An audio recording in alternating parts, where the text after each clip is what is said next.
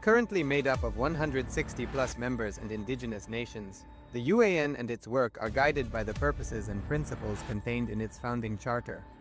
The UAN is a manifestation of the profound connection amongst indigenous peoples across the world, including African, Andean, American, European, Caribbean, Oceanic, and Asian regions, rooted in shared wisdom, sustainable practices, and deep reverence for the earth.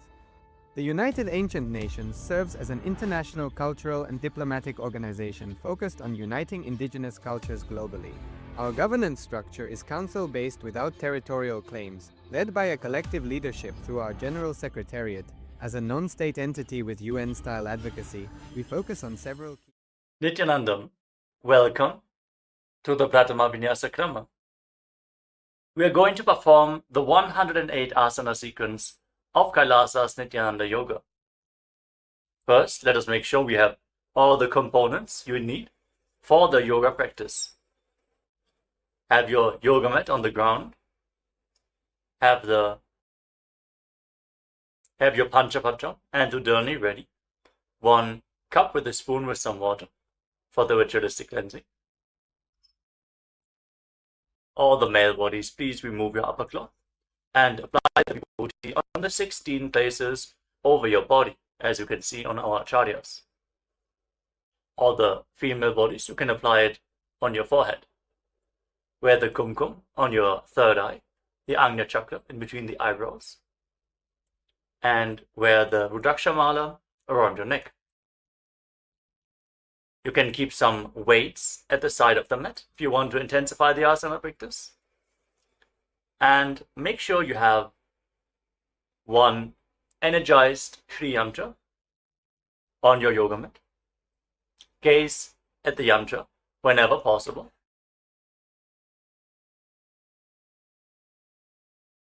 To mirror the macrocosmic energies into your microcosmos. Let us all now settle down into a comfortable cross-legged position with your head, neck, and spine in a straight line. Close your eyes, take a deep breath. Visualize Swamiji in your inner space as you bring your hands into Namaskara Mudra in front of your heart center as we open this session with the Satguru Vandanam.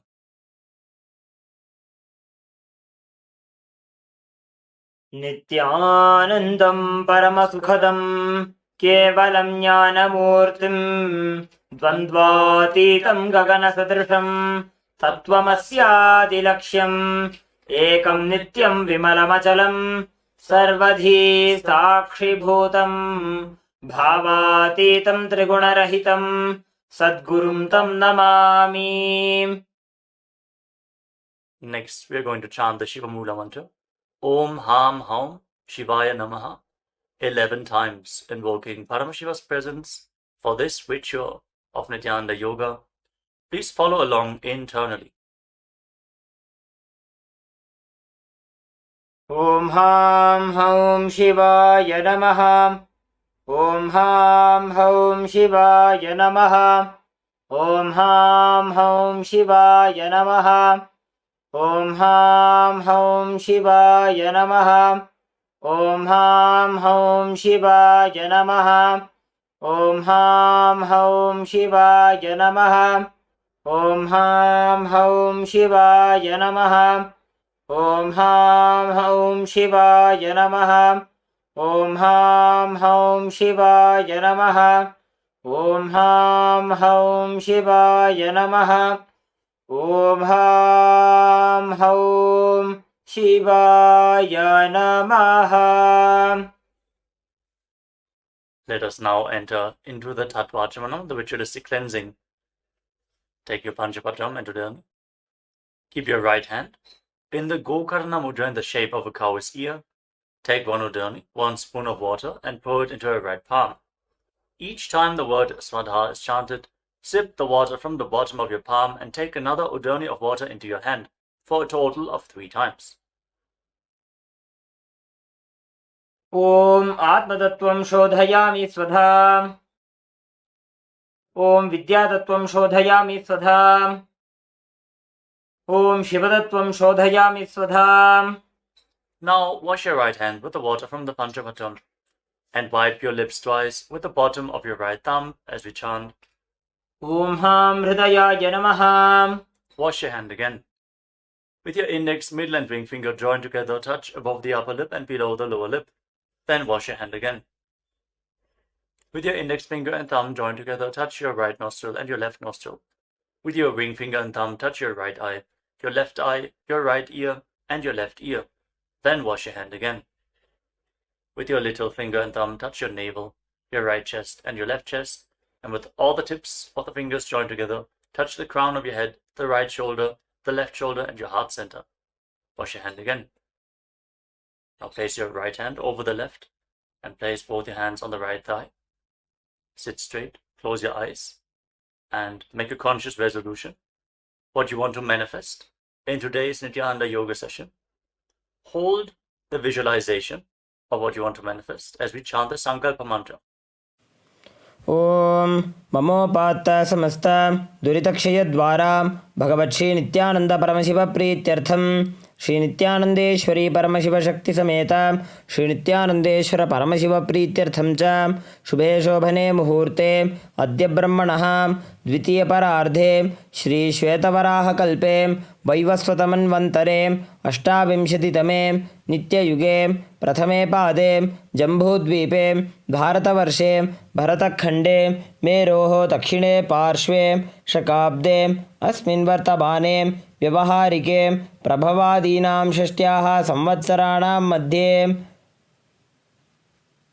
Shubhanama Samvatsare Shubhayane Shubharitau Shubhamase Shubhapakshe Shubhatitau Shubhavasarayuktayam Shubhanakshatra Shubhayoga Shubhakaranam Evam Gunavisheshana Vishishtayam Asyam Shubhatithau Shri Kailasonnada Dvadashanta Shyamala Pitharudha Shri Meenakshi Sundareshwara Bhinnaswarupa Parashivaputra Ratnakumara Gurumanyatulyavatar Shri Parvati Stanyapana Labdha Divyajnana Vishruta Sakala Nigama Gamasara Bhuta Dravida Veda Pravaktre Srimad Paramashiva Karuna Samadhikata Mukta Maya Chaturashrayana Gijamana Chatra Chamara Shri Jinnakahaladi Samasta Virada Valyalankrita Jnana Vijnana Chakravarti Sarvajana Sangha Sadhyo Nirvana Diksha Vyajapa Varga Varsha Vishranaji Mutam Paramatakalaභakesari Shaiva Siddhanta Sthapanacharya Shri Rajadhiraja Pandya Maharaja Guru Kshapana Shakyadi Mahandhakara Nivarana Jnana Bhanu Vikshana Narharha Dajochetana Purvaka Srimad Rishabhadvaja Sthapaka Shaiva Samay Kartre Sarvajna Pitharudha Shri Jagat Guru Shri Jnana Sambandha Deshika Swami Vagisha Sundara Manikya Vachaka Swaminam Avatara Bhuta Shri Jnana Sambandha Swami Punaradhrita Shyamala Pita Sarvajna Pita Trinavadyuttara Dvishatatama Guru Mahasannidhanam Arunagiri Yogeshwara Paramparagata Arunachala Sarvajna Pita Guru Mahasannidhanam Kailasa Paramparagata Kanchi Kailasa Sarvajna Pita Trayastrimshaduttara Dvishatatama Guru Mahasannidhanam Nityotsava Nitya Mangala Nitya Kalyana Nitya Rajita Kailasa Paramparagata Adi Kailasa Nityananda Pita Mahasamsthana Mahasimhasana Pita Kartre Sakshat Shri Paramashiva Samudbhuta Kailash परंपरागत वैवस्वतमनु इक्ष्वाको हरिश्चंद्र भगीरथ श्रीरामचंद्र शूरसेन इत्यादि अनवच्छिन्न सार्वभौम चक्रवर्ती परंपरागत चतुष्षष्टि योगिनी मंडित चतुष्षष्टि संप्रदाय प्रवर्तक मनुधर्म शासन सूर्यवंश प्राप्त सर्वज्ञ पीठ सुरांगी साम्राज्य मूर्धाभिषिक्त चूड़ामणि साक्षात् Shri Paramshiva समुद्भूत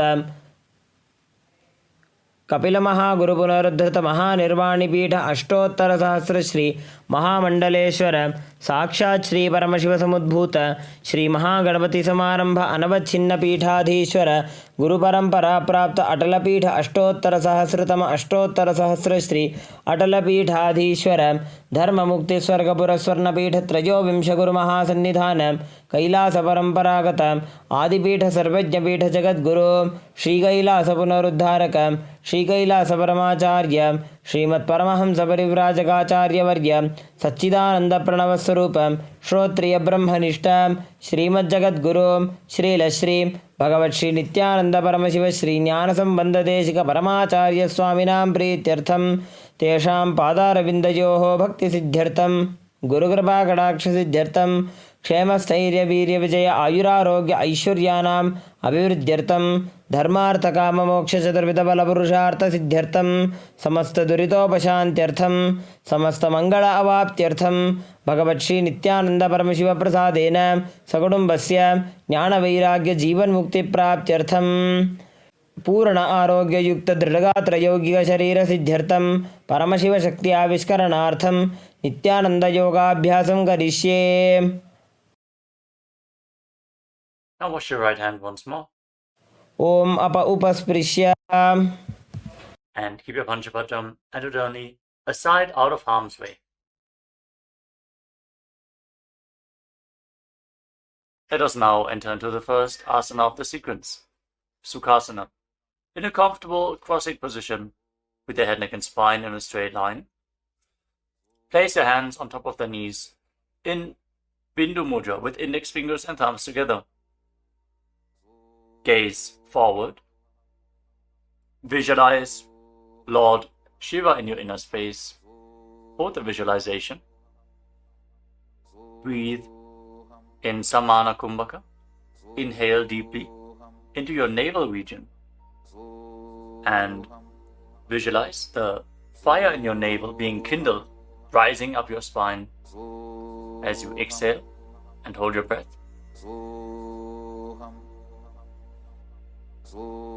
Engage Mahamudra Bandha, which is a combination of the Mula Bandha, the root lock, contracting the perineal floor and pulling it up, preventing the energy from flowing out at the bottom of your spine.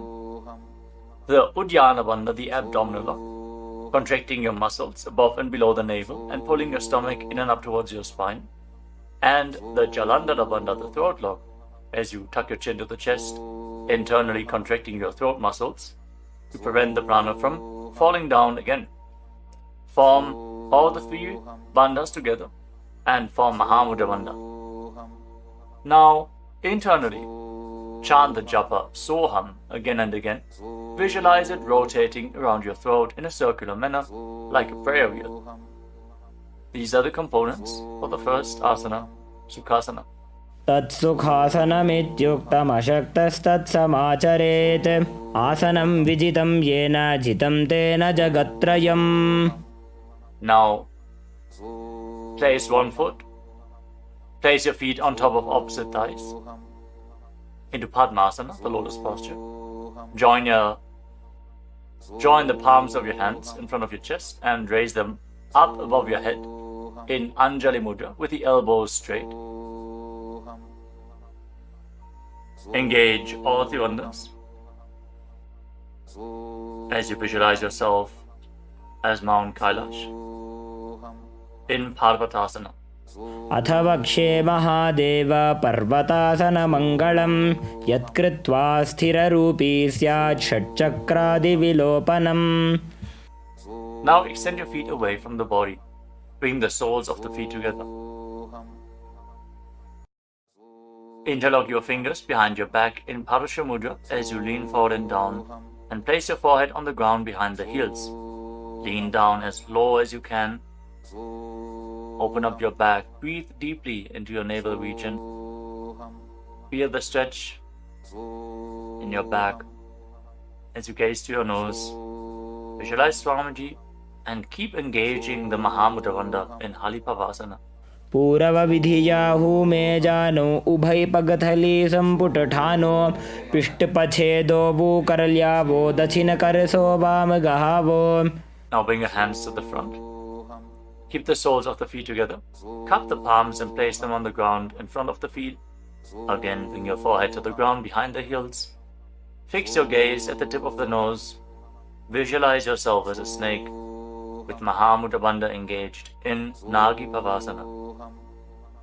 Hold the stretch for a moment. पूरवविधि परि आगाने नीचौहौ बीकहूणि फणास्यौ लगायि. Now keep your hands in Dana Mudra.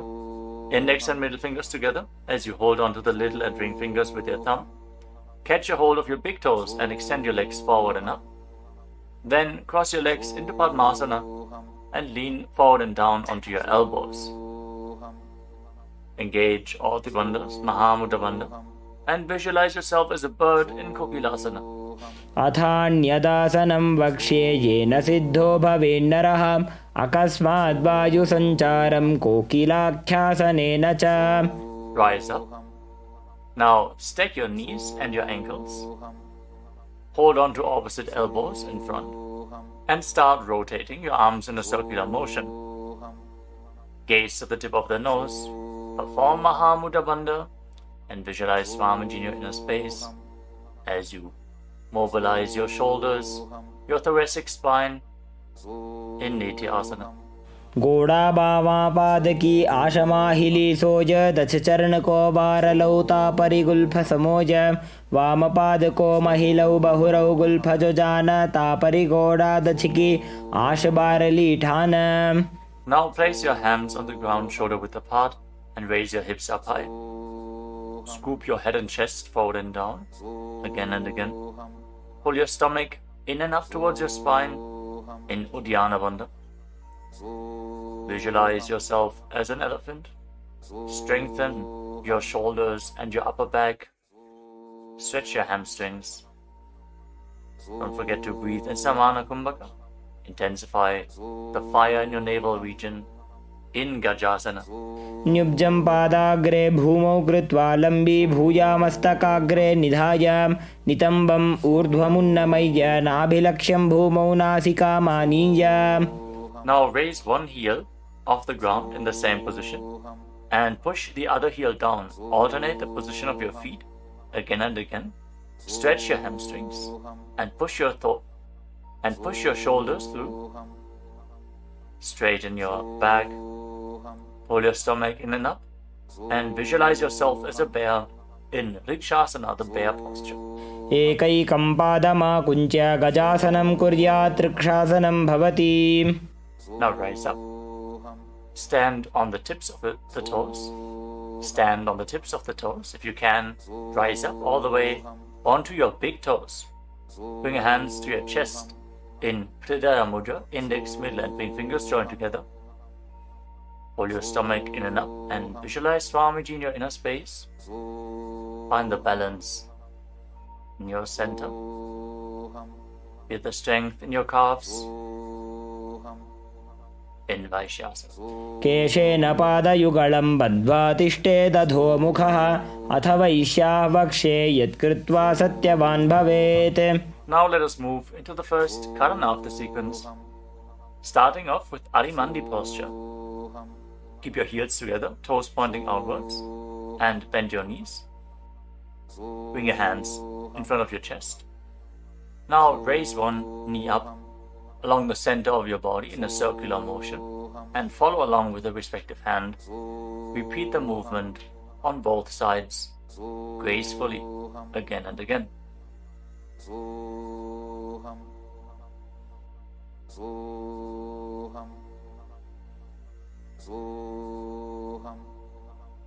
We move on to Palalingasana.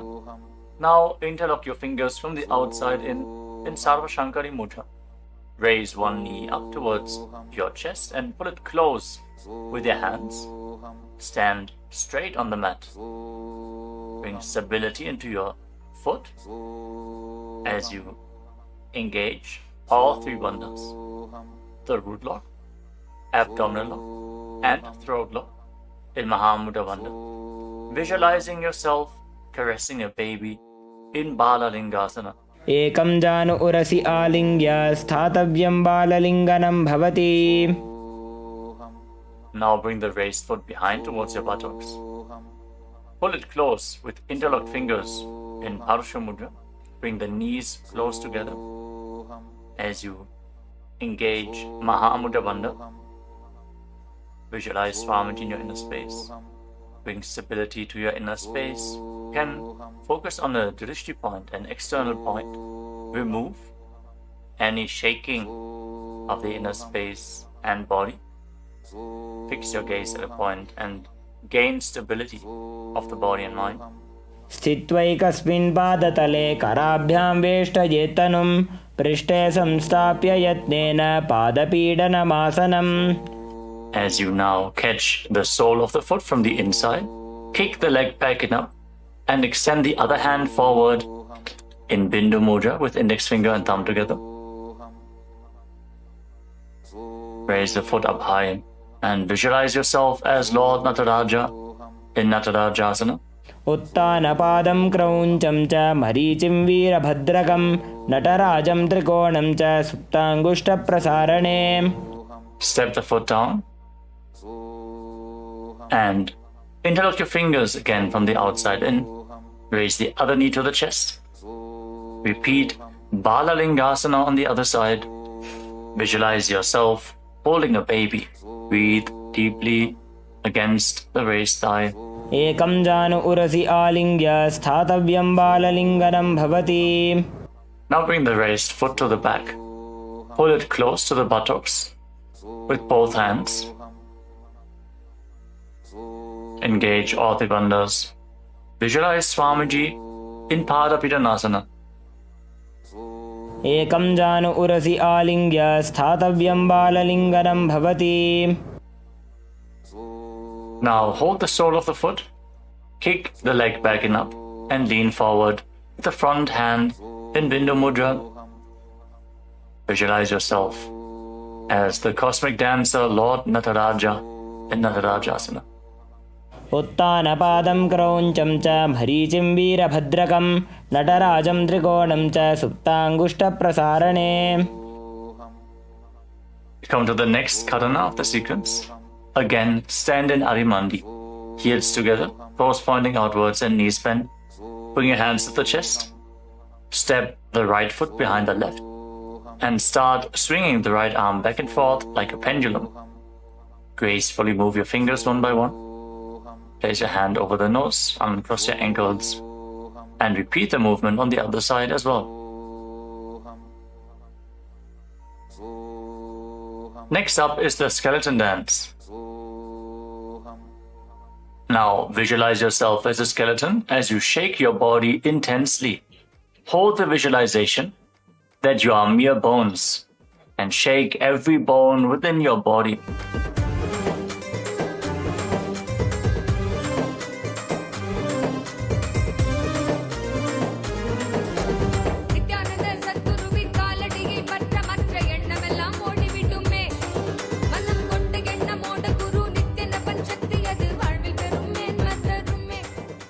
Now return to Arimandi posture and cross your arms over top of your head. For the next karana of the sequence, Katichina Karana. Now turn your body to one side, open up your arms above the head, cross them back to the center, follow along with your breath again and again.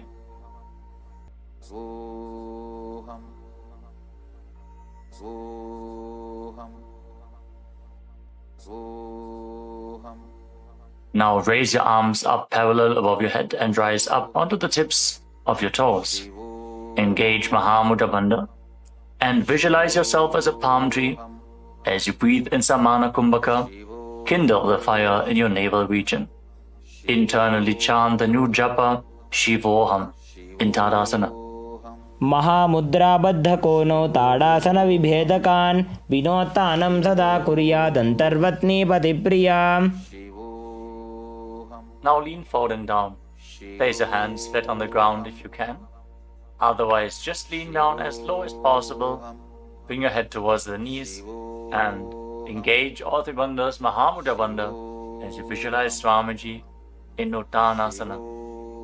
महामुद्राबद्धकोनो ताडासनविभेदकान् विनोत्तानं सदा कुर्यादन्तर्वत्नीपतिप्रिया. Now bring your hands flat on the ground and step your feet back. Come to a tall plank position. Take this opportunity to gaze at the Shri Yantra on your mat. Now tuck your chin to the chest and lock your throat. And start rotating your head from side to side as you visualize Swamiji in your inner space in Tarakshvasana.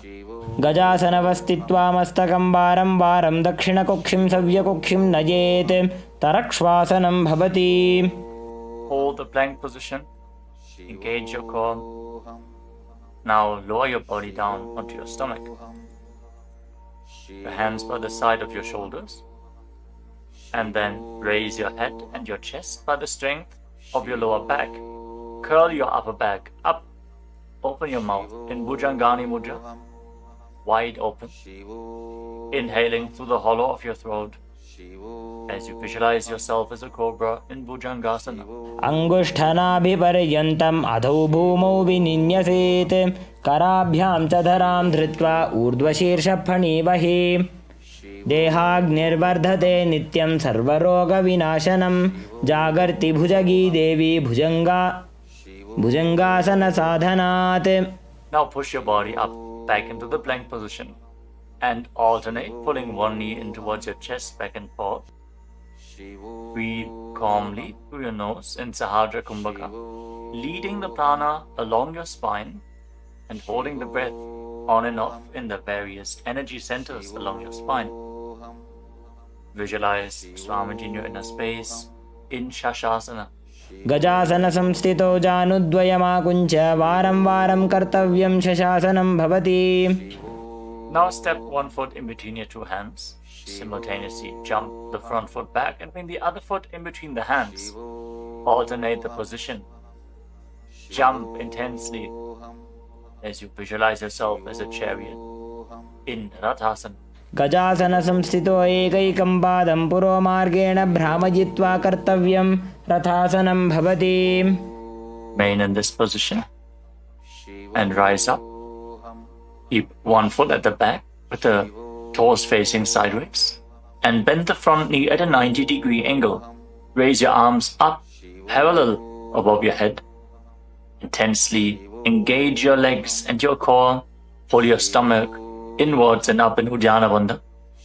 Fix your gaze at your third eye as you visualize yourself as Lord Veerabhadra with 8 arms in Veerabhadrasana.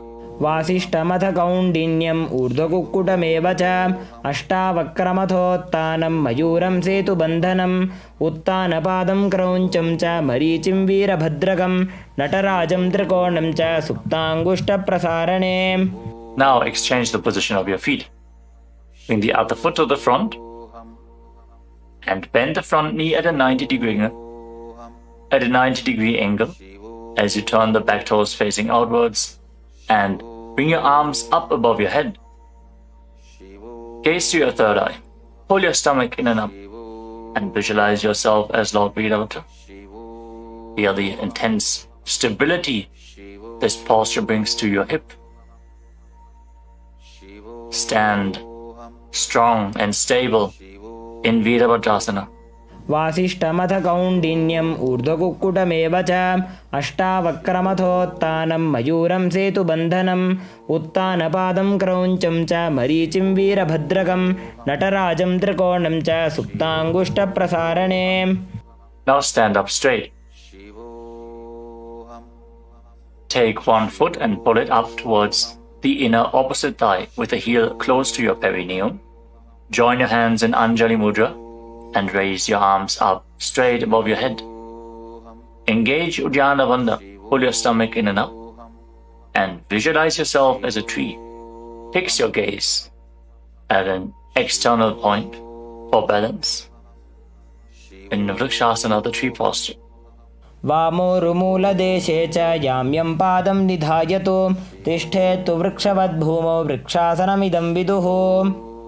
Now bring the raised foot up towards the opposite hip and join your hands in Namaskara Mudra in front of your chest.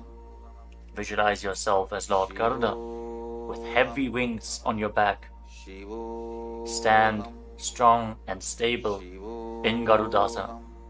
गरुडासनमावक्ष्ये येन ध्यानं स्थिरं भवेत् सर्वदोषाद्विनिर्मुक्तो भवतीह महाबली. एकपादमुरो बद्ध्वा एकपादेन दण्डवत् जङ्घपादसन्धिदेशे जानुव्यग्रं व्यवस्थितः. Now step the foot down. Raise the other foot up. Bring your hands together in Anjali Mudra. Raise your arms up above your head. Elbows straight. Perform Uddiyana Bandha. And visualize yourself as a tree in Vrikshasana. Stand stable like a tree. Feel the roots growing from the standing foot. वामोरुमूलदेशे च यां यं पादं निधायतु तिष्ठेत्तु वृक्षवद्भूमौ वृक्षासनमिदं विदुः. Now step 1 foot back. Now bring the raised foot on top of the opposite hip and join your hands in Namaskara Mudra in front of your chest. Visualize yourself as Lord Garuda as you repeat Garudasana on the other side. गरुडासनमावक्ष्ये येन ध्यानं स्थिरं भवेत् सर्वदोषाद्विनिर्मुक्तो भवतीह महाबली. एकपादमुरो बद्ध्वा एकपादेन दण्डवत् जङ्घपादसन्धिदेशे जानुव्यग्रं व्यवस्थितः. Now step 1 foot back and keep the other foot at the front. Keep the back toes facing sideways. Extend your arms out parallel to the ground, lean forward and down. Bring one hand to the foot and the other hand up to the sky. Gaze up along the raised arm and visualize yourself as a triangle in Trikonasana, the triangle posture.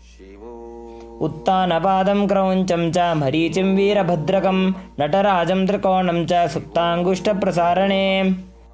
Now rise up. Exchange the position of your feet. With the arms parallel, lean forward and down. Raise the other arm up to the sky. Repeat Trikonasana, the triangle posture on the other side. Feel the deep stretch in your lats and in your hips.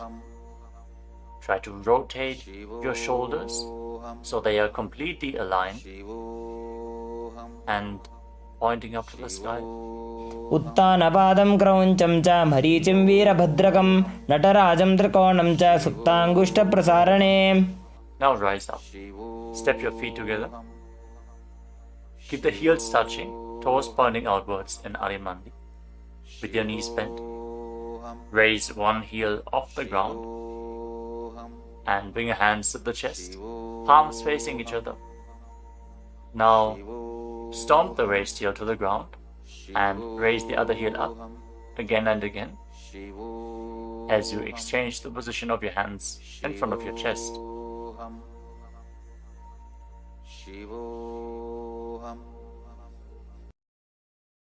Now lower your body down into Angushtasana. Tuck the toes and sit on raised heels. Join your hands in Namaskara Mudra in front of your heart center. Visualize Swamiji in your inner space as you start buzzing like a bee on the in and exhalation in Brahmari Kumbhaka, and internally chant the new japa Sadashivoham in Angushtasana. कबन्धासनमित्याहुः गोरक्षासनमेव च अङ्गुष्ठमुष्टिकं न्येयं ब्रह्मप्रासादितं तथा. Now extend one leg forward and bring your hands to the side. Keep the palms facing forward in Vara Mudra, with the fingertips barely touching the ground. Be stable in this position as you visualize Swamiji in Saurasana. प्रसार्यैकं पादतलं संस्थाप्य त्वेकपादकं. Now catch a hold of the big toe of the front foot in Prana Mudra with index and middle finger. Catch the back heel with the other hand and balance in this posture. Visualize Swamiji in your inner space in Vidunanasana. गुल्फस्थितो पादमेकं प्रसार्य तत्पादाग्रं संस्पृशेत् तत्करेण गुल्फं चान्यं धारयेत् तत्करेण धूनं पीठं चाभ्यसेत् चोभयत्र. Now rise back up. Step the front foot in. Extend the other foot forward. Keep the hands at the side, palms facing forward. Support your balance with the fingertips as you visualize Swamiji in Saurasana.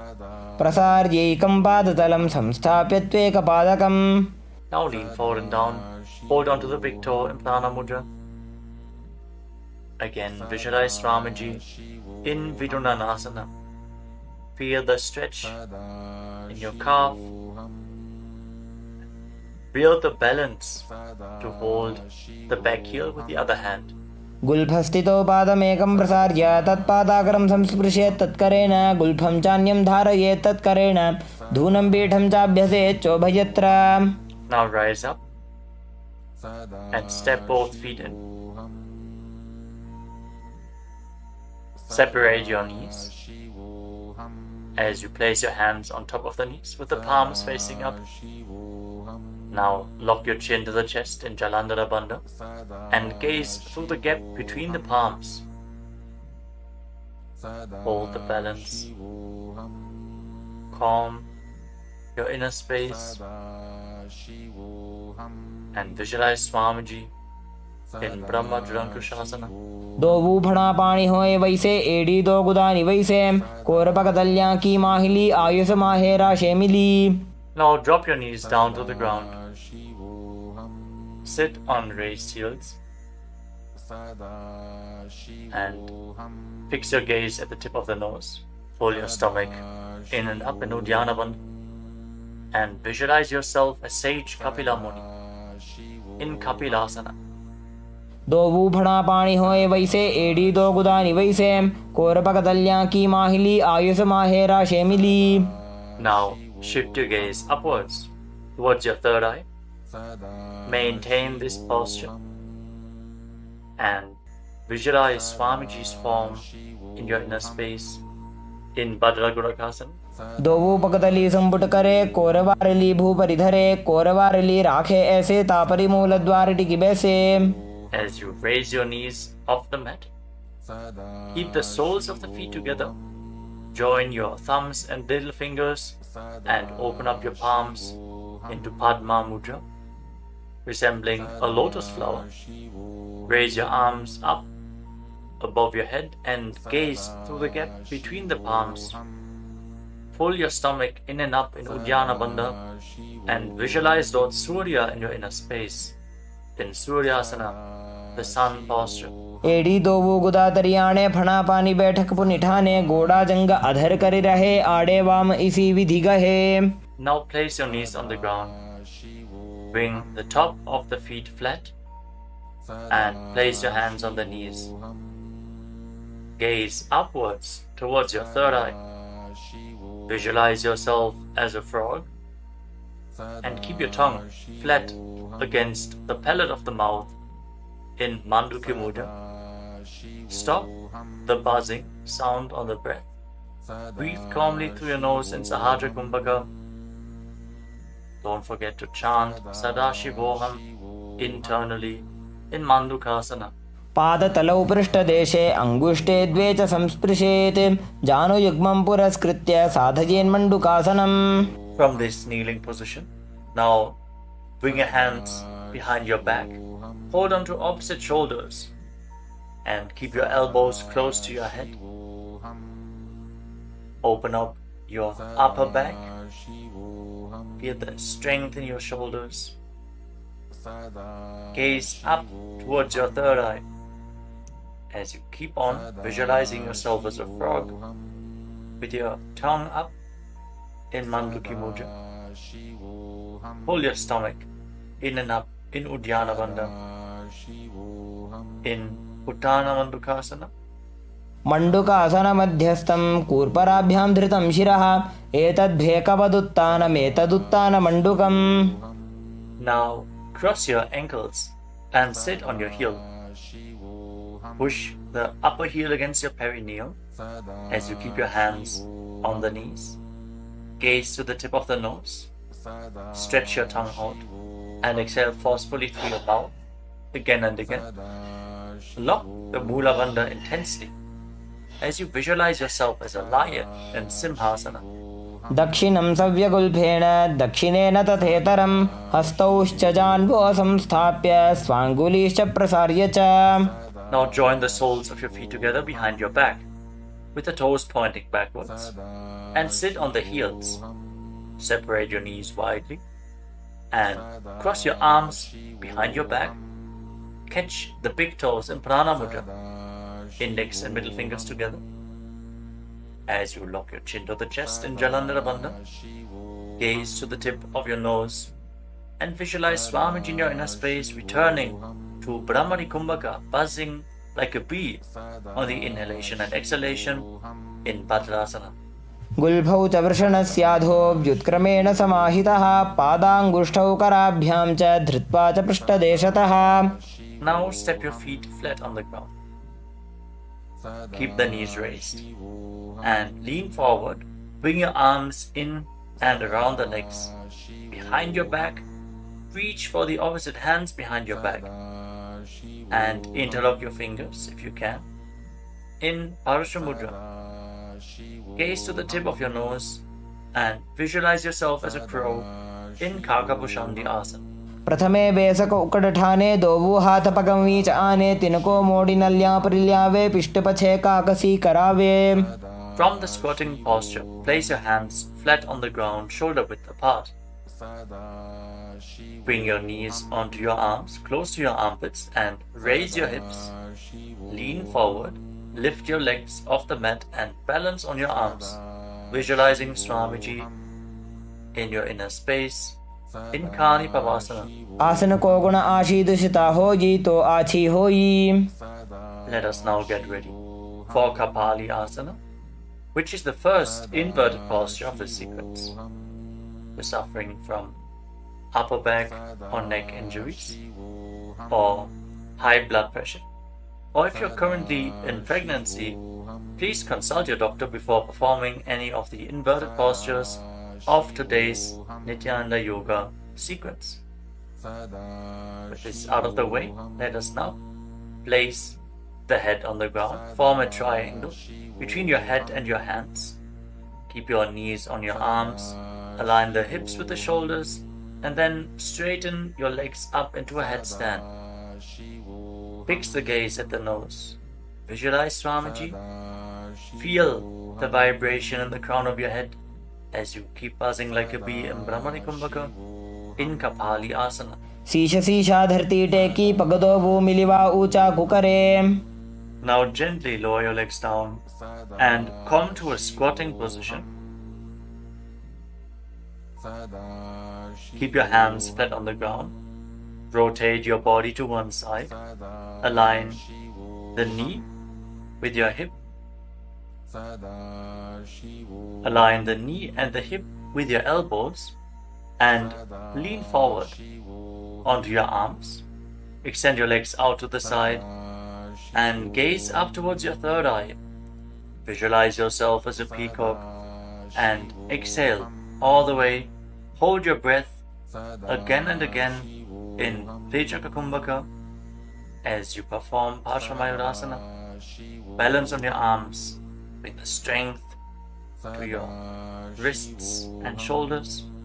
मयूरं दण्डवत् कुर्यान् मायूरं दण्डनामकं कुर्यान् मायूरं पार्श्वाभ्यां मायूरपार्श्वनामकम्. Now set your legs down. Twist your body in the opposite direction.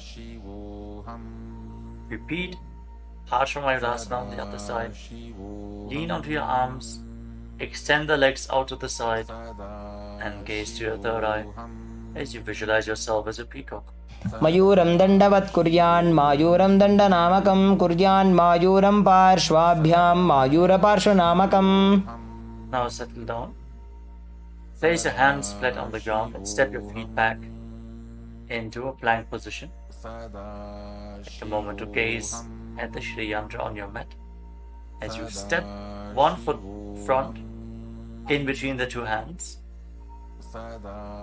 As you step one foot outside the respective shoulder in between the two hands, fix your gaze at your third eye and visualize yourself as Lord Kala Bhairava in Bhairaganathasana. आसन को गुण पीती जाई. Now step the front foot back and bring the other foot to the front in between the two hands. Feel the stretch in your legs. Open up your hips. Push your hip forward as you engage the Mula Bandha and visualize yourself as Lord Kala Bhairava in Bhairaganathasana on the other side.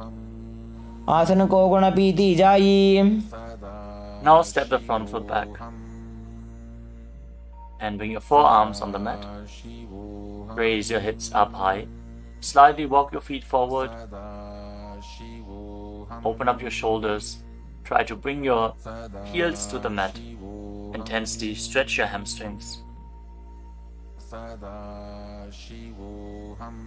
As you gaze towards your third eye, visualize Swamiji in Unmukha Pitasana. भून्यस्तौ जानुनी हस्तौ चतुष्पदमवाङ्मुखम् उत्थापिताङ्घ्रियुगलकटिस्थलमभिरुकाम्. Now raise back onto your arms and rotate your body. Lift one arm up towards the sky. Keep your body completely straight, your core tightly engaged, and gaze up along the raised arm as you visualize yourself as sage Vashishta in Vashishthasana. ऊर्ध्वकुक्कुटवासिष्ठमरीचिहलमत्स्यकं परिवृत्तिं चोदरस्य विविधं धनुरासनम्. Now rotate your body to the other side. Raise the other arm up. Keep your core engaged as you repeat Vashishthasana on the other side. ऊर्ध्वकुक्कुटवासिष्ठमरीचिहलमत्स्यकं परिवृत्तिं चोदरस्य विविधं धनुरासनम्. Relax. Now bring your feet to the front. Come to a sitting position with your legs extended forward. Bring your hands underneath the buttocks with the palms facing up. Lock your chin to the chest. Gaze to the tip of the nose. Visualize yourself as Lord Hanuman as you internally chant the Nujapa Mahasadaशिवोहम in Anjani Asana. दोबू करकी उभय हथेली कोरवारली मैले भेली सो आगाने भूपरिदाशे महाने अंगुली मिलिराशे. Now lean forward and down. Catch a hold of your big toes and Prana Mudra with index and middle fingers. Lean down as low as you can. Stretch your back. Open your hamstrings and your hips as you engage Mahamudra Bandha, all the three bandhas together. Visualize Swamiji in Paschimottanasana. जानु परिललाटन्तो पश्चिमं ताणमुच्यते येन केन प्रकारेण सुखं धार्यं च जायते. Now rise up. Interlock your fingers around your neck. And again, lean forward and down. Slightly separate your knees and bring your head in between with your elbows outside the knees. Perform Mahamudra Bandha as you visualize Kali in your inner space in Ugrasana. स्वपाणिभ्यां दृढं धृत्वा जानुपरिशिरोण्यसेत् आसनोग्रमिदं प्रोक्तं भवेदनिलदीपनं देहावसानहरणं पश्चिमोत्तानसंज्ञकम्. Now step one foot in towards your perineum. Lean forward and down. Bring the respective arm in and around the leg and interlock both hands behind your back. Bring your head towards the knee as you visualize yourself as sage Marichi in Marichi Asana. उत्तानपादं क्रौञ्चं च मरीचिं वीरभद्रकं नटराजं त्रिकोणं च सुप्ताङ्गुष्ठप्रसारणे. Now rise up. Drop the raised knee to the side as you keep the heel against the perineum. Lean forward and down. Hold on to the front foot. Gaze at the tip of the nose. Visualize Swamiji. Exhale deeply and then hold your breath, locking all the three bandhas. Mahamudra Bandha in Mahamudrasana. महामुद्रां प्रवक्ष्यामि तन्त्रेऽस्मिन् मम वल्लभे यां प्राप्य सिद्धा सिद्धिं च कपिलाद्याः पुरागताः. Now extend both your legs. Bring the other foot in towards the perineum with the knee raised. Bring your arm around the raised knee and interlock your fingers behind your back. As you bring your head towards the knee, visualize yourself as sage Marichi in Marichi Asana on the other side. उत्तानपादं क्रौञ्चं च मरीचिं वीरभद्रकं नटराजं त्रिकोणं च सुप्ताङ्गुष्ठप्रसारणे. Now rise up. Drop the raised knee to the side. And again, lean forward and down. Hold onto the front foot with both hands. Gaze to the tip of the nose. Engage all the bandhas, Mahamudra bandha, as you visualize Swamiji. Open up your hip, straighten your spine intensely in Mahamudrasana. महामुद्रां प्रवक्ष्यामि तन्त्रेऽस्मिन् मम वल्लभे यां प्राप्य सिद्धा सिद्धिं च कपिलाद्याः पुरागताः. Now rise up. Bring the soles of your feet together in front. Interlock your fingers around the toes. Pull your heels in towards your perineum. Try to keep your heels down on the ground as much as possible as you gaze up towards your third eye. And visualize Swamiji in your inner space in Bhadrasana too. गुल्भौ तवृषणस्यादः सीवन्त्याः पार्श्वयोः क्षिपेत् पादपार्श्वे तु पाणिभ्यां दृढं बद्ध्वा सुनिश्चलम्. Now extend your feet away from the body. Keep your hands on the respective knees. And lock your chin to the chest. Gaze to the nose. As you visualize Swamiji in Gvalipavasana. पूरब चरपट चौक कख्यो सोजी वाही विधि जो कीजे सो ये जामे AD भिन्न जराशे अंगुल 8 अंतरो राशे. Now bring your feet back in towards the perineum. Hold the soles of your feet with all the 10 fingers and lean forward and down. Place your head on the mat. Fix your gaze at the tip of the nose and visualize Yoni Mandala, the visual representation of Devi Paramashiva Shakti herself. We are projecting the Yoni Mandala in the top right corner of the screen. If you don't know how the Yoni Mandala looks, exhale deeply and hold your breath in Rechaka Kumbhaka in Joni Asana. दोबू पकदली संपुट करे AD मेड़ के ढिंग दरे अर्धहात को अंतर राशे लीलाट पकथलियां उपरदाशे. Rise up and again extend your feet away from the body.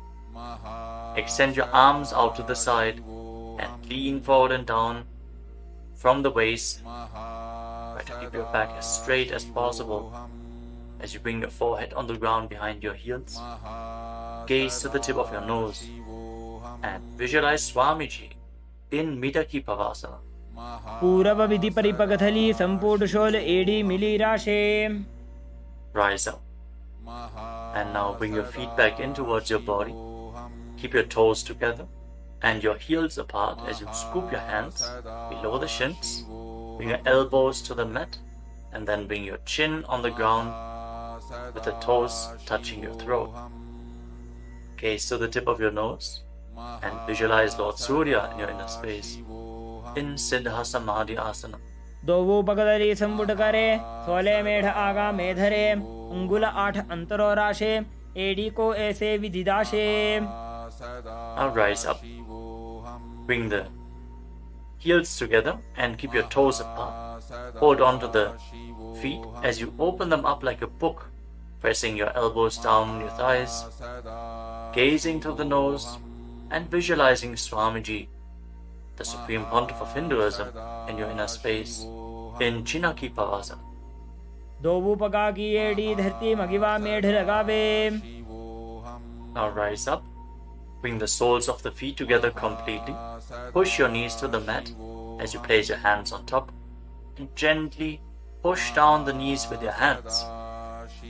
Fix your gaze at your third eye and pull your stomach in and up in Uddiyana Bandha. Visualizing Swamiji in your inner space in Charapata Chokasana. दोबू पकदली संपुट धारे आगा ने कय जारे पसारे गोड़ा भूसो लगता राशे हाथ दोबो गोड़ा परिदाशे. Now rotate your feet. Raise the heels and bring the toes down to the mat. You can use the support of your hands if needed. Then push your knees to the ground and place your hands on top of the knees in Bindu Mudra. As you pull your stomach in and up, gaze to your third eye and visualize yourself as Lord Kala Bhairava in Bhairavasana. गुल्भौ संपीड्य चान्योन्यं व्युत्क्रमेणोत्थितं शनैः जान्वोः पार्श्वगतौ हस्तौ दण्डवद् भैरवासनम्. Relax, untwist your feet and keep one heel against the perineum as you lift the other foot up against your chest with both hands. Fix your gaze at your third eye. Visualize Swamiji. Exhale all the way and hold your breath in the Muladhara chakra. And don't forget to internally chant the japa Mahasadashivoham in Samanasana. समानासनमावक्षे सिद्धमन्त्रादिसाधनात् एकपादमरो दत्वा गुह्योऽन्यलिङ्गवक्त्रके. Now raise the foot over top of the respective shoulder. Place your hands at the side and extend the opposite leg forward and up. Gaze up towards your third eye and visualize Swamiji in Apanasana. केवलं पादमेकञ्च स्कन्धे चारोप्य यत्ततः एकपादेन गगने तिष्ठेत दण्डवत् प्रभो. Now lower your legs down. Bring the other heel against your perineum and lift the opposite foot against your chest. Breathe deeply. Exhale all the way and hold your breath in Hridayachakra Kumbhaka. As you gaze to your third eye, visualize Swamiji in Samanasana. समानासनमावक्षे सिद्धमन्त्रादिसाधनात् एकपादमरो दत्वा गुह्योऽन्यलिङ्गवक्त्रके. Now lift the raised foot over your shoulder. Keep your hands at the side. Extend the opposite leg forward and up. And gaze to your third eye as you visualize Swamiji in Apanasana on the other side. Hold this posture. Just straighten your legs, point the toes. Be stable in this posture. केवलं पादमेकञ्च स्कन्धे चारोप्य यत्ततः एकपादेन गगने तिष्ठेत दण्डवत् प्रभो. Now lower your legs and stack the knees in front of your body, keeping the heels at the outside of the opposite hips. Interlock your fingers on the top knee. Gaze to the tip of your nose and visualize the face of a cow in your inner space as you breathe in Siddhkari Kumbhaka. Press your tongue flat against the palate of your mouth, and as you inhale through your mouth, hiss through the teeth. Exhale through your nose and internally chant the japa Om Nityanandoham in Gomukhasana. सव्ये दक्षिणगुल्फं तु पृष्ठपार्श्वे नियोजयेत् दक्षिणेऽपि तथा सव्यं गोमुखं गोमुखं यथा. Now catch a hold of the big toes in Prana Mudra and pull your stomach in and up in Uddiyana Bandha. Fix your gaze at the tip of your nose and visualize yourself as Rishika Anasuya in Anasuyasana. दक्षिण गोड़ो नीचो ठाने बाबों तागे ऊपर आने गोड़ा संधि मिलावे भारी आड़ा पद बुनिदे संधि पसारी.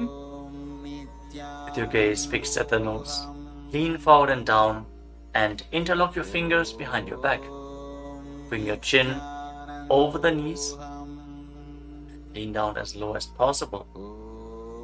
Visualizing Rishika Anasuya in Anasuyasana too. जीमणा गोदा की संधि उपरिड़ा वागोड़ा की संधि मिलाई राशे गोड़ा सेवले पकतल्यालो आड़वाई सोधा राशे. Now rise back up. Place the right foot flat on the mat with the right knee against your chest and keep the left heel against your perineum with the knee on the ground. Place your hands on the respective knees. Gaze to the tip of the nose and visualize yourself as Lord Garuda in Garudasana too. डाबो पगमोड़ी एडी माहिलो गुल्फमूल द्वारनी चैदे. From the same posture, now raise your perineum onto the heel. Interlock your fingers around your neck and twist your elbows outside the raised knee as you gaze up towards your third eye. Visualize yourself as sage Narada in Naradasana. पिष्टिजो वाम पगदली केरी भूपरी दाही लगा वे फेरी गोड़ा सुदो फणो है जो जीत छिपा शतीरा शेषो जी. Relax, untwist your spine and now raise the left foot on the right thigh and raise the right knee. Catch the big toe of the right foot with the right hand in Prana Mudra and hold onto the shin of the right leg with your left hand as you hug your knees. Fix your gaze at the tip of your nose and visualize Matsya, the fish avatar of Lord Vishnu in Matsya Pitakasana. वामेन वामाङ्गुष्टन्तो गृहीतं मत्स्यपीठकं योनि वामेन संपीड्य मेढ्रादुपरि दक्षिणम्. Now again, stack your knees and keep your heels outside the hips. Intensely stretch your hip rotators. Keep your hands on your knees. In Parashamudra, gaze to the tip of your nose and visualize the face of a cow in Gomukhasana. सव्ये दक्षिणगुल्फं तु पृष्ठपार्श्वे नियोजयेत् दक्षिणेऽपि तथा सव्यं गोमुखं यथा. Now interlock your fingers around the toes in Prana Mudra. Pull your stomach in and up in Uddiyana Bandha and fix the gaze at the tip of the nose as you repeat Anasuyasana. दक्षिण गोड़ो नीचो ठाने बाबों ताके ऊपर आने गोड़ा संधि मिलावे भारी आड़ा पद बुनिदे संधि पसारी. Now interlock your fingers behind your back and lean forward and down. Bring your chin over the knee, the nose as close to the ground as you can. Fix your gaze at the tip of the nose and visualize yourself as Rishika Anasuya and Anasuyasana too. दक्षिण गोड़ो नीचो ठाने बाबों ताके ऊपर आने गोड़ा संधि मिलावे भारी आड़ा पद बुनिदे संधि पसारी. Now rise back up. This time place the left foot flat, the left knee against the chest, right heel against the perineum. Keep your hands on your knees. Gaze to your nose and visualize yourself as Lord Garuda and Garudasana too on the other side.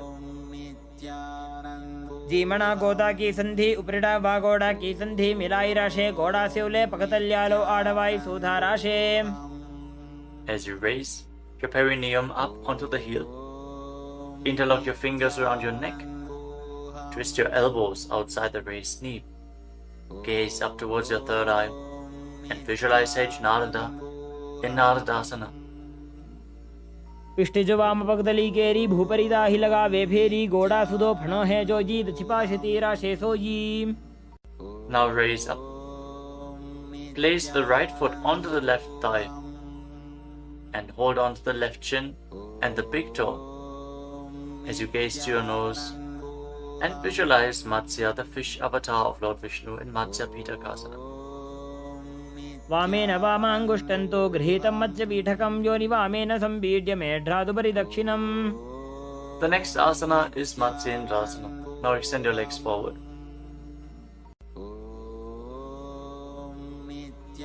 Place one foot on top of the opposite thigh. As you place the left foot on the opposite thigh, raise the right knee. Bring the left elbow around the raised knee, hand by the neck, and the other hand on the ground behind you. Twist your spine, gaze up towards your third eye, and visualize Matsyendranath, the master and great sage in Matsyendrasana. उदरं पश्चिमाभासं कृत्वा तिष्ठति यत्ततः नम्राङ्गं वामपादं हि दक्षजानुपरिन्यसेत्. Now extend your front hand down to the foot and hold on to the big toe in Prana Mudra. Place the other hand on the respective ear as you gaze towards your third eye and visualize yourself as a camel in Kubasana. आसन को गुण झोलो जाए. Now drop the hand from your ear to the ground behind you.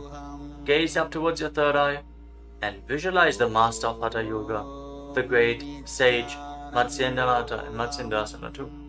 मत्स्येन्द्रपीठं जठर प्रदीप्तिं प्रचण्ड रुक्मण्डल खण्डनास्त्रम् अभ्यासतः कुण्डलिनी प्रबोधं दण्डस्थिरत्वं हि ददाति पुंसाम्. Now extend your legs forward. This time, place the right foot onto the left thigh. Raise the left knee, bring the right elbow around the raised knee and the hand by the neck. As you gaze up, visualize Sage Matsyendranath, the master of Hatha Yoga in Matsyendrasana too. In Matsyendrasana on the other side. उदरं पश्चिमाभासं कृत्वा तिष्ठति यत्ततः नम्राङ्गं वामपादं हि दक्षजानुपरिन्यसेत्. Now extend the front hand down to the foot, catch a hold of the big toe in Prana Mudra, and place the other hand on the respective ear as you gaze to your third eye and visualize yourself as a camel in Kubasana on the other side. आसन को गुण झोलो जाए. Now drop the hand from your ear on the ground behind you. Keep twisting your spine intensely as you visualize Sage Matsyendranath, the master of Hatha Yoga, in Matsyendrasana 2. मत्स्येन्द्रपीठं जठर प्रदीप्तिं प्रचण्ड रुक्मण्डल खण्डनास्त्रम् अभ्यासतः कुण्डलिनी प्रबोधं दण्डस्थिरत्वं हि ददाति पुंसाम्. Untwist your spine and now place your feet on top of opposite thighs into Padmasana, the lotus posture. As you fix your gaze at the tip of the nose, place your hands on top of the knees. Engage all three wonders intensely, sincerely. Visualize yourself as Lord Shiva and perform the Shitali Kumbhaka. Press your tongue against the back of the teeth as you hiss through your teeth on the inhalation. Engage all three wonders and internally chant the new japa Om Nityananda Mahasadashivoham in Padmasana. आसनं द्विधं प्रोक्तं पद्मं वज्रासनं तथा ऊर्ध्वोरुपरि चेत् धत्ते उभे पादतले यथा. Now cross your hands in front of the body and keep your hands in Prana Mudra. Hold on to the big toes, gaze to the tip of your nose, and visualize yourself as Goddess Parvati, the consort of Lord Shiva, in Padmasana 2. उत्तानौ चरणौ कृत्वा ऊरु संस्थौ प्रयत्नतः ऊरु मध्ये तथोत्तानो पाणी कृत्वा तु तादृशौ. From Padmasana, now bring your hands through your legs. Place your palms flat on the ground and straighten your arms. Pull your knees up, lift your body off the ground and balance. As you visualize yourself as a rooster, breathe calmly through your nose in Sahadra Kumbhaka in Kukutasana. पद्मासनं सुसंस्थाप्य नान्वोरौरन्तरे करौ निवेश्य भूमा वासिष्ठे व्योमस्थः कुक्कुटासनः. Now from Padmasana, rise up onto your knees. Place your hands in such a way that the fingers are pointing towards your body. Now bend the elbows and bring them towards your navel. Lean forward, find balance and lift your legs off the ground. With your legs in Padmasana, visualize Swamiji in Baddhakikyasana. धरामवष्टभ्यकरद्वयेन तत्कूर्परिस्थापिता नाभिपार्श्वः उच्चासनो दण्डवदुत्तितर्के मायूरमेतत् प्रवदन्ति पीठं मयूरं पद्मकं कुर्यात् बद्धकेकीति कथ्यते. Now extend your legs back into Mayurasana. From the kneeling position, lean your navel onto your elbows and lift your legs up straight as you visualize yourself as a peacock in Mayurasana. अथ वक्ष्ये महादेव मयूरासनमुत्तमं भूमौ निपात्य हस्तौ द्वौ कूर्परोपरि देहकम्. Now relax. Lay down on your stomach after intensely engaging the muscles of your body. Interlock your fingers around your neck. Place your forehead on the ground. Turn your feet outwards so the toes are pointing to the side and the heels are touching the ground. Visualize yourself as a crocodile in Makarasana. अध्यासशेते हृदयं निधाय भूमौ च पादौ च प्रसार्यमानौ शिरश्च धृत्वा करदण्डयुग्मे देहाग्निकारं मकरासनं तत्. Now keep your hands at the side of your shoulders and raise your legs off the ground. Engage your lower back as you visualize yourself as a locust in Shalabhasana. अध्यासशेते करयुग्मवक्षो भूमिमवष्टभ्यकरयोस्तलाभ्यां पादौ च शून्ये च वितस्ति चोर्ध्वं वदन्ति पीठं शलभं मुनीन्द्राः. Next, bend your knees and hold onto the feet with your hands, pulling your feet outside of the hips onto the ground as low as possible. Visualize yourself as a camel in Ushtrasana. अध्यासशेते पदयुग्मव्यस्तं पृष्ठे निधायापि धृतं कराभ्याम् आकुञ्चयेत् सम्यक् उदरास्य गाढमुष्ट्रं च पीठं योगिनो वदन्ति. Now, as you hold onto the feet, kick your legs back and up and raise your head and chest. Bend your back and gaze up. Visualize yourself as Lord Shiva's bow in Dhanurasana.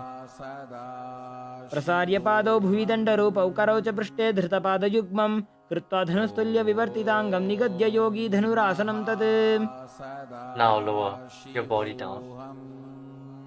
Rise up and come to a comfortable kneeling position. Keep your heels outside the hips with the toes touching behind your back. Keep your hands on your knees or on your thighs. Gaze upwards towards your third eye. And breathe deeply through your nose.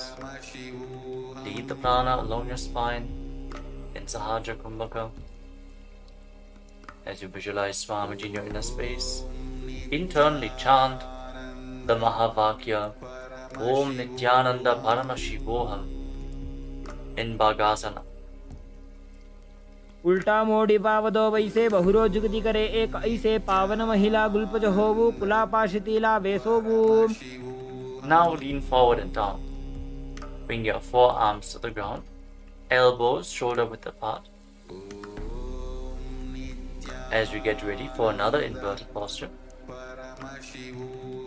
interlock your fingers and place your head on the mat, supported with your hands. Raise your hips up, straighten your legs, walk them forward and lift your legs off the ground. Stay in a position with your legs bent. Pull your knees in towards your chest. Pull your knees in towards your chest. As you gaze to the tip of the nose, visualize Swamiji in Gohi Asana. दोवो हाथ की कहुनी जोजी पुनिह कलाई जाने doji. From Gohi Asana, now extend your legs up straight into Shirshasana, the headstand posture. Find inner stability. As you gaze to your nose and visualize Swamiji in Shirshasana. विपरीतं मण्डलं च द्विधैव विदितं हिनः दण्डासनं द्विधा प्रोक्तं Now gently विपरीतोपवेशने. lower your legs down. Bring your legs to the front. Extend it forward. As we get ready for a sequence of intense exhalations. In Bhastrika Kumbhaka, pull your abdomen inwards and push the air out like the bellows of a blacksmith again and again. In Bhastrika Kumbhaka, we are going to perform this Kumbhaka throughout the next few asanas, starting off with Bodhi Asana. Hold onto your calves and then raise your legs up. Try to bring them as vertical in front of your face as possible. As you visualize Swamiji in your inner space, hold this position. Engage your core. दोवो हाथ पग बाहर आने गोड़ा तरे का कसी ठाने अंगुष्ठ पिंडली लगता Now धरे bring your चरण hands उभे behind your आकाश back. दिसी करे. Hold on to opposite shoulders with your hands as you gaze to your third eye. Exhale rapidly and visualize yourself as a mace in Parikasana. Intensely work your core. उत्तान शयनं कृत्वा पादौ मिलित्वा प्रसार्य नितम्बं भूमौ Now bring your स्पृष्ट्वा hands to the हस्ताभ्यां front, कन्दरां parallel to the बद्ध्वा. ground, with the legs raised at a 45-degree angle. Gaze to your third eye and visualize yourself as a boat in Naukasana. Keep going, we're almost there. Keep your core engaged. उत्तान शयनं कूर्पराभ्यां भूमिं वष्टभ्य Now हस्तौ separate नितम्बं your निधाय. knees and bring the soles of the feet together. Pull your feet in towards your chest as you scoop your hands below. Keep breathing rapidly as you visualize yourself as Lord Rudra.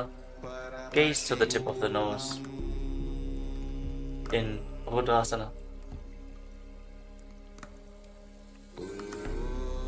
पगदली संपूट करी हाथस्य उपक उचाई पगा का अंगूठा दो बोलेबु Now Parnika relax. नीतालवे.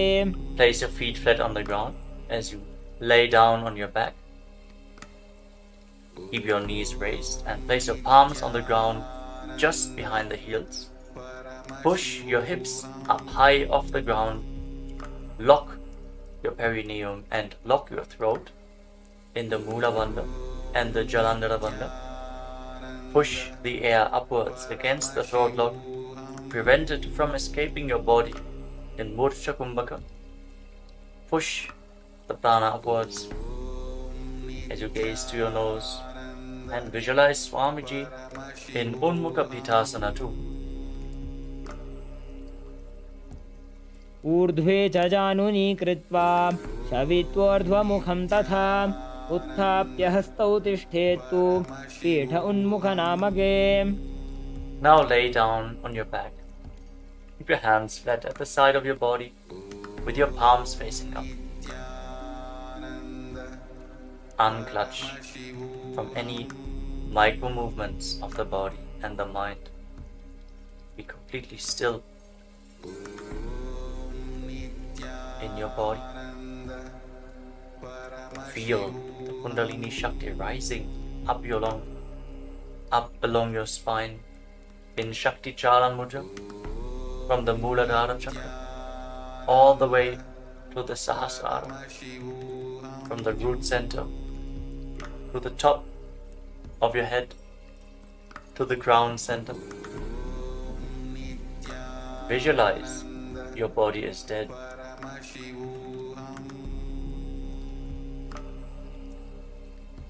And Swamiji, the Supreme Pontiff of Hinduism, is liberating you. Internally chant the Mahavakya, Om Nityananda Paramashivoham in Shivasana. उत्तानं शववद्भूमौ शयनं तु शवासनं शवासनं श्रान्तिहरं चित्तविश्रान्तिकारकम्.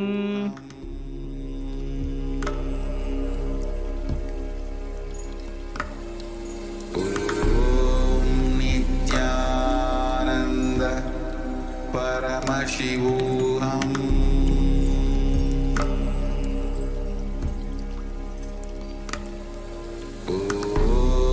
नित्यानन्द परमशिवोऽहम्.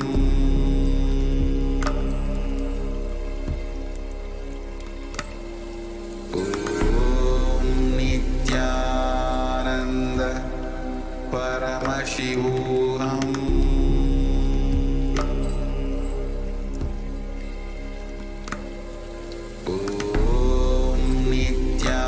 नित्यानन्द परमशिवोऽहम्.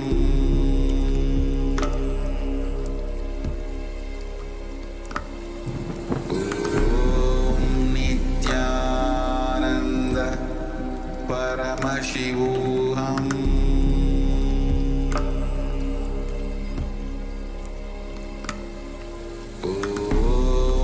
नित्यानन्द परमशिवोऽहम्.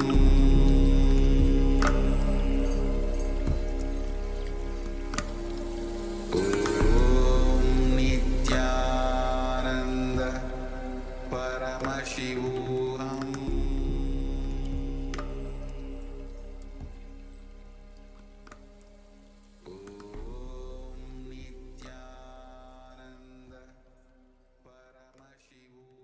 Now, slowly, return to your physical body.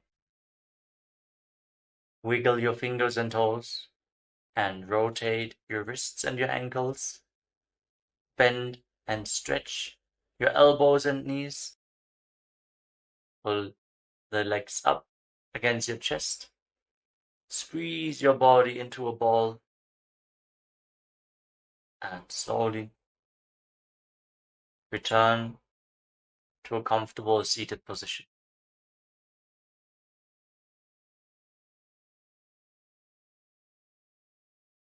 Congratulations, you completed the Pratama Vinyasa Krama, the 108 asanas of Kailasas Nityananda Yoga. Thank you all for performing this asana sequence today. Let us conclude this ritual of Nityananda Yoga with the Purna Mantra. Sit straight with your head, neck, and spine in a straight line. The hands in Namaskara Mudra in front of your chest. Close your eyes and visualize Swamiji in your inner space as we chant together. ॐ पूर्णमदः पूर्णमिदं पूर्णात् पूर्णमुदच्यते पूर्णस्य पूर्णमादाय पूर्णमेवावशिष्यते ॐ शान्तिः शान्तिः शान्तिः हरिः ॐ तत्सत् सर्वं भगवत् श्रीनित्यानन्दपरमशिवपादुकार्पणमस्तु ॐ नित्यानन्दम्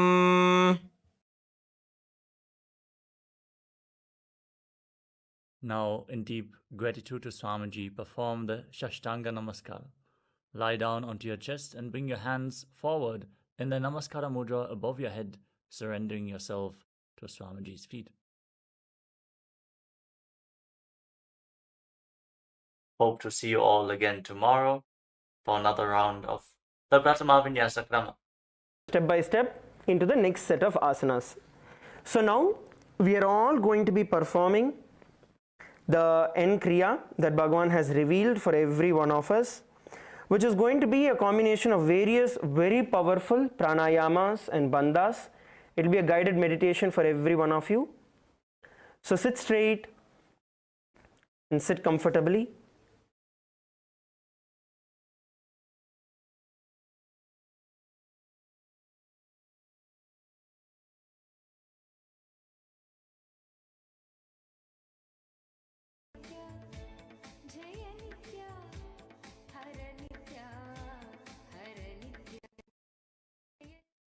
First step,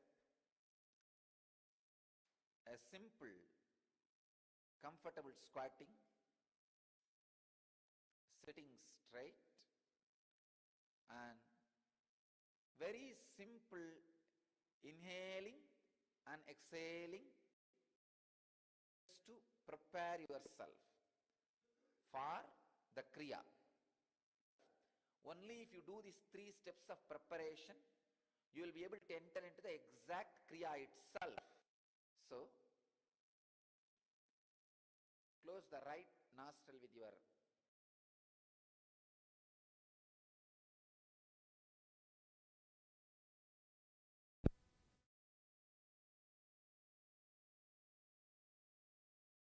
Sit straight. Inhale and exhale.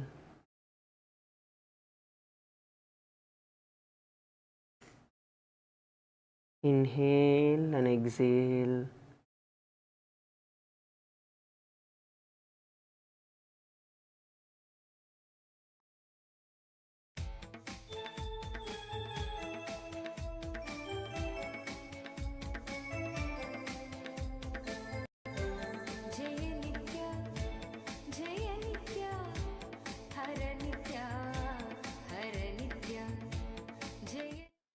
first step,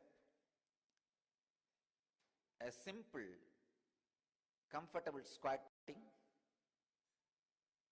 sitting straight, and very simple inhaling and exhaling 11 times just to prepare yourself for the Kriya. Only if you do these 3 steps of preparation, you will be able to enter into the exact Kriya itself. So, close the right nostril with your thumb, right hand thumb. Inhale through left. Once you feel complete, close the left nostril with a middle finger and ring finger and exhale through the right nostril. Simple Nadi Shodhana. Nadi Shodhana means just cleaning the nostrils, cleaning the basic nadis. Do this for 11 times. Inhaling and exhaling. Nothing else. Very simple.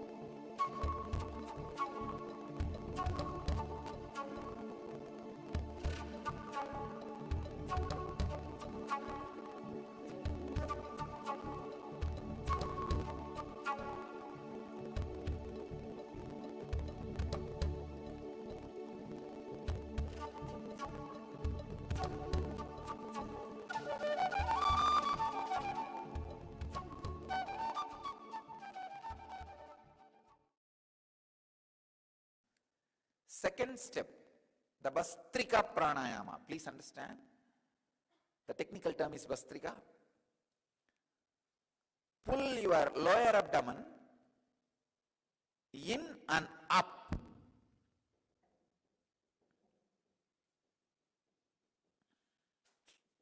Please understand.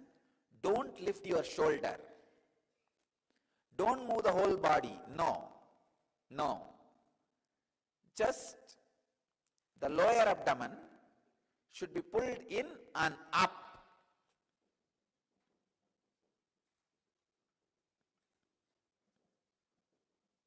"21 times.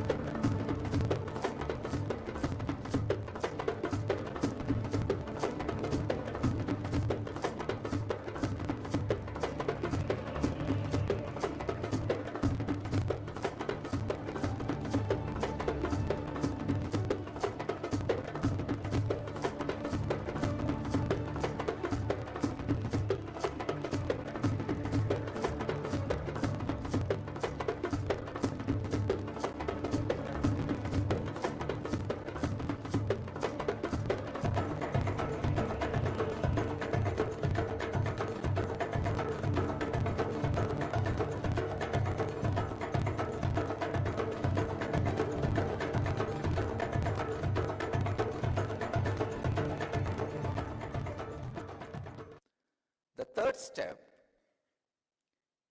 inhaling as slowly as possible, holding as long as possible, exhaling as slowly as possible, holding the lungs empty without breathing as long as possible. So, this 4 action is one cycle. Like this 21 cycle. This 4 action can be called as one pranayama. So 21 pranayama. This is the third step. All these 3 steps are only preparation for the kriya.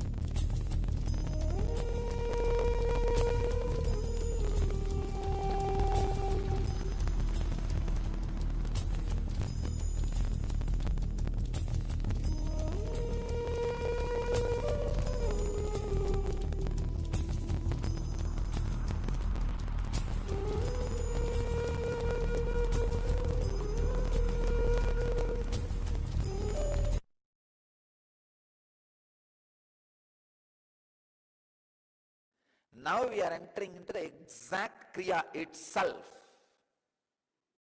Now listen the instruction.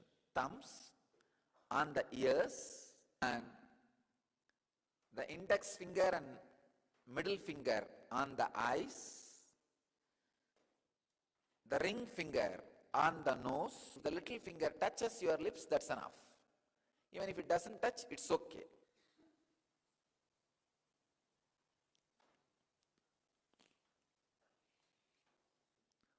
All 5 senses are in your face itself. Hands are gateway to send or receive pranic energy. Now when you lock your hands on the senses, all the senses are withdrawing inside. The pratyahara happens. Never try to do with the middle finger. If you try to lock the nose with the middle finger, you will lock it more than you can bear. Don't do with middle finger. Do it with ring finger. Thumb on the ears, the index finger and middle finger on the eyes, the ring finger on the nose, and the little finger on the mouth. Stop the breathing flow, inhaling or exhaling completely as much as you can. After a few minutes or few seconds, you will feel, oh, now I cannot stop anymore. Then just release those 2 ring fingers. For a few seconds, the body will automatically inhale or exhale. Let it do its job. You don't do inhaling or exhaling. Body will automatically balance. Please understand, you do not put your will. When you feel you can't handle anymore, just release. Body will automatically balance itself. So once if you release your nostrils and lock again, it is called 1 pranayama. So this way, 21. It's a 4th step.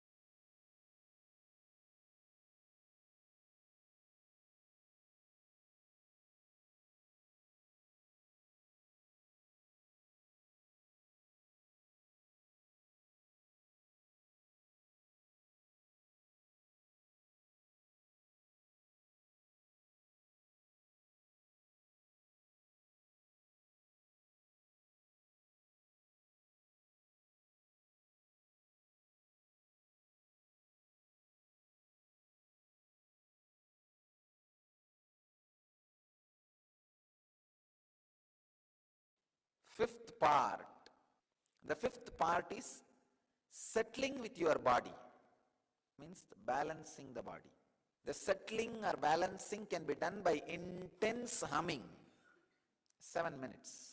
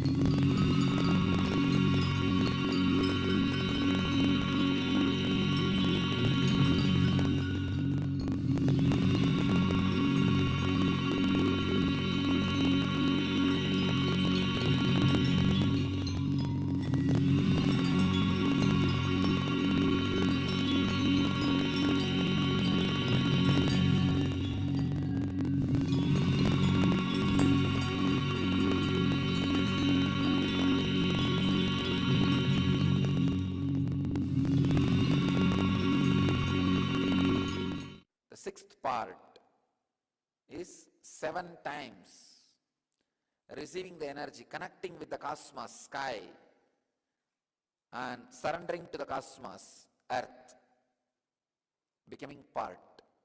By the 7 times doing Shakti Dharana. Shakti Dharana means raising your hands towards the sky and visualize the Master's presence and energy intensely landing on you, awakening your Kundalini on the whole body, and bow down to the cosmos, surrender to the cosmos 7 times. The whole thing will take less than 7 minutes. The 7 times of Shakti Dharana.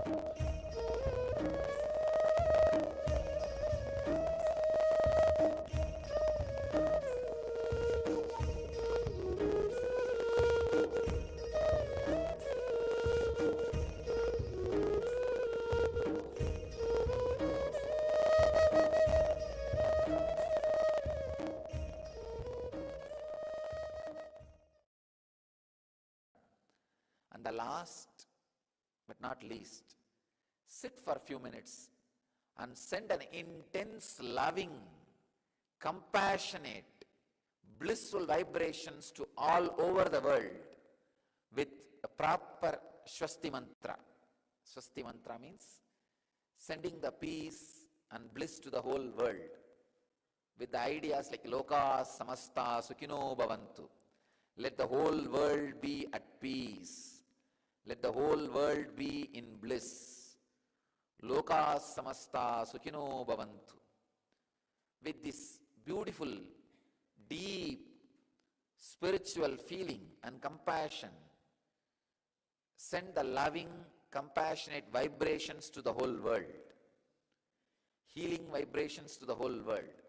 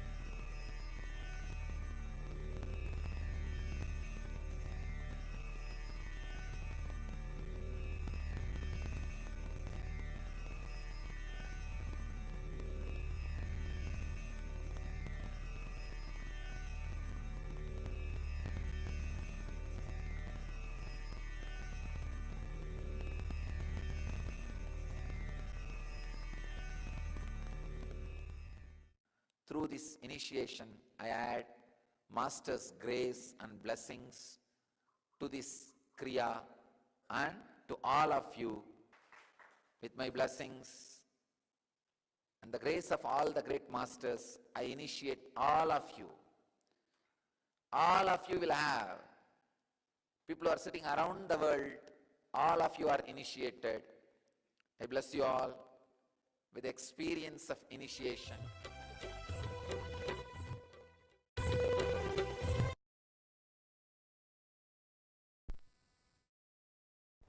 Please bring your hands in front of your heart and let us end the session with the Purna Mantra. Om Purnamadah Purnamidam Purnat Purnamudachyate Purnasya Purnamadaya Purnameva Vashishyate. Om Shanti Shanti Shantihi. Harihi Om Tat Sat. Sarvam Bhagavat Shri Nityananda Paramashivopadukarpanamastu. Om Nityanandam.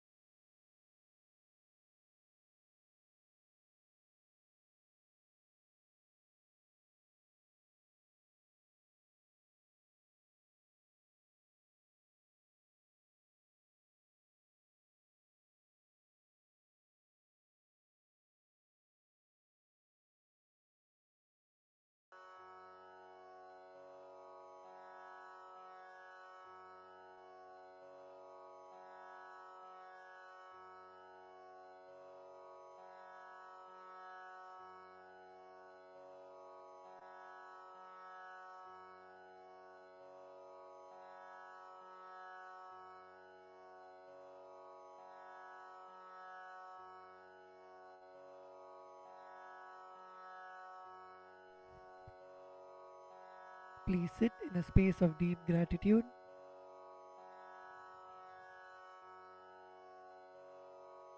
Inhale deeply and exhale.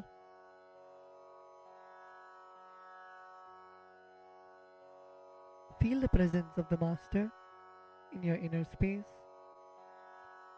Feel the presence of Swamiji seated in front of you. Feel the presence of Swamiji in the Guru Padukas, alive, radiating.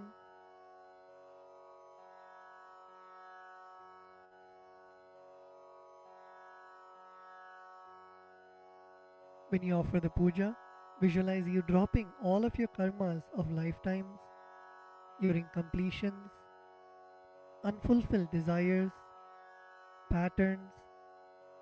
Visualize all of that being liberated by the Guru.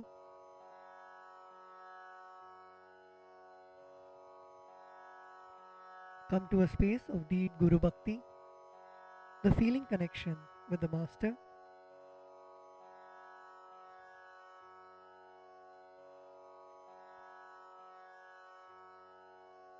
Let us now enter into the Pada Puja. We request all the Pada Puja participants to declare the following with integrity and authenticity. If you agree to this, please say yes loudly. I authentically cognize, which is internally process, understand and declare the truth that the cosmic energy exists. Yes, I authentically cognize, which is internally process, understand and declare the truth that the Supreme Pontiff of Hinduism, Sri Nityanandeshwara Paramashiva, Devi Nityanandeshwari Paramashiva Shakti, the Guru Padukas and the Atmalinga are the Chinmaya Vigrahas, embodiments and representations of that very cosmic energy. Yes, I authentically cognize, which is internally processed, understand and declare the truth that whatever I offer during the Pada Puja and Paramashiva Puja will reach the cosmic source of energy directly. Yes, I authentically cognize, which is internally processed, understand and declare the truth of Soham Asmi, that even when I worship, I am Him. Yes.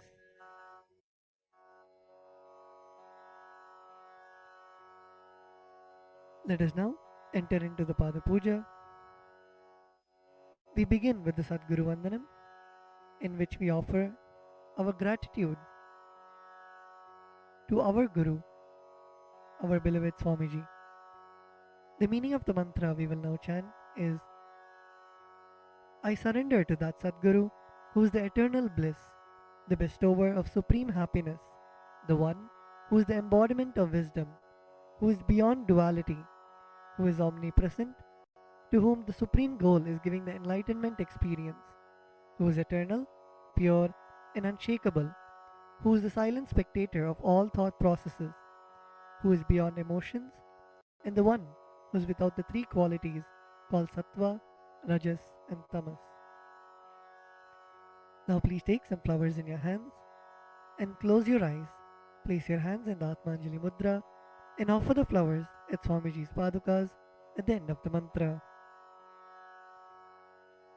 Nityanandam Paramasukadam Kevalam Jnanamurtim Dvandvatitam Gagana Sadrisham Tattvamasyaadilaksham Ekam Nityam Vimalamachalam Sarvadhi Sakshibhutam Bhavatitam Trigunarahitam Sadgurum Tam Namami.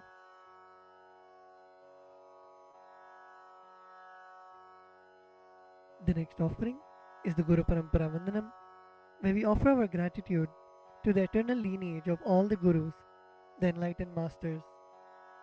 The meaning of the mantra we are now going to chant is, I surrender to the lineage of all the enlightened masters, which has Bhagavan Nityanandeshwara Paramashiva as the beginning, Devi Nityanandeshwari Paramashiva Shakti as the middle, and my master, Bhagavan Nityananda Paramashivam as the end.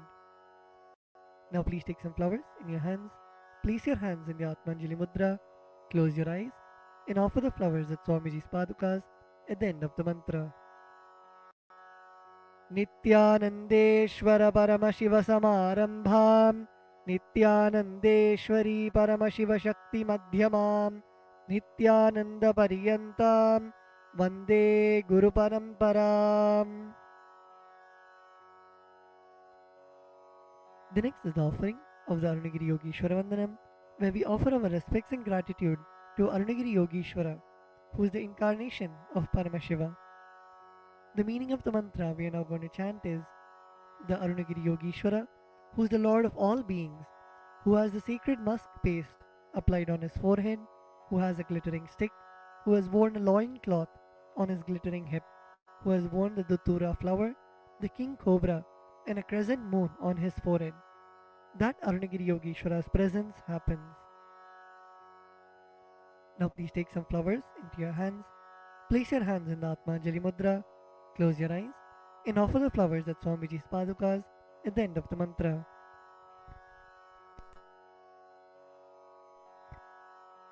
Lalate Tripundri Nitilakrita Kasturi Tilakaha Spuranmala Spurita Katikaupi Nasanaha Dadhano Dustaram Shirasi Phanirajam Shashikalam Pradipas Sarvesham Arunagiri Yogi Vijayate.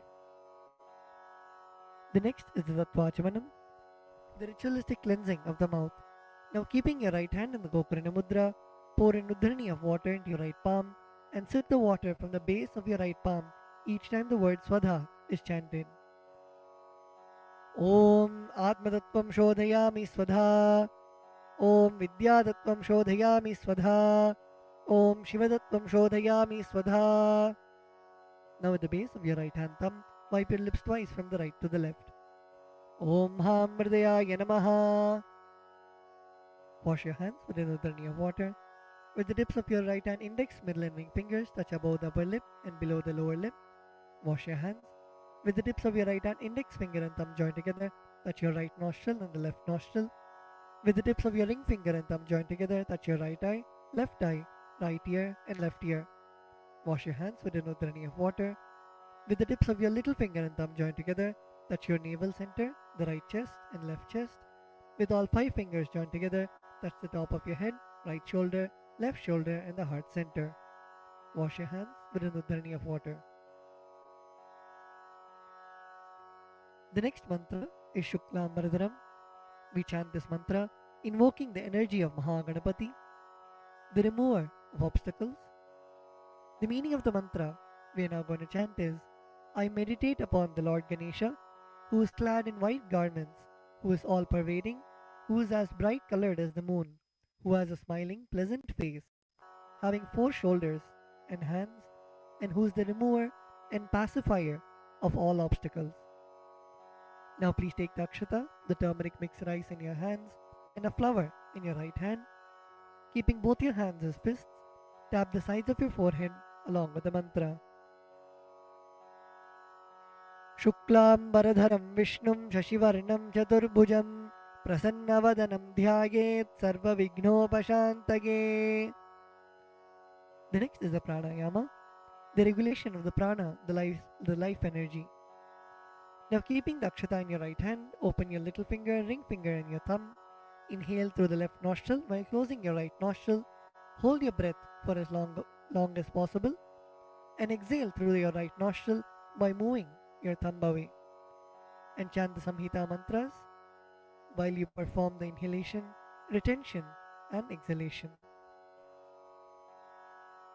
Om Hom Ishanamurdhaya Namaha, Om Him Tatpurushavatraya Namaha, Om Hum Bhagavadhaya Namaha, Om Him Vamdevuhyaya Namaha, Om Hum Satyojatmurteye Namaha, Om Ham Mridayaya Namaha, Om Him Shirase Namaha, Om Hum Shikaya Namaha, Om Him Kavachaya Namaha, Om Hum Netrebhyo Namaha, Om Hastraya Namaha, Om Hom Ishanamurdhaya Namaha, Om Him Tatpurushavatraya Namaha, Om Hum Bhagavadhaya Namaha, Om Him Vamdevuhyaya Namaha, Om Hum Satyojatmurteye Namaha, Om Ham Mridayaya Namaha, Om Him Shirase Namaha, Om Hum Shikaya Namaha, Om Him Kavachaya Namaha, Om Hum Netrebhyo Namaha, Om Hastraya Namaha, Om Hom Ishanamurdhaya Namaha, Om Him Tatpurushavatraya Namaha, Om Hum Bhagavadhaya Namaha, Om Him Vamdevuhyaya Namaha, Om Hum Satyojatmurteye Namaha, Om Ham Mridayaya Namaha, Om Him Shirase Namaha, Om Hum Shikaya Namaha, Om Him Kavachaya Namaha, Om Hum Netrebhyo Namaha, Om Hastraya Namaha.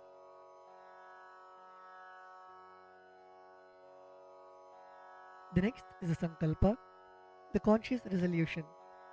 When you make a conscious resolution in the presence of the Master, the power of the Master's presence itself will simply manifest it as reality.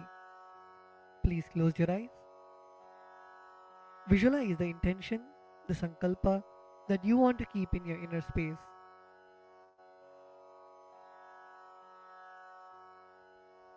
Visualize your feeling connection with the Master. Visualize anything that you want to happen as reality.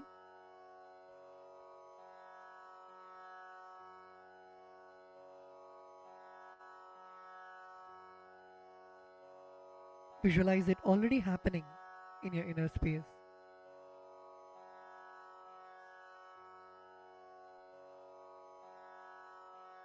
Now with this intention, keeping the akshata in your left palm, close it with your right palm and keep both the hands on your right thigh.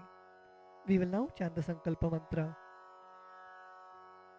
Om Mamopata Samasta Duridakshaya Dvara Bhagavat Shri Nityananda Paramashiva Prityartham Shri Nityanandeshwari Paramashiva Shakti Sameta Shri Nityanandeshwara Paramashiva Prityartham Cha Shubhe Shobhane Muhurte Adya Brahmanaha Dvitiya Parardhe Shri Shvetavaraha Kalpe Vaivaswatamanvantare Ashtavimshatitame Nitya Yuge Prathame Pade Jambudvipe Bharatavarše Bharatakhande Meroho Dakshine Parshve Shakabde Asmin Vartamane Vyavaharike प्रभवादीनां षष्ट्याः संवत्सराणां मध्ये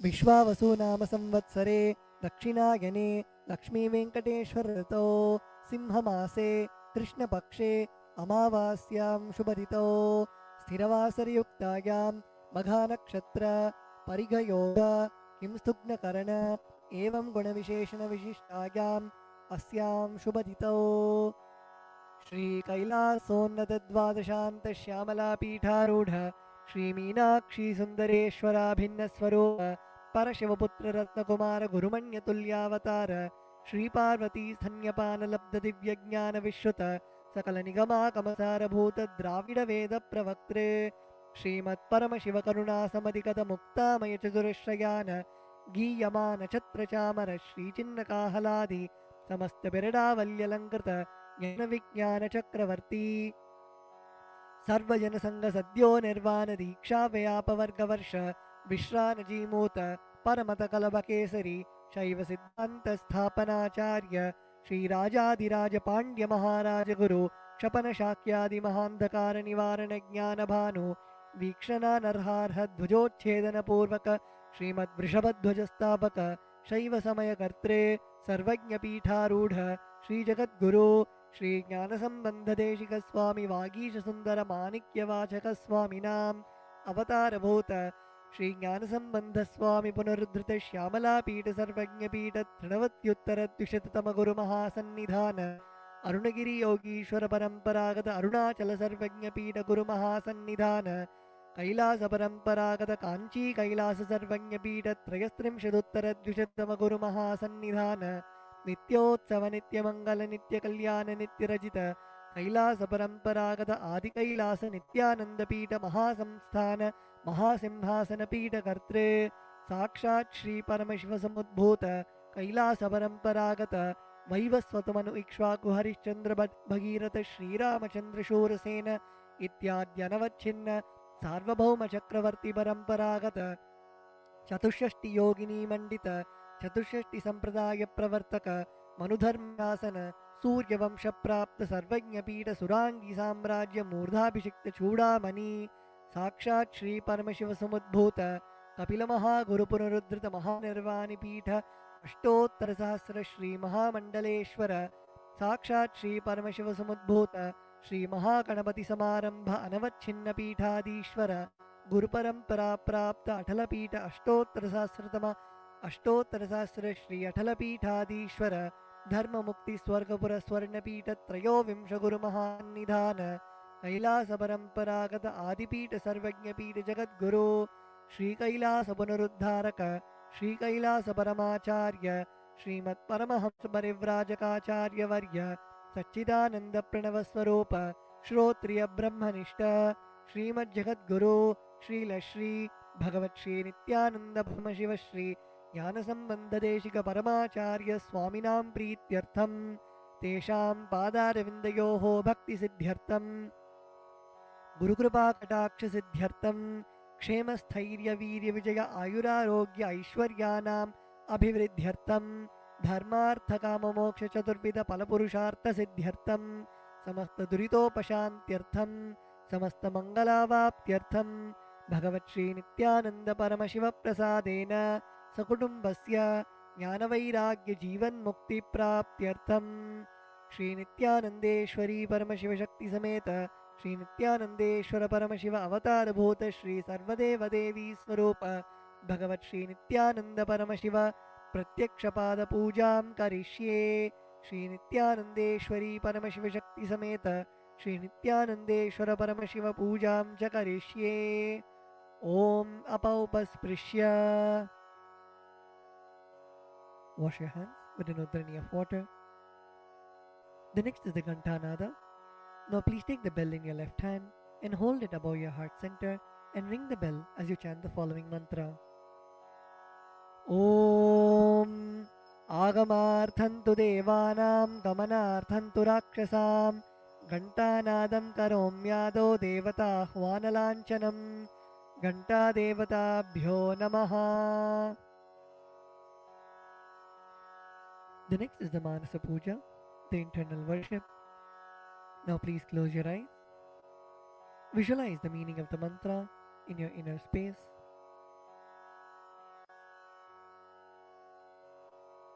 The meaning of the mantra we are now going to chant is, what seed can I offer to the Master except my heart? I offer the gratitude flowing as the nectar to wash his feet and to rinse his mouth. I offer my mind itself as the arghya, the bouquet. To my Master who is the very cosmos, what clothing can I offer except the space? I offer my very prana, the life energy, as the incense, and I offer the ocean of nectar as the food offering. The principle of unstruck perennial sound is to be offered as the bell, the air as the chamara, the fan, the sahasrara as the umbrella, the principle of sound as the music, and the actions of the senses and the vagaries of the mind as the dance.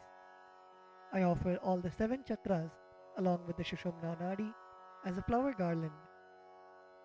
The different kinds of flowers with which the Guru should be worshipped are the guilelessness, freedom from the ego, freedom from suffering when your desires are not fulfilled, freedom from arrogance, freedom from ignorance, freedom from deceit, freedom from hatred, freedom from agitation, freedom from jealousy and greed.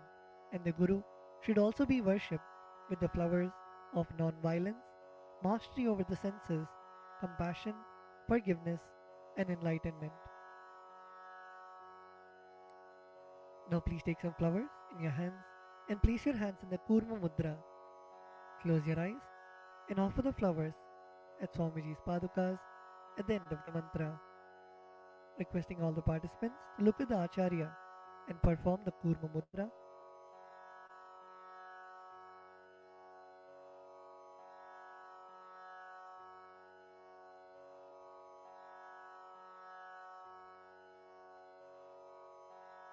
ॐ हृत्पद्ममासनं दद्यात् सहस्रारच्युतामृतैः पाद्यं शरणयोर्दद्यात् मनस्तु अर्घ्यं निवेदयेत् तेन अमृतेन आचमनीयं स्नानीयं तेन च स्मृतम् आकाशतत्त्वं वस्त्रं स्यात् गन्धस्यात् गन्धतत्त्वकम् चित्तं प्रकल्पयेत् पुष्पं धूपं प्राणान् प्रकल्पयेत् तेजस्तत्त्वं च दीपार्थं नैवेद्यं स्यात् सुधाम्बुधिः अनाहतध्वनिर्घण्टा वायुतत्त्वं च चामरं सहस्रारं भवेत् छत्रं शब्दतत्त्वं च गीतकं नृत्यमिन्द्रियकर्माणि चाञ्चल्यं मनसस्तथा सुमेखलां पद्ममालां पुष्पं नानाविधं तथा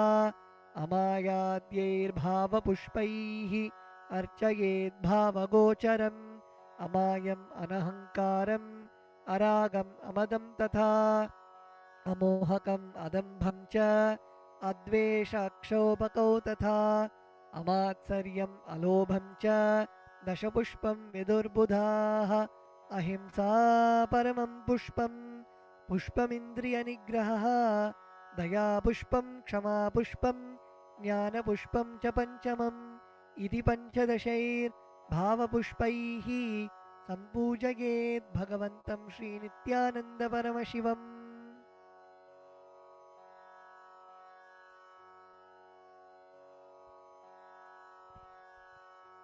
The next offering is the Upachara Puja, the external worship. The first offering is the Asanam, the offering of seat to the Master. The meaning of the mantra we are now going to chant is, O the One who resides in all the beings, the One who is the very soul of all beings, I offer this seat to you. I surrender, I surrender. Now please take some flowers and akshata in your hands and offer it at Swamiji's Padukas along with the mantra. Asanam Om Sarvabhutantarasthaya Sarvabhutantaratmane Kalpayamyupaveshartham Asanam Te Namo Namaha. Om Hrim Idam Suvarnasanam Sarvadeva Devi Swarupaya Bhagavate Shri Nityananda Paramashivaya Namaha. The next offering is Swagatam, the offering of welcoming the Master. The meaning of the mantra we are now going to chant is: because of being in the everlasting calmness and because of remaining free from the attitude of performing all actions related to the fivefold cosmic function for a short duration known as the cosmic sleep, Lord Sadashiva is called Shiva by the experts in the mantras and the tantras. Salutations to such Shiva who is the Guru and who is eternally free from the desire and the aspects related to embodiment.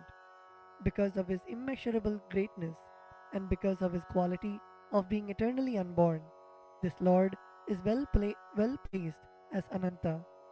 O the Lord of all gods, O the one whose darshan is awaited by gods for the fulfillment of their desires, welcome, welcome. Today my birth, life, and all deeds are fructified. The fruits of all my tapas is materialized just by welcoming you. Now please take some flowers in your hands, close your eyes, and offer the flowers at Swamiji's padukas at the end of the mantra. Swagatam Om Shantatvat Sarvakartritvat Bhavo Paratikaranat Shiva Ukto Mahatantra Mantra Vidbhis Sada Shivaha Tasmai Shivaya Gurave Vitarakalaya Vai Ameyatvat Anantoyam Majatvacha Prakirtitaha Yasya Darshanamichanti Deva Swabhishta Siddhaye Tasmai Te Parameshana Swagatam Swagatam Prabho Adya me saphalam janma jivanam sapala kriyaah Swagatam yatvaya tanme tapasam phalamagatam Om Hrim Sarvadeva Devi Swarupa Bhagavat Shri Nityananda Paramashiva Swagatam Suswagatam Te. The next offering is Padyam, the offering of water for washing the feet of the Master. The meaning of the mantra we are now going to chant is: I offer Padyam, that is the water for washing the feet of the Supreme God, the very devotion on whom brings about the ultimate bliss. Now please take the udharani of water in your hands and offer it at Swamiji's padukas along with the mantra. Padyam Om Yad Bhaktilesha Samparkat Paramananda Samplavaha Tasmai Te Parameshana Padyam Shuddhaya Kalpaye Om Hrim Etat Padyam Sarvadeva Devi Swarupaya Bhagavate Shri Nityananda Paramashivaya Namaha. The next offering is Arghya, the offering of the traditional bouquet. The meaning of the mantra we are now going to chant is: O Maheshwara, please accept this Arghya, this offering of the traditional bouquet, with water to welcome the guest, made of dhruva grass, a bilva leaf, a flower, and a rice pellet, and kept in a beautiful conch. Now please take the conch in your hands and offer the Arghya at Swamiji's padukas along with the mantra. Arghyaha Om Durvakshata Samayuktam Bilvapatram Tatha Param Shobhanam Shankhapatrastam Grahana Argyam Maheshwara Om Hrim Esho Argyaha Sarvadeva Devi Swarupaya Bhagavate Shri Nityananda Paramashivaya Swaha. The next offering is Achamaniyam, the offering of water for mouthwash. The meaning of the mantra we are now going to chant is: please accept this auspicious and sin-removing Ganga water offered by me as Achamaniyam, that is the water for mouthwash, offered by me with devotion to you. Now please take an udharani of water in your hand and offer it at Swamiji's padukas along with the mantra. Achamaniyam Om Mandakinyastu Yadvari Sarvapapaharam Shubham Grihanachamaniyam Tvam Maya Bhaktya Niveditam Om Hrim Idam Achamaniyodakam Sarvadeva Devi Swarupaya Bhagavate Shri Nityananda Paramashivaya Swadha. The next offering is Madhuparka, the offering of the nectarine drink. The meaning of the mantra we are now going to chant is, for the destruction of all negativities, I offer this Madhuparka, this drink which is full of nectar. Be pleased towards me, O Lord. Now please take the Madhuparka in your hands and offer it at Swamiji's padukas along with the mantra. Madhuparkaha Om Sarvakalmashanashaya Paripurnasudhatmakam Madhuparkamimam Deva Kalpayami Prasidame Om Hreem Esha Madhuparkaha Sarvadeva Devi Swarupaya Bhagavate Shri Nityananda Paramashivaya Svadha. The next offering is Gandhate to you, O healer of all the worlds. You are the purest among all the worlds. Now please take the Gandhatailam, the scented oil in your hands. Om Sneham Grahana Snehena Lokanam Hitakaraka Sarvalokeshu Shuddhastvam Dadami Snehamuttamam. Om Hreem Idam Gandhatailam Sarvadeva Devi Swarupaya Bhagavate Shri Nityananda Paramashivaya Nivedayami. The next offering is Naniyam, the offering of water for the sacred bath. The meaning of the mantra we are now going to chant is, please accept this cool, pure and clear water which is capable of seizing my mind for your sacred bath offered by me with devotion to you. Now please take an udharani of water in your hands and offer it at Swamiji's padukas along with the mantra as ring the bell as you do so.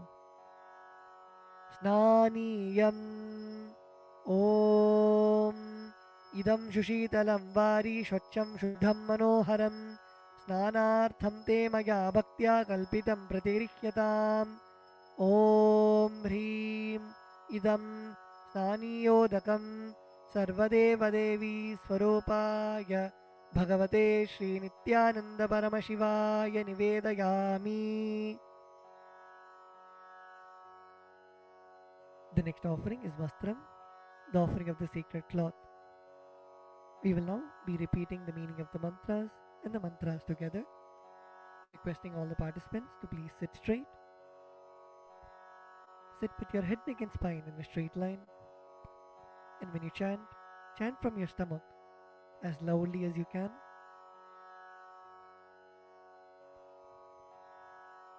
The meaning of the mantra we are now going to chant is, I offer Vastram, I offer Vastram, this cloth offering, this cloth offering, to the Master to the Master, who removes who removes the veil of Maya the veil of Maya or illusion.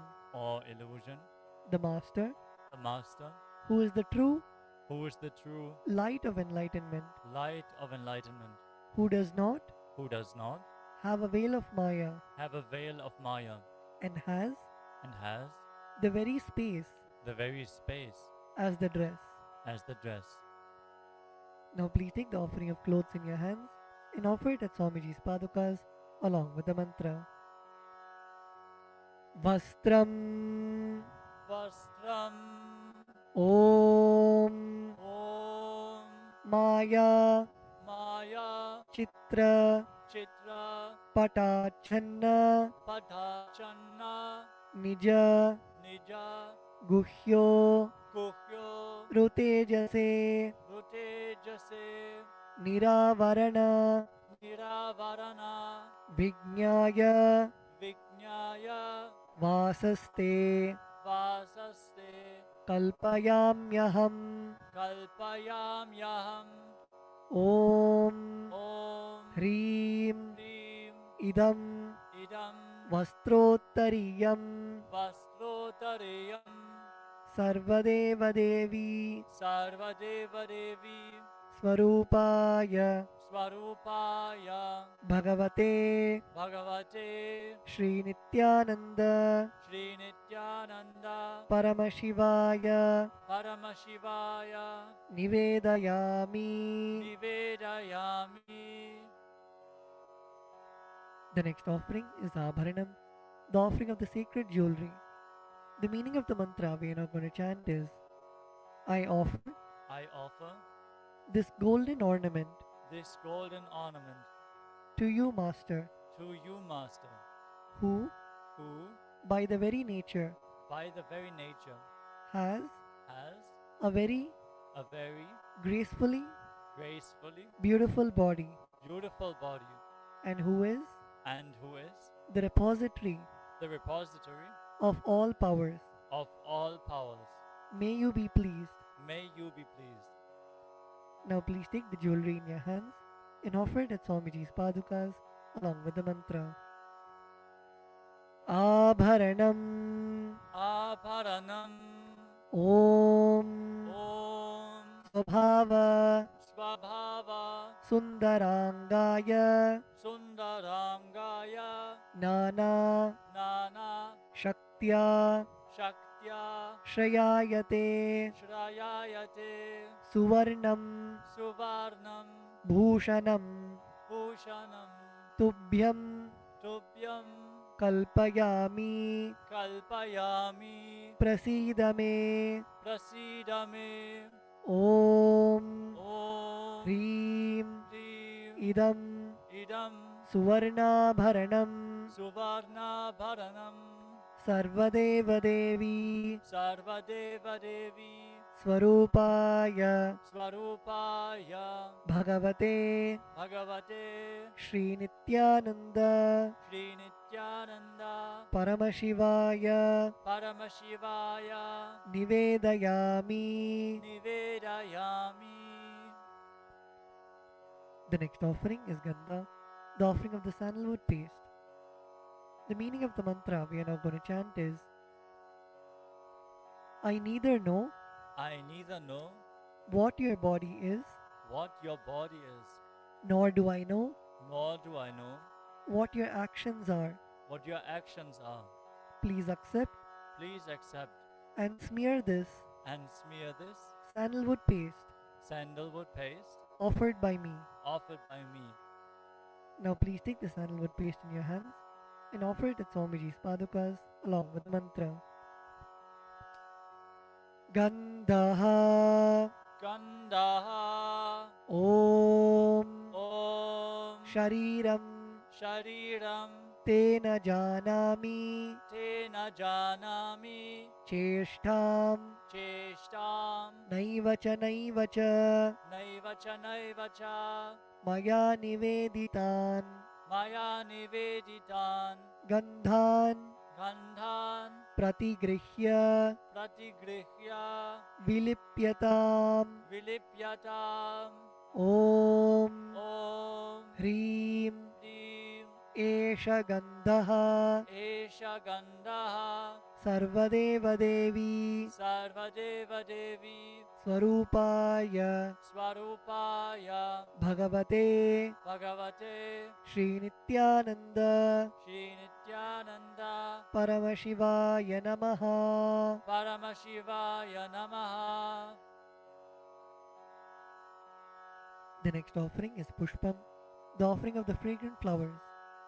The meaning of the mantra we are now going to chant is please accept Please accept these blissfully these blissfully fragrant fragrant different kinds of flowers different kinds of flowers which are taken which are taken from the forest of Turiya, from the forest of Turiya, that is that is the space of the space of ultimate restful awareness. ultimate restful awareness.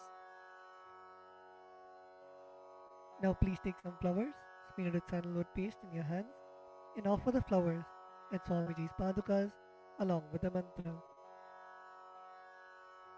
Pushpam Pushpam Om Om Turiyavana Turiyavana Sampannam Sampannam Nana Nana Gunamanoharam Gunamanoharam Ananda Ananda Saurabham Saurabham Pushpam Pushpam Grihyatam Grihyatam Idamuttamam Idamuttamam Om Om Hrim Hrim Etani Etani Sachandana Pushpani Sachandana Pushpani Sarvadeva Devi Sarvadeva Devi Swarupaya Swarupaya Bhagavate Bhagavate Shri Nityananda Shri Nityananda Paramashivaya Vaushate.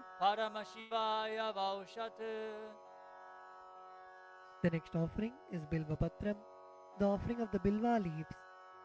The meaning of the mantra we are now going to chant is, I offer you, I offer you, O God of all gods, O God of all gods, this holy Bilva leaf this holy Bilva leaf, in which dwells in which dwells the goddess of richness the goddess of richness, and which is and which is so much loved so much loved by Lord Shiva. by Lord Shiva.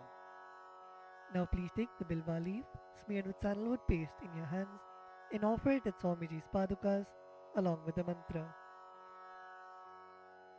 Bilva Patram Bilva Patram Om Om Amritodbhavam Amritodbhavam Shri Vriksham Shri Vriksham Shankarasya Shankarasya Sada Priyam Sada Priyam Bilva Patram Bilva Patram Prayachami Prayachami Pavitram Te Pavitram Te Sureshwara Sureshwara Om Om Hrim Hrim Etani Etani Sachandana Sachandana Bilvapatrani Bilva Patrani Sarvadeva Devi Sarvadeva Devi Swarupaya Swarupaya Bhagavate Bhagavate Shri Nityananda Shri Nityananda Paramashivaya Vaushate. Paramashivaya Vaushat. The next offering is Tulasi Patram, the offering of the Tulsi leaves. The meaning of the mantra we are now going to chant is, let this offering Let this offering of Tulsi leaf of Tulasi leaf be unto the be unto the Supreme Soul Supreme Soul who has who has unlimited forms unlimited forms and who is and who is the bestower the bestower of all boons. of all boons. Now please take the Tulsi leaf smeared with sandalwood paste in your hands and offer it at Swamiji's padukas along with the mantra. Tulasi Patram Tulasi Patram Om Om Namaste Namaste Bahurupaya Bahurupaya Varadamurtage Varadamurtaye Paramatmane Paramatmane Swaha Swaha Om Om Hrim Hrim Idam Idam Sachandana Sachandana Tulasi Patram Tulasi Patram Sarvadeva Devi Sarvadeva Devi Swarupaya Swarupaya Bhagavate Bhagavate Shri Nityananda Shri Nityananda Paramashivaya Namaha. Paramashivaya Namaha.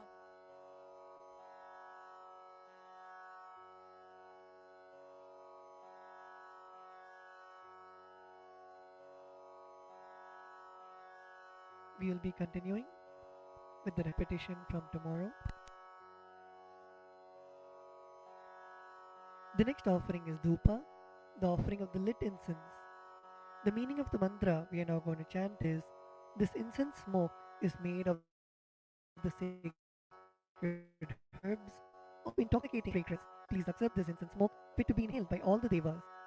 Now please take the lit incense sticks in your hands and slowly wave it towards Swamiji's padukas along with the mantra, and please ring the bell as you do so. Dhupaha Om Vanaspatiraso Divyo Gandhadhyassu Manoharaha Agreyas Sarvadevanam Dhupoyam Pratigrihyatam Om Hrim Esha Dhupaha Sarvadeva Devi Swarupaya Bhagavate Shri Nityananda Paramashivaya Namaha. The next offering is Deepa, the offering of the lit lamp. The meaning of the mantra we are now going to chant is, please accept this light of inner and outer worlds, which is very bright and removes darkness from everywhere. Now please take the lit lamp in your hands and slowly wave it towards Swamiji's padukas along with the mantra, and please ring the bell as you do so. Deepaha Om Suprakasho Mahadipaha Sarvatastimiراpaha Sabahya Jyotir Deepoyam Pratigrihyataam Om Hrim Esha Deepaha Sarvadeva Devi Swarupaya Bhagavate Shri Nityananda Paramashivaya Namaha. The next offering is Naivedyam, the offering of the food. The meaning of the mantra we are now going to chant is, these different kinds of food offerings are prepared from sweetener and other ingredients. O Lord, please accept this food offering prepared by me with devotion. Now please take an udrani of water in your hands and hover it clockwise over the Naivedyam and offer the water at Swamiji's padukas along with the mantra, and please ring the bell as you do so. Naivedyam Om Naivedyam Vividham Deva Sharkaradi Vinirmitam Maya Niveditam Bhaktya Grahana Parameshwara Om Hrim Idam Shopakarna Naivedyam Sarvadeva Devi Swarupaya Bhagavate Shri Nityananda Paramashivaya Nivedayami. The next offering is Paniyam, the offering of water for drinking. The meaning of the mantra we are now going to chant is, O God, the Lord of all demigods, the one who bestows deep fulfillment upon us, please accept this water full of infinite bliss. Now please take an udrani of water in your hands and offer it at Swamiji's padukas along with the mantra. Paniyam Om Samastadeva Devesha Sarvatriptikaram Param Akhandananda Sampurnam Grahana Jalamuttamam Om Hrim Idam Panarthodakam Sarvadeva Devi Swarupaya Bhagavate Shri Nityananda Paramashivaya Namaha. The next offering is Punarachamaniyam, the offering of water for drinking. Now please take the meaning of the mantra we are now going to chant is, I offer this water for washing the hands and the mouth to you, whose mere remembrance purifies everybody. Now please take an udrani of water in your hands and offer it at Swamiji's padukas along with the mantra. Punarachamaniyam Om Uchishtamapya Sujirva Yasya Smaranamatrataha Shuddhimapnoti Tasmai Te Punarachamaniyakam Om Hrim Idam Punarachamaniyodakam Sarvadeva Devi Swarupaya Bhagavate Shri Nityananda Paramashivaya Swaha. The next offering is Aratrikam, the offering of Arati to the Master. Now please take the lit camphor in your hands and slowly wave it towards Swamiji along with the mantra, and please ring the bell as you do so. Aratrikam Om Hrim Esha Deepamala Sarvadeva Devi Swarupaya Bhagavate Shri Nityananda Paramashivaya Namaha.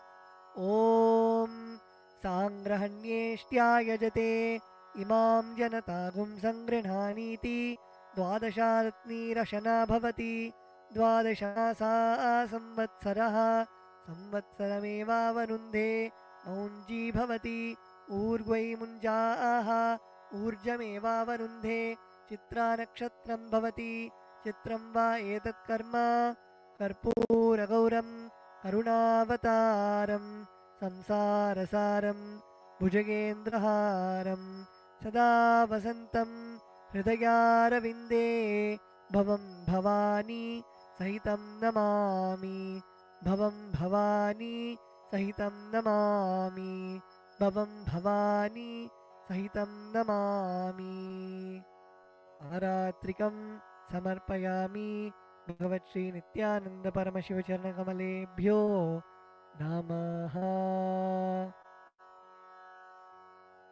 The next offering is Pushpanjali, the offering of the fragrant flowers.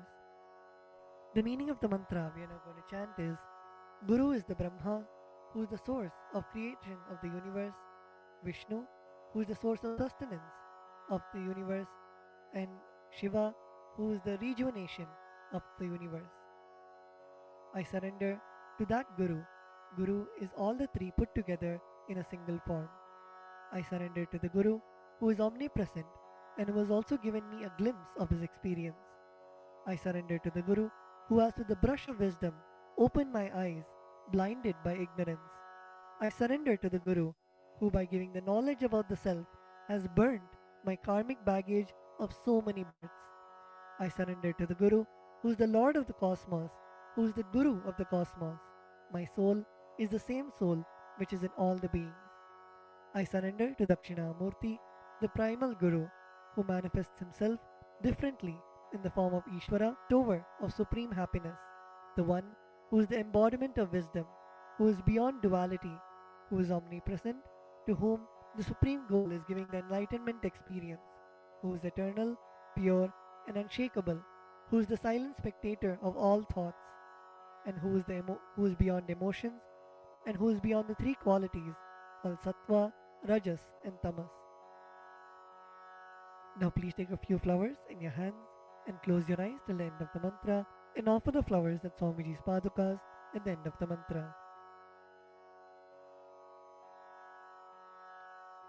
Pushpanjalihi Gurur Brahma Gurur Vishnu Gurur Devo Maheshwaraha Guru Sakshat Param Brahma Tasmai Shri Gurave Namaha Akhandamandalakaram Vyaptam Yena Characharam Tatpadam Darshitam Yena Tasmai Shri Gurave Namaha Ajnanatimirandhasya Jnananjanashalakaya Chakshurunmilitam Yena Tasmai Shri Gurave Namaha Aneka Janma Samprapta Karma Bandha Vidahine Atmajnana Pradhanena Tasmai Shri Gurave Namaha Mannatha Shri Jagannatho Madguru Shri Jagadguruho Mamatma Sarvabhutatma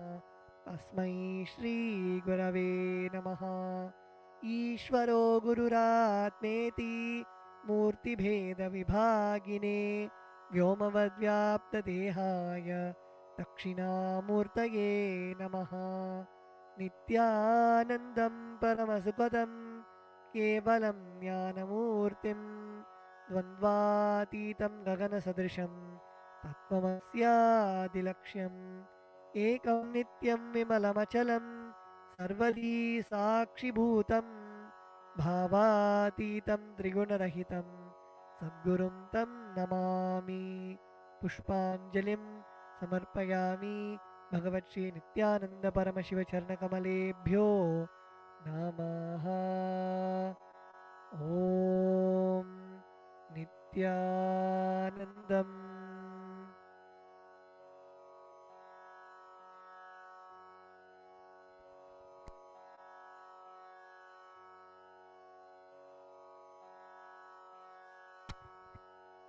We will now be beginning with the Paramashiva Puja. The first is the Tattvachamanam, the ritualistic cleansing of the mouth. Now keeping your right hand in the Gokarna Mudra, pour an udhrani of water into your right palm and sip the water from the base of your right palm each time the word Swadha is chanted. Om Atmadattvam Shodhayami Swadha, Om Vidyadattvam Shodhayami Swadha, Om Shivadattvam Shodhayami Swadha. Now with the base of the right hand thumb, wipe your lips twice from the right to the left. Om Ham Hridayaya Namaha. Wash your hands with an udhrani of water. With the tips of your right hand, index, middle and ring fingers touch above the upper lip and below the lower lip. Wash your hands with an udhrani of water. With the tips of your right hand, index finger and thumb joined together, touch your right nostril and the left nostril. With the tips of your right hand, ring finger and thumb joined together, touch your right eye, right ear and left ear. Wash your hands within the udrini of water. With the tips of your little finger and thumb joined together, touch your navel center, your right chest and left chest. With all 5 fingers joined together, touch the top of your head, right shoulder, left shoulder and the heart center.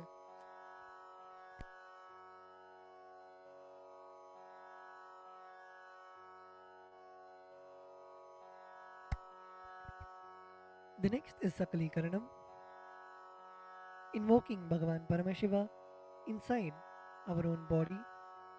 Please close your eyes. Visualize Bhagavan Paramashiva's energy radiating throughout your body. Visualize Swamiji's presence in your inner space. We will now be invoking Bhagavan Paramashiva in every part of our body, filling us with the space of Sohamasmi, that even when I worship, I am Him.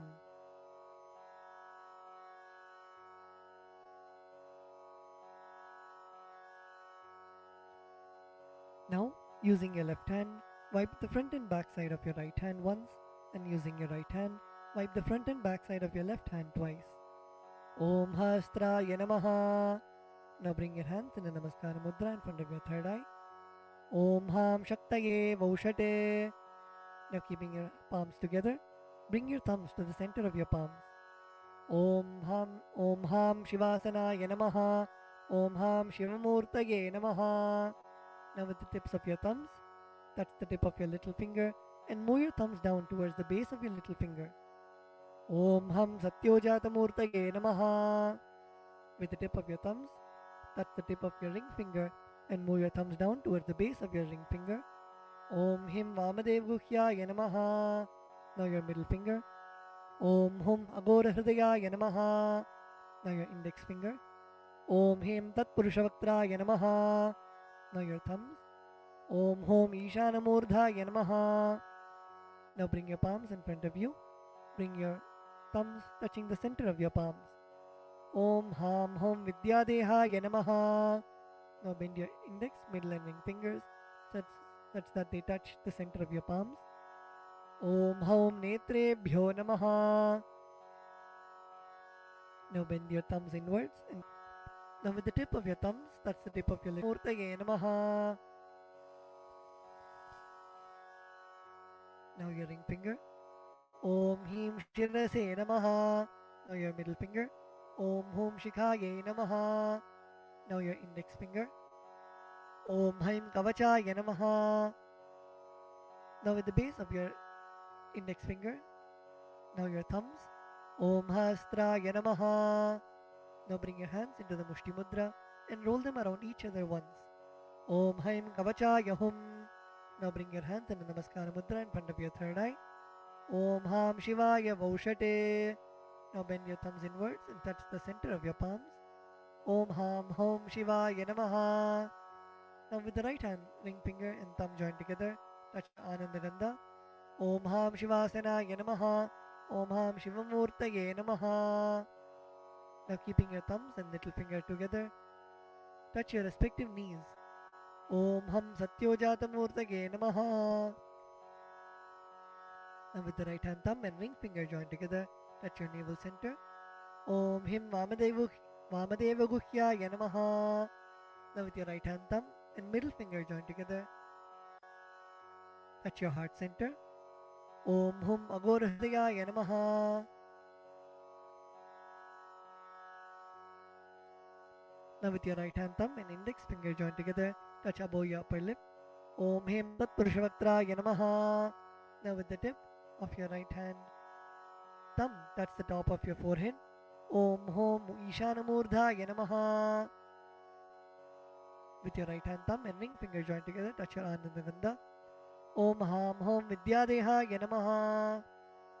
With the tip of your right hand index, middle and ring finger, touch your right eye, third eye and left eye respectively.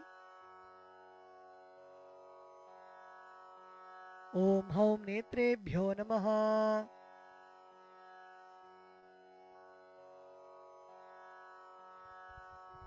Now with the right hand thumb and ring finger joined together, touch your Anandagandha.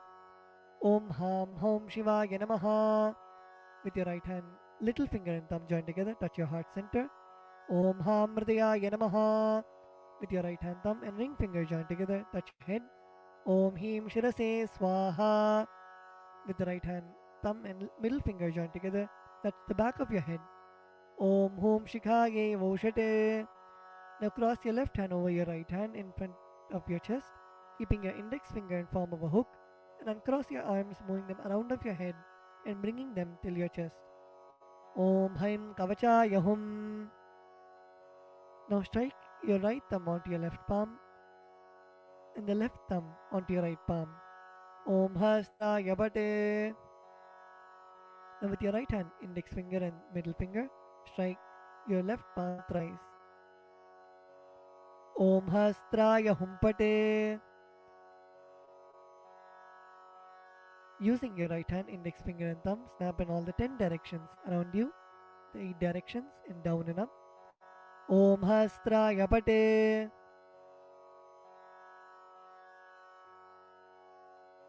Now move your hands from the head to the toes, touching the sides of your body. Om Ham Shivaya Vaushate.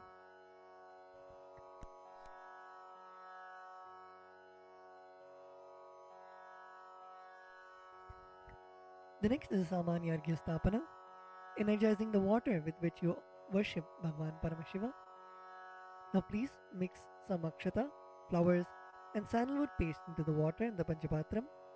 Cover the mouth of the Panchapatram with your palm and chant Om 7 times internally. Om Om Om Om Om Om Om. Now snap your index finger and thumb around the Panchapatram in all the 10 directions. Om Hastraya Pate.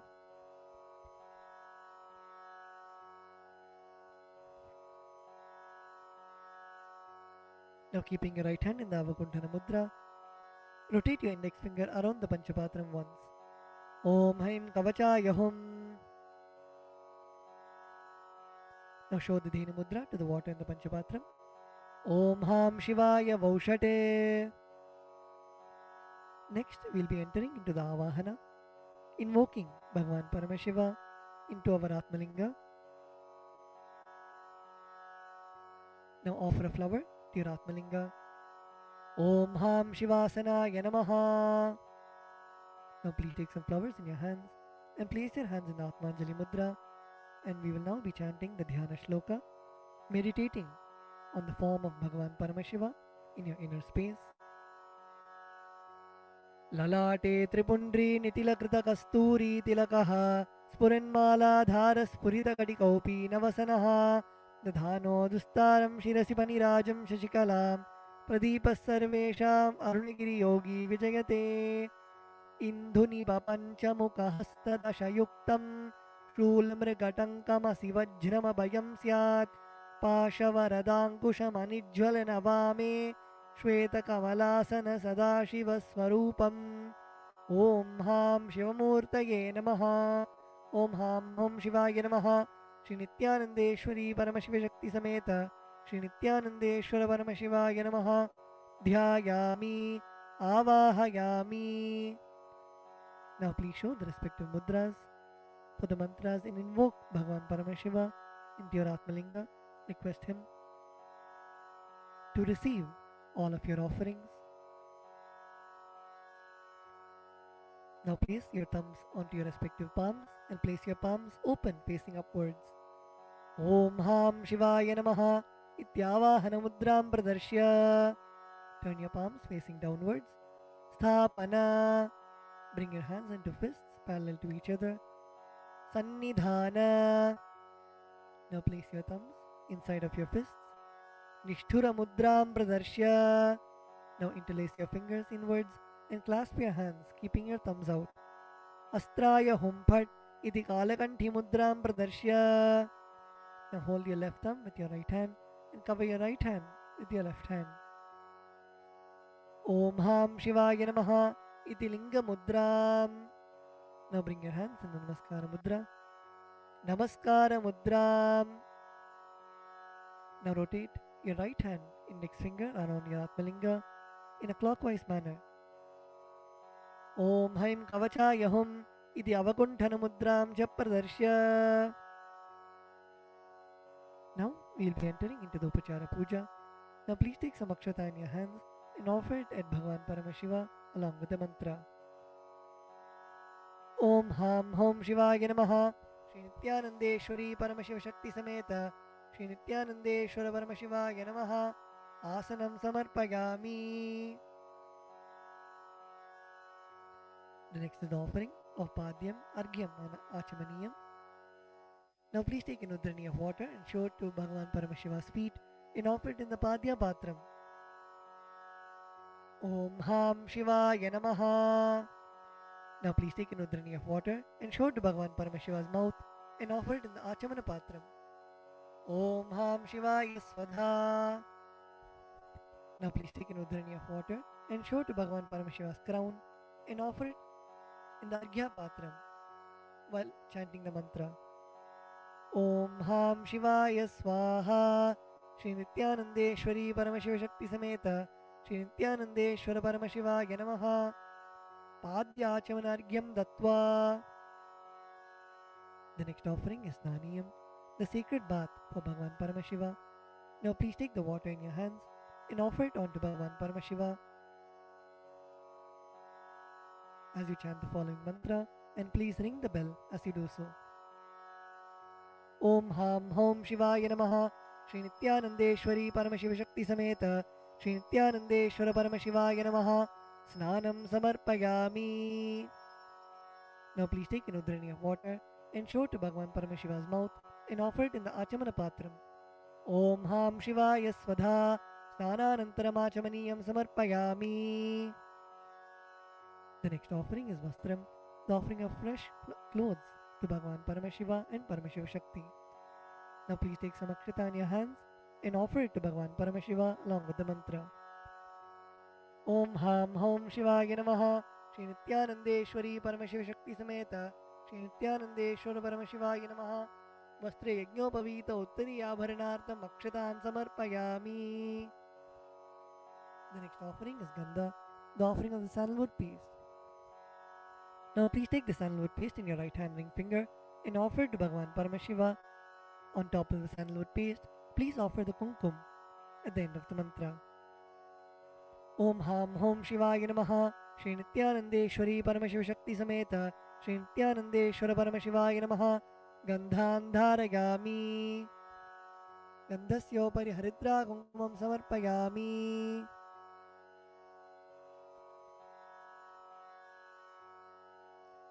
The next offering is Ashtapushpa Puja, the offering of flowers to Bhagavan Paramashiva.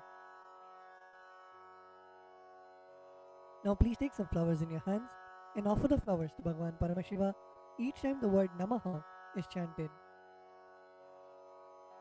Om Bhavaya Devaya Namaha. Om Bhavasya Devasya Patne Namaha.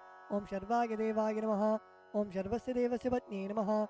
Om Ishanaya Devaya Namaha. Om Ishanasya Devasya Patne Namaha. Om Pashupate Devaya Namaha. Om Pashupate Devasya Patne Namaha. Om Ugraya Devaya Namaha. Om Ugrasya Devasya Patne Namaha. Om Rudraya Devaya Namaha. Om Rudrasya Devasya Patne Namaha. Om Bhimaya Devaya Namaha. Om Bhimasya Devasya Patne Namaha. Om Hater Devaya Namaha. Om Hatto Devasya Patne Namaha. Om Ham Hom Shivaya Namaha.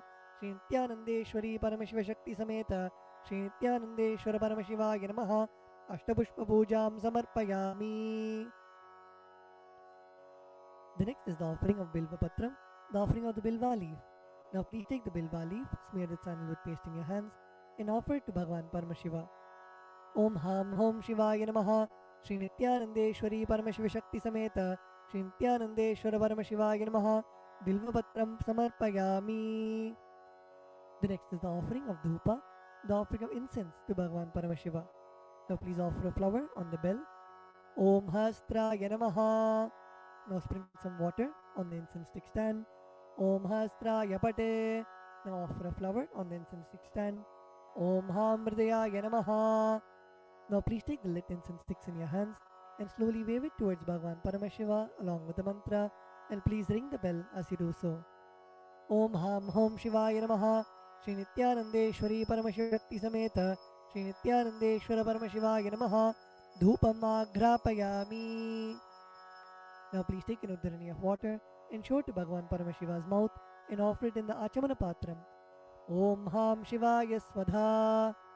The next offering is Deepa, the offering of the lit lamp for Bhagavan Paramashiva.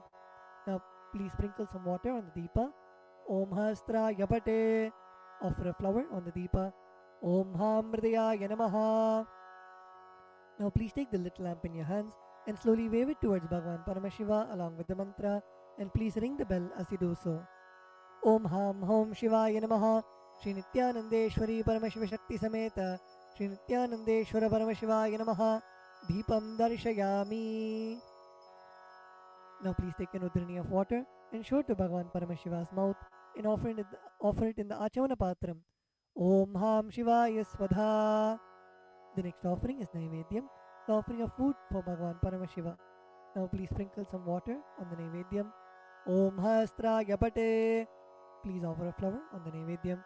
Om Ham Hridayaya Namaha.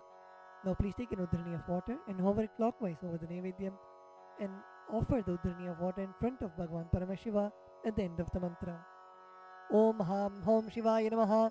Shri Nityanandeshwari Paramashiva Shakti Sameta Shri Nityanandeshwara Paramashivaya Namaha Naivedyam Nivedayami. Now please take an udharani of water and show it to Bhagavan Paramashiva's mouth and offer it in the Achamana Patram. Om Ham Shivaya Swadha. The next offering is Tambulam, the offering of betel leaves. Now please take some akshata in your hands and offer it to Bhagavan Paramashiva along with the mantra. Om Ham Hom Shivaya Namaha. Shri Nityanandeshwari Paramashiva Shakti Sameta Shri Nityanandeshwara Paramashivaya Namaha Tambulam Samarpayami. The next offering is Aratrikam, the offering of Arati to Bhagavan Paramashiva and Paramashiva Shakti. Now please sprinkle some water on the Karpura Arati plate. Om Hastra Yapate. Please offer a flower on the Karpura Arati plate. Om Ham Hridayaya Namaha.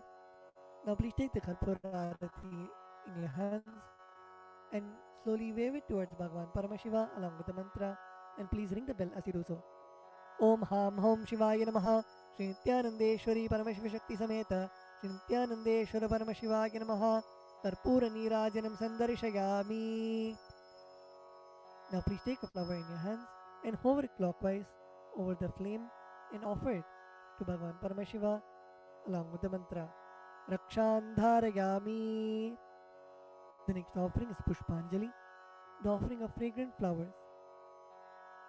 Now please take some flowers, Durva grass and Akshata in your folded hands and offer it to Bhagavan Paramashiva at the end of the mantra.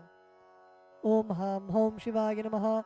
Shri Nityanandeshwari Paramashiva Shakti Sameta Shri Nityanandeshwara Paramashivaya Namaha Pushpanjalim Samarpayami. The next is the Gayatri Mantra. Now please hold the Yajnopavita with your right hand and chant the Gayatri Mantra 11 times internally.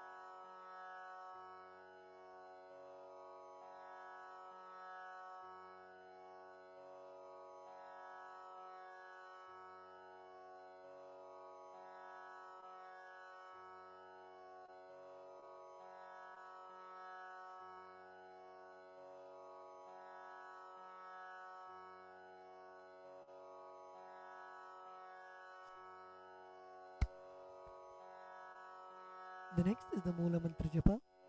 Please close your eyes and chant the Shiva Mula Mantra 11 times internally.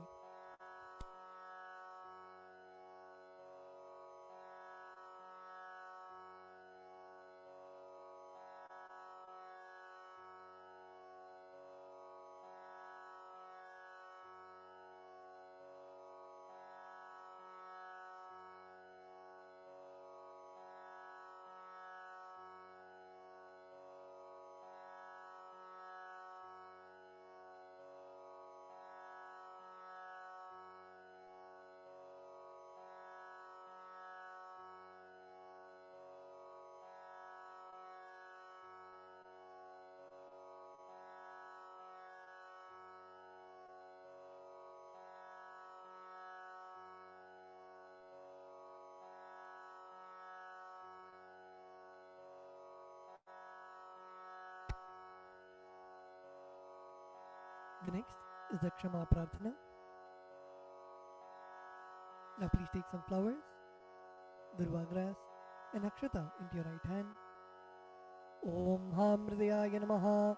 Om Haim Kavachaya Hum. Om Ham Shivaya Vaushate. Now please keep your hands in Dodbhava Mudra and pour some Samanya Arghya water on your hand and let the water flow through your index finger onto the left side of Bhagavan Paramashiva at the end of the mantra. Om Yat Kinchit Karma Devesha Sada Sukrita Dushkritam Tanme Shivabadasthasya Bhunkshakshabaya Shankara Shivo Data Shivo Bhokta Shiva Sarvam Idam Jagate Shivo Yadati Sarvatra Yashiva Sohamevatu. Om Ham Hom Shivaya Namaha. The next is the Tvachanam, the ritualistic cleansing of the mouth. Now keeping your right hand in the Gokarna Mudra, pour an udhrani of water into your right palm and sip the water from the base of your right palm each time the word Svadha is chanted. Om Atmadattvam Shodhayami Svadha. Om Vidyadattvam Shodhayami Svadha. Om Shivadattvam Shodhayami Svadha. Now with the base of your right hand thumb, wipe your lips twice from the right to the left. Om Ham Hridayaya Namaha. Wash your hands. With the tips of your right hand index, middle and ring fingers, touch above the upper lip and below the lower lip. Wash your hands. With the tips of your right hand index finger and thumb joined together, touch your right nostril and left nostril. With the tips of your ring finger and thumb joined together, touch your right eye, right ear and left ear. Wash your hands with an udhrani of water. With the tips of your little finger and thumb joined together, touch your navel center, right chest and left chest. With all 5 fingers joined together, touch the top of your head, right shoulder, left shoulder and the heart center. Wash your hands with an udhrani of water. Let us now offer our gratitude at the lotus feet of our beloved Swamiji and end with the Purna Mantra. Om Purnamadav Purnamidam Purnat Purnam Dachyate Purnasya Purnamataya Purnamevavashishyate. Om Shanti Shanti Shantihi. Harihi Om Tatsat. Sarvam Bhagavat Shri Nityananda Paramashiva Padukarpanamastu. Om Nityanandam.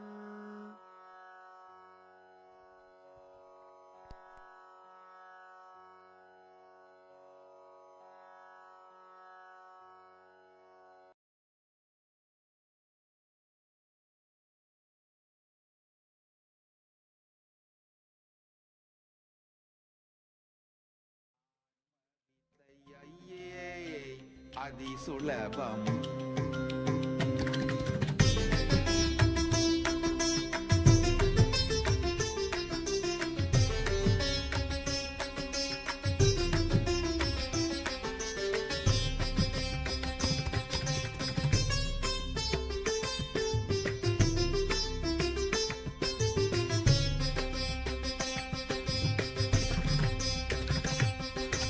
Aiye Adi Sulabam. Anma Vidayaiye Adi Sulabam. Aiye Adi Sulabam.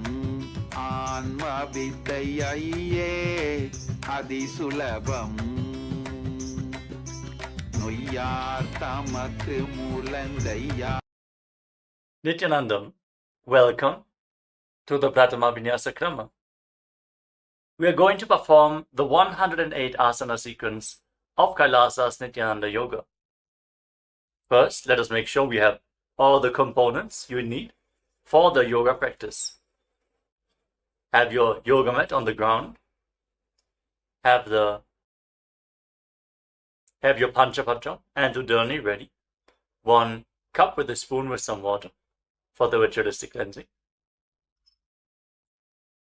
All the male bodies, please remove your upper cloth and apply the vibhuti on the 16 places over your body, as you can see on our acharyas.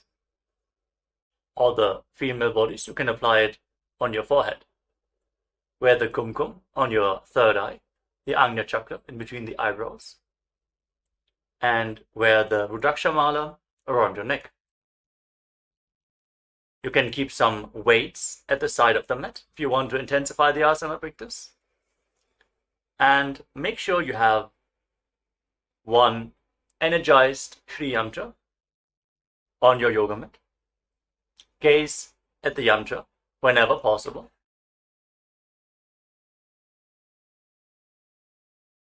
To mirror the macrocosmic energies into your microcosmos.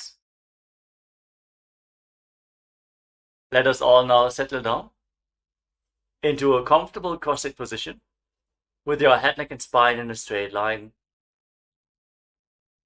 Close your eyes, take a deep breath. Visualize Swamiji in your inner space as you bring your hands into Namaskara Mudra in front of your heart center as we open this session with the Satguru Vandanam.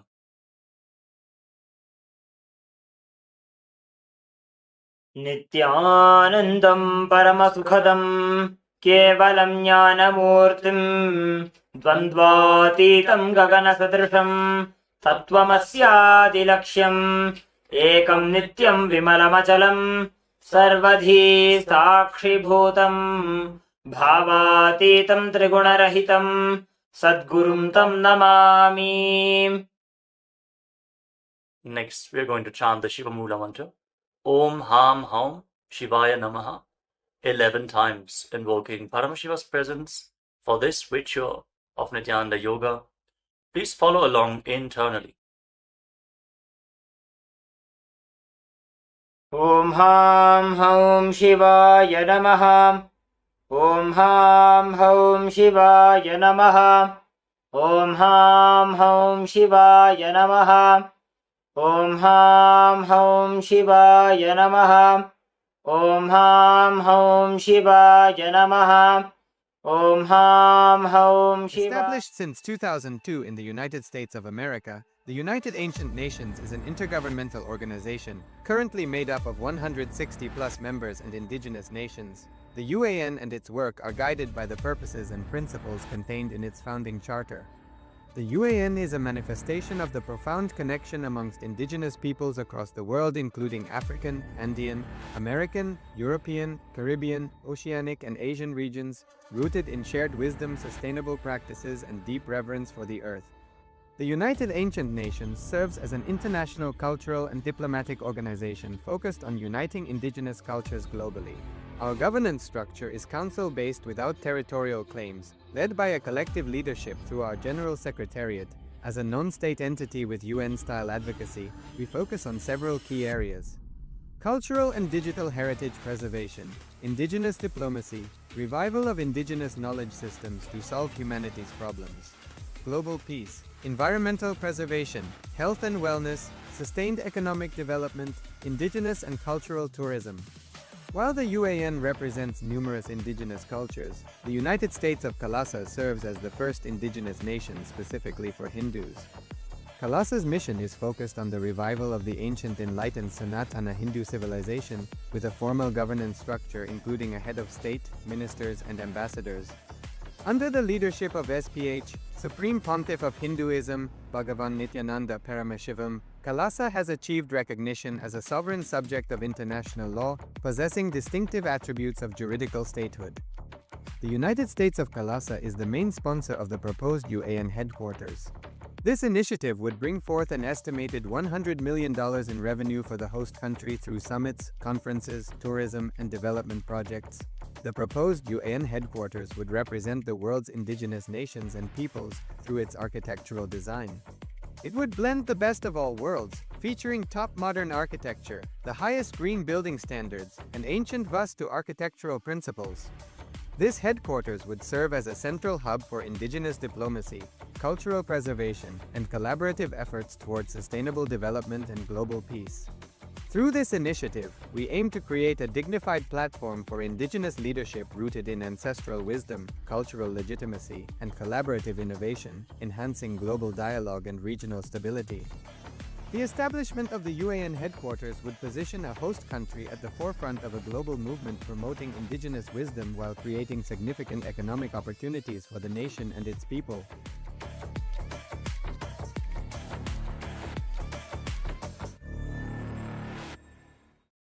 Established since 2002 in the United States of America, the United Ancient Nations is an intergovernmental organization, currently made up of 160+ members and indigenous nations. The UAN and its work are guided by the purposes and principles contained in its founding charter.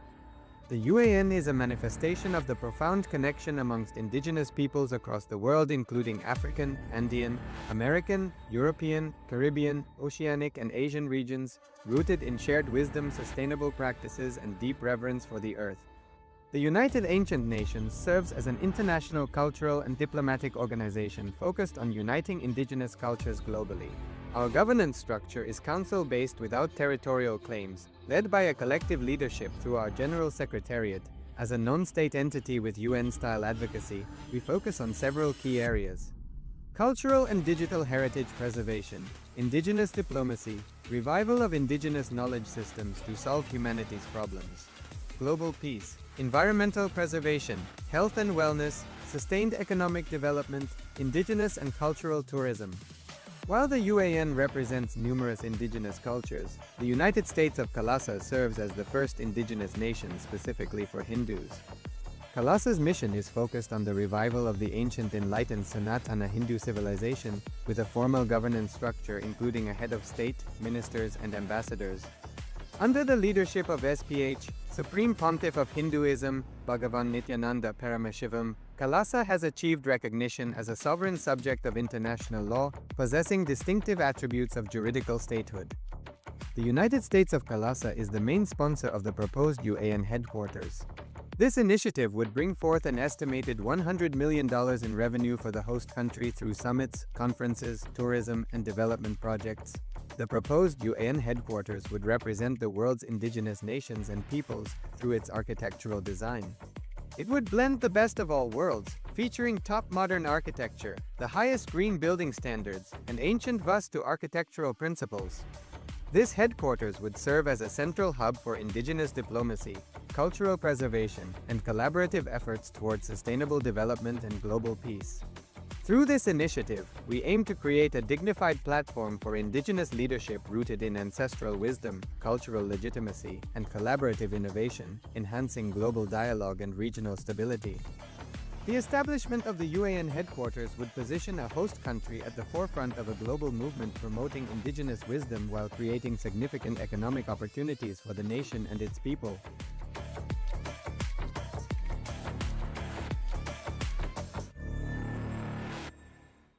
Established since 2002 in the United States of America, the United Ancient Nations is an intergovernmental organization, currently made up of 160+ members and indigenous nations. The UAN and its work are guided by the purposes and principles contained in its founding charter. The UAN is a manifestation of the profound connection amongst indigenous peoples across the world, including African, Andean, American, European, Caribbean, Oceanic, and Asian regions, rooted in shared wisdom, sustainable practices, and deep reverence for the earth. The United Ancient Nations serves as an international cultural and diplomatic organization focused on uniting indigenous cultures globally. Our governance structure is council-based without territorial claims, led by a collective leadership through our General Secretariat. As a non-state entity with UN-style advocacy, we focus on several key areas: Cultural and digital heritage preservation, indigenous diplomacy, revival of indigenous knowledge systems to solve humanity's problems. Global peace, environmental preservation, health and wellness, sustained economic development, indigenous and cultural tourism. While the UAN represents numerous indigenous cultures, the United States of Kailasa serves as the first indigenous nation specifically for Hindus. Kailasa's mission is focused on the revival of the ancient enlightened Sanatana Hindu civilization with a formal governance structure including a head of state, ministers, and ambassadors. Under the leadership of SPH, Supreme Pontiff of Hinduism, Bhagavan Nityananda Paramashivoham, Kailasa has achieved recognition as a sovereign subject of international law, possessing distinctive attributes of juridical statehood. The United States of Kailasa is the main sponsor of the proposed UAN headquarters. This initiative would bring forth an estimated $100 million in revenue for the host country through summits, conferences, tourism, and development projects. The proposed UAN headquarters would represent the world's indigenous nations and peoples through its architectural design.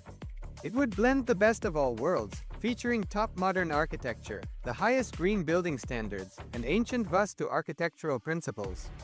This headquarters would serve as a central hub for indigenous diplomacy, cultural preservation, and collaborative efforts towards sustainable development and global peace. Through this initiative, we aim to create a dignified platform for indigenous leadership rooted in ancestral wisdom, cultural legitimacy, and collaborative innovation, enhancing global dialogue and regional stability. The establishment of the UAN headquarters would position a host country at the forefront of a global movement promoting indigenous wisdom while creating significant economic opportunities for the nation and its people.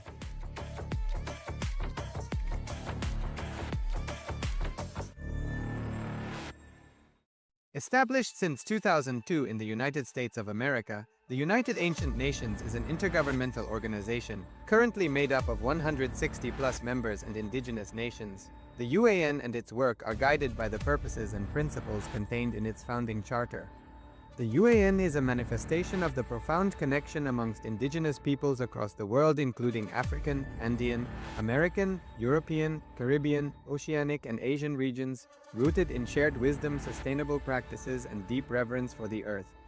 The United Ancient Nations serves as an international cultural and diplomatic organization focused on uniting indigenous cultures globally. Our governance structure is council-based without territorial claims, led by a collective leadership through our General Secretariat.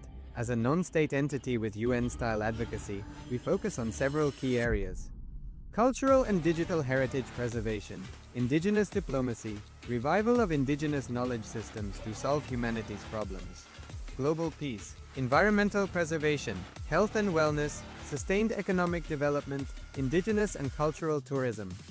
While the UAN represents numerous indigenous cultures, the United States of Kailasa serves as the first indigenous nation specifically for Hindus. Kailasa's mission is focused on the revival of the ancient enlightened Sanatana Hindu civilization with a formal governance structure including a head of state, ministers, and ambassadors. Under the leadership of SPH, Supreme Pontiff of Hinduism, Bhagavan Nityananda Paramashivoham, Kailasa has achieved recognition as a sovereign subject of international law, possessing distinctive attributes of juridical statehood. The United States of Kailasa is the main sponsor of the proposed UAN headquarters. This initiative would bring forth an estimated $100 million in revenue for the host country through summits, conferences, tourism, and development projects. The proposed UAN headquarters would represent the world's indigenous nations and peoples through its architectural design. It would blend the best of all worlds, featuring top modern architecture, the highest green building standards, and ancient Vastu architectural principles. This headquarters would serve as a central hub for indigenous diplomacy, cultural preservation, and collaborative efforts towards sustainable development and global peace. Through this initiative, we aim to create a dignified platform for indigenous leadership rooted in ancestral wisdom, cultural legitimacy, and collaborative innovation, enhancing global dialogue and regional stability. The establishment of the UAN headquarters would position a host country at the forefront of a global movement promoting indigenous wisdom while creating significant economic opportunities for the nation and its people.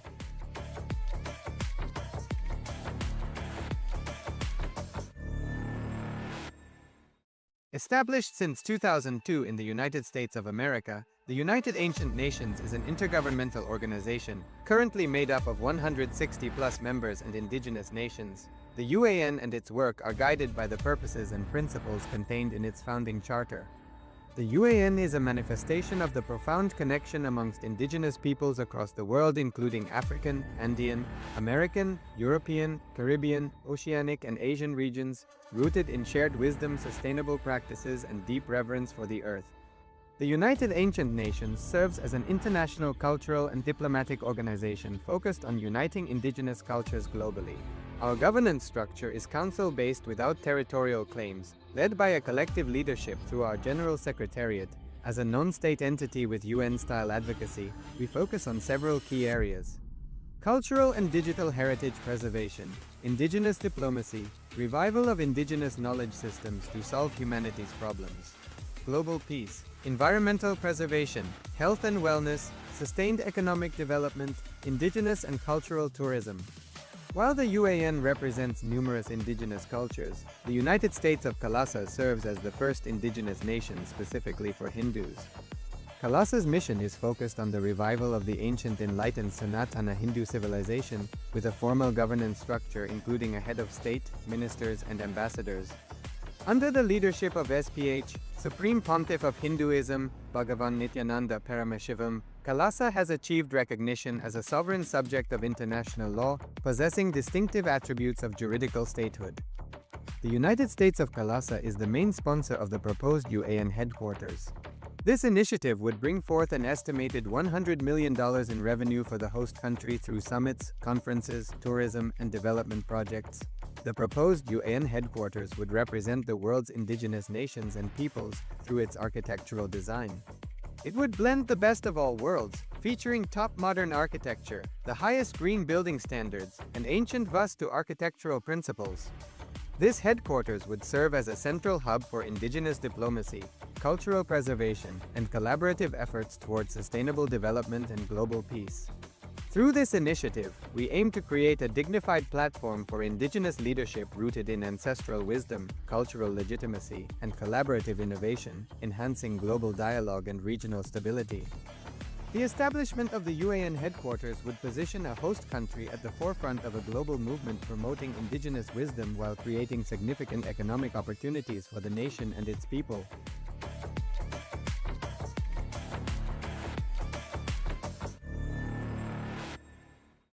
Established since 2002 in the United States of America, the United Ancient Nations is an intergovernmental organization, currently made up of 160+ members and indigenous nations. The UAN and its work are guided by the purposes and principles contained in its founding charter. The UAN is a manifestation of the profound connection amongst indigenous peoples across the world, including African, Andean, American, European, Caribbean, Oceanic, and Asian regions, rooted in shared wisdom, sustainable practices, and deep reverence for the earth. The United Ancient Nations serves as an international cultural and diplomatic organization focused on uniting indigenous cultures globally. Our governance structure is council-based without territorial claims, led by a collective leadership through our General Secretariat. As a non-state entity with UN-style advocacy, we focus on several key areas: cultural and digital heritage preservation, indigenous diplomacy, revival of indigenous knowledge systems to solve humanity's problems, global peace, environmental preservation, health and wellness, sustained economic development, indigenous and cultural tourism. While the UAN represents numerous indigenous cultures, the United States of Kailasa serves as the first indigenous nation specifically for Hindus. Kailasa's mission is focused on the revival of the ancient enlightened Sanatana Hindu civilization with a formal governance structure including a head of state, ministers, and ambassadors. Under the leadership of SPH, Supreme Pontiff of Hinduism, Bhagavan Nityananda Paramashivoham, Kailasa has achieved recognition as a sovereign subject of international law, possessing distinctive attributes of juridical statehood. The United States of Kailasa is the main sponsor of the proposed UAN headquarters. This initiative would bring forth an estimated $100 million in revenue for the host country through summits, conferences, tourism, and development projects. The proposed UAN headquarters would represent the world's indigenous nations and peoples through its architectural design. It would blend the best of all worlds, featuring top modern architecture, the highest green building standards, and ancient Vastu architectural principles. This headquarters would serve as a central hub for indigenous diplomacy, cultural preservation, and collaborative efforts towards sustainable development and global peace.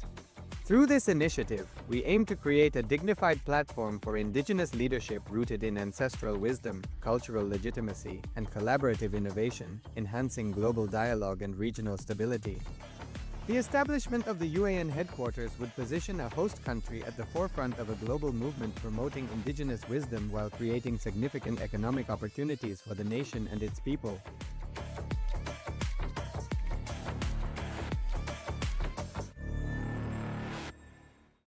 Established since 2002 in the United States of America, the United Ancient Nations is an intergovernmental organization, currently made up of 160+ members and indigenous nations. The UAN and its work are guided by the purposes and principles contained in its founding charter.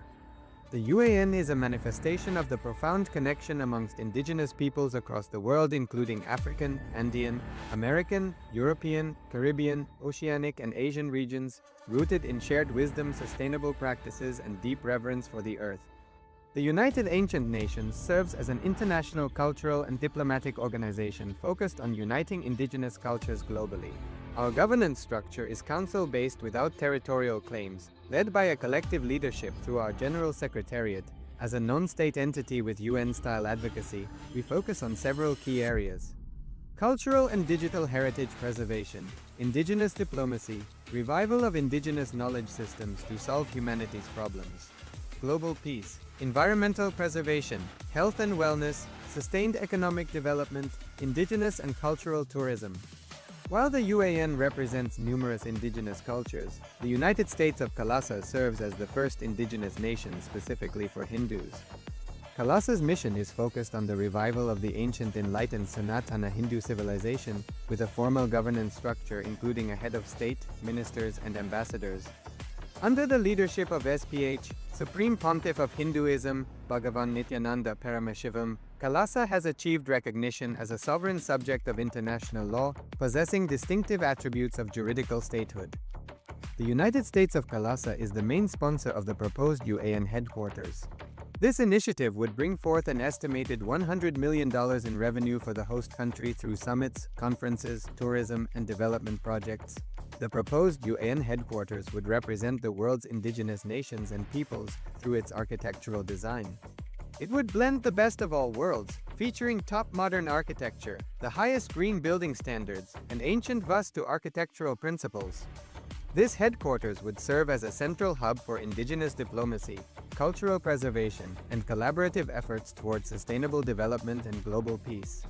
Through this initiative, we aim to create a dignified platform for indigenous leadership rooted in ancestral wisdom, cultural legitimacy, and collaborative innovation, enhancing global dialogue and regional stability.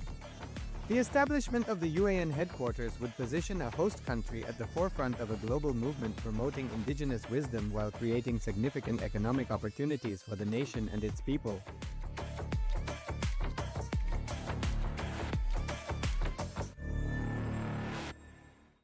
Established since 2002 in the United States of America, the United Ancient Nations is an intergovernmental organization, currently made up of 160+ members and indigenous nations. The UAN and its work are guided by the purposes and principles contained in its founding charter. The UAN is a manifestation of the profound connection amongst indigenous peoples across the world, including African, Andean, American, European, Caribbean, Oceanic, and Asian regions, rooted in shared wisdom, sustainable practices, and deep reverence for the earth. The United Ancient Nations serves as an international cultural and diplomatic organization focused on uniting indigenous cultures globally. Our governance structure is council-based without territorial claims, led by a collective leadership through our General Secretariat. As a non-state entity with UN-style advocacy, we focus on several key areas: cultural and digital heritage preservation, indigenous diplomacy, revival of indigenous knowledge systems to solve humanity's problems, global peace, environmental preservation, health and wellness, sustained economic development, indigenous and cultural tourism. While the UAN represents numerous indigenous cultures, the United States of Kailasa serves as the first indigenous nation specifically for Hindus. Kailasa's mission is focused on the revival of the ancient enlightened Sanatana Hindu civilization with a formal governance structure including a head of state, ministers, and ambassadors. Under the leadership of SPH, Supreme Pontiff of Hinduism, Bhagavan Nityananda Paramashivoham, Kailasa has achieved recognition as a sovereign subject of international law, possessing distinctive attributes of juridical statehood. The United States of Kailasa is the main sponsor of the proposed UAN headquarters. This initiative would bring forth an estimated $100 million in revenue for the host country through summits, conferences, tourism, and development projects. The proposed UAN headquarters would represent the world's indigenous nations and peoples through its architectural design. It would blend the best of all worlds, featuring top modern architecture, the highest green building standards, and ancient Vastu architectural principles. This headquarters would serve as a central hub for indigenous diplomacy, cultural preservation, and collaborative efforts towards sustainable development and global peace. Through this initiative, we aim to create a dignified platform for indigenous leadership rooted in ancestral wisdom, cultural legitimacy, and collaborative innovation, enhancing global dialogue and regional stability. The establishment of the UAN headquarters would position a host country at the forefront of a global movement promoting indigenous wisdom while creating significant economic opportunities for the nation and its people.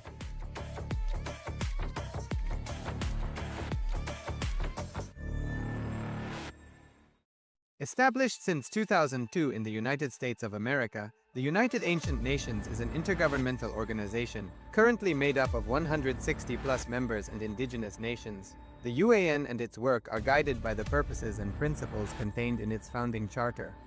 The UAN is a manifestation of the profound connection amongst indigenous peoples across the world, including African, Andean, American, European, Caribbean, Oceanic, and Asian regions, rooted in shared wisdom, sustainable practices, and deep reverence for the earth. The United Ancient Nations serves as an international cultural and diplomatic organization focused on uniting indigenous cultures globally. Our governance structure is council-based without territorial claims, led by a collective leadership through our General Secretariat.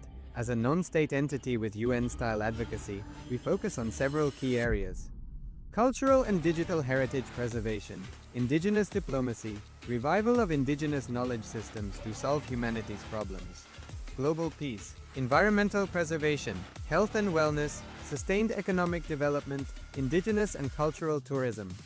While the UAN represents numerous indigenous cultures, the United States of Kailasa serves as the first indigenous nation specifically for Hindus.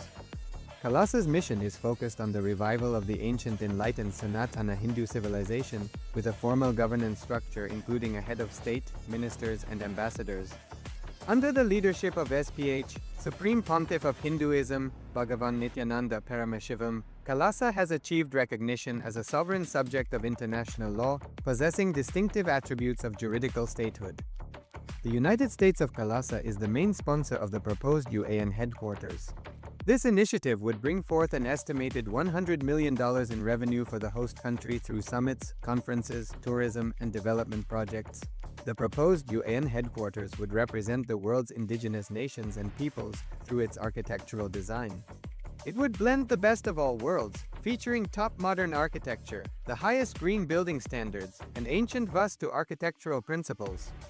This headquarters would serve as a central hub for indigenous diplomacy, cultural preservation, and collaborative efforts towards sustainable development and global peace. Through this initiative, we aim to create a dignified platform for indigenous leadership rooted in ancestral wisdom, cultural legitimacy, and collaborative innovation, enhancing global dialogue and regional stability. The establishment of the UAN headquarters would position a host country at the forefront of a global movement promoting indigenous wisdom while creating significant economic opportunities for the nation and its people.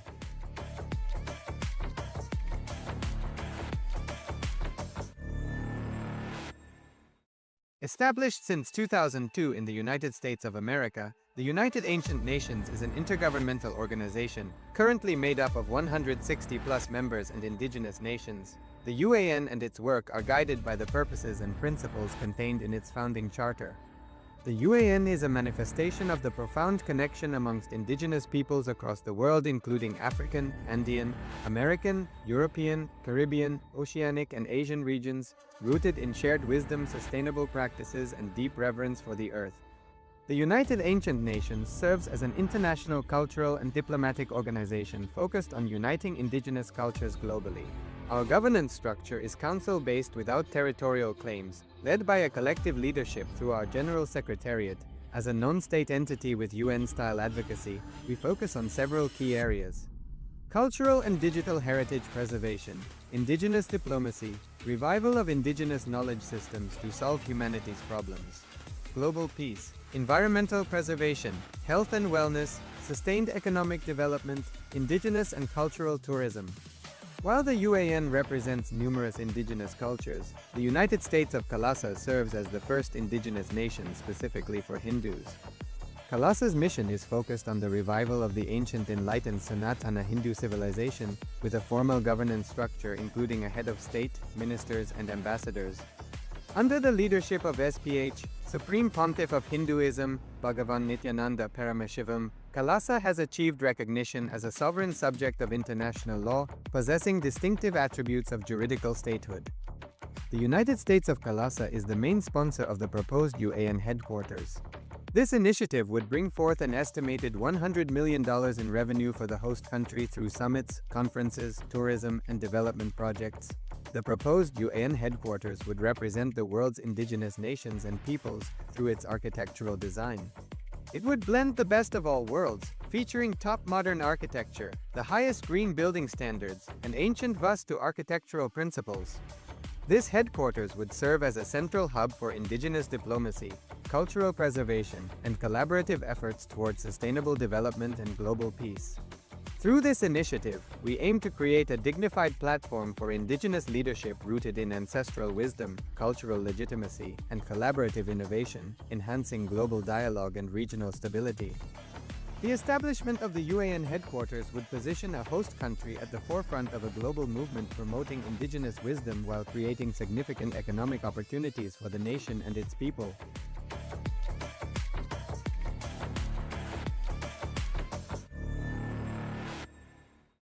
Established since 2002 in the United States of America, the United Ancient Nations is an intergovernmental organization, currently made up of 160+ members and indigenous nations.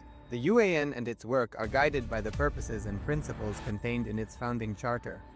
The UAN is a manifestation of the profound connection amongst indigenous peoples across the world, including African, Andean, American, European, Caribbean, Oceanic, and Asian regions, rooted in shared wisdom, sustainable practices, and deep reverence for the earth.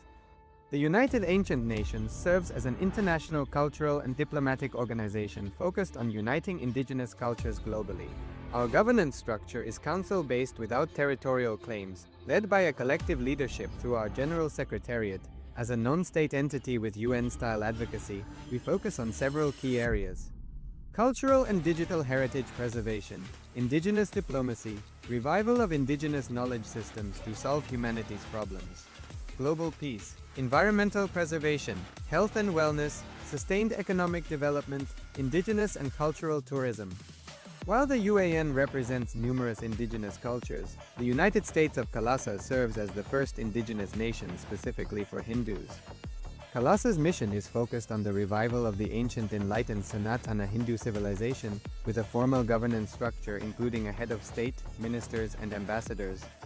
Under the leadership of SPH, Supreme Pontiff of Hinduism, Bhagavan Nityananda Paramashivoham, Kailasa has achieved recognition as a sovereign subject of international law, possessing distinctive attributes of juridical statehood. The United States of Kailasa is the main sponsor of the proposed UAN headquarters. This initiative would bring forth an estimated $100 million in revenue for the host country through summits, conferences, tourism, and development projects. The proposed UAN headquarters would represent the world's indigenous nations and peoples through its architectural design. It would blend the best of all worlds, featuring top modern architecture, the highest green building standards, and ancient Vastu architectural principles. This headquarters would serve as a central hub for indigenous diplomacy, cultural preservation, and collaborative efforts towards sustainable development and global peace. Through this initiative, we aim to create a dignified platform for indigenous leadership rooted in ancestral wisdom, cultural legitimacy, and collaborative innovation.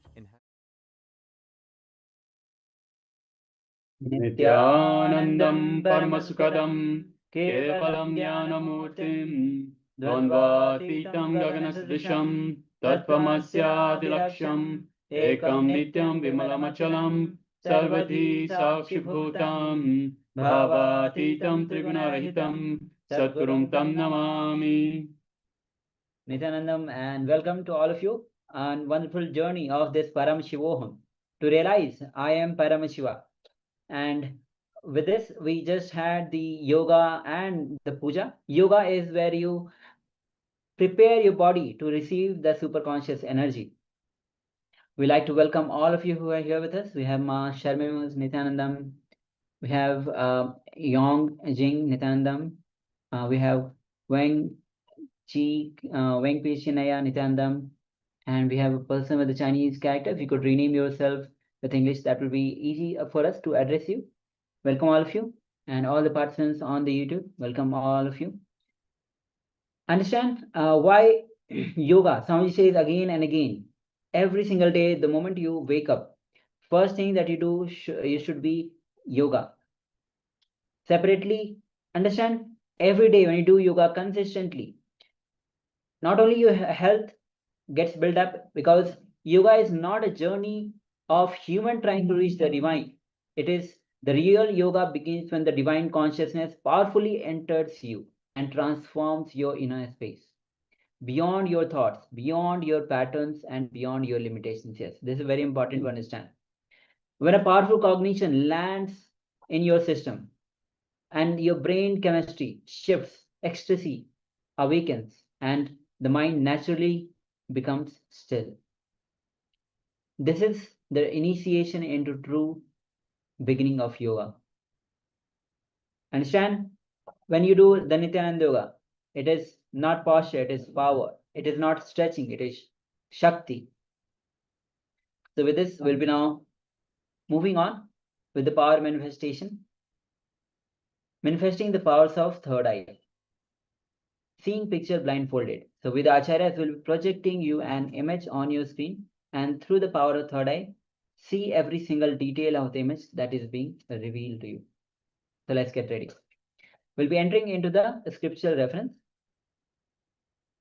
Kapalantarmano yasya tishtan militalochanaha pramena manaso dharyat lakshaye lakshamuttamam.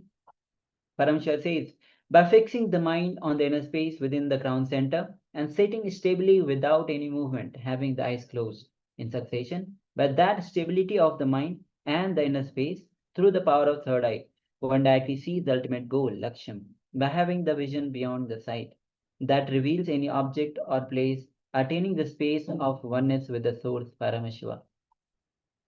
So with this, let's get ready. With Acharyas, will be projecting an image. Sit with your eyes closed, with your head, neck, spine in a straight line to facilitate the Kundalini to rise up. Also requesting everyone to please be available in the camera. Please switch on your camera. Venkveshanaya, Yongqing, Ma Sharmuz, everyone, please go ahead and switch on your camera. And let's get ready for the power manifestation. So just sit with your head, neck, spine in a straight line. Visualize Swamiji in your inner space.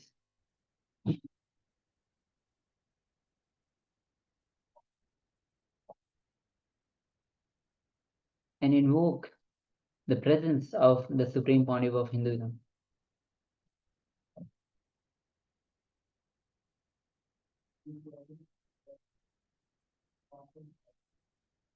Any thoughts, any patterns, any limitations that you feel, simply unclutch.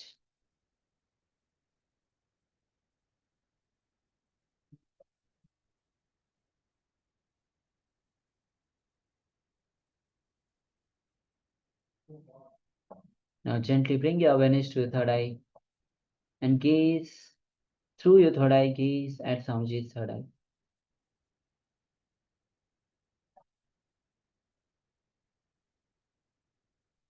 With this, let's connect with Swamiji further through the Mahavakya. Om Nityananda Paramashivoham. Om Nityananda Paramashivoham. Om Nityananda Paramashivoham. Keep your eyes closed, keep chanting the Mahavakya. And with this, let's enter into this round of our manifestation. The image is now being projected on screen. Let's begin. Paramashivoham.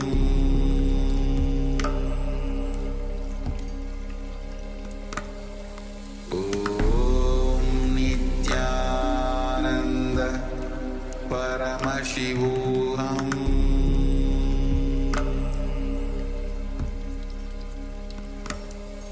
Om Nityananda Paramashivoham.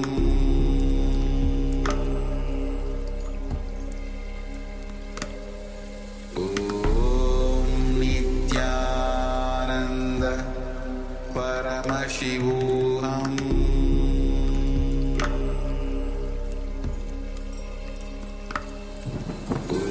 Om Nityananda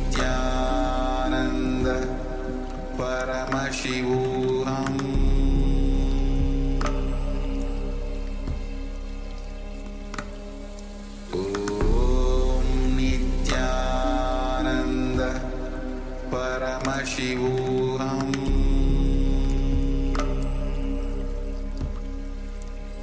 Paramashivoham.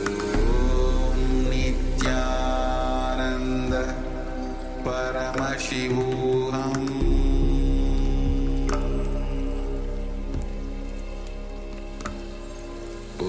Om Nityananda Paramashivoham.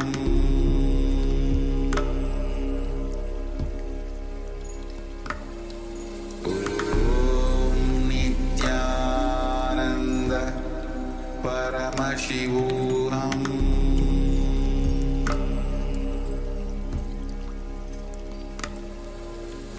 Om Nityananda Paramashivoham.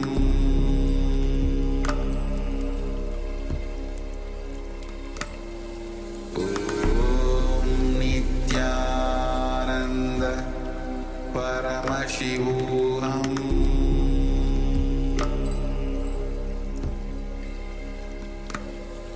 Om Nityananda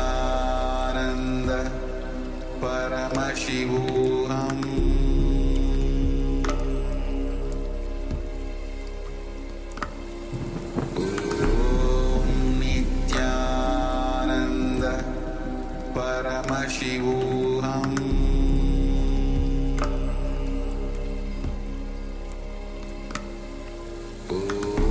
Om Nityananda Paramashivoham.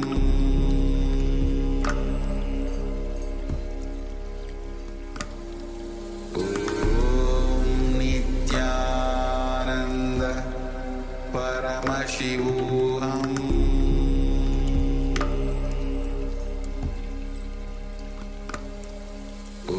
Om Nityananda Paramashivoham.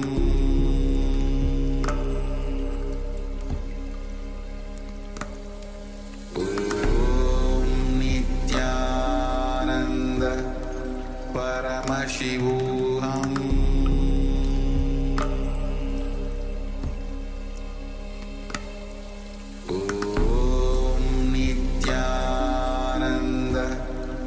Paramashivoham.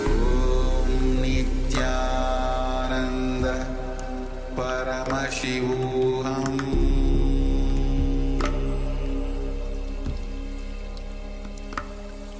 Om Nityananda Paramashivoham.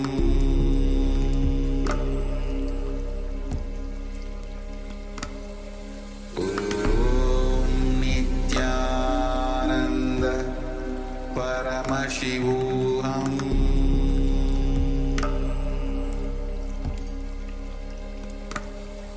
Om Nityananda Paramashivoham.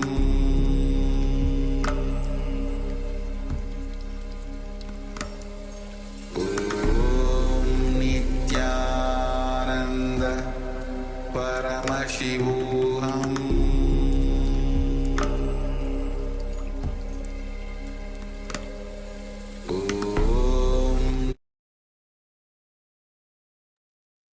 Slowly, very slowly, you can remove your eye band, you can open your eyes, let the light fall on your two eyes.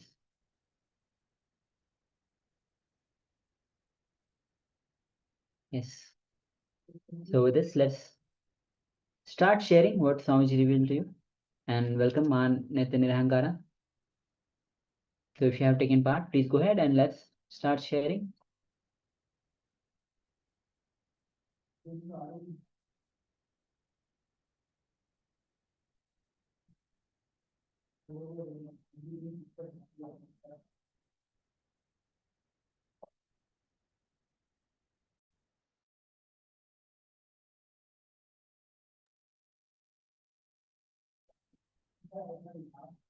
So anything that Swamiji revealed to you, please go ahead and let's start sharing.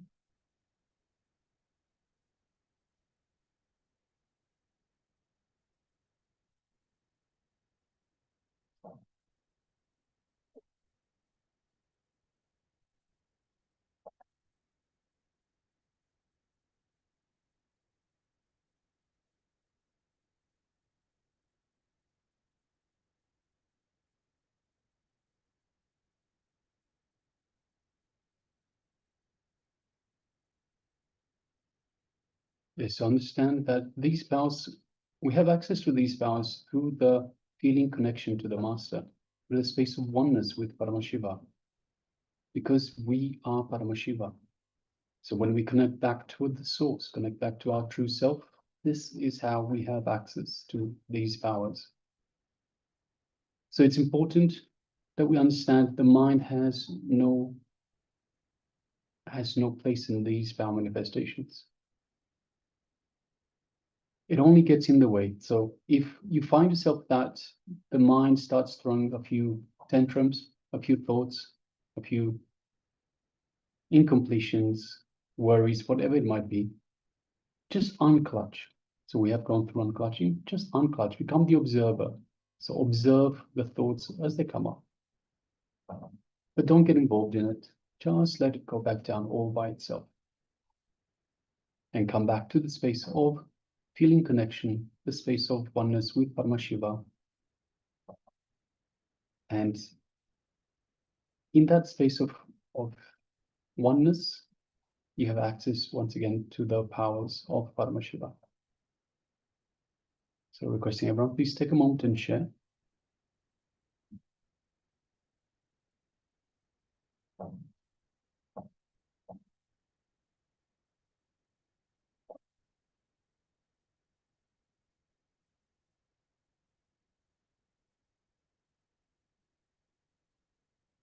Manehankara shares blue pointed roof, beige exterior wall, green palm trees, lawn, black window frames, golden sunlight, blue and white striped dry swimming pool, white fence, red and light pink small flowers. Beautiful. Lot of details. Thank you for sharing, Ma. Quite detailed as well, Ma. Thank you. All right, so let's bring back the image once again on the screen. So yes, this is the image that we had projected. As you can see, it's nice house. You can see the slopey road with the grasses. You can see the plants, and there are quite flowers. It's golden sunlight. You can see on the clouds, sky, blue sky. It could be either evening or probably in the quite early morning. You can see the lights inside the house, golden color, and Yes, so this is the overall image. If we go to more depth, we'll have more information. So let's go through the sharings. Mars Nirangara shares blue pointed roof. Yes, we definitely have the blue pointed roof, ma. Beige exterior walls. Yes, we have the beige exterior walls. Green palm trees. Palm trees. We have the trees, but in at least in this frame, there seems to be a palm tree. The gold, the lawn. Yes, so just outside you can see where the green part is there. You can that's a kind of a lawn, black window frames. Well, most of the window frames are actually white in color, but we definitely have the window frames, for sure. Golden sunlight, yes, definitely. Golden sunlight is quite visible and falling on the clouds. So beautiful, ma. Thank you for sharing. Blue and white striped rice swimming pool. We don't see the swimming pool here, but in terms of color, we definitely have the blue. We definitely have the white fence. We don't have the white fence. Red, we have a red color. If you look into the house, that roof of the house is kind of a matching with the red color, and pink small flowers. So we have some flower plants here, and that's just outside there seems to be a pinkish colors of flowers. So yes, thank you, ma'am. Thank you for sharing. Yes, well done, Mark. Congratulations for manifesting. And now let us get ready for the second round. So requesting everyone, let's get ready and do it once again, second round. Requesting everyone to please put on your eye bands and let's get ready for the second round of power manifestation, the power of third eye vision, seeing images blindfolded.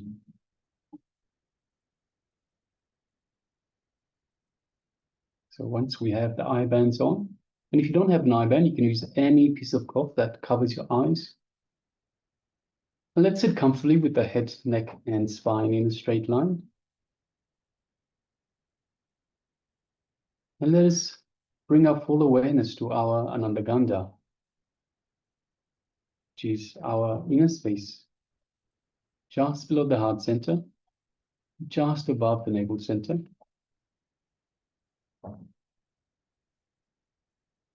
And let us connect deeply to Swamiji, connect deeply to Paramashiva in our inner space.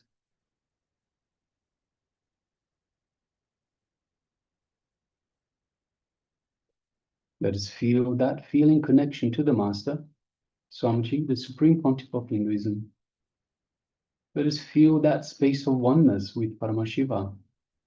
Let us feel all of that in our Anandaganda, our inner space. Just below the heart center and just above the navel center.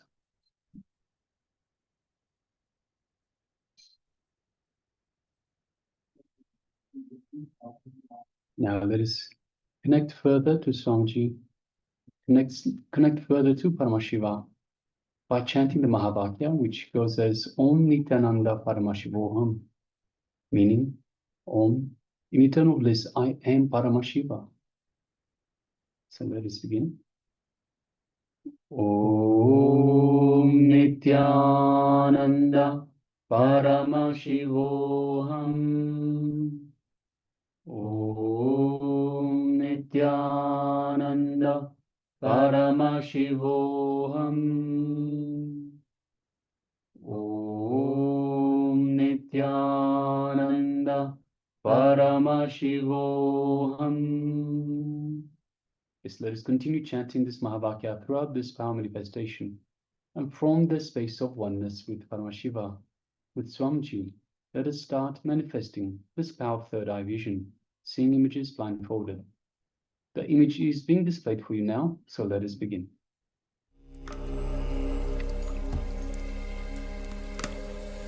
Om Nityananda Paramashivoham.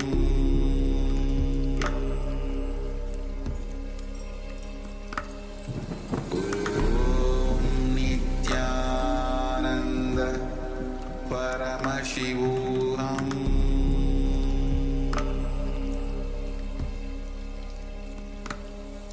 Om Nityananda Paramashivoham.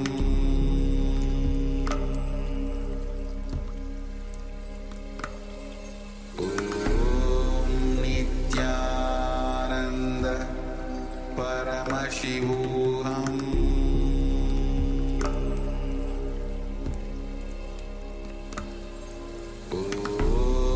Nityananda Paramashivoham.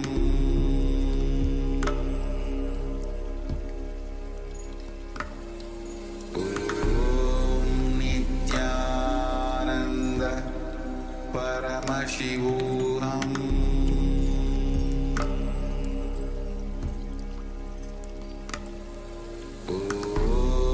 Nityananda Paramashivoham. Nityananda Paramashivoham.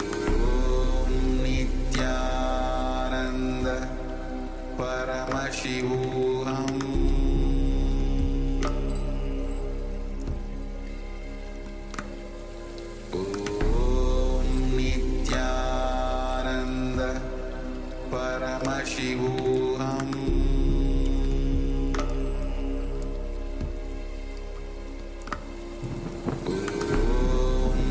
Nityananda Paramashivoham.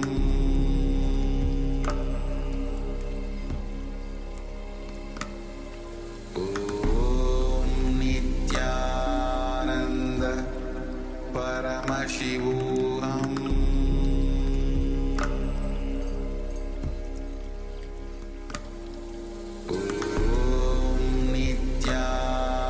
Nityananda Paramashivoham.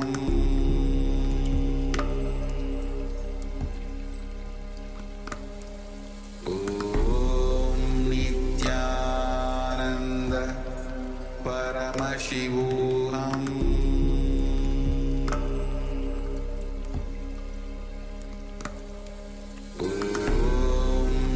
Nityananda Paramashivoham.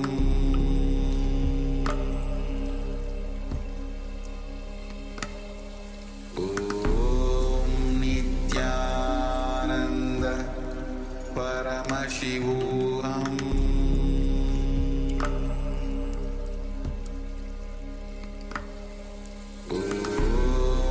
Nityananda Paramashivoham.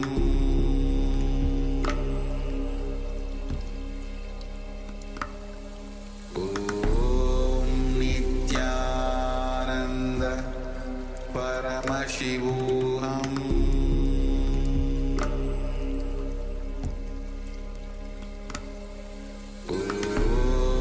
Nityananda Paramashivoham.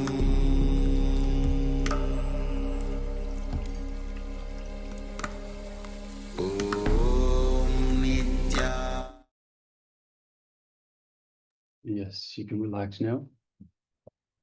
Slowly, very slowly, you can remove your eye bands. Gently let the light come back into your eyes.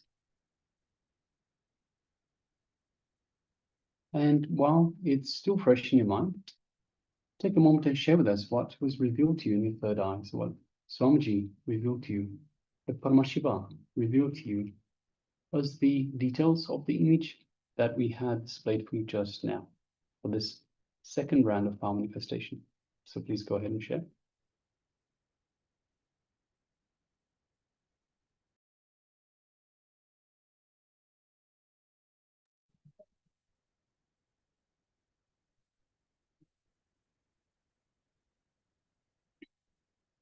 And it's important to trust whatever you are being revealed.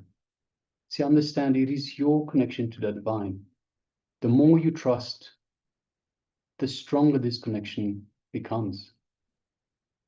So don't judge, don't have any reservations. Whatever is being revealed, please go ahead and share. And understand from the moment that you sit down with the intention to connect to the divine, with the intention to manifest this power of the divine simply manifests through you. but it will manifest itself in a way that you might understand. So don't have any preconditions. Say, show me as a vision. It might not always be a vision. It could be a sound, a smell, a touch, a sensation, a feeling, an emotion. In whatever way that you are experiencing, please trust that and just share openly. So in whatever way it is being expressed, just share that.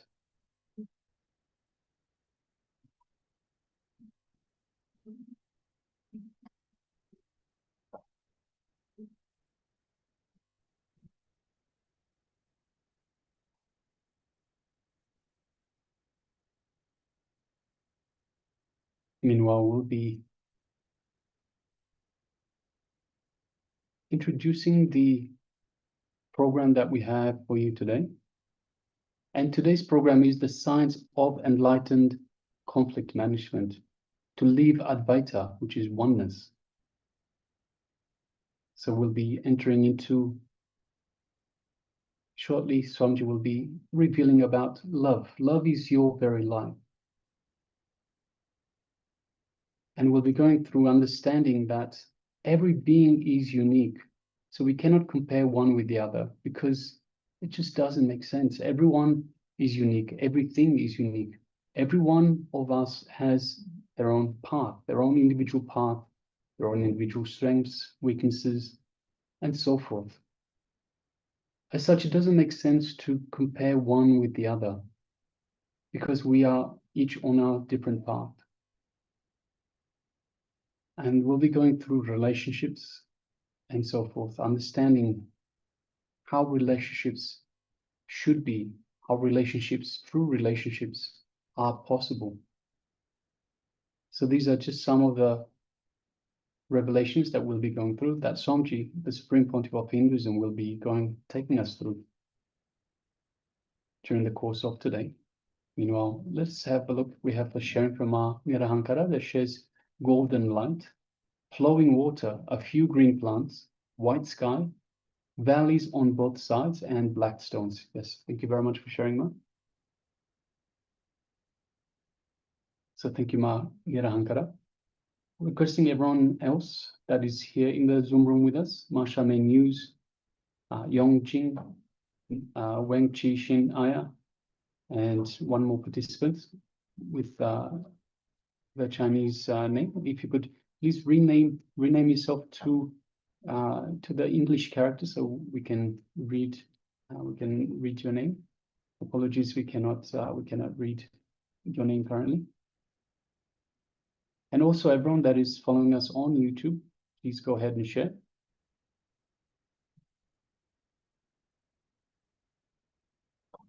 So in a few moments, we'll be revealing the image once again. So if you're still sharing, please continue to do so. Meanwhile, let's share the image with every one of you. So yes, this is the image that we had displayed for this round of power manifestation. You can see it's a stream of water that's going through the mountains, through the rocks. You can see moss and small shrubs, small leaves that are on either side of the stream itself. You can see the stream is coming down quite quickly, so it's causing a little bit of white waves, so to speak, as it's going around. And you can see right in the center of the image, it's created some sort of a small rock pool in the rock itself. So a round rock pool that is created just in the middle of the image. We can see some of the branches of trees that are on the side that are just coming down. And yes, so this is the image that we had displayed for you for this round of power manifestation. Let us have a look at the sharings now. Ma Nirahankara shares golden light, flowing water, a few green plants, white sky, valleys on both sides, and black stones. So we can see the golden light. If you have a look right at the top right-hand corner, you can see the golden light that is shining on some parts further up the stream. So we definitely have the golden light map. Flowing water, absolutely. White sky. Now we don't see the sky, but we not in this image. So in this image, two-dimensional depiction of the image itself, the place itself. We only see what we see here, but of course, Paramashiva reveals a lot more to us than we can see with on this two-dimensional depiction. So white sky is quite possibly there. Valleys on both sides. So we have mountains on both sides, but we have the valley. As you can see, the stream is coming down quite quickly, so it's reasonably steep. Black stones. So we have some of the stones you can see further up in the right-hand corner of the image. That looks kind of dark, almost black. And also on the left-hand side of the image, we can see some darker patches of black rock. So yes, Ma, spot on. Thank you very much for sharing, Ma Nirahankara, and congratulations for manifesting, Ma. So manifesting this power of third eye vision, seeing images blindfolded. So once again, congratulations, Ma. Thank you for taking part, and thank you for everyone for taking part in this power manifestation. And request everyone, please make sure that you take part in these. These are your connection to the divine. Understand, Swamiji, the Supreme Pontiff of Hinduism, has given us this program, and it's a free program. But understand, even though it's free, it's not cheap. This program used to go for as much as $21,000. So a few years ago, this was a paid program, $21,000. It is now delivered free, made available to all of you, absolutely free. It's not cheap. It is the best information you can have to have a super conscious breakthrough. So Swamiji has delivered this program to give humanity, give all of you, all of us, a super conscious breakthrough. And it is important that you take part in these power manifestations, in these revelations from the Supreme Pontiff of Hinduism, internalization exercises, everything that we do, yoga, detoxing, all of that is such an important key. Every single part is a key part, key component of the program itself. It is to give all of us a super conscious breakthrough. And so it's very important that we do that we do this power manifestations as well, because we connect to the divine. We remind ourselves we are the divine. So requesting everyone, please make sure that you take part. Once again, we are not judging. We're not judging you. We are not comparing one to the other. That is not why you are here. You are here for yourself. You are here for your conscious breakthrough, for your super conscious breakthrough, for your conscious growth. So requesting everyone, please make sure that you take part and you share as well. So not just take part, but also share the what is being revealed to you. This way you build that trust and you strengthen that connection to the divine. All right, so we've already announced the today's program. We'll be starting with a very small introduction. Swamiji will be talking on about marriage and more, and then love is your very life. It's understand, as Swamiji reveals, only when you're established in that consciousness, love radiates through you. What we know as love is attention seeking. It's not really love. Only when the person who is established in the super consciousness, in the ultimate ecstasy, can radiate love. And the more we, what we know as love is actually attention seeking. And with attention seeking, our anahata chakra gets blocked. And the more and more you radiate love, the anahata chakra gets unblocked. So we'll be entering into this revelation of Swamiji, where Swamiji himself will be guiding us as to what is love and how love is the way of life itself. When we say life, life is that infinite consciousness, the cosmic energy. So please come to the space of listening, and let's begin.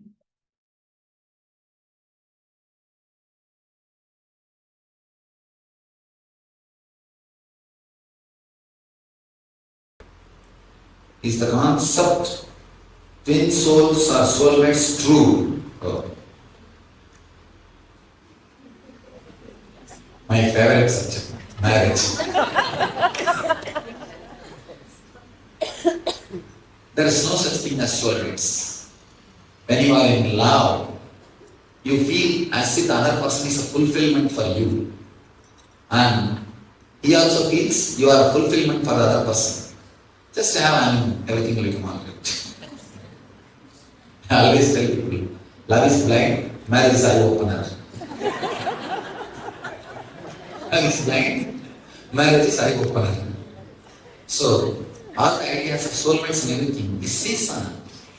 It is only seasonal. It is not eternal. Soul does not need any second person to be in bliss. By its own presence, it is all fulfilling and enjoying and exploding. What is a relationship without expectation?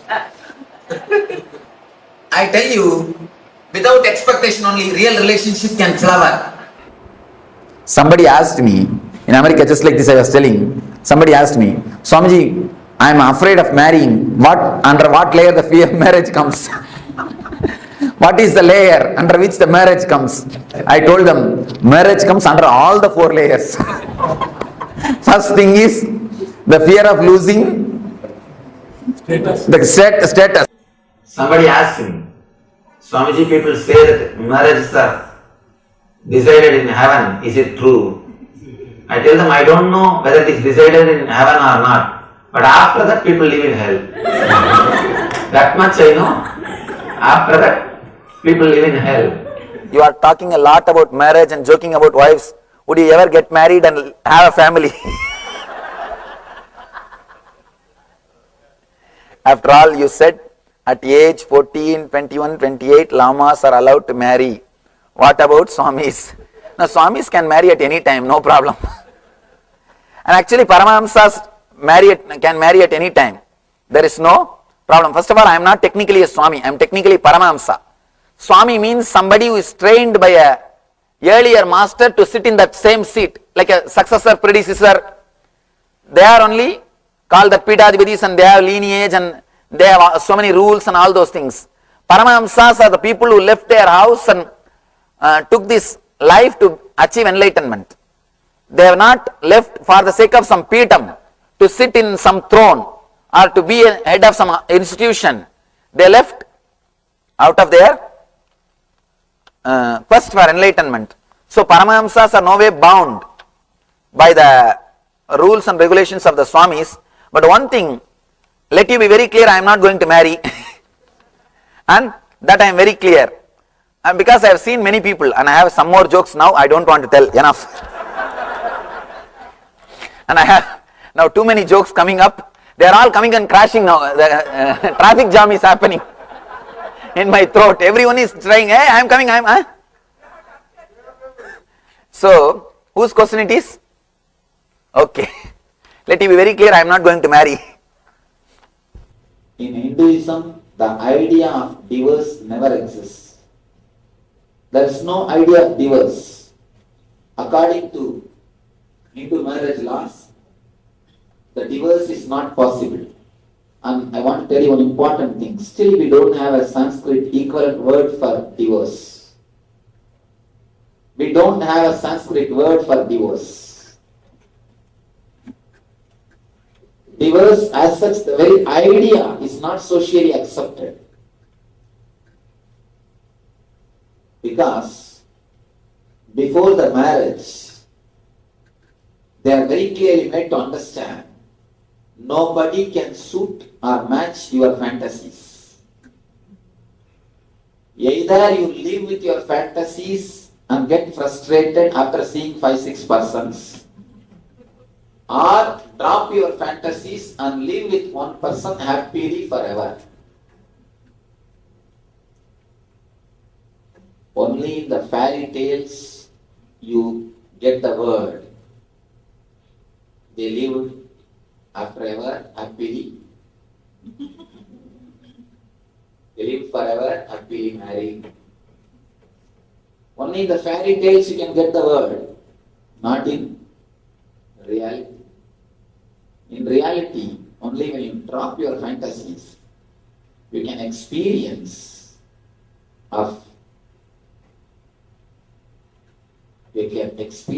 what I call Brahmacharya.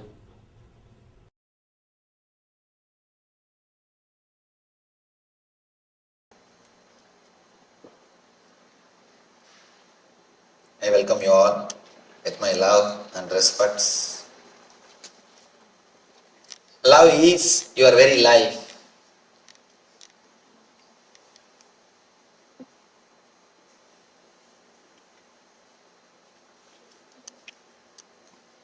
It's beautiful. After the Viswarupa Darshana, showing the cosmic form, giving the experience of cosmic consciousness,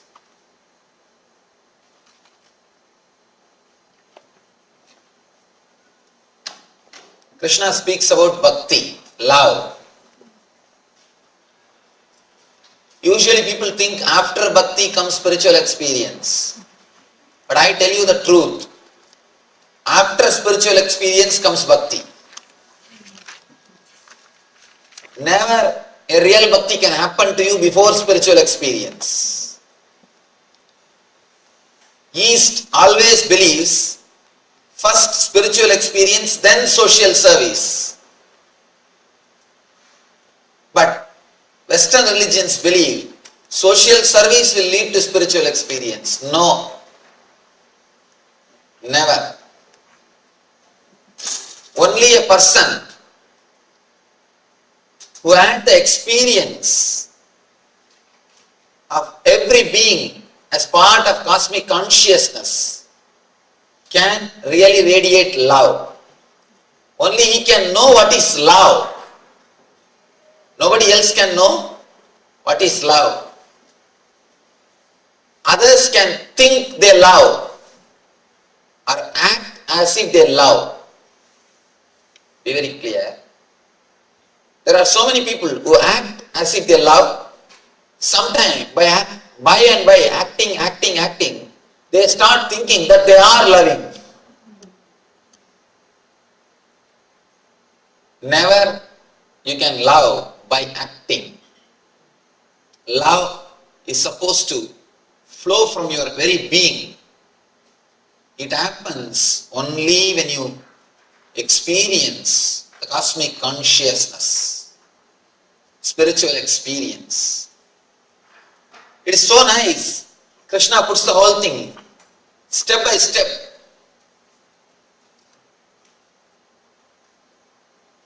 Really, after the spiritual experience, the gratitude, so much of gratitude overflows in your being. So much of love overflows in your being. You start radiating it. You start radiating.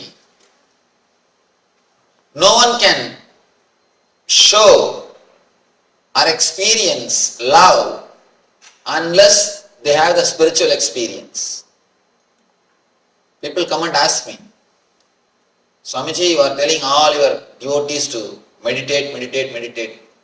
What is the use? Why don't you tell them to do service?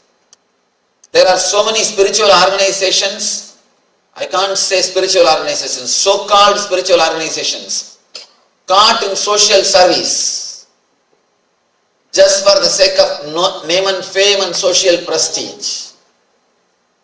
There are so many organizations. Organized charity, I always tell people, organized charity is beautiful way of cheating yourself and others. Charity can never be organized. It just flows. It can never be organized. The moment you organize it, the whole thing has got different quality, different color, different purpose. Different color, different quality, different purpose.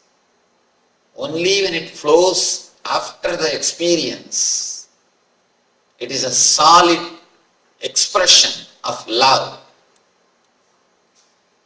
There is a beautiful saying in Zen Buddhism. Whatever Buddha does, even if he kills somebody, it will do only good to him. But an unenlightened man, whatever he does, even if it is a great service, it will do only bad for him and the society. Good or bad, is not decided by doing, it is decided by being. When an enlightened man does, even small things lead to great good things or good results in the world. When unenlightened people do, even a great truths lead to misery and destruction. See, a simple word uttered by Buddha, watch your breath, or observe, witness your inhaling and exhaling. Simple truth discovered by Buddha. Thousands of people have become enlightened through this Vipassana meditation. The simple one technique, Vipassana, thousands of people have become enlightened. When Buddha utters even ordinary truth, even ordinary simple truth leads thousands of people to higher consciousness. If an unenlightened person discovers even a great truth leads to destruction. See the atomic bomb. Great truth, the theory of relativity. Great truth. But when it comes out from unenlightened mind, it always leads to destruction. Important thing. I was just reading a statistics report in a magazine. They say all the governments, all the countries in the world have got enough of atomic weapons which can burn planet Earth 700 times. Not once or twice. Once burning the planet Earth is enough. The atomic weapons they have stored, they have piled, can destroy planet Earth 700 times. Any single person with sadistic attitude, if he goes and sits in the seat or if he gets the power, the whole humanity is in danger. We have everything ready. Just somebody has to come and press the button. He should be mad enough, should be sadistic enough to press the button. The global suicide will happen. So much of atomic weapons are piled. See, it's a great truth. The theory of relativity is such a great truth, but expressed from unenlightened mind. So naturally it leads to destruction. Deed or word by themselves don't do good or bad. It does good or bad based on the consciousness from which it emits. Based on the consciousness from which it expresses. Only after the experience you feel the gratitude. It's your solid experience that every living being is God. You start radiating love. Your very being becomes love. Krishna starts the Bhakti Yoga after Visurupa Darshana Yoga. After that experience, he starts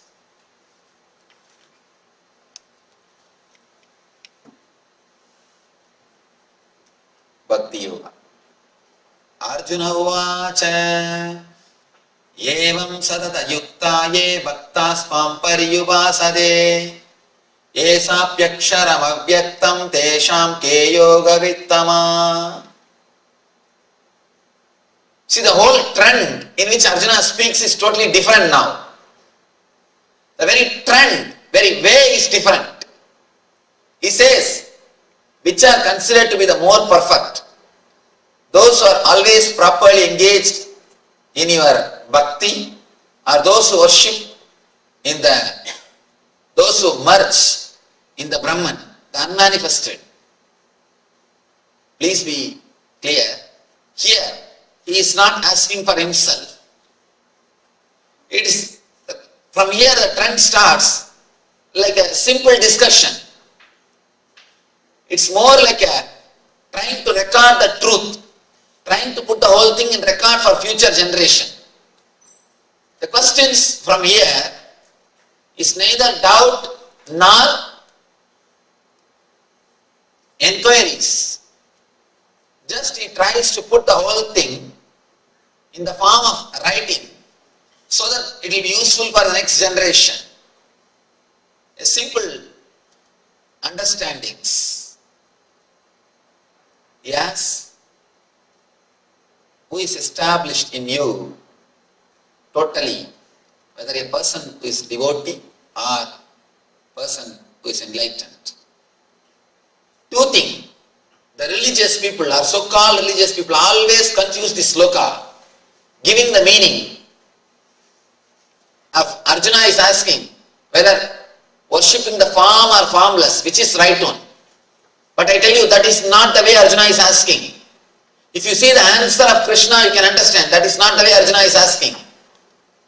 Arjuna is asking, is it good to be established in the same consciousness or to express the love and gratitude which is created by the conscious experience to the whole universe, to every being?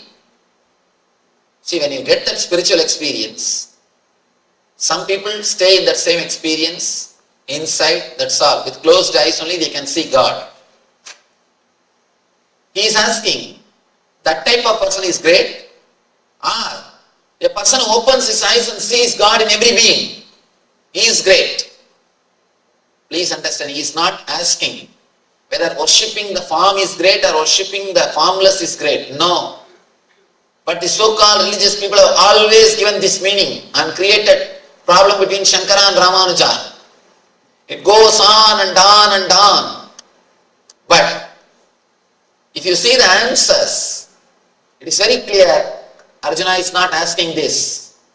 He is asking, should I be established in that same experience, or should I express the gratitude which is happening to me? Expressing the gratitude which happens because of the experience is bhakti. Having that experience and rejoicing, staying in that experience is jnana, that's all. But Krishna's answer is, both are one and the same. Both are one and the same. And both are not two different things. How the first one leads to second one, and the second one leads again back to first one. You see, you must have heard about the vicious circle. First one leads to second one, and second one leads to the first one. And now I wanted to introduce a new word, virtuous circle. Vicious circle leads to low energy, to a lower level of consciousness. Virtuous circle leads you to higher energy, higher level of consciousness. Bliss and devotion. Bliss and gratitude. Gratitude and bliss. These two are virtuous circle which leads you to the higher consciousness. Bliss means the experience leads you to expression, gratitude, service. Again, the expression, the gratitude or service leads you to bliss. One leads to other, the other leads to first. So it is called virtuous circle. Usually we are caught in the vicious circle.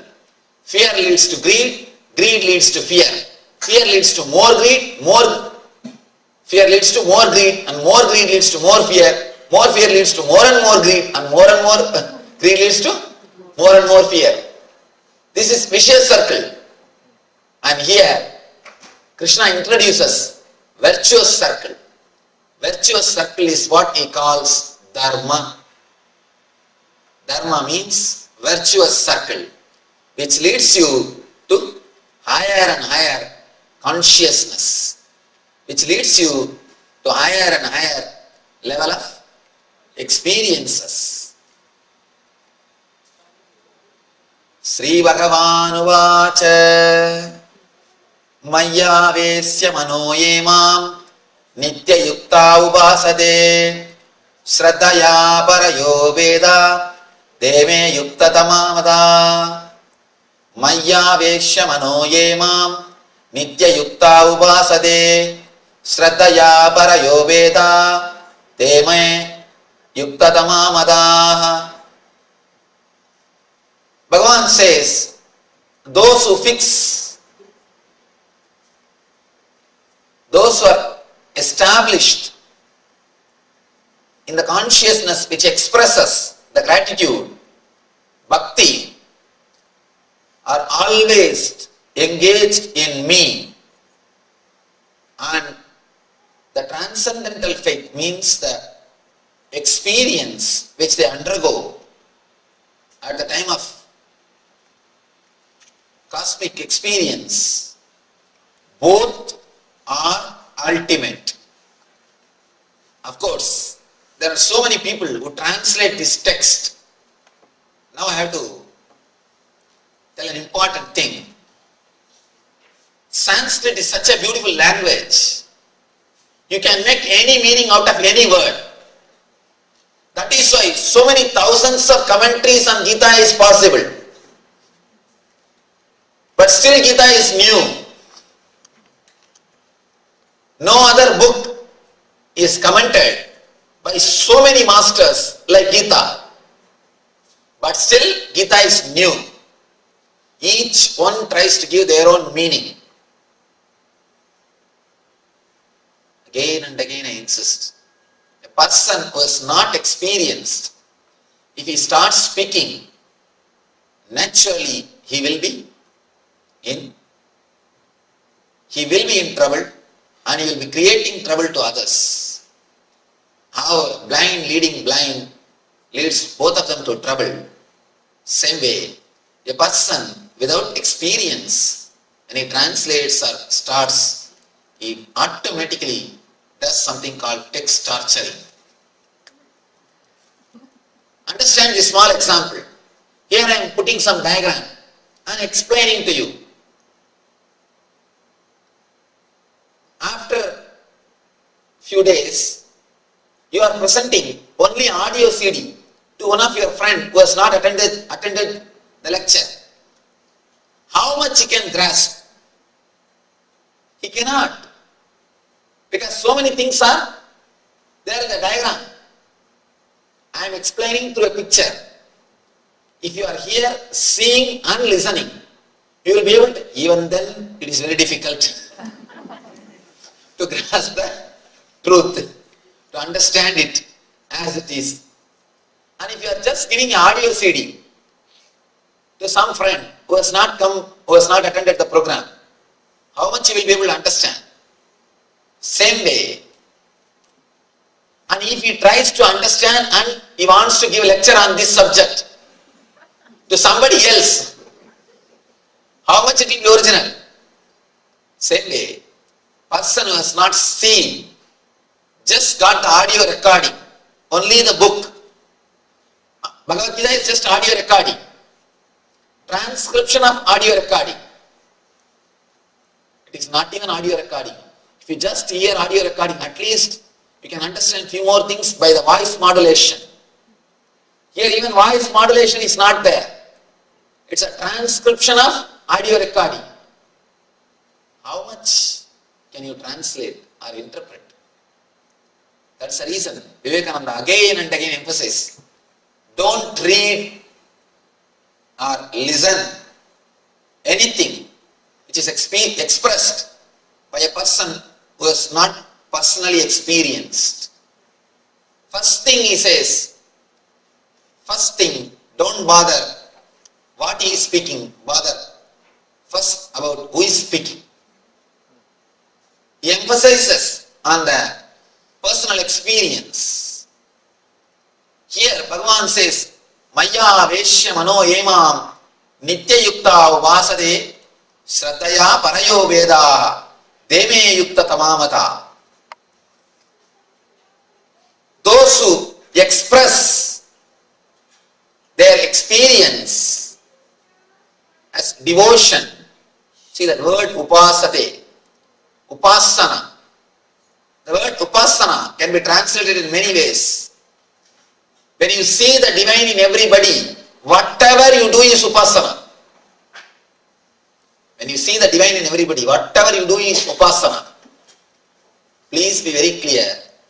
When you don't see the divine in everybody, you can't see divine in any statue or in any master. First be very clear. If you don't see divine in living beings, you can't see divine in a God or in a guru. Somebody goes to Ramanuja. Ramanuja is a great master.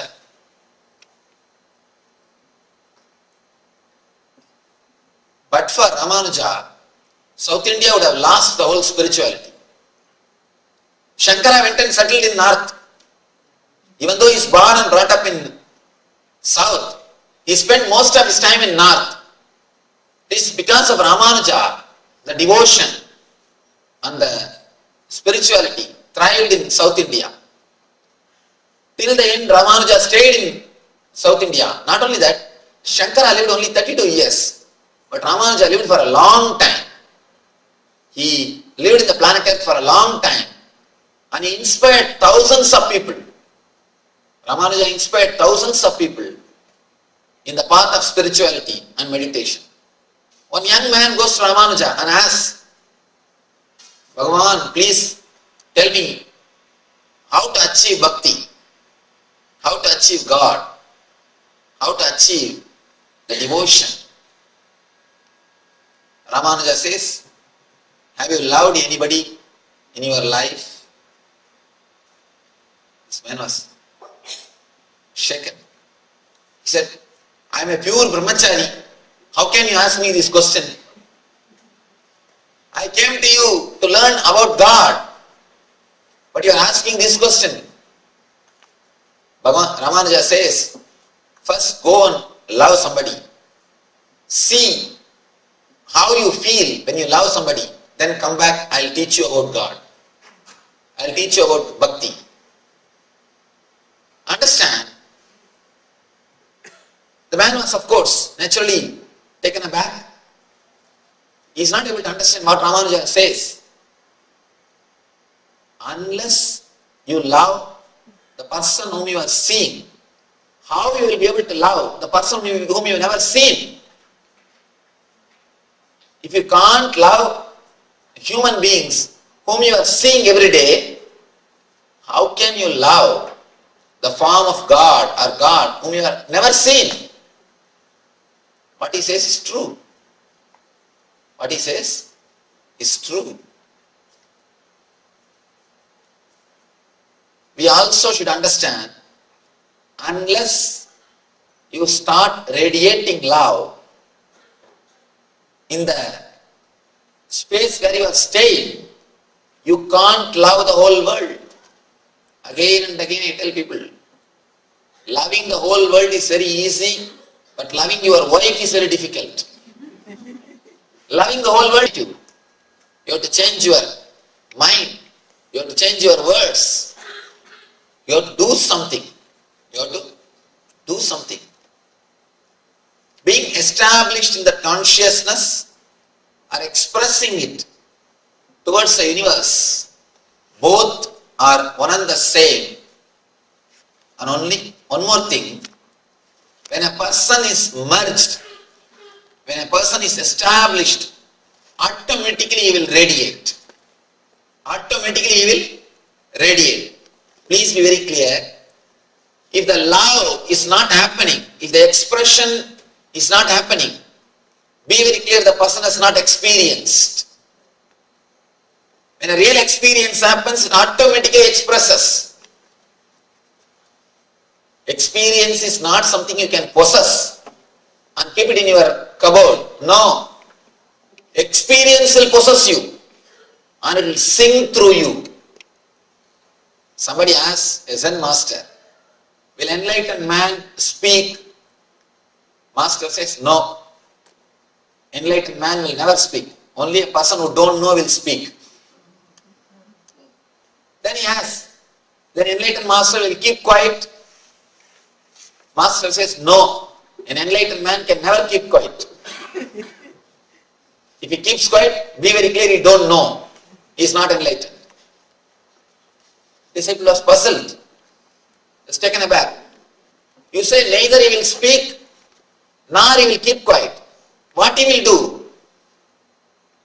Master replies, he will sing. His very being will sing. He will neither speak nor keep quiet. His very being will sing.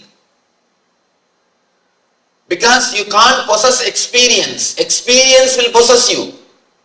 When experience possesses you, whatever you do will be a song.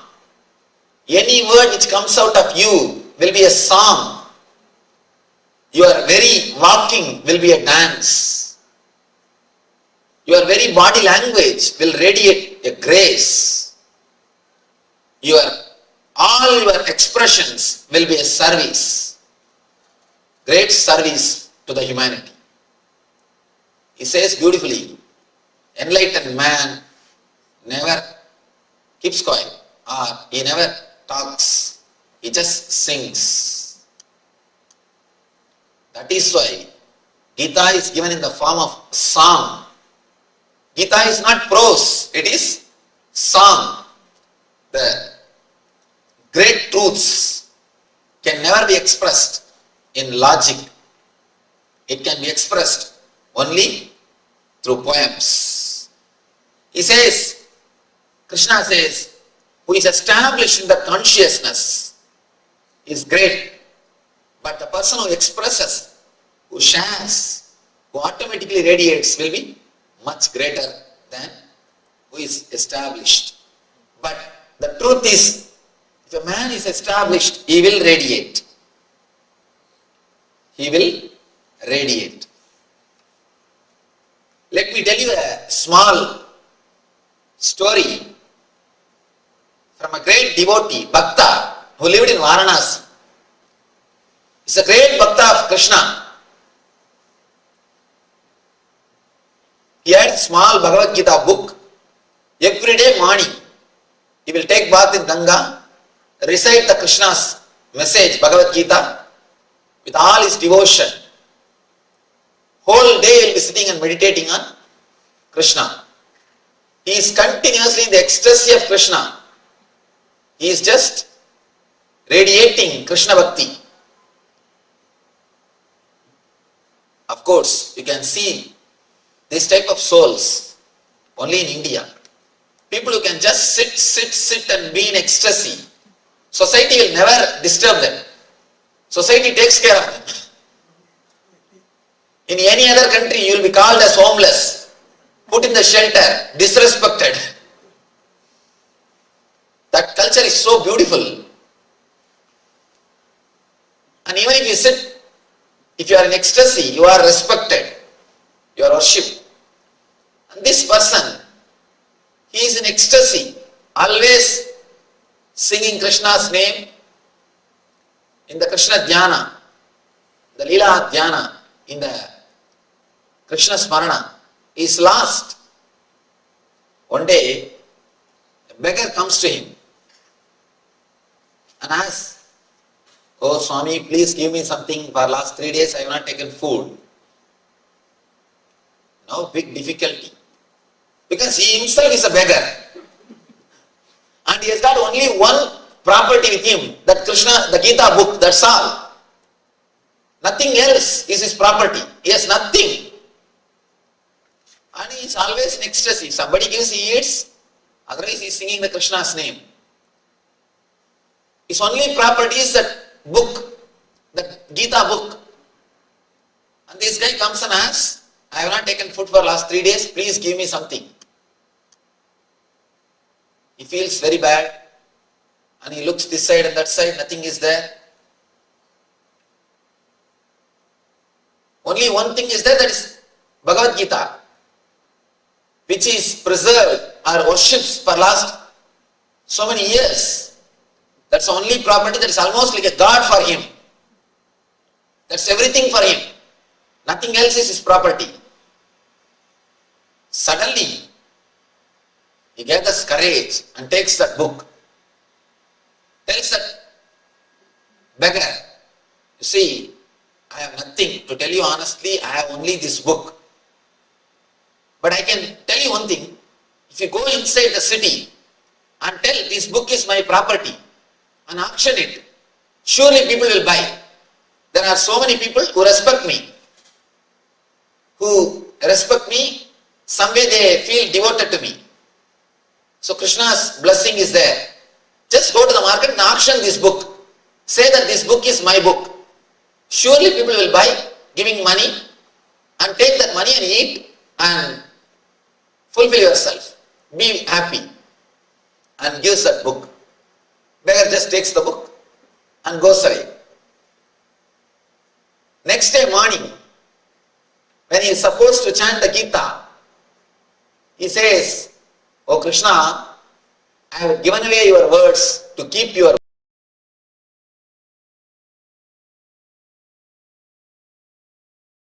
Yes, welcome back. So wonderful revelations.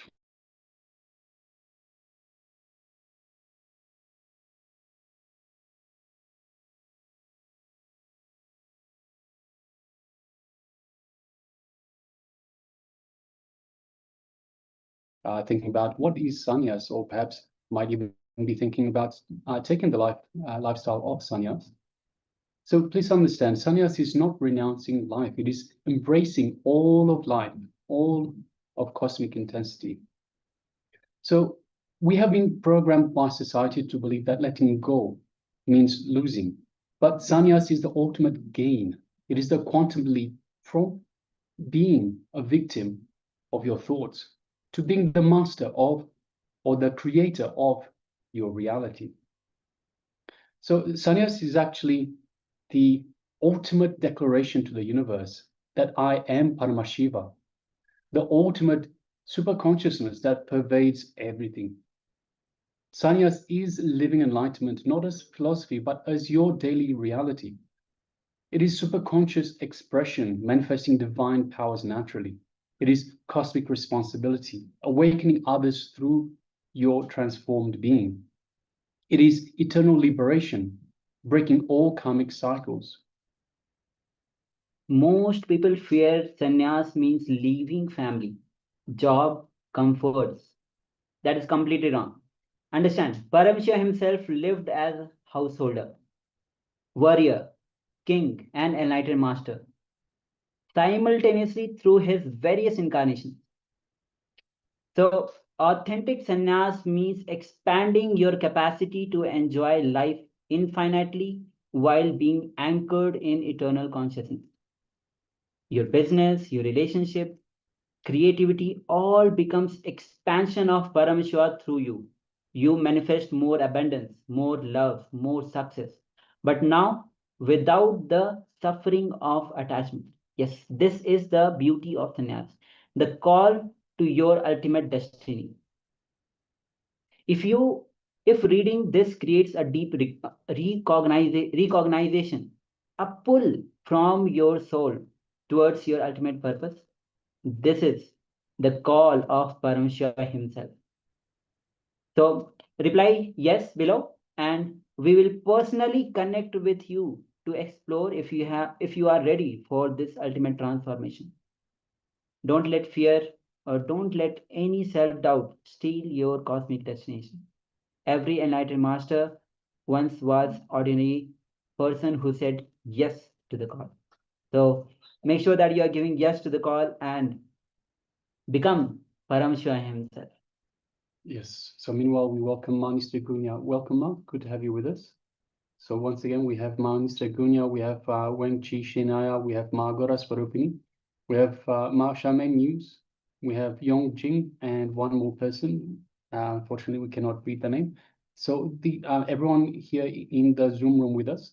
So once again, this is just a little bit of information about sannyas, and if you are interested in sannyas, then let us know. Reply with a yes below, and we will give you some more information about sannyas, and perhaps even start your journey to the path of enlightenment through sannyas. All right, so now let us move on to the next segment, which is a detoxification segment. So during the course of the program, of course, detoxification is a very important part itself, as everything in the program itself is a very key important part. So there is nothing that should be left out, nothing that deserves to be left out. Everything is absolutely the greatest thing that you can do. And so detox is no different. Detoxification removes the toxins that are built up in your body over the course of your lifetime. So let us enter into this detoxification with herbal tea. Now, this herbal tea, so herbal teas in general, should be ideally had late in the evening, about 2 hours after a meal, on a light, empty stomach, and of course, it is best served hot. This will be giving you the how to make it in just a little while, but this will take roughly about 5 minutes. So just about 5 minutes to prepare this herbal tea, and this is just for 1 cup. So the serving of 1 cup, and this is directly from Ayurveda. Now it is bring any combination of Siddha herbal leaves. So there's a number of Siddha herbal leaves that we mentioned. Let's share this slide with you, so you can have a look at the. You can see the leaves itself, the herbal leaves themselves. So you can see Adimaduram, which is the licorice. You can have Karsilankani, which is false daisy. Ponangani. Now these are names in Tamil, so it's important that you take note of the Tamil name and you search what these are called in your local area. So you can get from your local area. It'll be in names for your local area as well. So Ponangani, Karpulavali, mango leaves. I mean, the mango leaves are pretty universal. Or tulsi leaves with 1 glass of water. So bring any combination of these herbal leaves to boil in 1 glass of water. And after you bring it to boil, just filter and serve it with perhaps honey or organic jaggery to sweeten. So according to how sweet you want. And then finally, you can add a few drops of lemon juice. Now, it is important that we understand for diabetic patients, please avoid jaggery or any other artificial sweetener.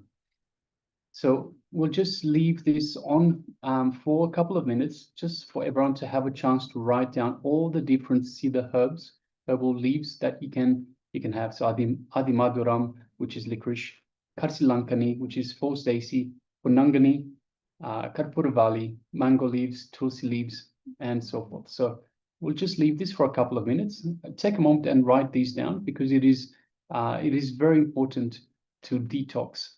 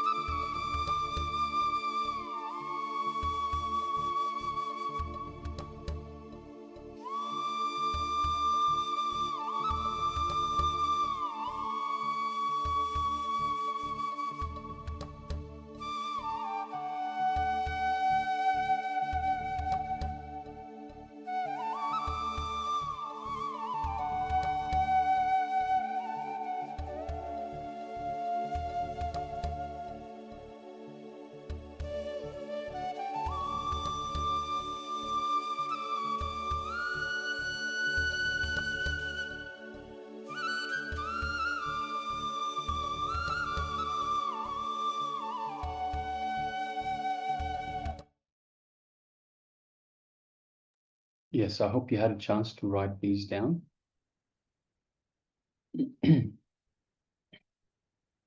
Yes. So now we'll be entering into what are the powers of Siddha herbs. With Siddha herb, you can become a Dhira. A Dhira means able to discriminate the authentic and inauthentic. You can build immunity. And Siddha herbs acts as Aushadha. You can receive enlightenment itself and manifest powers with Siddha herbs. For a clean stomach, helps in problems of acidity, gas, constipation, helps hydration, clean, straight vision. Eyes will not flutter too much. It will be bright and fresh. And with the Siddha herbs, you can overcome tiredness and feeling sleepy. Siddha herbs never are addictive or cause addiction. Yes, so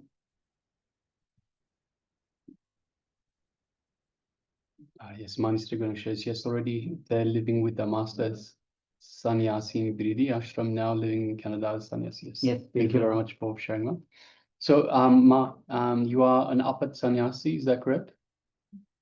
Manister Gunya?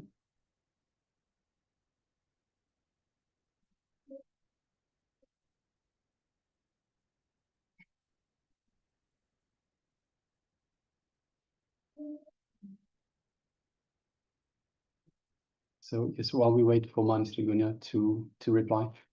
So these are the Siddha herbs. So for detoxing, for all the different benefits that it has. So to become a dhira, to build immunity, receive enlightenment itself and manifest powers, clean stomach, clean straight vision, overcome tiredness, feeling sleepy, all of that, these Siddha herbs are helping us to achieve, to become. And of course, very importantly, there are herbs that there are Ayurvedic herbs that are authentic herbs that will never cause addiction. It cannot cause addiction.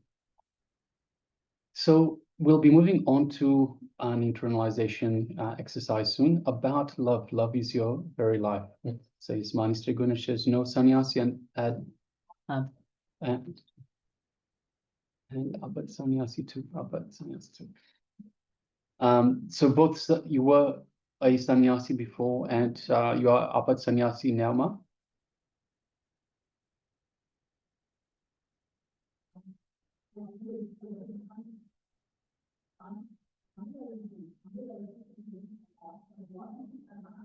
Ma, you can just, if you like, you can just unmute yourself and speak, Ma.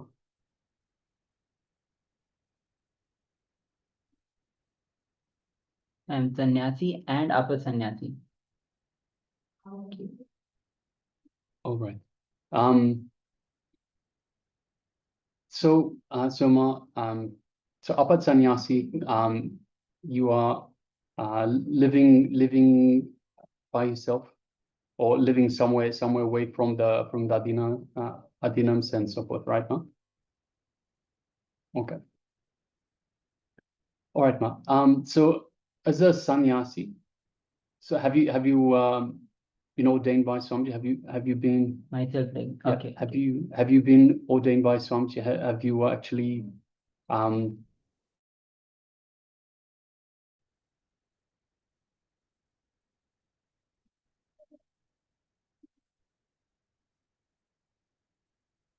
Yes, ordained by Swamiji. All right. So once you have taken the initiation by Swamiji, ordained by Swamiji, you can move to the Kailasa ecosystem. Kailasa ecosystem where this not only whole 1 year, Swamiji is giving opportunity for 1 year at least to get trained as a sannyas lifestyle. Starting with especially those who are coming as a sannyasi, they will be attending the Paramashivoham program, they will be attending the Yogam program, and for the almost like 1 month, they'll be getting trained for the sannyas lifestyle. And further, if they wish to move, you can stay permanently, and a decision is up to you. So make sure that you're taking this jump. Yes, but so if you like to take the next steps in terms of being a Kailasavasi, you can certainly do that as well. So if you'd like more information, if you'd like to take the next step as well, please you can let us know. All right, and the same. So for everyone out there, so if you have an interest, a calling towards sannyas, then let us know. Just answer with a yes below, and we can we can contact you and have a chat to you and see in terms of your interest, if you're ready, how to take the next steps, how to take the jump into the lifestyle of a sannyasi, the royal path to enlightenment, as Swamiji puts it. All right, so now let us move on to the internalization exercise about love is your very life. Understand that only a person who has the experience of every being as part of cosmic consciousness can really radiate love. So Swamiji tells us beautifully, unless you are experiencing the cosmic consciousness, all the love is really just attention need. So good or bad is not decided by doing. So this is also very important. Understand that good or bad is not decided by doing. It is decided by being. Because you can do something but have the wrong intention. So you can do something good but with the wrong intention. And you can do something bad but have a good intention. But it is your being that decides whether you are good or bad. And understand also that dharma means virtuous circle. It is that which leads you to higher and higher consciousness, which leads you to higher and higher levels of experiences. So these are just some essence points from Swamiji's revelations. So now we'll be entering into the meditation to feel the love overflowing in you. So requesting all of you to please sit down. Sit down comfortably by yourself with your head, neck, spine in a straight line. And please close your eyes. And bring your awareness to the heart region. And exclude everything else. Focus only on the heart. Visualize your heart as an endless reservoir from where the blessings can flow. Feel every heartbeat deeply. Let every beat resound through you. Between the heartbeats, feel the energy of love happening.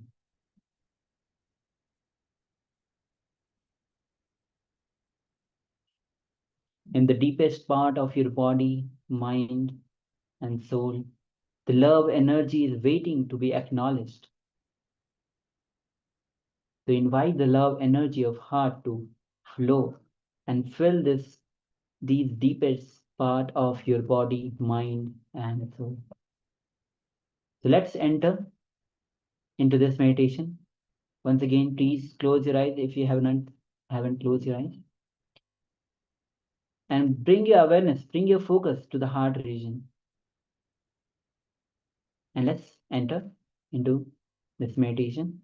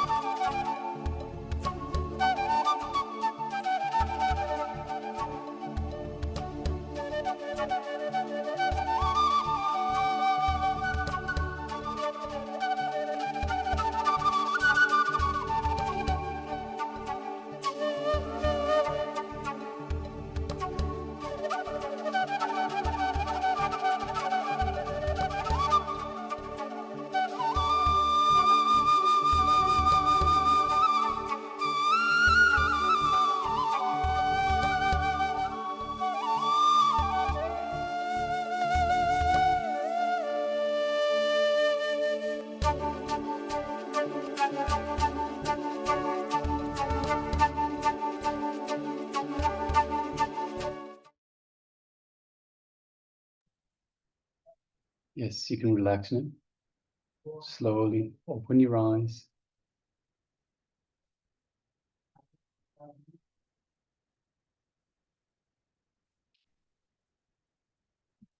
And now take a moment and let us know how you feel after this meditation technique to feel the overflowing love inside you.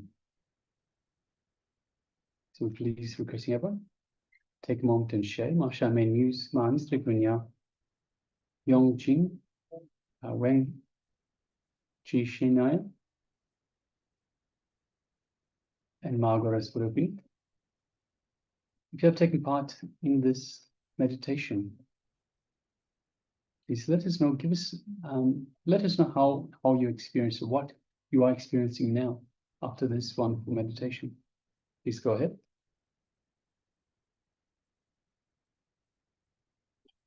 Understand sharing as well.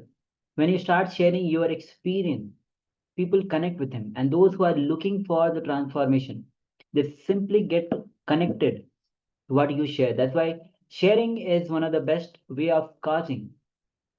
So sharing, the more and more you start sharing what you experienced, because people are looking for the transformation. So, and Swami says that any in this long journey of super consciousness, wherever we are, enriching others, helping each other to grow, to transform is enriching.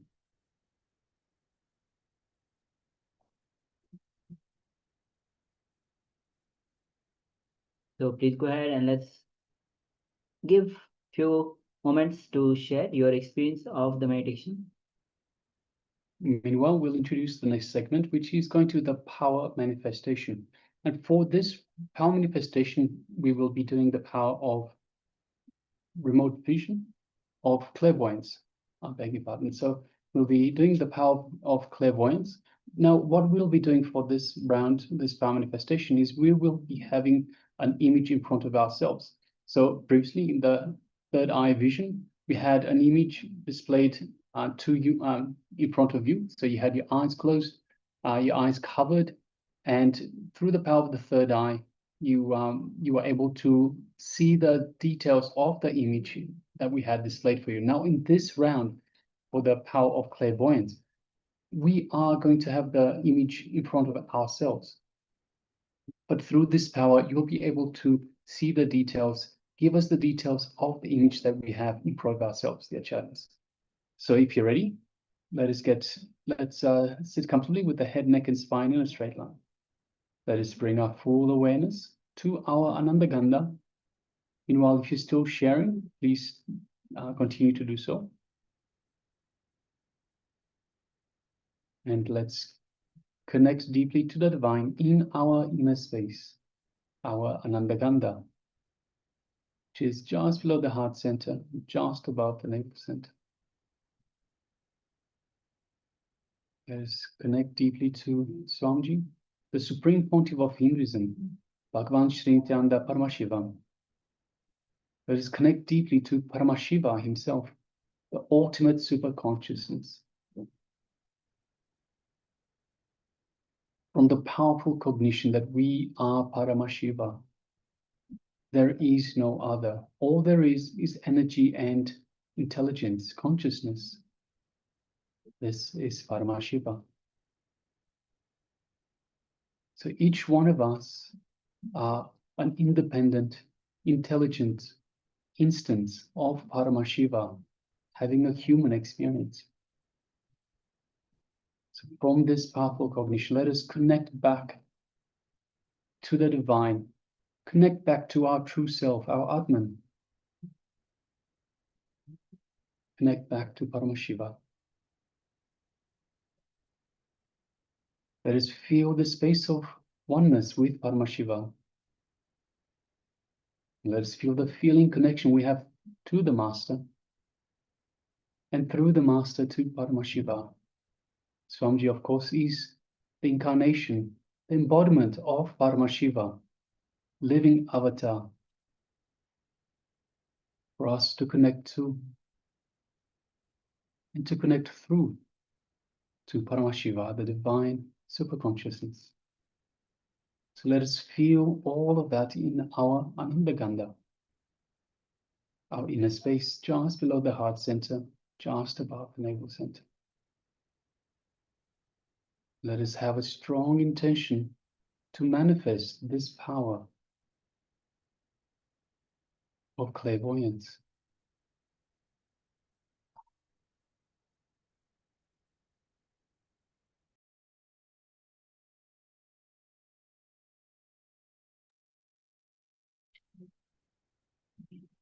So, as we are moving towards the power manifestation, the power of clairvoyance, let's enter into the Sast Pramana, which is taken from Siva Samhita, chapter 5, verse 86.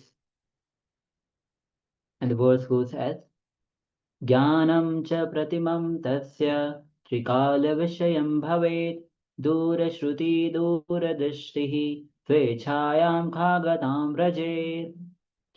Bhagavan Parameshwar says he gets immeasurable experiential knowledge, knows the past, present, and future time, has Durashruti, power to listen to anything at far, of great distances, Duradrishti, power to have direct vision of anything at great distance, anywhere, Khagatam, power to walk or move in air by own will, like a khaga, a flying bird, an ability to speak on any unknown subject, omniscience.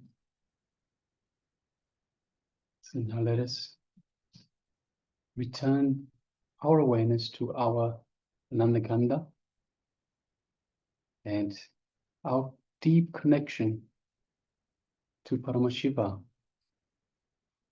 deep connection to Swamiji in our Anandagandha. Let us start chanting the Mahavakya. Om Nityananda Paramashivoham. Om Nityananda Paramashivoham. Om Nityananda Paramashivoham. Yes, let us continue chanting this Mahavakya throughout the power manifestation. And from this space of oneness with Paramashiva, with Swamiji, let us start manifesting this power, scanning the image in front of the Acharyas. Let us begin.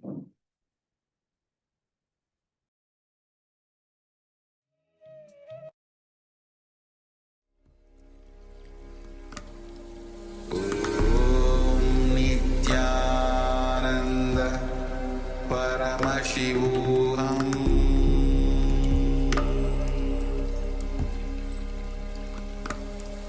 Om Nityananda Paramashivoham.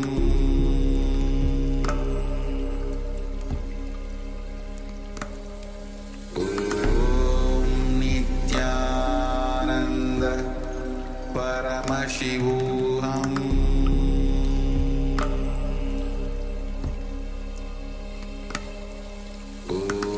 Om Nityananda Paramashivoham. Om Nityananda Paramashivoham.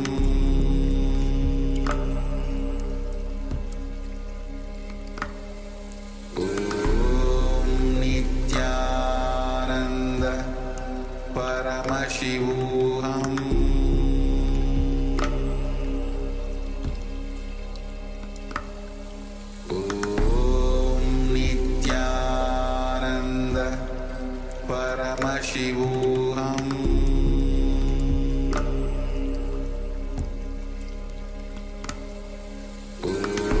Om Nityananda Paramashivoham.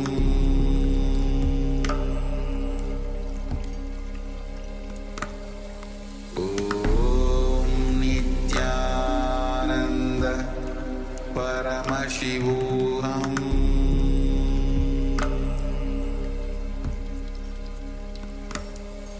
Om Nityananda Paramashivoham.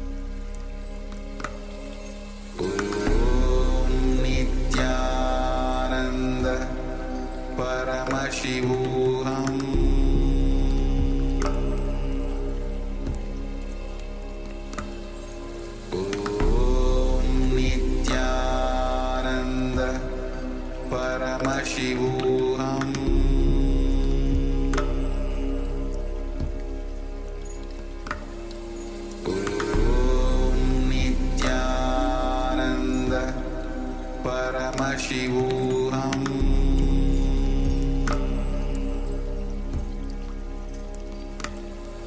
Om Nityananda Paramashivoham.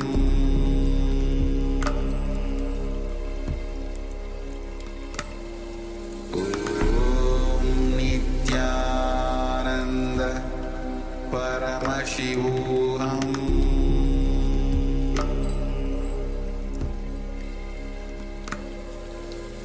Om Nityananda Paramashivoham.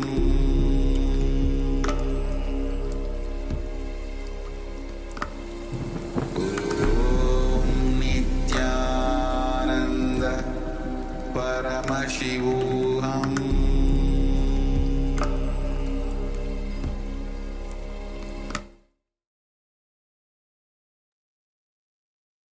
Now, slowly, very slowly, you can open your eyes. And with this power of clairvoyance, the power of Duradrashti, let's take a moment and let's share what was revealed to you as you are scanning the mind of the acharyas, as the acharyas were looking at the image.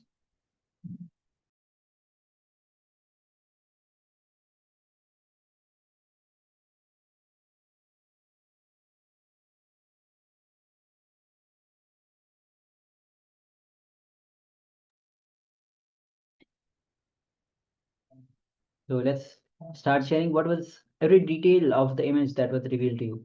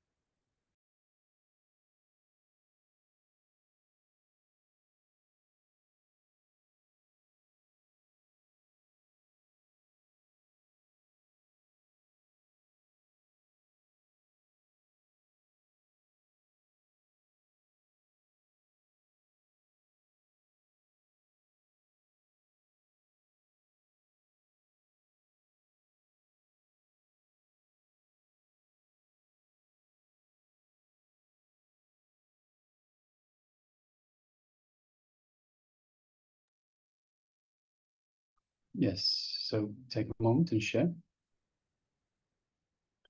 Manis Trigunya is sharing. Requesting also Ma Agora Swarupini Wang Chi Shinaya Ma Yong Jing. If you could take a moment and share also what was revealed to you. Manis Trigunya shares, I saw one side of the road, trees green, and then on the other side, houses. And on the and on the top, temple, monks with bald heads, walking in dark robes, many of them chanting, close is a dark river. Yes, thank you very much for sharing that. Lots of details there. Thank you for sharing, ma'am. And requesting everyone else to please take a moment and share what was revealed to you in your third eye. So if you're following us on YouTube as well, you can let us know in the chat box. If you're on two-way in the Zoom room, you can let us know in the Zoom room, in the chat box provided.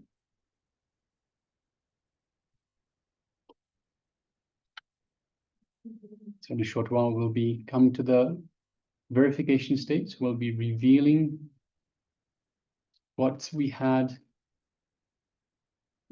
displayed for ourselves, in front of ourselves, the acharyas. All right. So if you're still sharing, please continue to do so. Meanwhile, let us share the image once again. And yes, this is the image that we had for you. Yes, so as you can see, it's a nice mountain view. You can see the giraffe, and there's a probably a river, and just in front you can see small grains, nice golden color, and of course it's the daytime, so nice golden color. The sunlight is falling everywhere. And you can see even the mountain has the dry leaves or the grass. You can see the trees behind on the other side of the water body, the river. And so yes, this is the overall image that we had displayed. So Manisaguni, I saw one side of the road, trees, green. So if you consider the water body itself as a road, and then other side we definitely have the green trees, and then on the other side house, and on top temple, monks with old head, walking in dark robes, many of them chanting close is dark river. So we have the river. It's not dark, but we definitely have the river, water body. So you must have seen that, Ma. So beautiful, beautiful sharing, Ma. Thank you. And also, if you have a look at the giraffe itself, it has all the dark spots as well. So that could be linked to the dark robes. Bald head. The giraffe doesn't have any hair, so it does have a bald head. And yes, I don't know what the giraffe might be chanting, Ma, but yes, thank you very much for sharing. Congratulations for manifesting. So we have the trees on the other side. The river itself, the water body, looks a little bit like a road. So from this angle, it looks almost the same color. And on this side, we have the dark patches on the giraffe, and we can't tell in terms of house and temple on this side, but it is possible that the house and even the temple is there. Paramashiva reveals a lot more to us than we can see with the two physical eyes, a lot more that we can see in this two-dimensional depiction. So there's a lot of details that we don't know because of this two-dimension restriction. So yes, thank you very much once again, Mark. Congratulations for manifesting. So with that, we are now going to move on to the next segment, which is once again another revelation from the Supreme Pontiff of Hinduism. And this one will be understanding that every being is unique. So as we mentioned earlier, every being is unique. We are all independent, intelligent instances, unique instances of Paramashiva. And as such, because we are all unique, we all have our unique path, we all have our strengths, it doesn't make sense to compare one with the other. So a lot of the times what we do is we have a look at what another person has. We compare ourselves with others, and we start creating discontentment inside of us. So let us hear from the Supreme Pontiff of Hinduism as he relates to us this very great sacred truth, understanding that every being is unique. So sit comfortably with the head, neck, and spine in a straight line, and let us begin.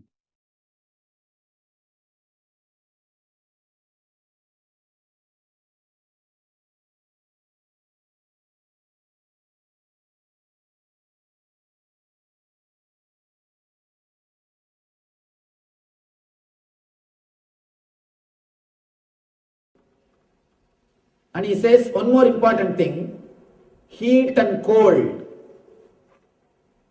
Heat and cold. Try this also. Beautiful experiment. I don't know whether you'll be able to believe or not. I have seen people living in Himalayas in snow with just 2 pieces of dress.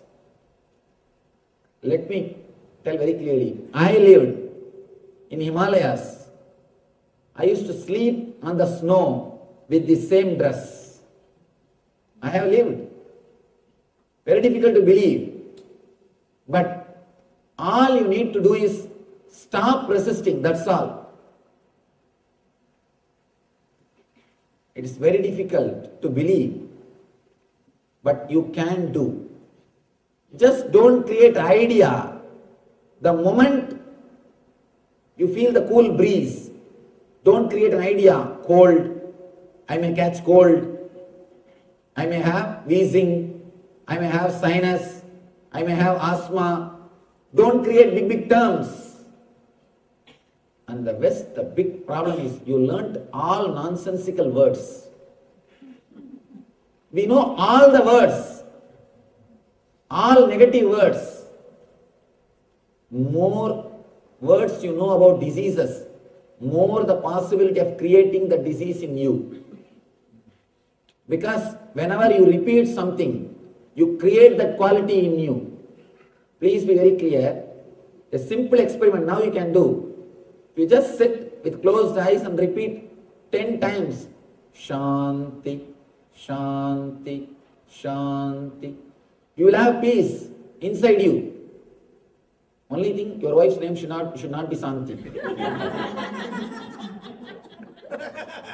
You just repeat that word, Shanti, for 10 minutes and 10 times. You will start experiencing that quality in you. That quality will start happening in you. If you repeat the names of diseases, please be very clear, you will start creating the same diseases in you. There's a recent research, beautiful research. I went to the API convention, the American Association of Physicians of Indian origin. There they gave me a big, their research works, beautiful book. I read few researches. One research says, the medical college, they did this research, medical colleges. If a particular disease, if the lessons are going on about that particular disease, for example, knee pain, more than 40% of the students get that pain.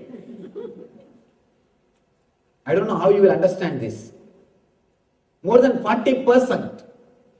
Because continuously you are thinking about that symptom. And one more big problem. Whenever you hear any disease, any symptom, first thing you will do is you will compare with yourself. Do I have that? You will compare with yourself. You will see, do you have that symptom?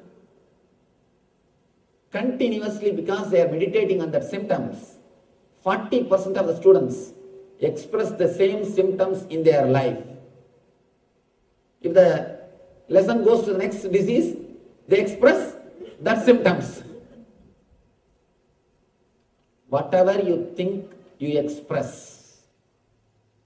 If you are continuously thinking the wrong things, your senses will be created in the same way. Only one thing you need to do, just work on the mind. Just liberate the mind. Just purify the mind. Your whole system will be purified. Your whole senses will be reconstructed. Krishna gives a beautiful technique also to work on the mind. To work on the mind. Krishna says one more thing. Honor and dishonor will also be the same. This is very difficult. Cold and heat can be the same. You can even accept that. But honor and dishonor, very difficult. And it is simply impossible. One word is enough to make us mad. One word, single word thrown on us is enough to make us mad. Because somebody asked me actually, Swamiji, why do we bother so much about others' opinion? You bother about others' opinion so much because you don't know about yourself. You know about yourself only through others' words, others' opinions. You understand about yourself only from others. If everybody says you are beautiful, you get that record, you get that certificate. If everybody says you are intelligent, you get that certificate. If everybody says you are great, you get that certificate. If everybody says you are very smart, you get that certificate. Collecting all these certificates, with those certificates you build your personality. In our Life Bliss program, the first session is about this. The first session, why we get depressed. Why again and again we fall into a low energy. Because The energy source for you is others' certificates. You don't have self-respect. You respect yourself only based on others' opinions.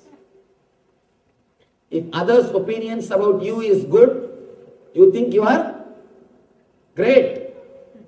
If others' opinions about you is not good, immediately you fall. Have you seen the kids playing? They will build castles with playing cards. Same way, you build castles with others' certificates. Your personality is nothing but a castle built with others' certificates. If one card is removed in that castle, what will happen to that castle? It just tumbles down. Same way, if a single person takes away his certificate, what happens to your personality? Just collapse. Again and again you fall into the depression. Please be very clear. Whenever you fall into the depression, either somebody would have taken their certificate or you are afraid that somebody may take away their certificate. That's all. Scan it. You will realize either somebody would have taken away their certificate or you are afraid that they may take away their certificate. We have no self-respect. Christ says, Jesus says, love thy neighbor as you love thyself. That is why so much of war. Because you don't love yourself. That is why so much of hatred. Jesus says, love thy neighbor as you love thyself. You don't love yourself. We don't have self-respect. We know about ourselves only based on others' opinions. We build our personality only by others' opinions. That is why we care so much for others' opinions. The first session of Life Bliss is this session. First thing I tell people is, if you want to live, learn how to live, how to stand on your own foot, how to be with yourself. As on now, our source of energy is others' opinions. If somebody comes and tells you, you are really great, you will try your best to say, no, I am not, but inside what happens? See very clearly, inside what happens? Inside the mind is telling, tell little more. But outside you feel very shy. But inside mind says, no, little more. Okay. Continuously, we are fueled by others' opinion and we work to get others' opinion. Meditate on this one statement. This is a sutra. This is a great sutra which can liberate you. Don't worry about others' opinions. Don't worry what others are thinking about you, because they are worrying about what you are thinking about them. They are worrying, thinking what you are thinking about them. Don't worry about others' opinions, because they are worrying about your opinions about them. Meditate on this one statement. It will completely liberate you from this problem of honor and dishonor. You will be liberated from the honor and dishonor. Look into your life. Whomsoever is standing in your consciousness, about whoever's opinion you are worrying, all of them are bothered about your opinions. Be very clear. If you are bothered about somebody's opinion, directly or indirectly, he is also bothered about your opinion. It is just give and take game. It is just give and take game. Don't bother about anybody's opinion, because they are bothering about your opinions.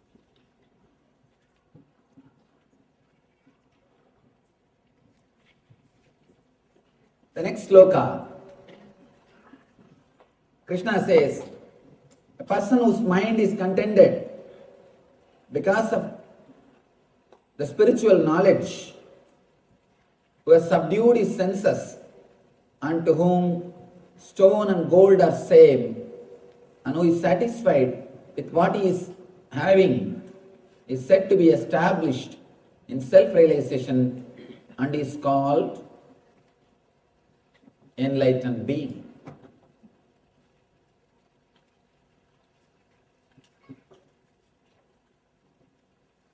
First we should understand why Krishna is speaking all these qualities of the Master. Why he is explaining all these qualities?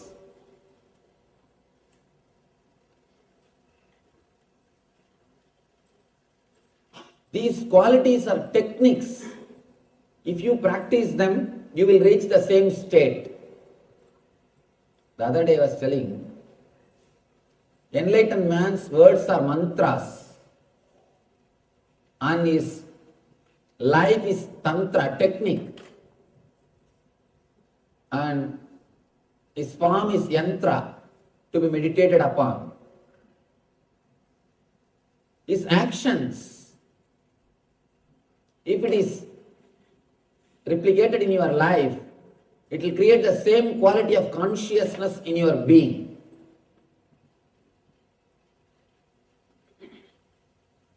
For example,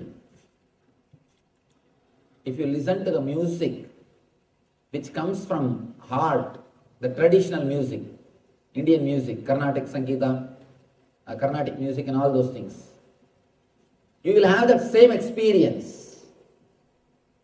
If you listen to the music which comes from Mooladhara, which comes from sex, you will have that same mood. If you meditate on some expression, you will have that same experience. Experience leads to expression. Expression leads to experience. That's a beautiful story. This again a research report.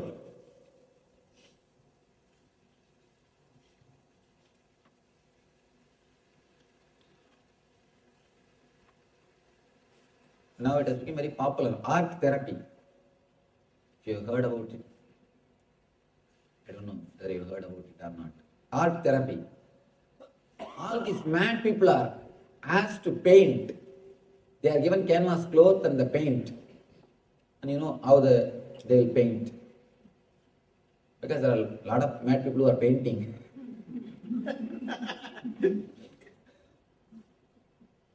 And they just roll on that cloth and do whatever they want. But some surprising thing, if they are every day asked to paint, within 6 months they come out of the madness. Because the catharsis happens. They throw everything out. When catharsis happens, naturally they get healed. And the next step is beautiful thing. There was a doctor who was doing research on this art therapy. He says people who became mad because of money, they all paint and draw in the same way. People who become mad because of women, they all paint and draw in a very same way. People who become mad because of name and fame, they all paint in the same way. There are so many reasons why you can become mad. One more small story. One guy went to the mental hospital just to see what is happening. The doctor took him to show around. The first room, he saw one person. All over his room he has written the name Lata, Lata, Lata, Lata, Lata in blood. and he is sitting and chanting the word Lata, Lata, Lata, Lata, Lata. The person asked what happened to him. Doctor said he wanted to marry Lata. He was not able to marry. He has become mad. That is why he is continuously repeating her name, and he is here. He goes around, he shows different kind of people. One person is just swimming on the floor, another one is hanging in the ceiling, another one is walking just with his hands. He sees all kinds of people.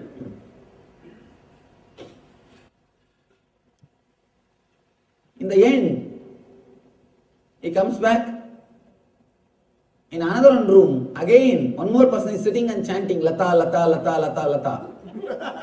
In his room, all over the word Lata, Lata, Lata is written. This guy asks, what happened to him? He also wants to marry the same Lata. Doctor says, no, he married. He married the same Lata. There are so many reasons why you can become mad. People who become mad because of money, they all paint in the same way. People who become mad because of women, they all paint in the same way. Because what is there, that comes out. They catharsis, they throw away things, what is there inside their unconsciousness.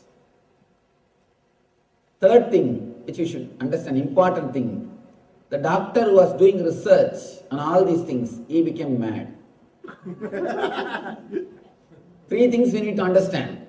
First, experience only comes out as expression. Second thing, the quality of experience and the quality of expression, both are very closely related, associated. Third thing, very important thing, if you concentrate on the expression, you will reach experience. Here, again and again, Krishna is speaking how an enlightened man lives, the quality of an enlightened person, so that you will meditate on these ideas, so that you will start imbibing these ideas in your life, so that you will reach the consciousness of an enlightenment, so that you will reach the consciousness of an enlightened man. When you contemplate on these ideas, naturally you will start expressing it. It will sink in your being. Again and again he says, Vijitendriya. This whole chapter is just about the senses. If you can understand this one drawing and understand where the problem is, how to heal the problem, Krishna gives a beautiful technique. He gives a beautiful method how to go beyond and how to solve the problem. Now all we need to know is understand the problem, where you are caught and where our problems are. Our whole trouble is in the mind, buddhi and ego. Beyond ego, here is our being, Atman.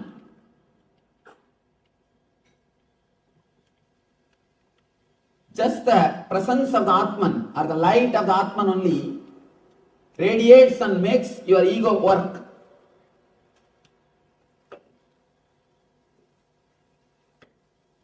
It reads no Atman.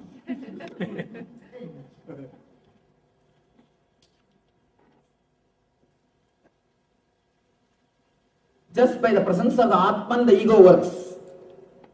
The whole trouble is here, where you identify yourself, where you start thinking what is there for me, how I am related, how I am going to gain from this, or how I am going to lose. Here is where the whole trouble starts.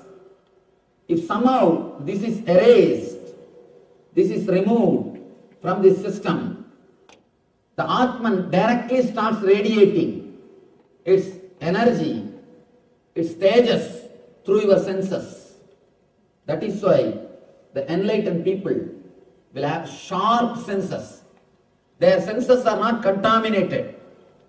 Whether their vision or their hearing will be sharp and deep, because it is not corrupted by buddhi and ego. They have not lost their sensitivity. Please be very clear. Only a man whose being is clear, he will have pure senses. His senses will be sharp and alive. A man who continuously uses his senses, who uses his senses too much, he abuses it. He will not have the energy or tejas in his senses. Man who has used and abused his senses, first thing which will happen to him is he will lose the smell. The smell will be lost. If you have lost smell, please be very clear. Immediately you need emergency treatment.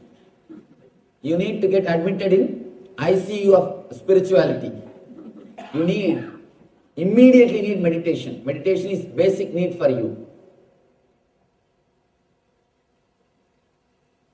Again,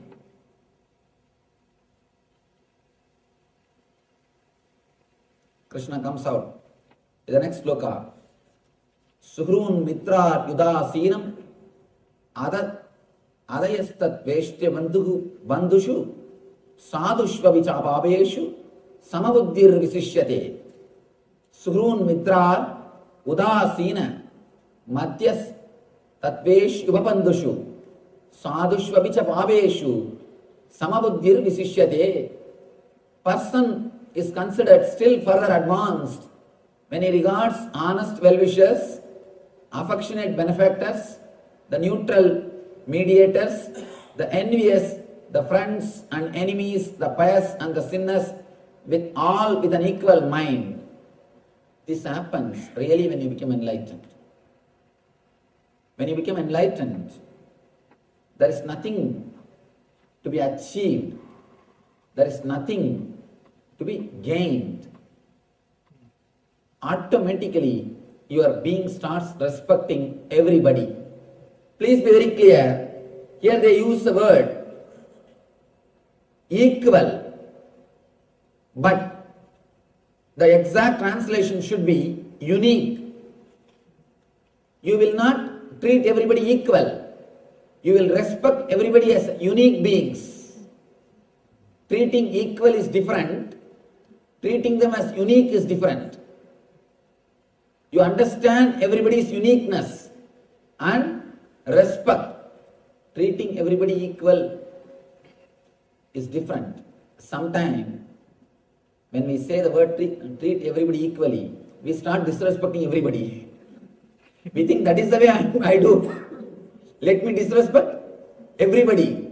Instead of raising others, we come down.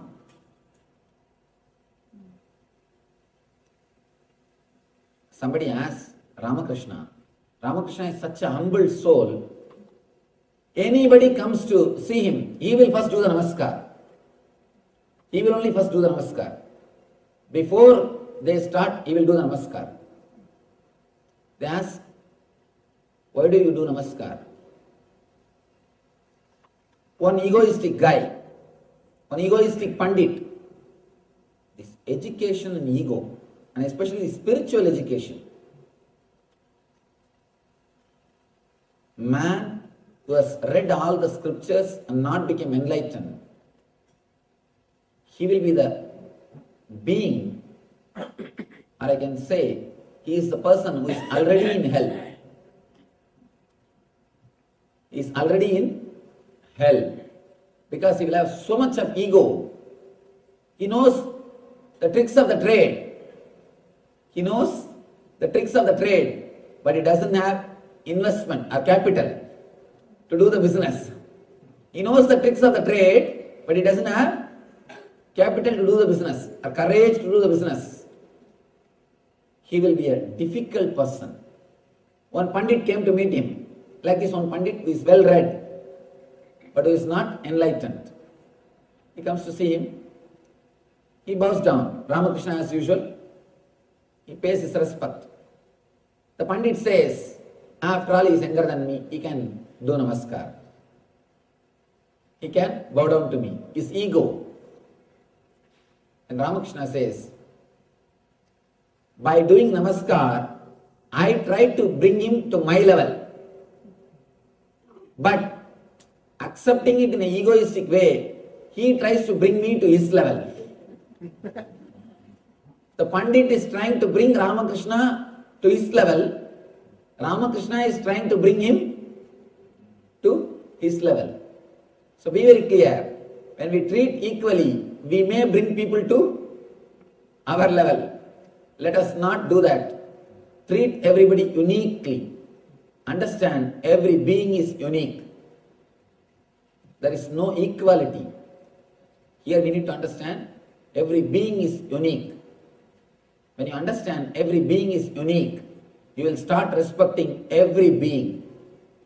You will understand every being has its own unique place. We are all not same. We are all unique. God is an artist. That is why He carved each one of us. He painted each one of us. He is not engineer.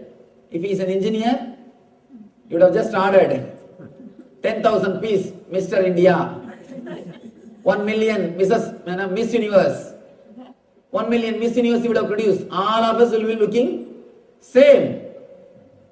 He is not an engineer to do mass production. He is an artist. He paints every one of us. He carves every one of us. That is why we are all so unique.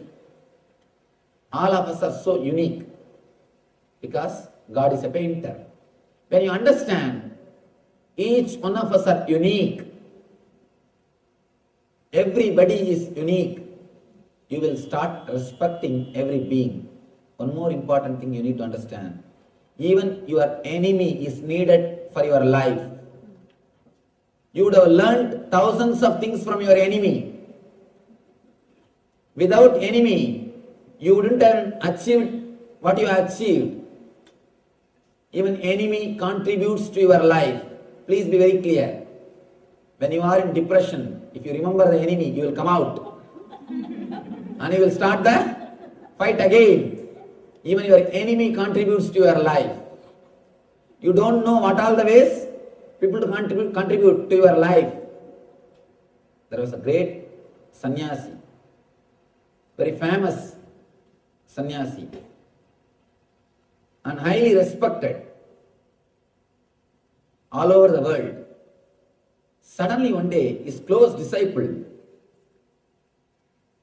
somehow finds an important secret about him. In his room, he has got his ex-wife's photograph. Ex-wife's photograph.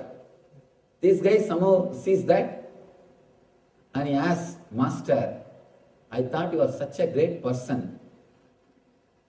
I never expected this from you. Why? Why still you are having her photograph in your room? He says, whenever I wanted to leave the sannyas, I just see her photograph.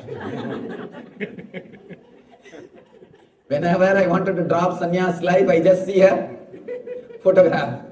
Immediately, I get my vairagya. So you don't know who are all serving, what all purposes. So be very clear, even your enemy may be playing a role in your being, in your personality, in your growth. You can't say somebody is needed in your life and somebody is not necessary.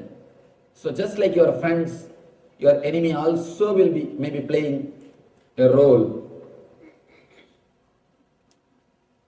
When you understand each and every being is unique, you will see everybody with the same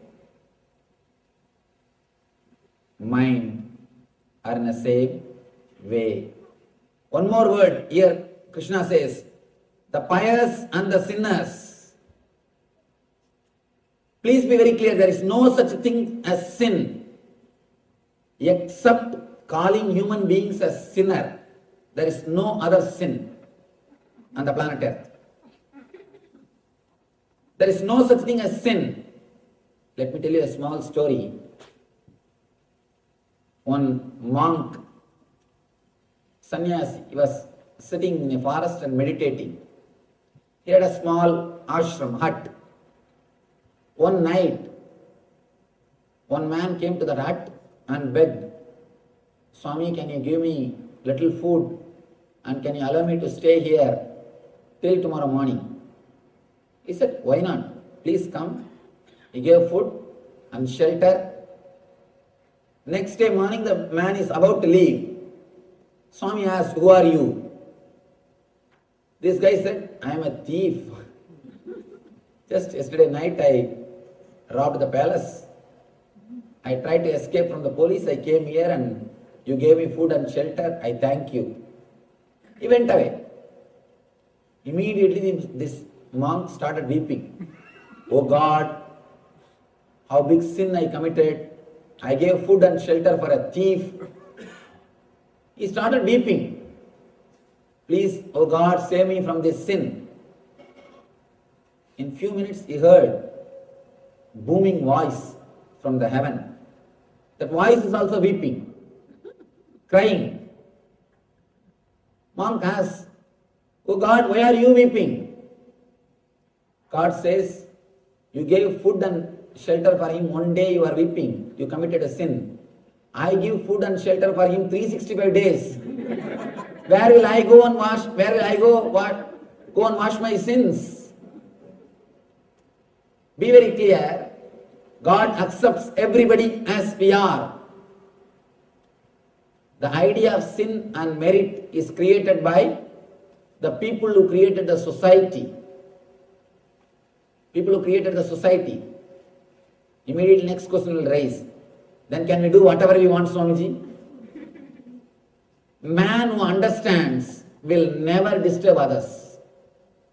Man who understands the spiritual science will never disturb others. Again and again I tell people, your sin or merit should not be based on fear or greed. If it is just based on heaven or hell, I don't think we have become matured people, matured beings. Our sin or merit should be out of our understanding, not out of heaven or hell. Be very clear. Don't live a disciplined life thinking of heaven or hell. Let the discipline happen to you as an understanding. As an understanding. If you are afraid of cop and following the speed rules, whenever you don't see any light, what do? A small temptation. Why not raise little bit? And especially in LA when traffic is not there, we always try at least a few miles. There is a grace mile. These people who drive me. These guys, I always shout at them, hey, what is this? The board says 65, you are going in 80. No, there is 10-mile grace miles. Grace mile. Always you try. See, actually, putting 1 foot away, that has got a taste. Trying to escape from the rule has got its own taste. Especially when something is forbidden, it becomes really tasty. The forbidden fruit is always tasty. I don't think Adam would have eaten that fruit unless the God is forbidden that fruit. He ate just because God has said don't eat. He was living in that garden for how many years we don't know. He has not taken a single fruit. He has not tasted a single fruit. He was living happily. It is actually God who tempted, not the snake. The story is wrong. The story says God said don't eat and snake tempted. But God tempted by making the rule don't eat. Whenever you listen a rule, automatically you try to go beyond, you try to escape. Let your morality be not based on fear and greed. That is why in Patanjali there is a beautiful word, yama. Yama means discipline. If you understand your life is going to end in death, if you understand that death is the result of your life, if your consciousness imbibes, starts thinking, meditating about death, automatically you will be disciplined. If you start meditating on death, you will completely restructure your whole thinking system and life. Your whole life will be restructured. If you start thinking about yama, yama will happen in your life. For both discipline and death, for both we use the same word in Sanskrit. Yama and yama. Both same spelling, same word. If you imbibe, if you understand the death is going to happen to you, automatically you will imbibe discipline in your life. Discipline happens to you when you realize the death, when you realize the life is going to end. Let your discipline happen, let your morality happen only out of understanding of death, not out of fear or greed. Partaya pradibodhitam bhagavatam narayanena svayam vyasena kraditam purana muninam madhye Mahabharatam.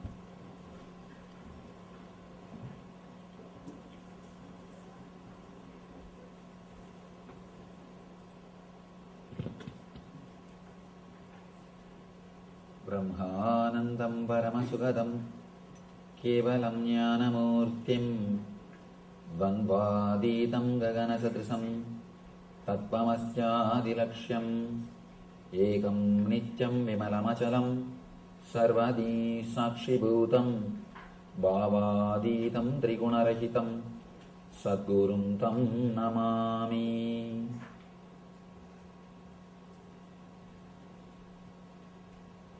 Partaya pradibodhitam bhagavatam narayanena svayam vyasena gratitam purana muninam madhye mahabharatam advaitam vrutavarshinim Bhagavatim Ashtadashadhyayinim Ambatva Manusandadami Bhagavad Gite Bhavatveshinim.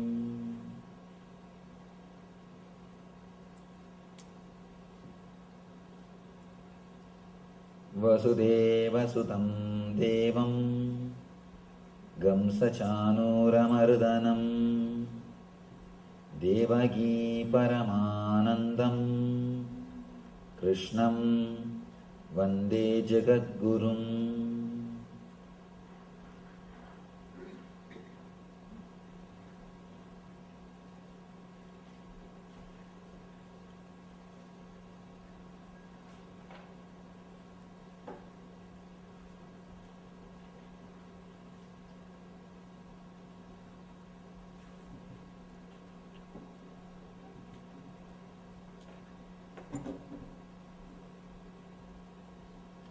I welcome you all with my love and respect.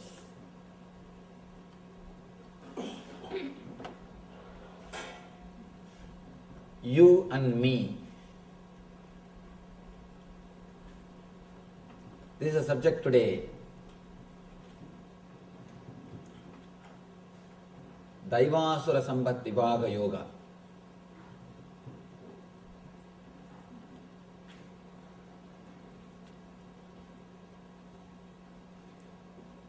Krishna goes much further today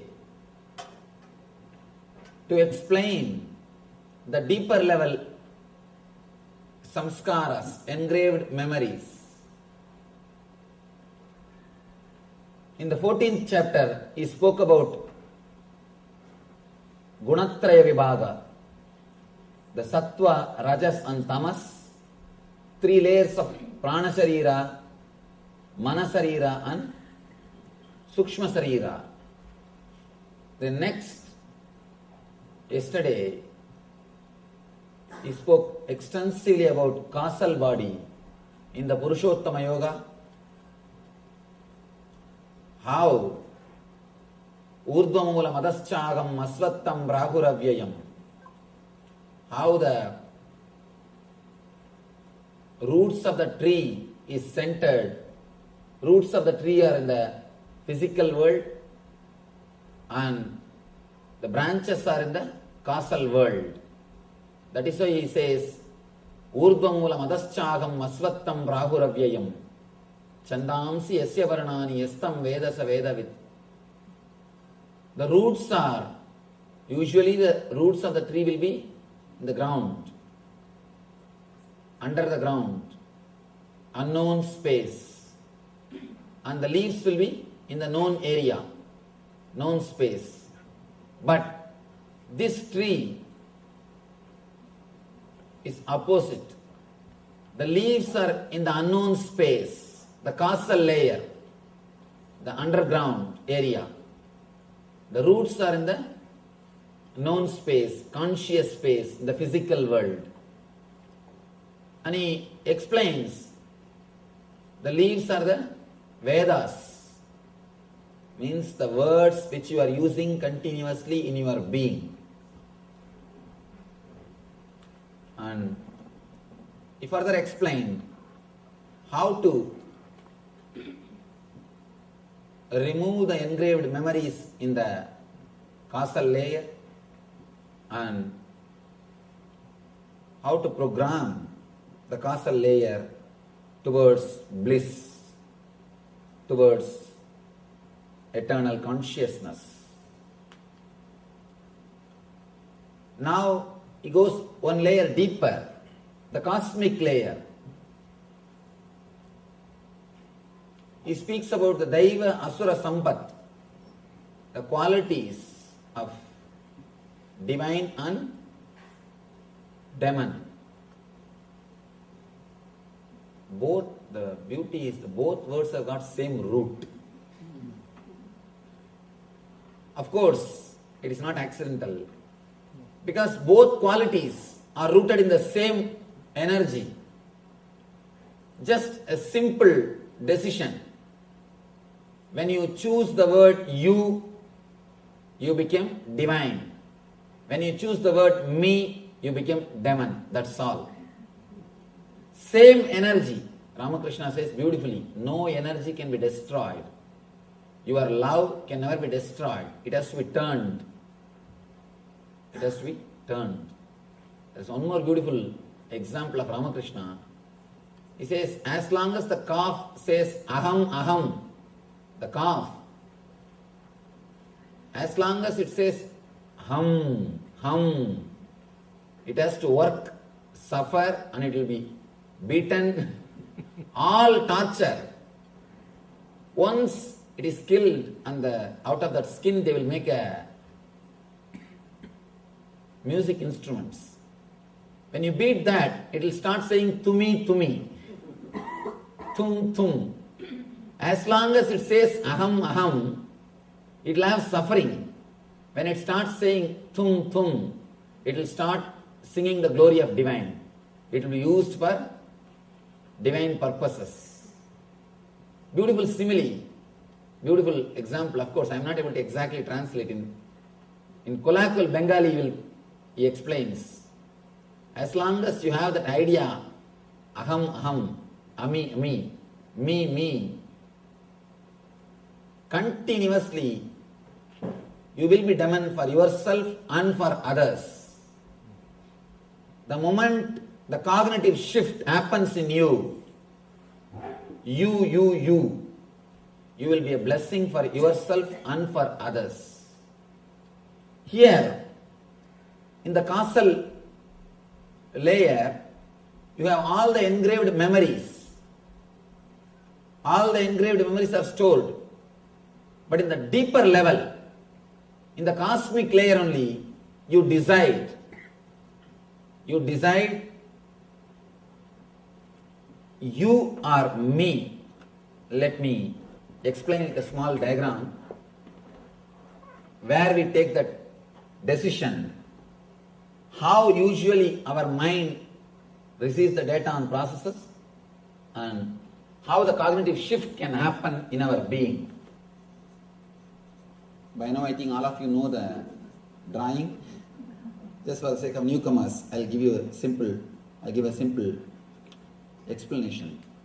You receive information through eyes. For example, this scene. The file goes to Chakshu.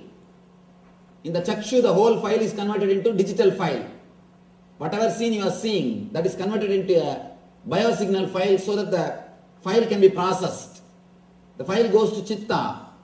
There the excluding process of neti, this is not happens. Where you understand this is not a tree, this is not a plant, this is not an animal. Then the file goes to mind. Mind starts identifying. This is it, this is it. This is a man. He is standing with a saffron robe. He is taking class. The idea comes. Then the file goes to Buddhi. Buddhi compares with your past experiences. Your past experiences with the person. For example, with me, if your past experiences are good, if you are happy, or your whatever you heard, if you feel positive, then the file, the Buddhi writes, yes. If you feel it is waste of time, or if you don't feel in tune with my ideas or the time which you spent, if it was not pleasant, then the Buddhi writes no. The file goes to ego. Then ego decides what is there for me, what way I am related, what gain I am going to get. If some way I am going to have the gain, ego says, yes, let us sit here and listen. And if there is no gain for me, if I am not going to be enriched, then ego naturally says no. Then according to the ego's instruction, you decide. Your body moves or sits. This is the way the process happens. This is the spot where you choose what is there for me. Your vested interests come. Please understand, sometime the whole process will say, yes, I will have to sit. But this one spot will say, my vested interest is getting affected. Then you will never be able to sit. This whole thing may accept what you are doing, but if this one thing is not ready, the whole decision will be changed. And same way, if whole thing says no, if this one thing says yes, you will decide yes. Sometime when we do something which is not moral according to the social standard or according to your understanding, according to whatever data you collected in your life, the data collected stays here, the samskaras or engrams. You have so many data, so many informations. The data is available here. According to your data and the whole process, the final report comes no. But suddenly your ego feels, I get strengthened by doing this activity. Let me do it. So you simply decide to do that. You simply decide to do that. This is the place where you decide you or me. That's the only small difference. When you take the decision of you always radiate the divine qualities. When you take the decision of me, you always radiate the demonic qualities. Whatever strengthens your ego, please understand, even, let me be very clear, most of us sit here because it strengthens the ego. It strengthens the ego. Now you know much more than other person. You can go on, tell him, what do you know? Many times we sit and listen just for ego satisfaction. So if you sit and listen, even if it is Gita, if you sit and listen for ego satisfaction, be very clear, it is going to be only trouble for your being, no way it will be help. In the cosmic layer, this is the area you decide. If you decide with the attitude of you, the whole thing will become divine. If you decide with the attitude of me, the whole thing will become demon. And what you collected, see the engrams here, as such they are neither negative nor positive. The mind which is working here, as such it is neither negative nor positive. The chitta which is doing the process here, as such it is neither negative nor positive. So none of them are neither negative nor positive. Please be very clear, including the gunas. Even the tamas, by their quality they are neither negative nor positive. There are so many enlightened masters. You cannot make any difference between them and laziness. You cannot make any difference. Raman Maharshi, throughout his life, he was sitting in one place, one city. He never moved out. But you can't say he was in tamas, because he never took any decision out of me. The whole process was happening, you as a center, not me. As such, whether the chitta or mind or samskara, you cannot tell they are bad or good. In the superficial layers, they are neither bad nor good. But the decision which you make in the cosmic layer, in the deeper layer, that only makes them as good or bad. Please understand, passion and compassion are one and the same. Passion and compassion are one and the same.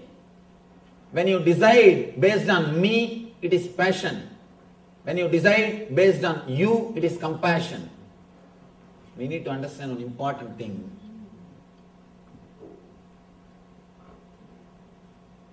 Whenever it is passion, it will be strong in our being.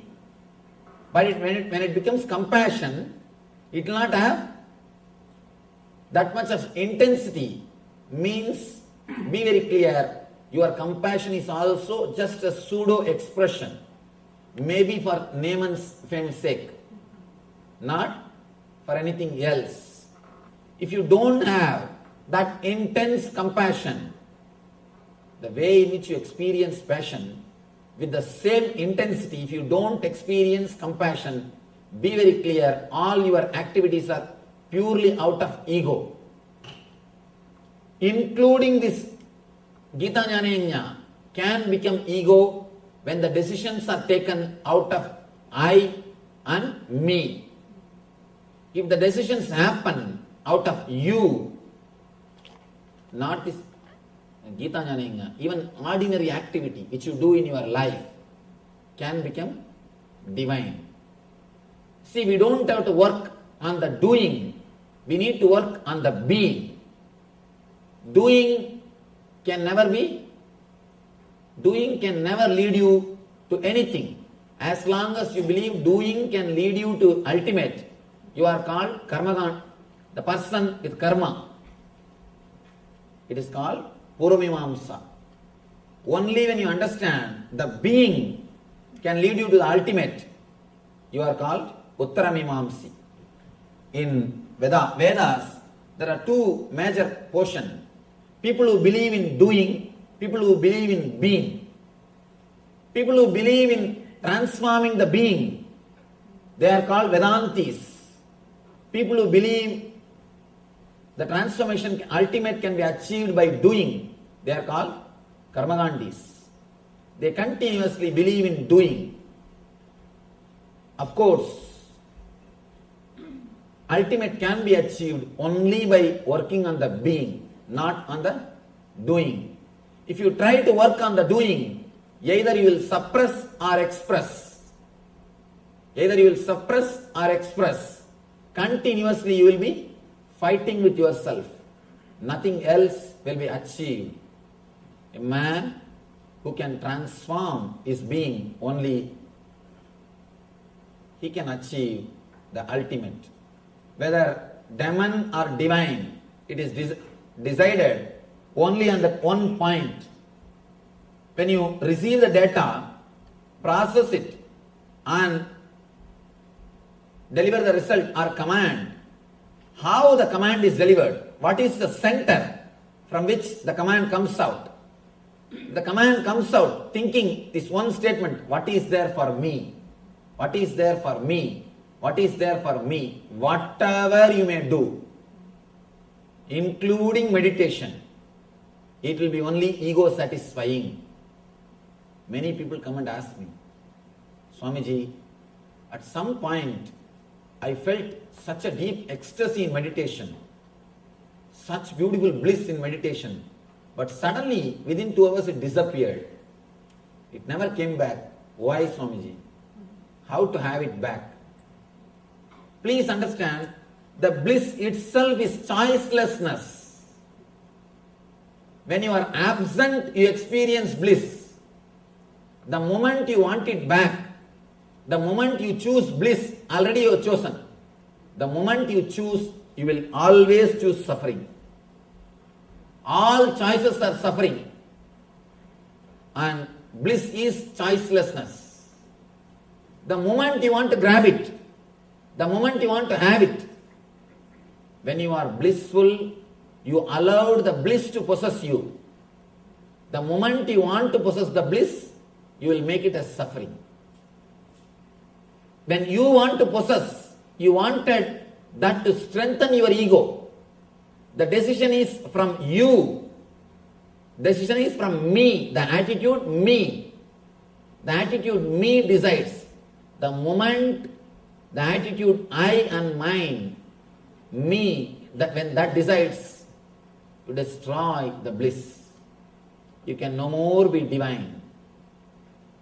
When you are in blissful, you just said a capital letter no to me, the me idea.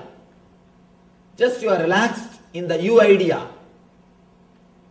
The moment you wanted to possess the bliss, you said yes to your me idea. Please understand, I have to use this me and you word properly. You need to understand that me and you word properly. When I use the word me, I mean ego. When I use the word you, I mean the whole existence. When you are not there, whatever is there is existence. When you are not there, whatever is there is divine. You make demon by bringing the idea me in you. The moment you bring the idea me, whatever is demon. The moment the me idea is removed, whatever is divine. With me idea, whatever you do, whether it is meditation or rituals or whatever, receiving the knowledge, learning, everything will only strengthen the ego. Anything done with idea of me to improve the me naturally will lead to more and more ignorance and dukkha. Anything done with the idea of you, anything will naturally become divine and will lead to bliss. Pravritti, nivritti.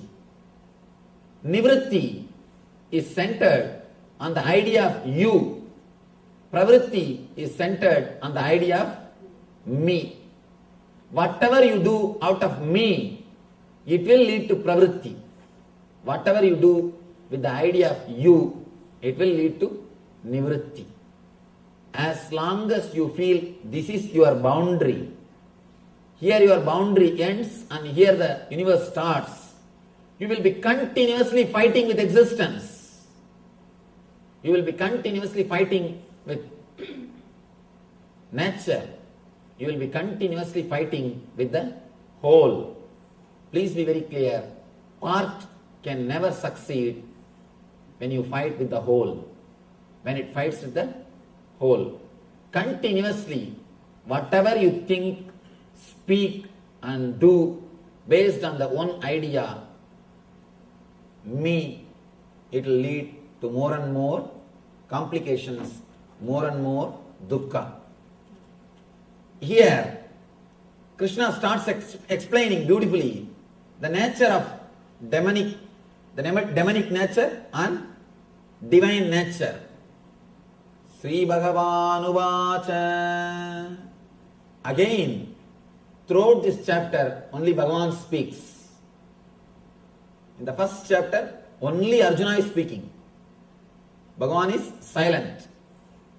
Means completely is expressing his ego. Almost the catharsis is happening. He is mad, confused. He is just vomiting, quoting all the morality, whatever he learnt, quoting everything, he is speaking. Slowly he comes down to the next level. He is allowing the Bhagavan to speak and the conversation is happening.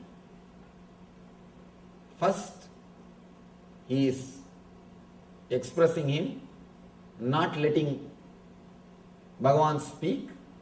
Then he comes down to the level of conversation. Bhagavan also speaks, he is also speaking. Then he comes to the level of little more listening. Now practically he is silent. In the 15th chapter and 16th, both the chapters, he is silent. He is not uttering a single word.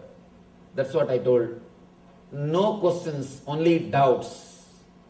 All the questions have disappeared. Now only small doubts. Means he is asking for more tips, more clarification, more understanding.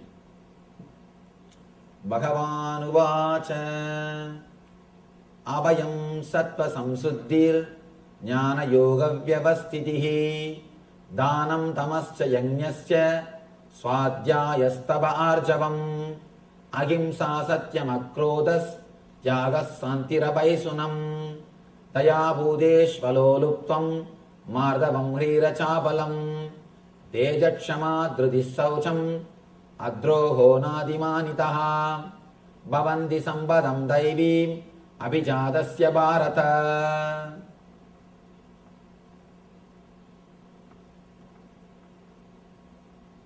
Let me give you the translation.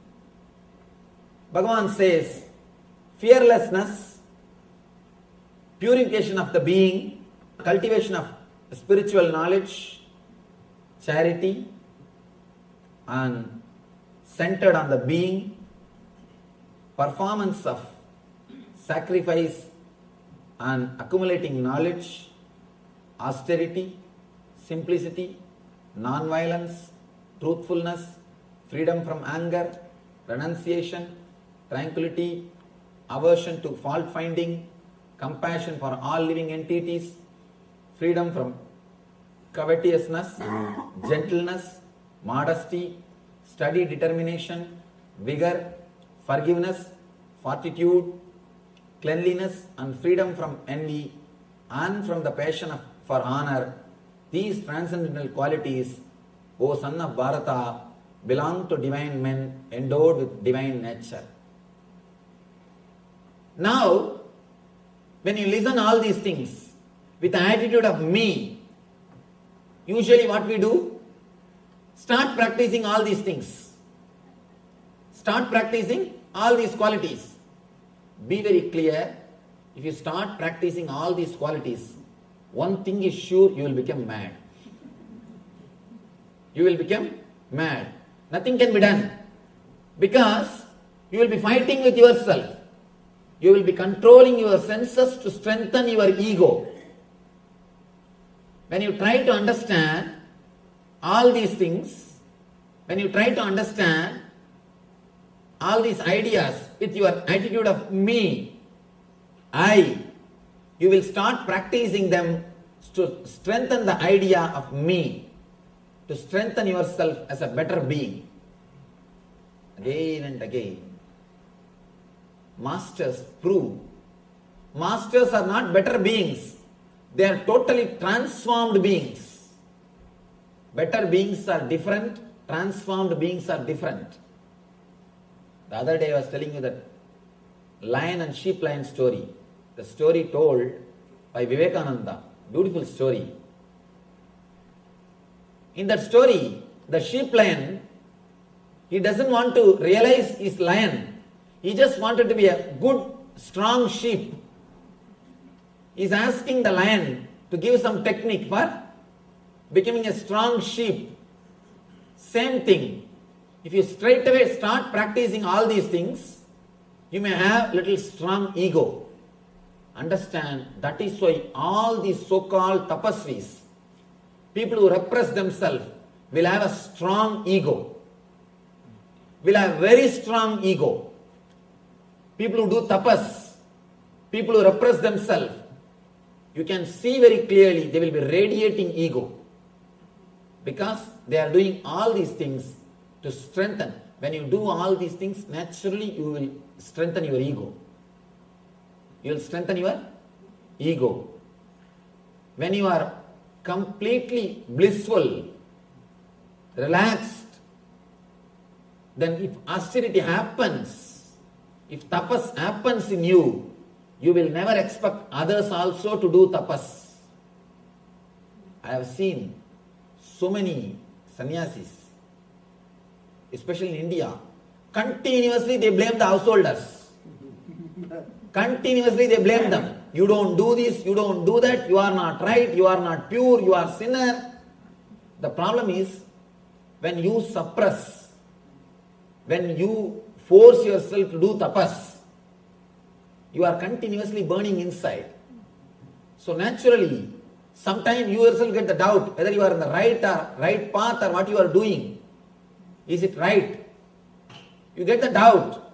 Then naturally what we think, we have to do something. The doubt is coming up. Let us make others guilty. When you make others guilty that they are not doing right thing, you feel now, yes, what you are doing is right. When you make others feel guilty that they are not right, you feel you are right. When you see, when you suppress, when tapas is done by force, you naturally expect others also to do that. If they don't do, you create guilt in them, and by creating guilt in them, you wanted them to come to you and confess. When that happens, you feel more and more strong. Tapas is supposed to happen out of joy and bliss. Just as a natural thing, anything done by force is not going to help you. It will neither help you nor it will help the society. I have seen so many people doing tapas like Ravana. Ravana did tapas, but all his powers, it never helped him or others. He has become demon for himself and for others. He was killing others. Finally, he has destroyed himself. Because the tapas is from the attitude of me. What is there for me? To strengthen the I and mind. The whole thing happened to strengthen the I and mind. Please understand, whatever you do, whether it is studying the spiritual scriptures, or the charity, or social service, or the spiritual things, or puja, or meditation, whatever you do to strengthen the I and me will always lead to suffering. It will lead to suffering. The instinct to survive, an instinct to possess is what I call me. Me means instinct to survive. Instinct to possess, instinct to survive is I, instinct to possess is mine. Person who understands both are illusions. You cannot have the instinct to survive. Whatever you may have, you cannot survive. Please be very clear. The instinct to survive is pure illusion. At the most, you can survive as you think yourself 70, 80 years. 70, 80 years you can be alive as you think you are. How you visualize yourself in that form, in that way, you can be alive maximum 70 to 80 years. But the instinct to survive tries to extend it, tries to make the life as eternal. Naturally, you are walking towards suffering. As long as you carry the instinct to survive, please be very clear, again and again and again, you will be hurting yourself. You will be hurting yourself. Just today morning, I was talking to an ashramite. She was complaining to me that she is hurt even by a small words which comes from others. She was telling, I am too sensitive, Swamiji. I said, stop that word. You are not sensitive. A real sensitive person will be porous. He will allow the words to pass through him. Only arrogant people get hurt. If you are hurt, please be very clear, you are arrogant. You are strong like a stone. That is why words come and hit you and you are hurt. If you are sensitive, porous, you will just let the words pass you. You will just let the words pass you. You will never suffer. Suffering is always from arrogance, never from sensitivity. Person who is sensitive will never suffer. Because you will just allow the words to pass you. You will not stop them. You suffer by a word when you stop them, when you resist them, when you make meaning out of them. When you don't make meaning out of words, you never suffer. Words can never create suffering when you don't make meanings out of it. It's like just playing with words. We always choose nice words to support our ego. We don't want to say, I am hurt because I am arrogant. We always use a polished word.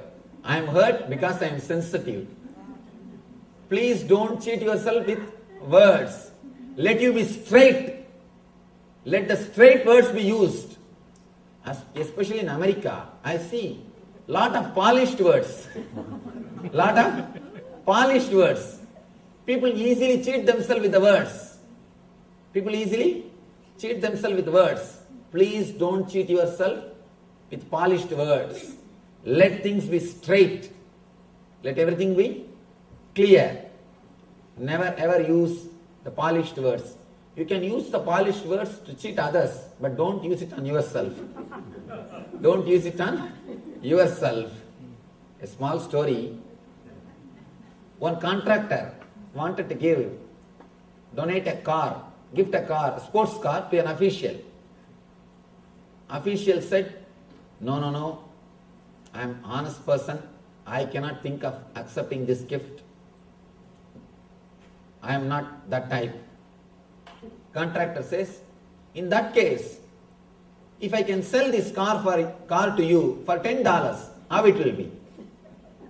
He says, in that case, I will have 2 cars. Be very clear.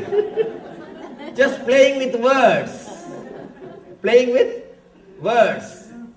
Don't cheat yourself with words. Let us be clear. What is, let us use the same word.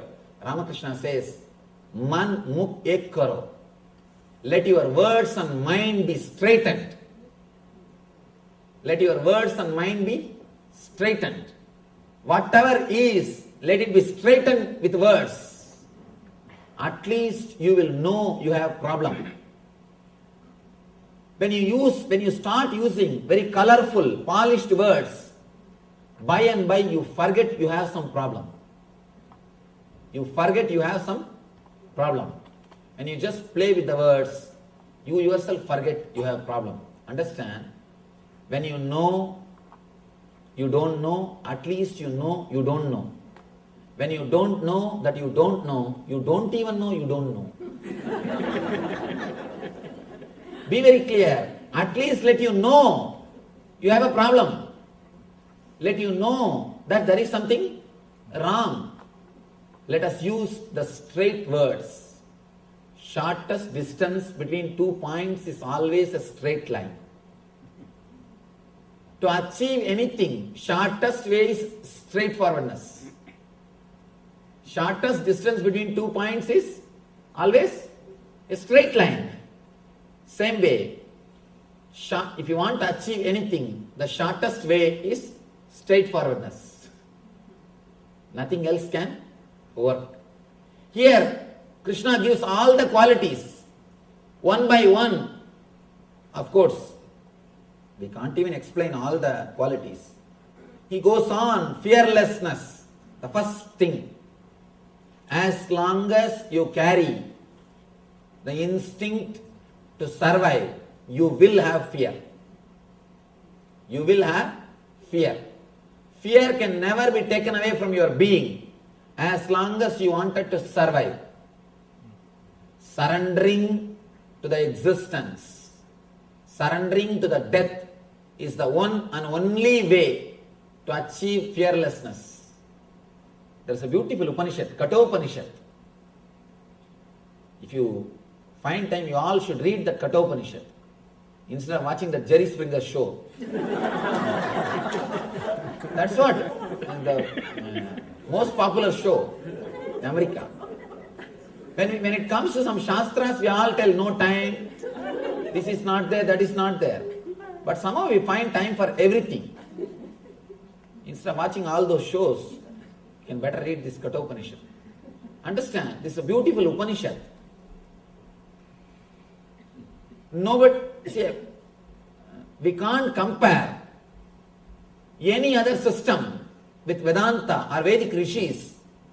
They have gone so deep into the science of death. West has dedicated its whole energy for life. And the East has dedicated its whole energy to understand death. That is why rishis, they live even when they die. They live when they die also. Even after death they live. They exist. They discovered the art of living even after death. But people who are caught in the material world, they die every moment even when they live, when they are alive. The Upanishad is the science of death. Beautiful story. Young boy goes to the Yama's abode, Lord of Death, Death's abode, and the story is beautiful. Yama receives him. Of course, 3 days he was not there. His servants tried to receive him, but Nachiketa is the hero. He says, no, I will wait till Yama comes. When Yama comes, he comes and receives him. He welcomes him. Understand? Nobody goes to Yama's abode. Only he comes to our abode. Always he comes. When you try to escape from him, he is death. He will take away all your I and mind. All your possessions will be taken away from you. You cannot sign your check anymore. You cannot use your car anymore. You cannot have your relations anymore. whatever you think as yours or you, everything will be taken away from you. Yours, all the wealth, relationships, your bank balance, everything. And you, what you think as you is that body. Even that will be taken away. Everything will be taken away when death comes to you. But when you go to him, see the story. Story says, Yamadharma receives Nachiketa with love and care. First thing, he becomes your host, loving host. Next, he says, please have 3 boons. I'll bless you with 3 boons. Let me give you 3 boons. And Nachiketa first asks for relationship. He says, when I go back to my family, my father should accept me, love me and take me into his family. Yama blesses him with the relationships. Next, Yama gives him all the wealth and shows the path to create wealth. Nachiketagni, all the pleasure and comforts. He teaches him the method to create wealth and pleasure, all the comforts. He is behaving like a god. First, he is behaving like a loving host. Then he is behaving like a god. Next, ultimately, he gives the Atmajnana. He is behaving like a master, enlightened master, and he gives Atmajnana. Because Nachiketa asks for the secret of death. Then he blesses him with the enlightenment. Look at the life, the paradox of the life. When we run away from death, even then you can't run away. He will chase you wherever you are. He will chase you. He will chase you. He will take away all your wealth, take away all your relationships, take away whatever you think as you and yours. Here, the whole scene is different. When you surrender to him, when you go towards him, first thing is a loving host. He is not terrible as you think. Always we portray Yama with a big mustache, sitting on the buffalo, black, with a big rope in his hand, that pasa rope, and with an arrogant smile or a arrogant face, egoistic. But here, the whole scene is different. He is saying, Swahatam, please come. He is welcoming. You are the form of Agni. See the Vedic culture, Aditi Devo Bhava. In Vedic culture, we respect Aditi. Guest is God. Aditi means man who comes without informing in which Tidhi he will come. Tidhi. He will come without informing in which Tidhi he will come. That is why he is called Aditi. Not the person who sends you email, then phone call, then fax, then he will appear. You go and receive him in the airport. No. He is not Aditi. He is your relative. You have to take care of him so that he will take care of you. That's all. It's a pure business. Please understand, all our things are pure business relationship. Aditi means a person who straight away comes to your life. The big problem is, in this country, the Aditi concept is lost. People can't believe, still in Indian villages, all houses' doors will be kept open in daytime.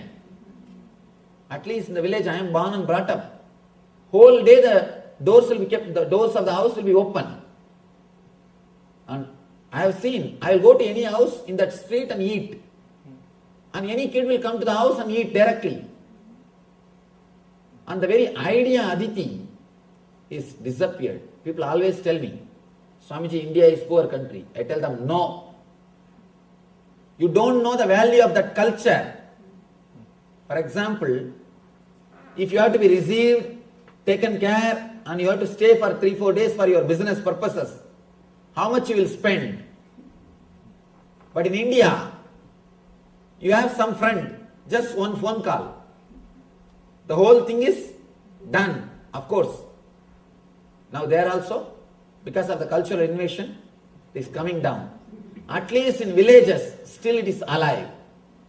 Where the Vedic culture is alive, still it is alive. Aditi Devo Bhava, we respect the guest as God. Guest is God. He says, you are Aditi. You have come to my house in the form of the Vaishvana Agni, means the Agni which we worship. The Brahmana is considered to be the embodiment of the Agni, the divine Agni. You have come to my house as the embodiment of divine. You are here. Let me respect you. Please forgive me. Apologize. Please forgive me. 3 days I was not here to receive you. Usually we postpone Yama. Usually we escape from him. When you go in search, he will not be there. That is the whole story. Usually he chases you. You run away from him, but he will be there behind you. But if you turn and go towards him, you will suddenly find he is not there. 3 days, Nachiketa says, Yama is not there. Understand? The story is significant. It has got a tremendous truth in it. Nachiketa goes there and he finds Yama is not there. It means when you turn towards death, you will not find death as you imagined. Whatever imagination you have about death will not be there when you surrender to death. Now, because of your fear, you escape. Because you escape, he chases you. Both are like a vicious circle. If you understand, the moment you surrender, he will not be there as you imagine him, as you expect him. Naturally, that will add courage. And that courage will make you face him more clearly. When you face him more clearly, more courage. When you go in that cycle, it is called virtuous circle. This is vicious circle. We are caught in the vicious circle. Let us turn the whole thing to virtuous circle. If you understand this one Kathopanishad story, the whole idea about death will be transformed. When you go, he is not there. First thing. Next thing, he appears, but not as you imagine him. Not that arrogance, not that person who will take away everything from you, not with pasa, not on the buffalo, nothing. A humble host. Please come. Please come. Welcoming host, receiving you with all love and care. Next step, he is God. He blesses you. Ultimately, he gives you the Atmajnana, knowledge, enlightenment. We may think, how to go towards death, Swamiji? Shall we commit suicide? Please understand, suicide is not going towards death. Please be very clear. Never think people who commit suicide are fearless. They are most coward people. They commit suicide because they are not able to live this life. They are not facing death. They are escaping from life. Suicide is not facing death. It is just escaping from life. Escaping from life is different. Facing death is different. They just escape from life. Escaping from life doesn't mean they are facing death. Suicide is not the thing. Suicide is not the way. Face the fear. When the fear is created in you, when the fear happens, just go through. Don't allow the fear to frighten you. People come and tell me, Swamiji, I am afraid of my fears. Fear is enough trouble. Why are you afraid of fears? Don't allow the fear to frighten you, sit in the room. Be yourself. Just sit with yourself. Let the fears come up.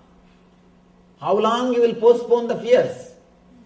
How long you will control them? How long you will escape from them? Allow them to come up. Your whole being may shake. Tears may roll. You may have the deep depression. Let everything happen. Whether you allow this fear to happen or not, the incidents are going to happen. I can say our fears can be classified as a major 5 category. 1, fear of losing your wealth, comfort. Next, fear of losing some part of your body in accident or disease. Third, fear of losing your near and dear ones. Fourth, fear of losing your mental well-being.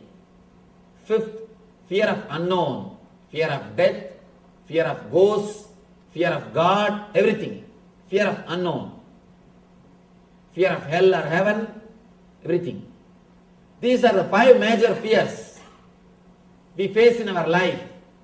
All your fears can be brought under these major 5 categories. Major 5 categories. Allow them to come up. Sit with yourself. Give half an hour for your fears.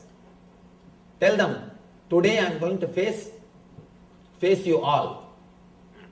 Today, let me see what happens. Let your mind speak everything. Let everything come out.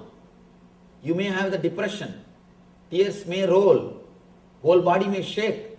Let it come out. What can be done? You can't do anything. If you can, you would have done it. If you can, long before you would have done it. Very clearly, your very existence proves you are not able to do anything. That is why you are just keeping quiet. So now what can be done? Nothing can be done. Allow the fear to happen. Let everything happen. Let the fear come into your being. Allow the fear to come up to your conscious layer without suppressing. Yes, I have the fear. There is a possibility for all these things to happen. There is a possibility it can happen. There is a possibility my wealth can be stolen. There is a possibility my near and dear one they may die. There is a possibility of me facing the accident. There is a possibility of me dying. There are all these possibilities. Yes, what can be done? This is life. This is what I call facing the reality as it is. Only kids need fantasies and imaginations to face the reality. But you need to understand the truth as it is. You can't escape from reality. You can't escape from the truth. The more you try to escape, the more they will haunt you. They will be behind you. They will be chasing you. So allow, let the fears come out. Suddenly you will see, when all the fears leave you, you will see you become more responsible. You become more intense.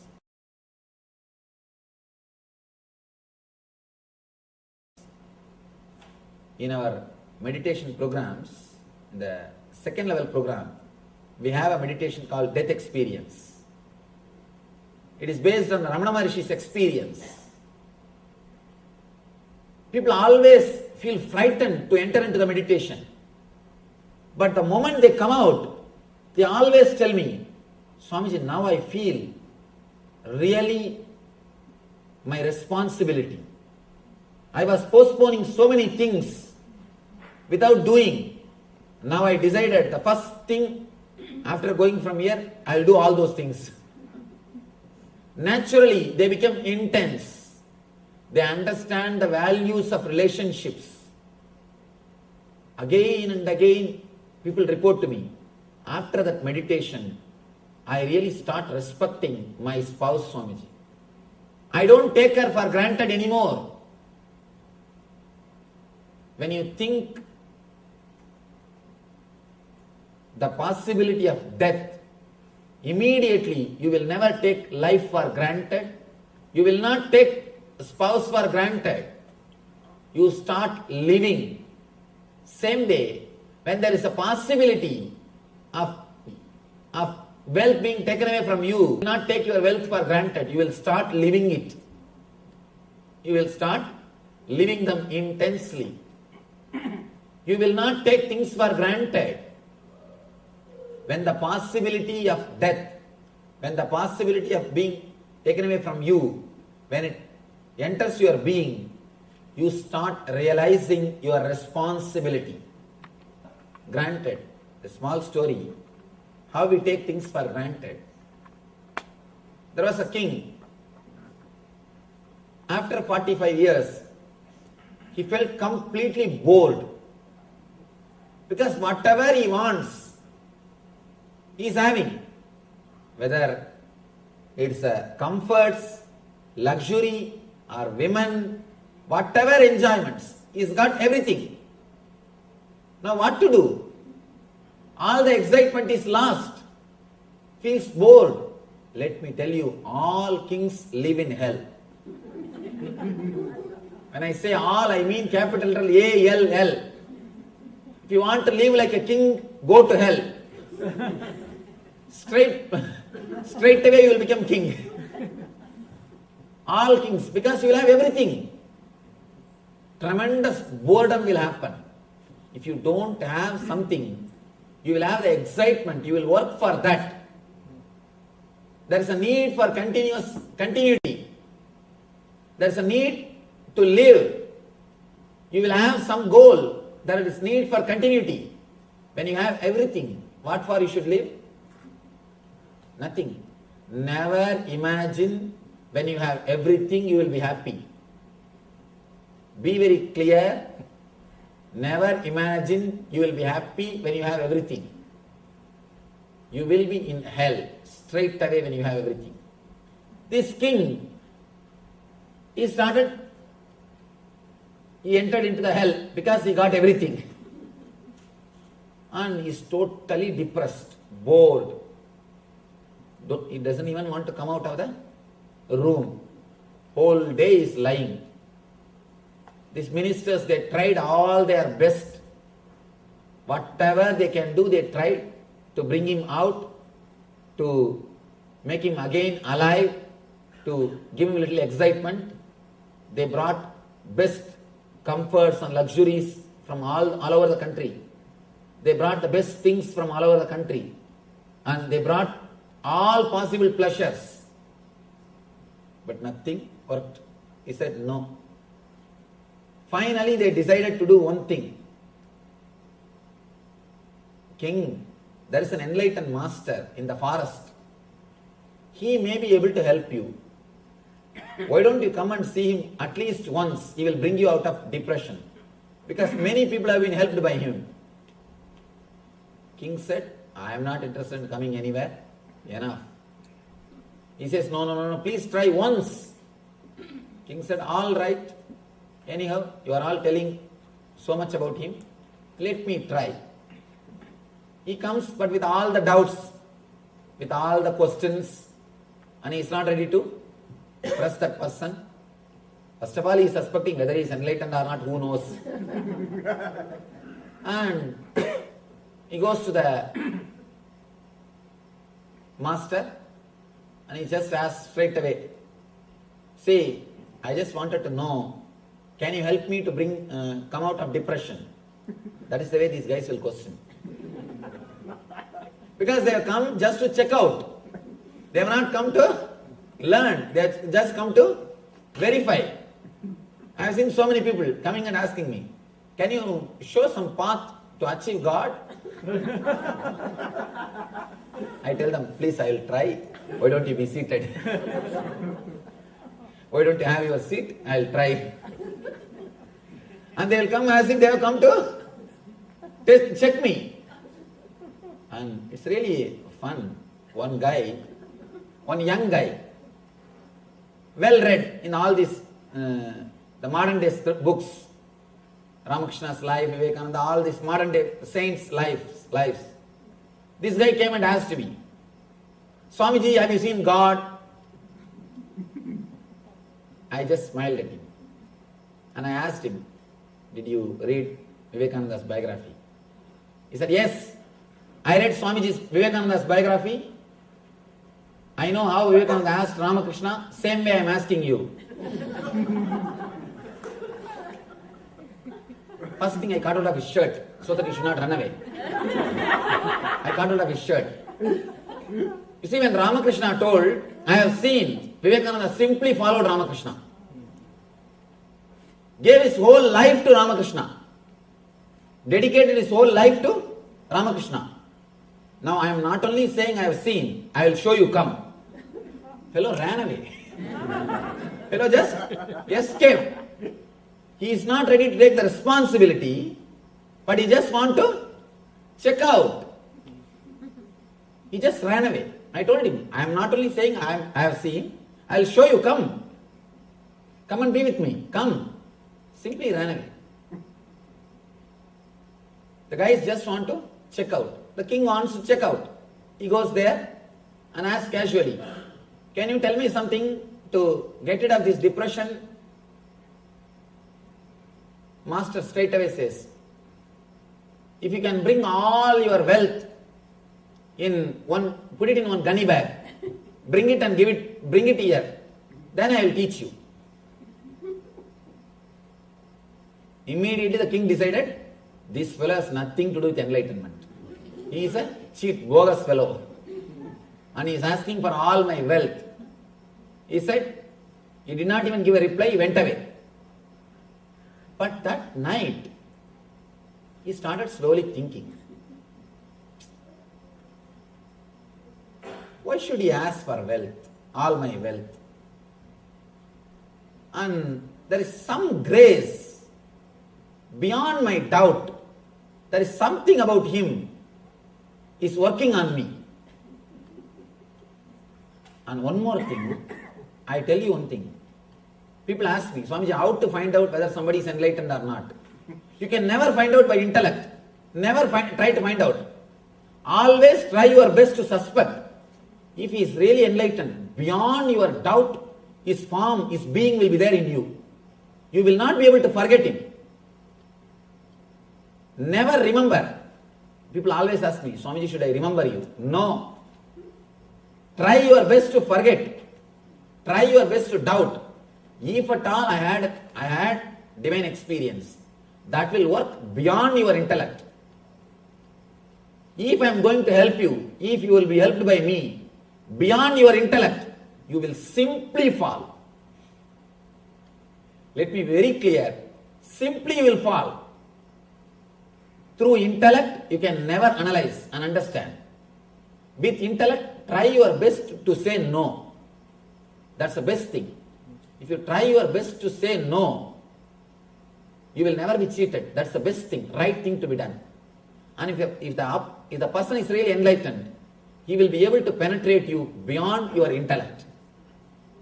He will be there just in your being. He will be there in your mind in daytime. He will be there in your dreams in the night time. He will be there, he will be haunting you. You cannot escape from him. So this master has started haunting this king. The guy is lying on the bed, rolling this side and that side. Why did he ask? Shall I try? After all, what can he do? Even if he takes away, I can easily catch him. It's after all my kingdom. He started doing all the calculation. And anyhow, I am not happy with all this wealth. Even if he takes away what is there, anyhow it is not useful for me. At least let him have. So he decided to risk. He decided to take the risk. Next day, he converted his whole wealth into diamonds and put in a gunny bag. He brought the gunny bag. With the gunny bag, he came to the master. He was standing in front of master. without saying a single word, suddenly the master snatched the gunny bag and started running. Started running. King understood. This fellow is a cheat. No doubt. Now we know for sure he is cheat. Now we cannot afford this. He started chasing the master. You cannot chase a person who lives in the forest because he knows all the secrets. That is why these professional people can never catch bandits. See, the professional police people, not only in one country, all over the world. Professional police, they can never catch bandits because they know the secrets of land. They know the secrets of the landscape. This guy runs because this master, he lives in the forest. He knows the complete forest. He runs this way, that way. King is new. Fellow is trying his best. He runs. And master is doing a nice drama. It went on and on and on. The king started thinking, why did I take this risk? And what nonsense I did. And he's blaming himself and suffering.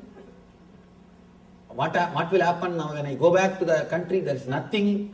I'll be like a beggar. I'll have to beg and eat. And he started already visualizing his poverty scenes. And he started suffering the poverty. Already the poverty has entered in his mind. When he is rich also, he was suffering. When he was rich, he was suffering. Now he is suffering by poverty. That is a paradox. Money, when it is there, it will give you suffering. When it is not there again, it will give you suffering. And this guy started suffering. Already he started visualizing about poverty and suffering. Somehow, when it was evening, the king was about to give up. I think now I cannot do anything. This fellow knows everything about forest. Now I have to go back. At that moment, suddenly the master stops running. The moment the king saw he stopped running, he jumped and caught hold of him. Caught hold of him and caught hold of that bag first. Then master laughed. He started laughing. King, he was not able to understand what's going on. Master says, fool, now take this and enjoy. Now take this wealth and enjoy. Suddenly king felt he has become rich guy. His own wealth. One day ago it was his wealth. Just because he missed the wealth for one day, suddenly he felt he has become rich. Suddenly he felt he has become rich. Master said, fool, you are depressed because you took it for granted. Now, the same wealth, you lost it for one day. Again it has come back. You will be able to enjoy. Go and enjoy. King has come out of depression just because of one day missing the wealth. In our life also, when you allow the insecurity consciousness to happen to you, please understand I am using the word consciousness. Feeling of insecurity is conscious thing. It is truth. If you allow the insecurity to happen to you, you will never take your life for granted. You will start really enjoying life intensely. Just miss what you have for 12 hours. One day. You will never take your life for granted. You will never take your life for granted. Live one day without eyes. As of now, you are taking your eyes for granted. Try to live one day, 12 hours without eyes. Decide without opening eyes I will live. Then you will never take your eyes for granted. Same way, you will never take your life for granted if you know it will be taken away. You forget it will be taken away. You suppress the fear. You suppress the insecurity idea in you. That is why you never enjoy the life. You take life for granted. The moment you experience insecurity, the moment you understand it is insecurity, life will be taken away from you any moment. You will start living intensely. You will never take life for granted. Please be very clear. If you are depressed, bored, just lose everything for 12 hours.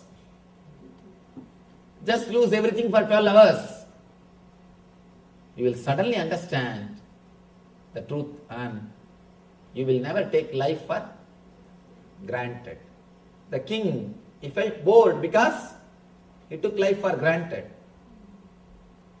When you face the death, when you face insecurity, immediately you understand how you took life for granted and you will start living intensely.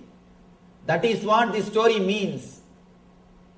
Yamadharma gave relationships to Nachiketa, wealth to Nachiketa, finally enlightenment to Nachiketa. Means the very understanding.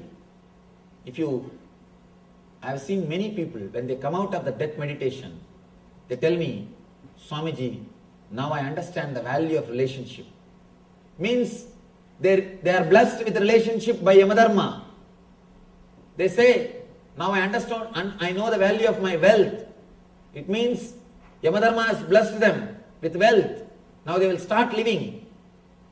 They say, now I know that the life is the big blessing, ultimate blessing. And naturally, the blessing is showered on them by Yamadharma. And they understand, when they do intensely, they understand, body may die, there is something which is beyond body and mind, which exists in them. That's what I call Atmajnana. You will have all the blessings of relationships, wealth and enlightenment when you face the fear, when you face Yamadharma. Here, when Krishna says fearlessness, he means face it. Only then fearlessness can happen. Only when you face the instinct to survive and instinct to possess, you will enter into the zone of fearlessness. Till then it can never happen. If you can face the instinct of survival or instinct of possessiveness only by taking the decisions based on the concept of you, not on the concept of me.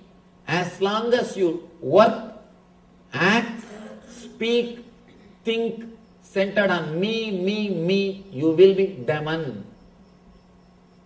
You will be working for the survival of instinct, the instinct of survival and instinct of possessiveness.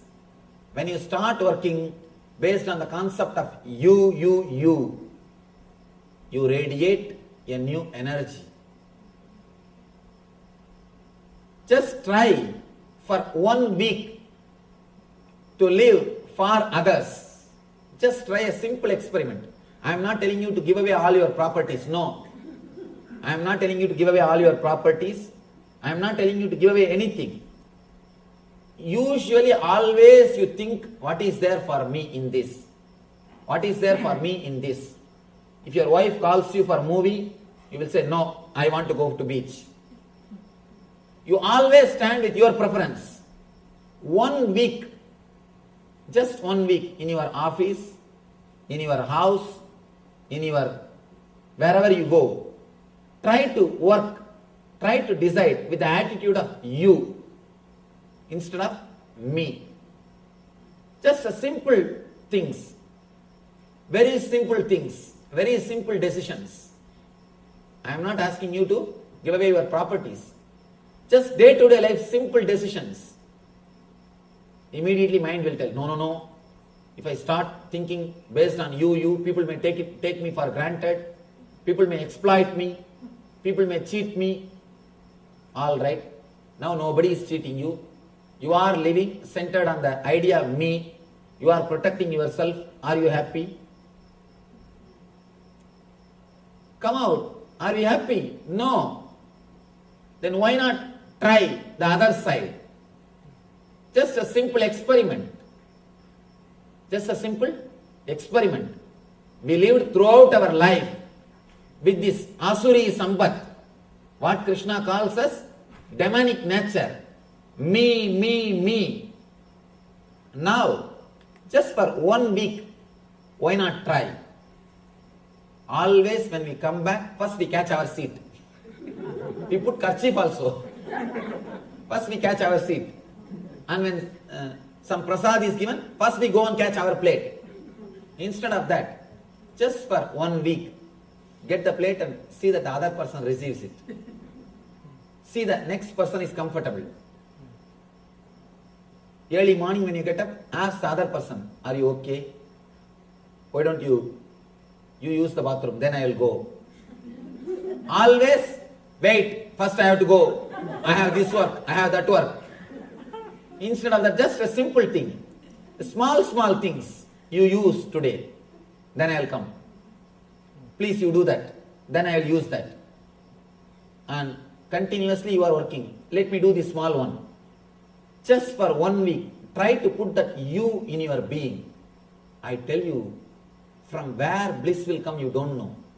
Suddenly you will feel your whole being is relaxed.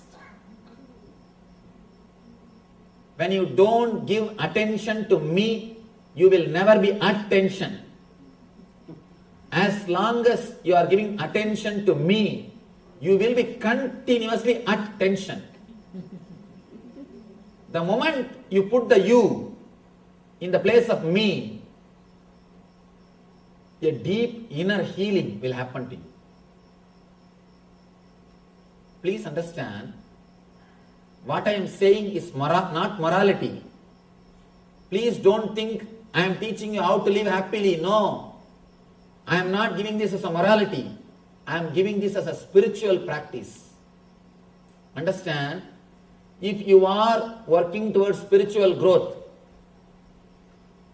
if you are a professional seeker, I use that word because there is a group of people, especially in the West, they are professional seekers. Any Swami comes, they will be there. Any Swami or any book, any spiritual thing, they will be there always.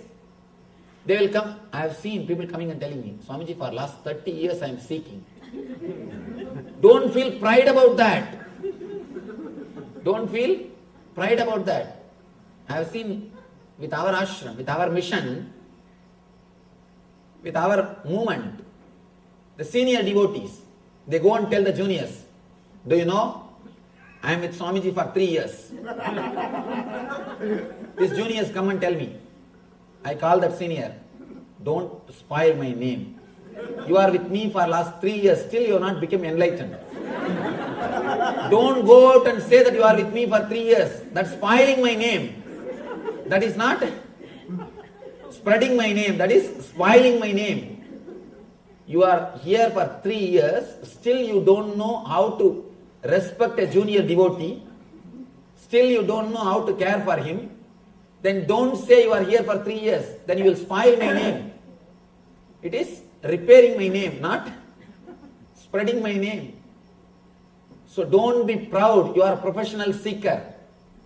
Please be very clear.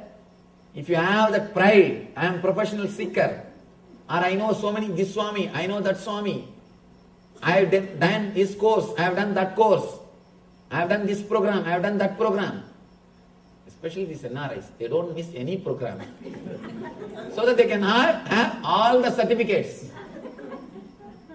If you are a professional seeker, if you think you are seeking spirituality, please understand, take this one spiritual practice.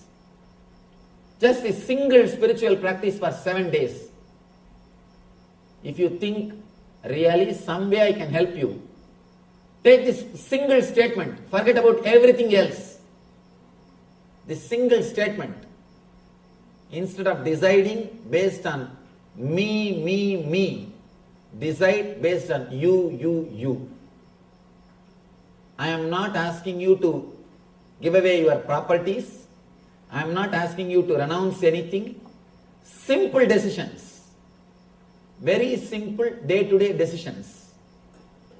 You will see something happening in your being. The tension or the solid weight which is there in you will simply melt, will simply loosen up, and you will experience inner healing and a tremendous cool breeze, bliss breeze in you. Naturally, when you get a taste or glimpse of this mood, automatically you will start expressing this attitude in your day-to-day life, every day, every moment. Be very clear. Always we choose words and we do actions based on me. When you are shouting at somebody, you say, no, I do it for his good, Swamiji, for his sake, Swamiji. When somebody else is angry, you say, see, like a demon, how he is mad at others and he is shouting. When somebody else is angry, he is shouting. When you are angry, no, I do it for his good only, his sake only, Swamiji. I have to take care of him. If I don't teach, who will teach him? And I am doing it for his good only. Please understand, don't play with words. Just be straight. Just be straight for next 1 week. Not even more than that. After that you can become your old self, no problem. First 1 week, just 1 week try. Very simple things. Instead of always deciding for me, decide based on you. And I tell you, the irritation which you carry continuously will simply disappear. The instinct to survive will disappear. An instinct to possess will disappear. You will become an empty being. You will become hollow bamboo. When you become hollow bamboo, you will become flute in the hands of divine. Whatever happens through you will be divine. You will imbibe the divine nature. Krishna goes on. He explains further, step by step, how to imbibe the divine nature into you. How to do the cognitive shift in the very deep level, subtle level. Please understand, working in the level of sattva, rajas, tamas is very difficult. That is like changing all the servants to change the master. You will never be able to do. Just change the master. All the servants will be changed. Here, Krishna is giving you the technique to change the master. Ego, which takes decision. He is giving you the straight technique for the cognitive shift. Now the cognition is happening, keeping the I as center. He just gives you a simple technique to replace the I with the word you, so that the cognitive shift will happen. The same system will be used for divine nature. The same will be used for divine nature. Rama and Ravana, both are energetic. Both have got Brahmastra. Only one thing, one is centered on I, another one is centered on you.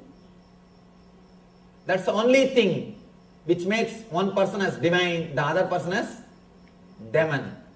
Now, Krishna goes further, deep, and gives you the subtle techniques to experience the consciousness of you, the ultimate consciousness, the consciousness of whole. He gives the techniques to experience the Daivi Sambat, divine nature of your being through this cognitive shift. Krishna continues to explain step by step all these great qualities. As I was telling you, please don't try to practice these qualities separately, individually. The more you try to practice these qualities, more you will become schizophrenia. fighting with yourself, and do not try to practice these qualities. Just do something which will make you express these qualities in your life. Automatically you should become blissful. Automatically you should become free from anger. Automatically you should become person who is full of the dharmic qualities. By force, when you do, you always expect, including charity. When you do it out of force or social conditioning, because you are taught doing dharma, if you do because of some reason, be very clear, you will always be having trouble. Never do dana if you feel something is taken away from you. I always tell people, the word dana is wrong. Sharing, that's the right word. Sharing is the right word. Because you have enough, you just share with others. That's all. With word dana, you have always ego. I am higher, you are receiver. I am giving. But with sharing, the idea dana doesn't exist. I have it. I got it. Let us share. Somehow I got it. Let us share. Sharing is the attitude. Sharing is the right attitude. If you do it out of the concept I, even after doing charity, you will verify whether your name appeared in the plaque or not. Is there any spelling mistake or not? Is it right size or not? Is this less small font or big font? We will go around and verify. And be very clear, especially I have seen in India, in one tube light, they would have presented one tube light to a temple. In the tube light it will be written, Ramanathan son Somanathan, in the memory of his father, his mother who passed away, Saundari Lakshmi, presented to this temple on such and such a date. In black paint they would have written. When you switch the light, you will see only black line on the wall. No light, only the black line. Raman Maharshi says beautifully, when you don't ask, you will be given. I always tell people, when you don't tell, I will tell. There are many people who they do many things for the ashram. When they don't tell, I tell them. I tell the whole world. You see, he did all these things. He did all these things. When they tell, I keep quiet.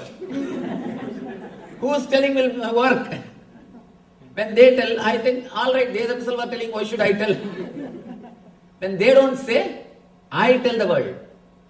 Please understand, when you don't do out of the idea of I, naturally, you will not feel something is taken away from you. Next thing, above all, you will feel the tremendous fulfillment. Anything should be done with the concept of you. When it is done with the idea of you, whatever you do will become like these beautiful qualities. Daivi Sampat.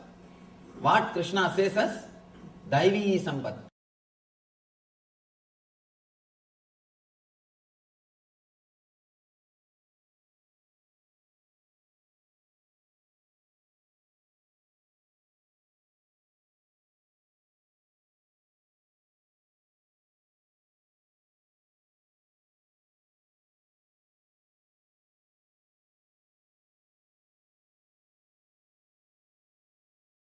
Understand? Even Yasoda had that small idea of I. Let me tell you a great story from Bhagavata. A great devotee called Tarangini. She is a devotee of Krishna. The other day, I was sitting with our chief priest, Nasim Bhattar. He was telling me the story, beautiful story. Of course, to tell you honestly, I never read this story. It is he who told me this story. And beautiful story. Let me tell you that story. It's such a wonderful expression of love.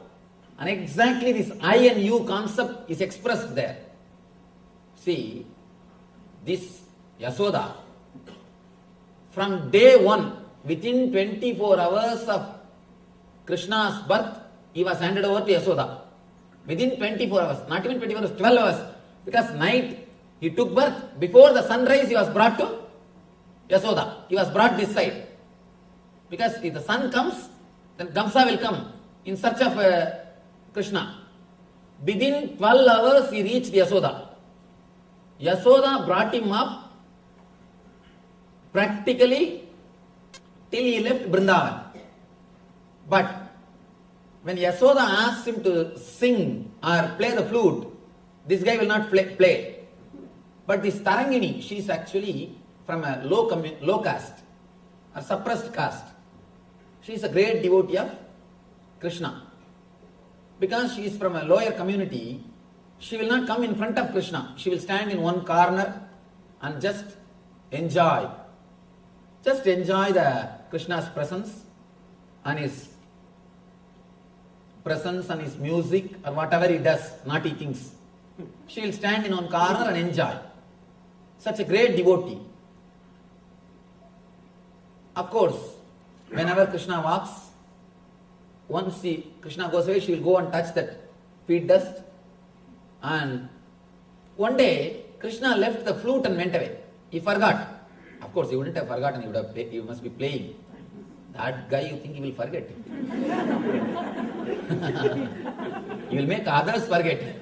And he will never forget anything. And he was playing a drama as if he left the flute and went away.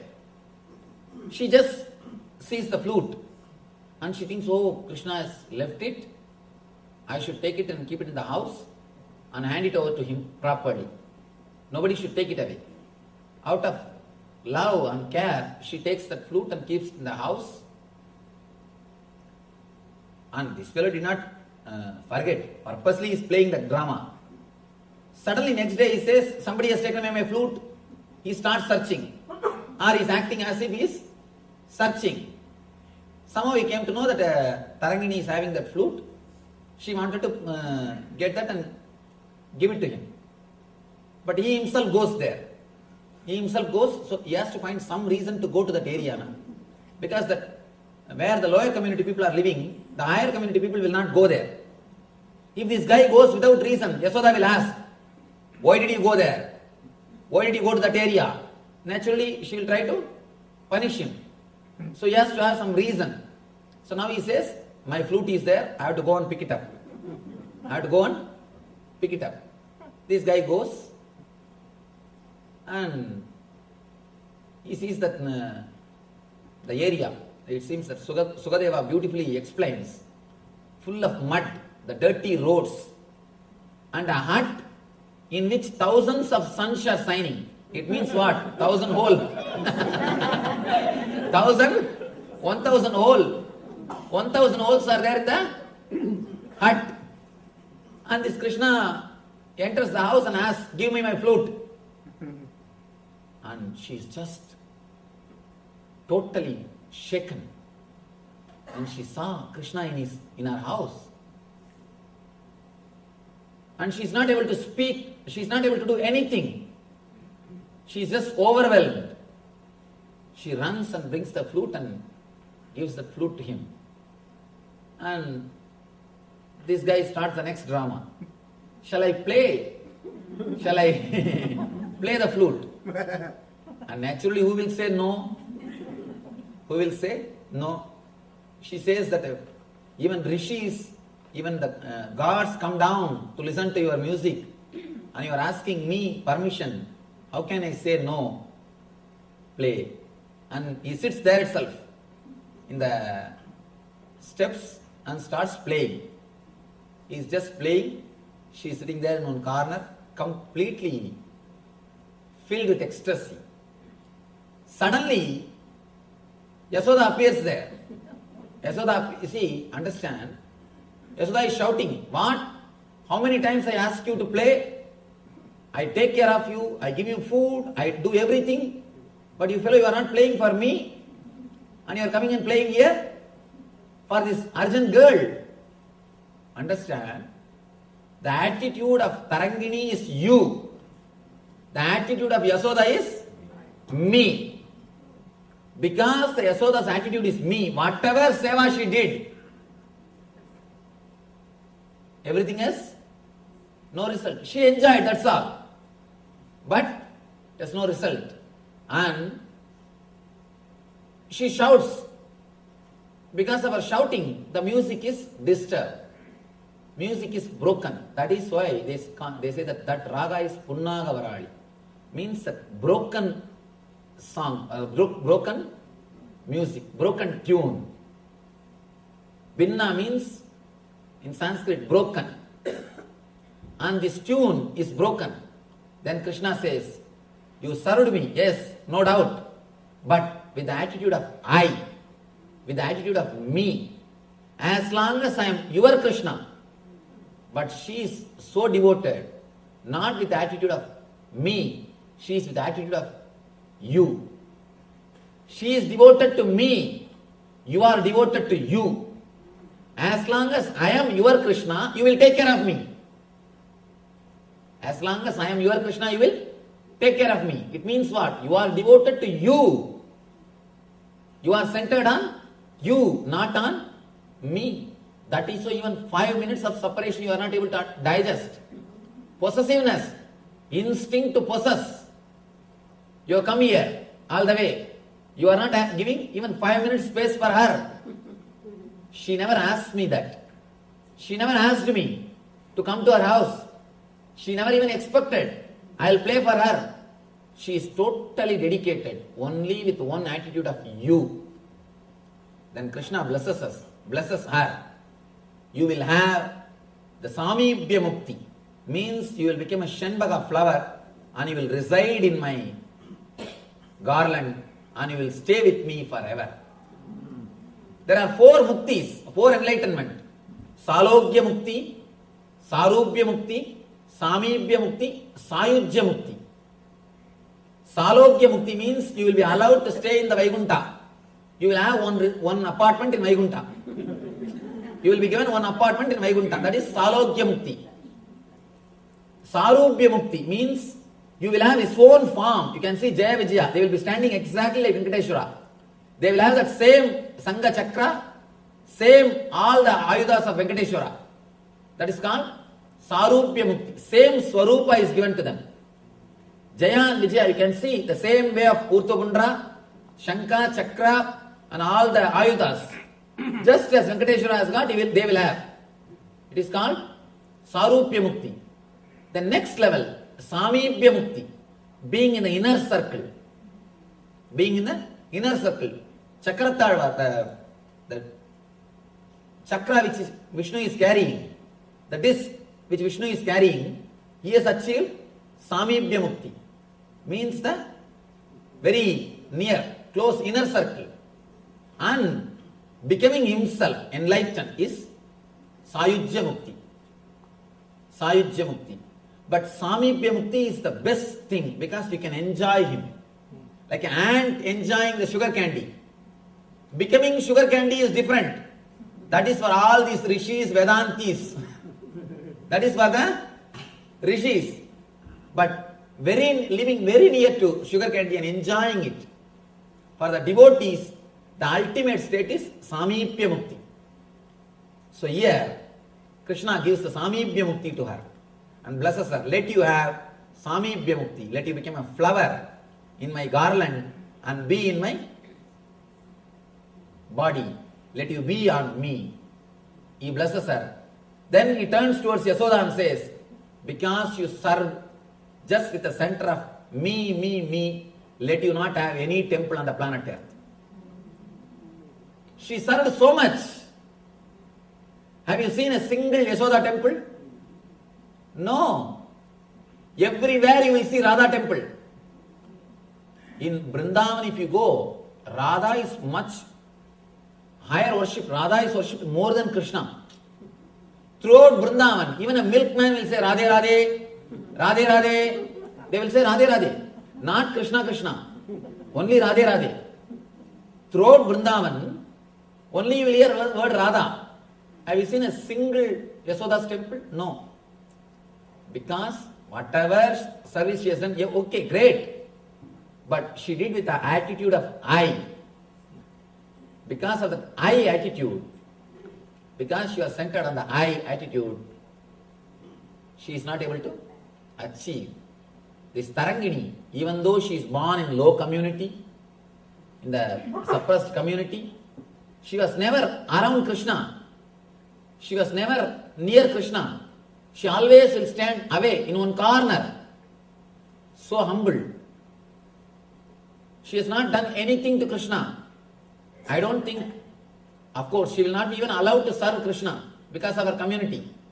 But just because she lived with the attitude of you, Krishna goes to her house and she goes and blesses her.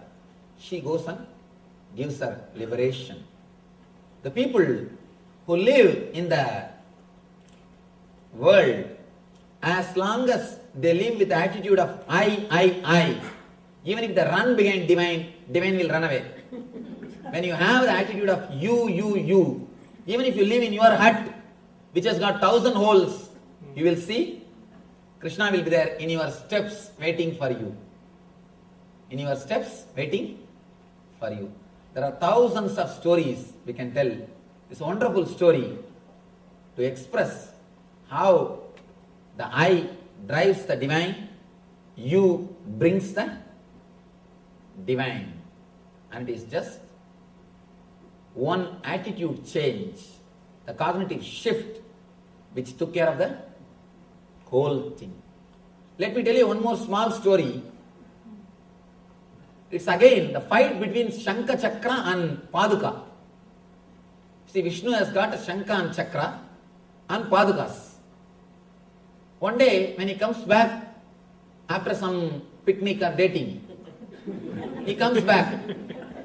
Of course, Vishnu, you know, every day with one person he goes out. And he is a blissful energy. Not like Shiva sitting always in that old smashana, nothing to do. What to do? One or two old bulls are there. And nothing to see, nothing to enjoy. But Vaikuntha is totally different place. Vaikuntha is a fun place. And continuously dance goes on, and all variety foods are served, and everything is great. Vaikuntha is different. Vaikuntha atmosphere itself is different. And this Kailash, all these old fellows with a long beard sitting and always chanting Om Namah Shivaya, Om Namah. How long you can hear? After 2 years you will feel so bored. And you will ask for some entertainment. But here Vaikuntha is an entertaining place. And he comes back. He goes to his bedroom. He leaves the Padukas outside the room and goes to the bedroom to rest on his beautiful bed, the serpent bed, Adisesha. The Shankha and Chakra, they look at the Paduka and laugh at them. Laugh at the Paduka. See, you may carry Bhagavan whole day. When it comes to the room, you have to stay out, we will go near. You are not really at Samipya. We are the people who stay 24 hours with him. Night 12 hours you are out. So you have only half Samipya Mukti, not full Samipya Mukti. Only 12 hours when he comes out, you will be at his feet. When he goes to bed, only we will be there around him. We are having 100% Samipya Mukti. You are having only 50% Samipya Mukti. Then Paduka says, all right, what can be done? Whatever Bhagavan says, whatever Bhagavan thinks, let it happen.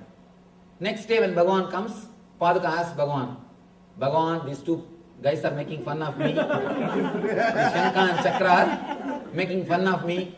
Is this really true that you are angry with me? And I have only 50% Samipya Mukti. Is it really true? Please tell me, what mistake did I do? Then Bhagavan laughs and tells, don't bother. Attitude at time doesn't mean that you are some important or you are not important or they are important. Attitude at time does not show favoritism. I have no favoritism. Let you understand, each one has got different place, different work, different things to do. Then Bhagavan says, by worshipping Shankha or Chakra, you cannot get mukti.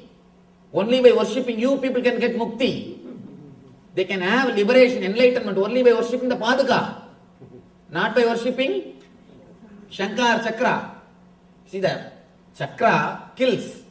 Shankar declares the victory. That's all.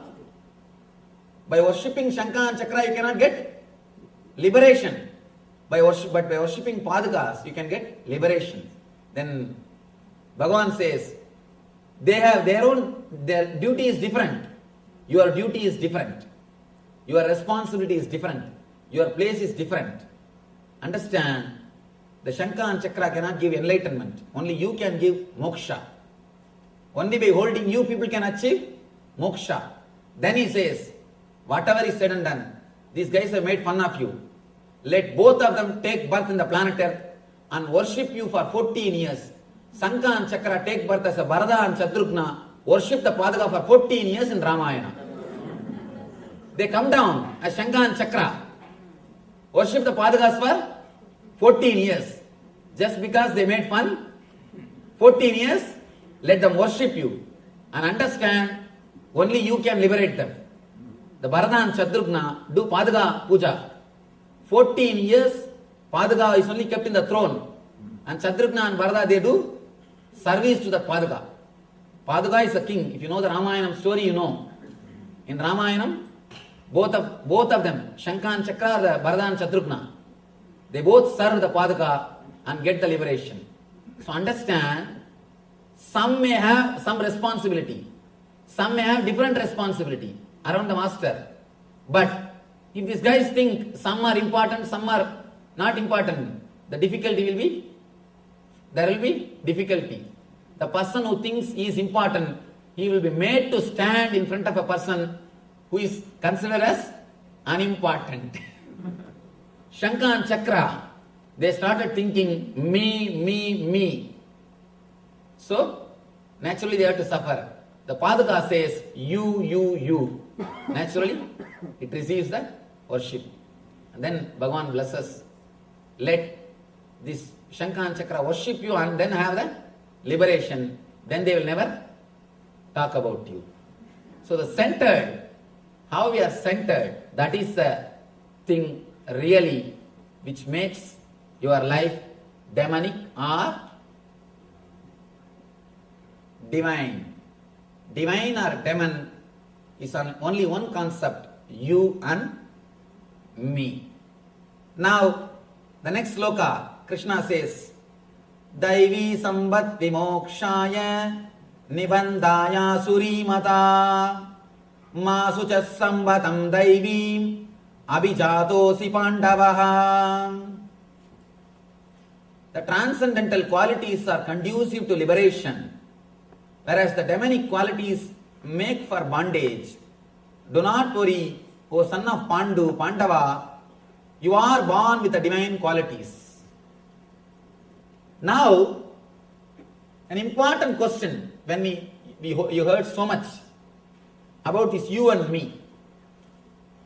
Immediately next thought which comes in the mind is, Swamiji, I don't know whether I am working based on me concept or you concept.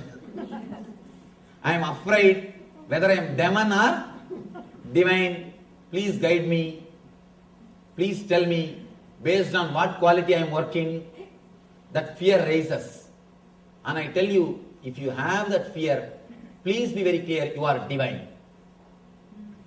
The person who is ready to look into his mind, the person who is afraid whether I am living rightly or wrongly, will always live rightly. Person who is arrogant, only he will be demonic.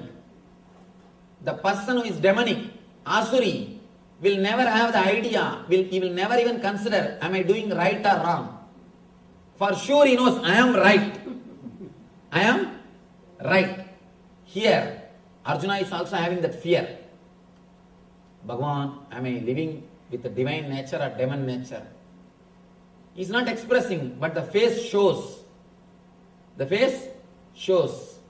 And now Bhagavan expresses.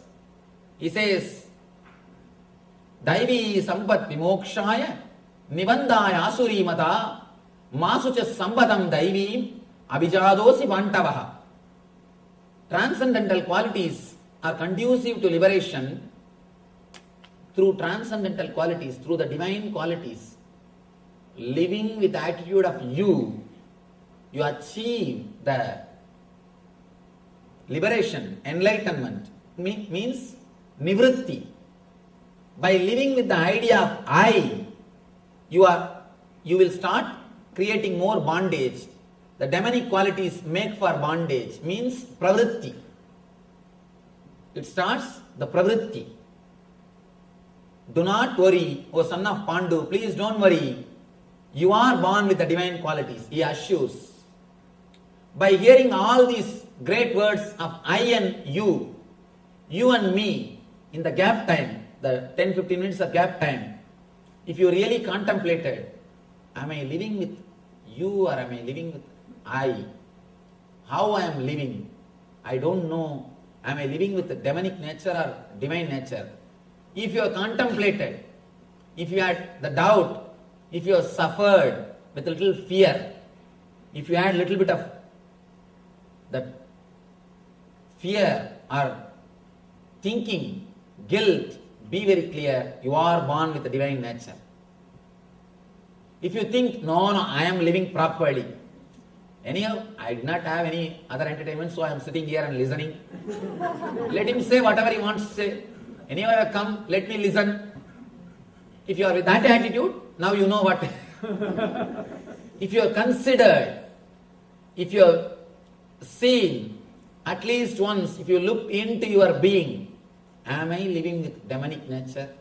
Am I living with divine nature? What is my nature? If you try to measure with this scale about you, your inner being, at least once, be very clear, you are Arjuna, you are in the position of Arjuna, be very clear, you are born with the divine qualities. Daivim Abhijadosi Pandavaha. He says, you are born with the divine qualities. Daivim Abhijadosi.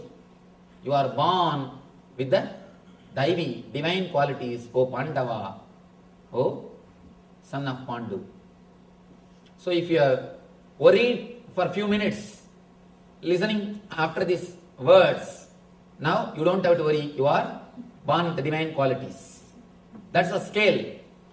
Whenever a person who is dharmic, when he listens to these higher words, he always verifies once.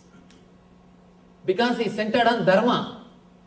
The people who are adharmic, even if they listen all these things, he speaks all these things as if he is living what he is living. Let us go and see how he is living. Then let us see what he is speaking is falling in tune with his ideas or not. Person who is divine tries to chisel himself, tries to correct himself. Person who is asuri tries to correct the others. With asuri sambat, he is holding the chisel and hammer in this way. With the divine sambat, he is holding the chisel and hammer in this way. When you carve yourself, you become God. So, here, if you chisel, if you look into yourself, be very clear, you are born with divine nature. Now, Arjuna has become matured. The moment he listens these truths, he starts looking into his being. So, naturally, Krishna says, you are born with divine nature. Vaubhuda sargau loke asmin daiva asurayeva cha daivo vistara saprokta asuram partame shrunu. Partha, in this world, there are two kinds of created beings. One is called the divine and the other is demonic. I have already explained to you at the length of the divine qualities. Now understand demonic qualities also, so that you will understand and live your life blissfully and happily. He goes on explaining all the qualities of person who lives based on I. I don't think we need to understand all these qualities because we have already. There is no need to read all these qualities of a person who lives with I. Because we know enough of them. All we need to know is how to live with the attitude of you. Understand? When you live with the attitude of you completely forget you. You disappear into the existence. Let me give you a simple, one of the important technique. Even Krishna speaks about that. Just for 3 days, try. Think you are somebody else. You are somebody else. It may look funny what you are telling Swamiji. If you are a doctor, just for 3 days, when you have vacation, not on regular, when you are a profession, because I don't have praja means issues. Because I don't have issues, I myself do it for me. My Shraddha also, I am supposed to do it. So after the Shraddha, you have to lose your identity. You cannot carry your identity. If you are a doctor or a lawyer or an engineer or accountant, whatever you may be earlier before sannyas, you have to lose your identity. For that, they will smash the whole body with the ash. They will put the bhasma all over the body. And like a bhuta, they will put all the big rudraksha malas. And all the identity should be lost, and they should go for a begging. They should go for Madhugari Bhiksha. And they will not associate themselves with their identity. Completely they will break their identity. For 3 days they have to meditate, they are somebody else. 3 days they will break themselves from their old identity. Only if they pass in this meditation, if they are able to break completely from their identity, they will be given sannyas. It is called Bhuta Sarira Vasa. Means you live in the Bhuta Sarira, breaking away from all your past identity. Just simple 3 days. I am not asking you to become Bhutas. I am not asking you to take sannyas.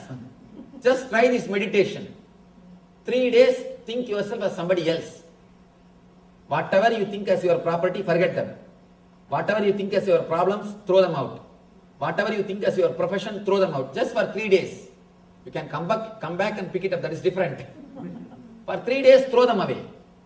You will see a new consciousness rising in you. New consciousness rising in you. If you just throw away the me, that itself liberates you. And if you start working based on you will experience tremendous bliss. When you drop me, you will experience peace. When you start working based on you will start experiencing bliss. Peace and bliss. When you drop the idea of me, you will have the peace. When you work for the idea of you, for others, you will have bliss. This is the straight path for peace and bliss. Here Krishna goes on explaining, Asatyam apradishtam de jagadahuranishwaram aparaspura sambhutam kimanyat kama haitukam. He speaks about the qualities of the demonic nature.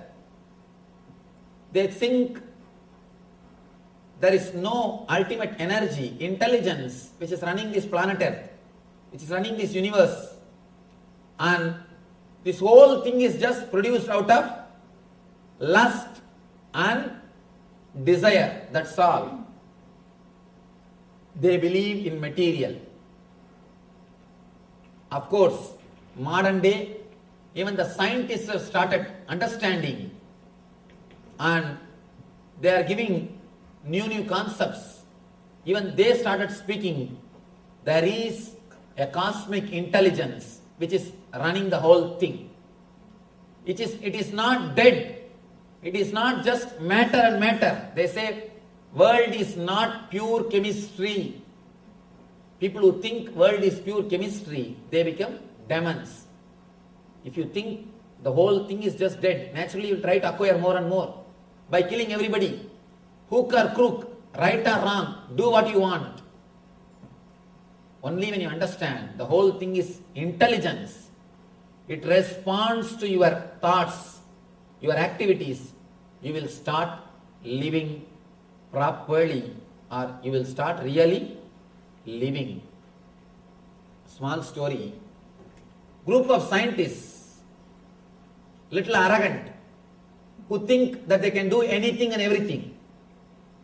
They challenged God. They said, "Oh God, now you are not necessary. Whatever you do, we can also do." What do you say? You are creating human beings. We will also clone and create. What do you say? You create all the whatever is available in the planet Earth, the trees or all those things. Now we can also do all those things. Our department has developed everything. We can do anything. And here I am surprised. See the size of banana and see the size of fruits. All scientist creation. And the scientists have called God for an argument or competition. Come, face us. We will do whatever you do. Now better you go and rest. We don't need you anymore. God said, all right, let us face them. Both of them came and God created a plant. Immediately they also created the same tree in a much better way.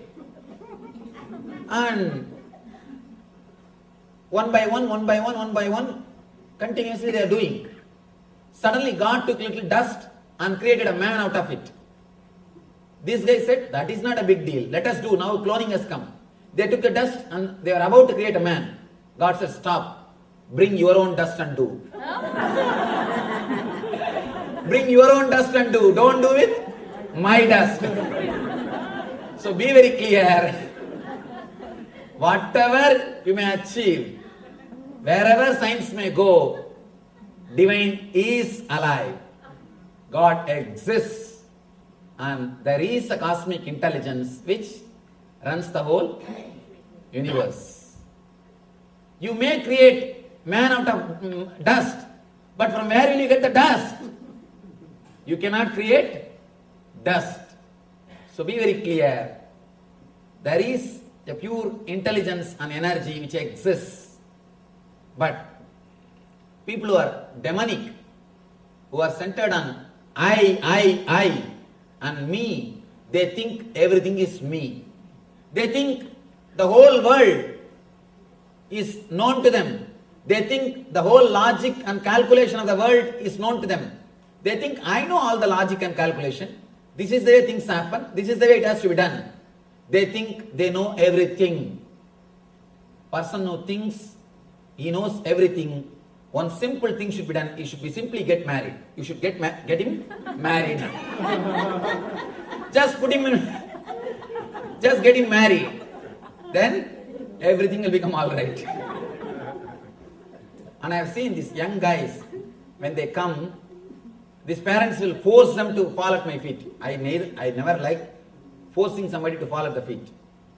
And these guys, if they don't want to fall, they can go. But they will not go.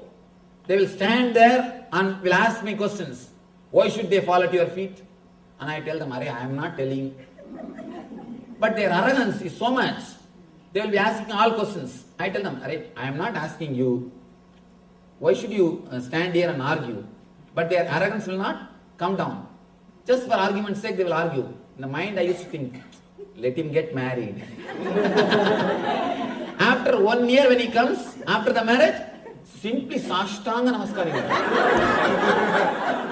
Because in 1 year complete training happens.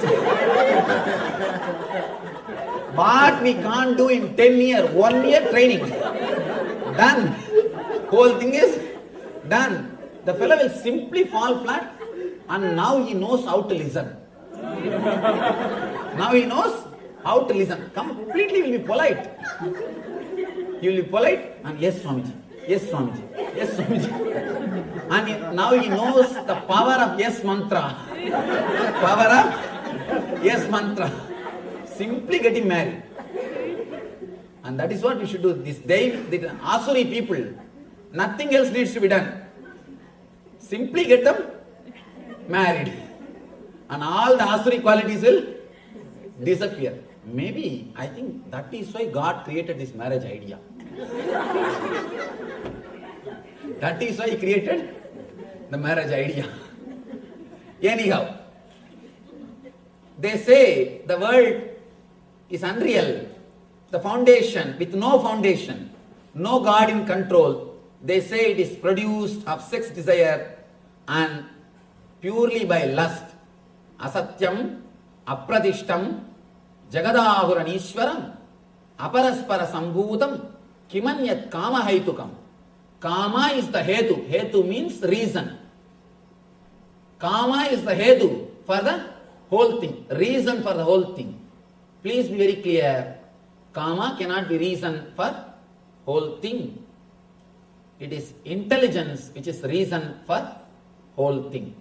The Shakti or the divine is the cause and effect of this whole Jagat. That is Karana and Karya. In both the level, it is divine which is responsible for the universe. But when you think the lust is responsible or just you are the responsible, you start thinking, you start working with one idea of me, me, me. Here, Krishna explains the same concept in a deeper way, and he gives a beautiful punchline. Chintam aparimeyancha pralayantam upasrita kamo babhoga parama edavaditi nischita asabhasastatairvatta kama krodha parayana igande kama bhogartam anyotanam dasanjayan. Taking the shelter of excessive anxiety that ends only with their death. Very clearly he says, the anxiety ends only with death. Some people even at that time it doesn't end. They will be waiting. I paid insurance and these guys are not putting proper casket. They are not putting the proper marble. I paid insurance. I paid so much of money for insurance, so much of insurance I paid. See, they are not putting sandwood bars, they are not putting these proper things. Even after that, the worry will not end for some people. That ends only with their death, engrossed in the satisfaction of desires, and regarding gratification of their desires as their sole objective in life, they believe in these bound in 100 loops of hopes, wholly occupied by lust and anger. They use immoral means, adharma, ihante, means to accumulate wealth for the satisfaction of their desires. These are all the qualities of demonic nature. Please understand, if you have any of these qualities, I am not asking you to change the qualities, change the attitude. Change the attitude. Otherwise, it is up to you. You can live as you want. And it is your responsibility. If you have any of these attitudes in your life, understand, change the being. This is time to start living with attitude of you, and experience the bliss.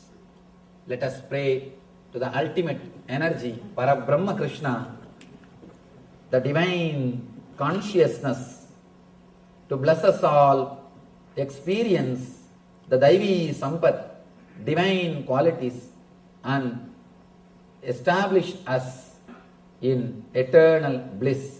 Nityananda. Thank you. Vasudeva Sudam Devam Gamsa Chanoramardanam Devagi Paramanandam Krishnam Vande Jagadgurum.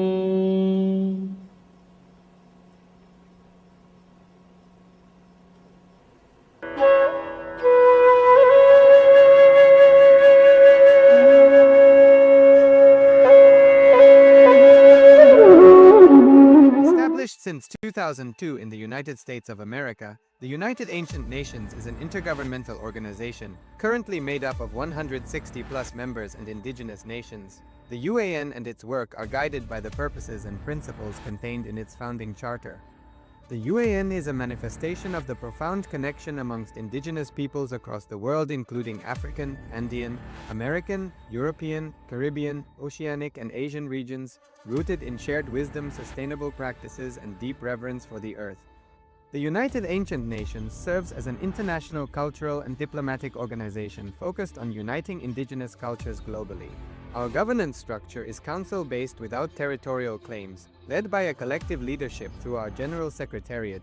As a non-state entity with UN-style advocacy, we focus on several key areas: cultural and digital heritage preservation, indigenous diplomacy, revival of indigenous knowledge systems to solve humanity's problems, global peace, environmental preservation, health and wellness, sustained economic development, indigenous and cultural tourism.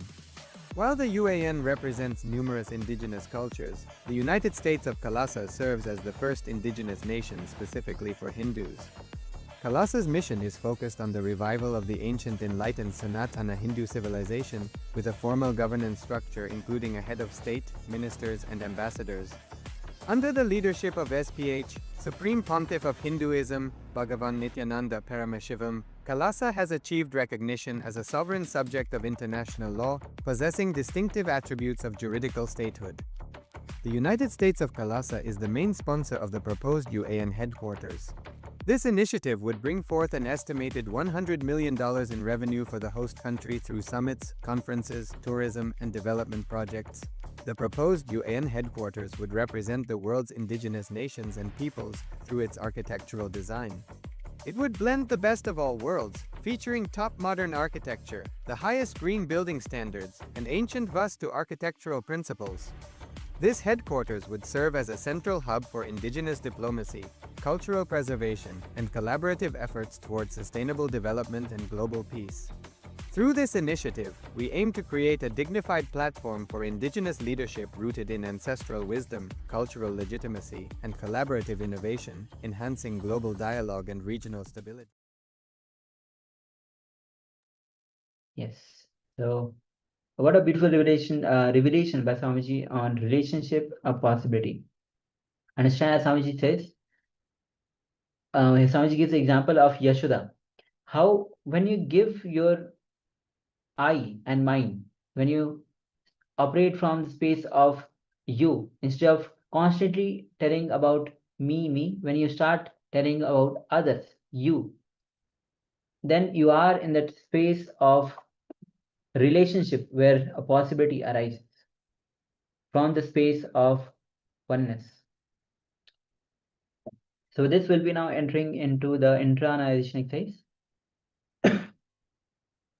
Understand that you are your own friend and you are your own enemy. If you know the technique of how to lift yourself by yourself, you will become friend of yourself. If you let yourself down, you will become enemy of yourself. Nobody can hurt you unless you allow them to. Nobody can help you unless you allow them to. So again and again, lift yourself. Don't feel depressed. Don't have guilt. Don't get dejected thinking you will not be able to do. Again and again, lift yourself. Whether it is suffering or enjoying, is created only by that one link, which is mind. So let us enter into a technique for unclutching. This is something you can do anytime, anywhere. So we'll be doing it for 21 minutes. Now, understand, when you sit, naturally some thoughts will come. That is natural. The moment you see a thought coming, don't give any meaning to it. See, you give meaning to it only if you connect it with your past. Without giving meaning to it, just remember to unclutch and let us see what happens. So this is what we'll be entering into soon. Understand? The moment you remember, let me unclutch from this thought. Let me not give meaning to it. For a few seconds, there will be a small silent gap. The moment you are aware that there is silence, it will become one more thought. Then unclutch from that thought also. And then again, there will be one more gap for a few seconds. Then one more thought will come. I'm in silence. celebrating. I am unclutching. Unclutch from that also. Just the gap or the silence should become longer and longer. That is the goal. That is what we are aiming for. So the gap between thoughts should be getting longer and longer. So this is the whole idea. Now, naturally, it is the nature of the mind to wander somewhere after a few minutes, but don't worry about that. The moment you remember or become aware that mind has wandered, simply unclutch. There is no need to have guilt or be agitated that mind has wandered. The moment you remember, unclutch. That's all.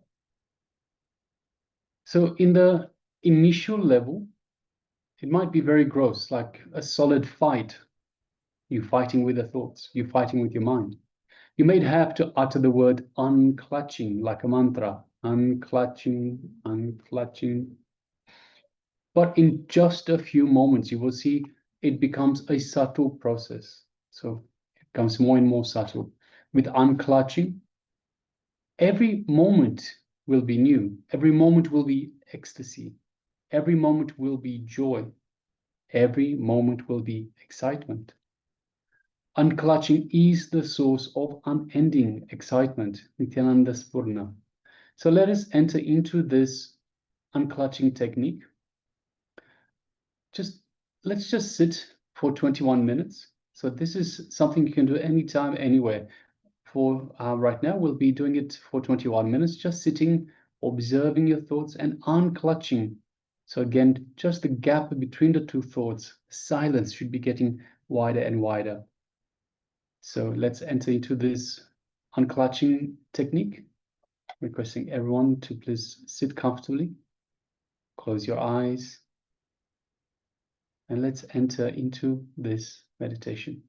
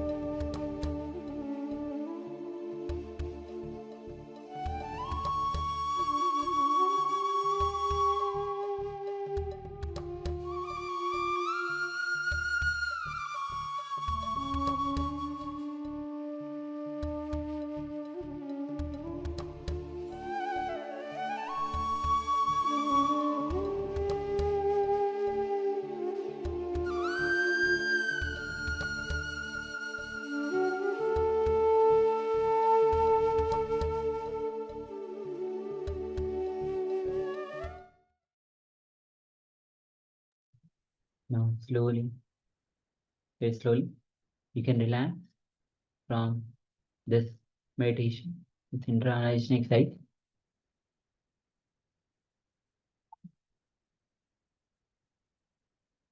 And with this, we'll be now moving on to the power manifestation. But before that, we'd like to ask everyone how you went through this internalization exercise. If you want to share, please go ahead and share. Meanwhile, we'll be getting ready for the power manifestation, manifesting the power of clairvoyance. So the image will be on the Acharya's screen, and you'll be scanning the details of the image.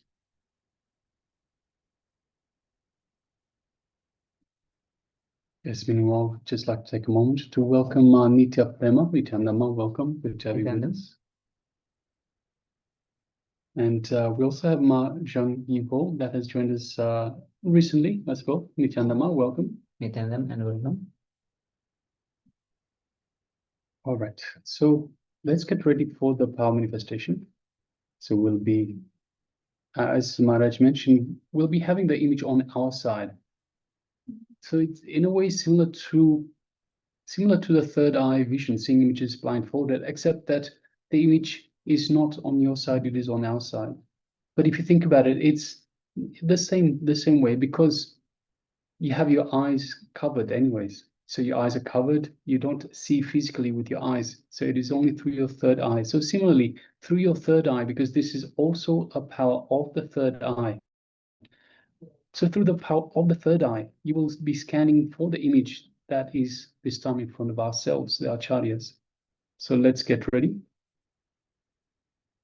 Let's sit comfortably with the head, neck, and spine in a straight line. Let us bring our awareness to our Anandagandha, which is just below the heart center and just above the navel center.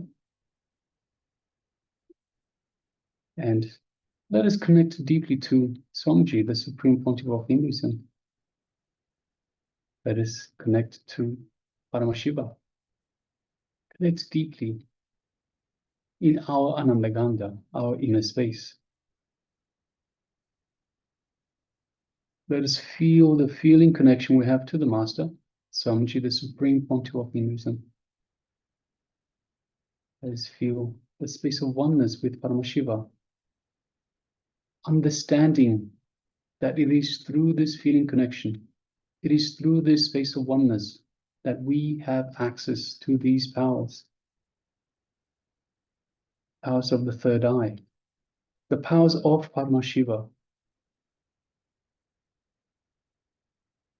So let us feel all of that in our inner space, our Anandagandha.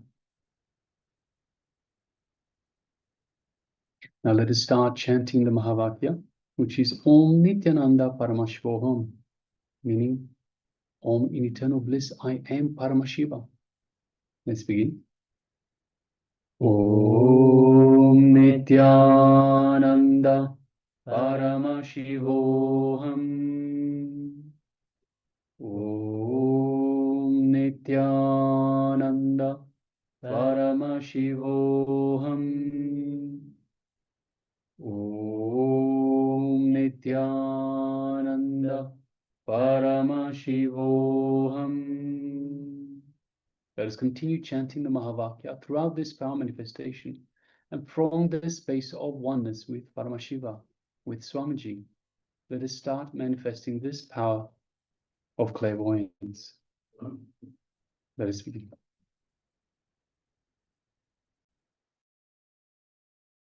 Om Nityananda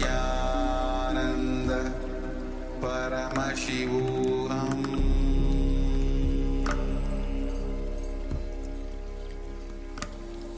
Om Nityananda Paramashivoham.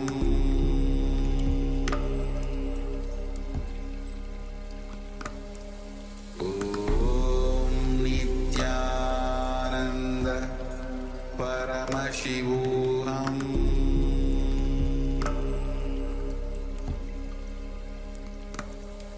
Om Nityananda Paramashivoham.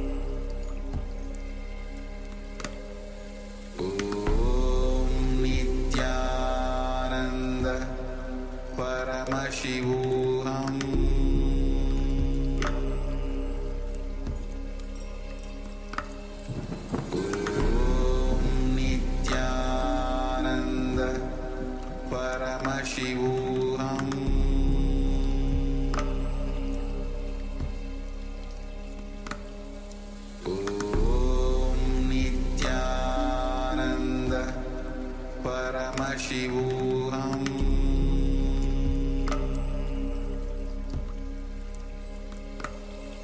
Om Nityananda Paramashivoham.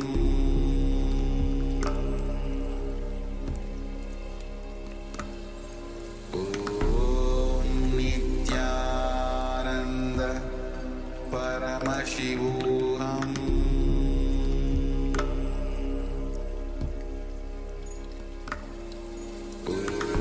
Om Nityananda Paramashivoham.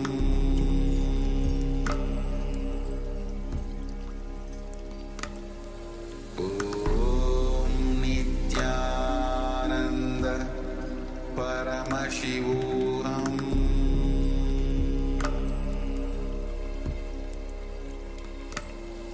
Om Nityananda Paramashivoham.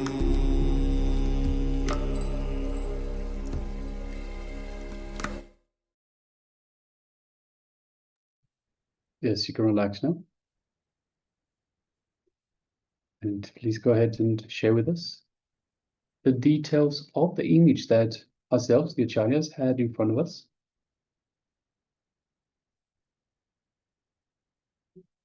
So please go ahead and share.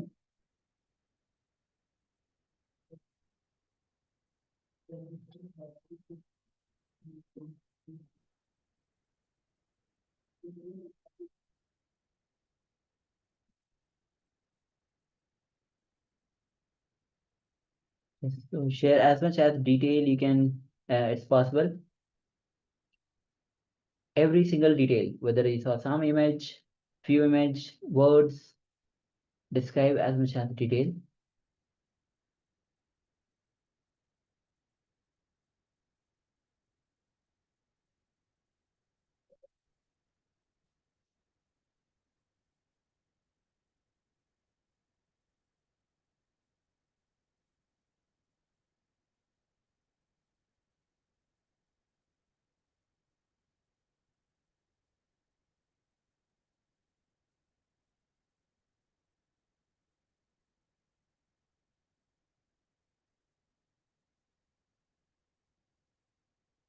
And requesting everyone that has the camera switched off, please switch on the camera and be available in the camera frame. So Majangibo, Mayongjing, Margaret Swarupini, Marshall News, Manityaptema. Requesting please switch on your camera, or if you have it switched on, please make sure that you are available in the camera frame so we can see you. And if you have taken part in this power manifestation, then take a moment to share with us what was revealed to you as the details of the image that ourselves, the acharyas, had in front of us.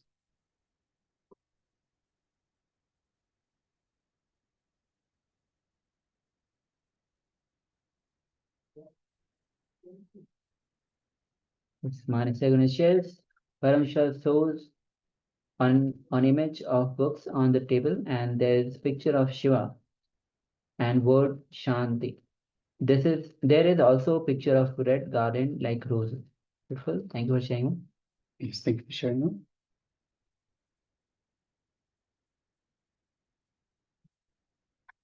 Requesting everyone to take a moment. So if you're still sharing, please continue to do so. Meanwhile, let us share the image that we had displayed for you. And yes, this is the image that we had. It is from an African village, somewhere in the drier parts of Africa. As you can see, nice little huts with hay or dry grass as for roof, and just sticks for the walls. So we can see there's lots of light brownish colors and grays. We can see the sky with hardly any clouds. There's a number of small clouds. We can see some green trees in the background. A blue vessel just in front of this front hut. and perhaps some clothing on the ground, and you can also see the entry to the hut itself, which is a little bit lifted. So yeah, let us have a look. Mr. Guna shares, Paramashiva shows an image of book on the table, and there's a picture of Shiva, word Shanti. There's also a picture of red garlands like roses. Yasma, so we don't see that in here. We see a lot of that in the image that we have behind us, just in here. So garlands like roses. We see picture of Shiva, Paramashiva, Swamiji himself, and book on the table, and there's a picture of Shiva. So yes, thank you very much for sharing that. All right. So with that, we'll be moving on to the next segment. And the next segment is dropping the irritation due to fear and greed. So Swamiji, the Supreme Pontiff of Hinduism, will be revealing to us how to drop the irritation that occurs due to our fear and greed. These are emotions that are related to our two lower chakras. We have gone through the chakra system. So these are emotions related to the two lower chakras in the 7 chakra system. And Swamiji beautifully tells us that every chakra is related to a different emotion. So let us come to the space of listening. Let's sit comfortably with the head, neck, and spine, and let Swamiji take us through this, dropping the irritation due to fear and greed. Let's begin.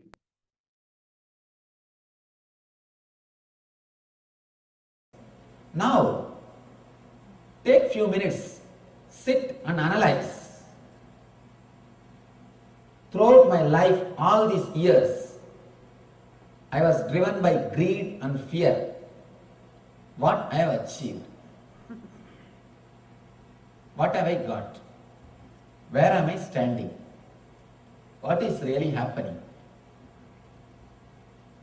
Consciously think. Consciously allow this idea to work on you. Decide, from today, I will not do anything out of greed or out of fear. Immediately the fear will rise in you. What will happen to my bills? Who will pay? What will happen to my house? Who will pay the mortgage? What will happen to my car? Who will maintain? What will happen to my kids? Who will feed them? What will happen to my social prestige and name and fame? Who will maintain it? Please be very clear. You have enough energy, you have enough strength to maintain yourself without fear and greed. The important thing you need to trust is you don't need energy from fear or greed to run your life. That's the first thing we need to understand. You have enough potential energy to live your life and to achieve what you want. Mahavira, one more great enlightened master who is not used by India.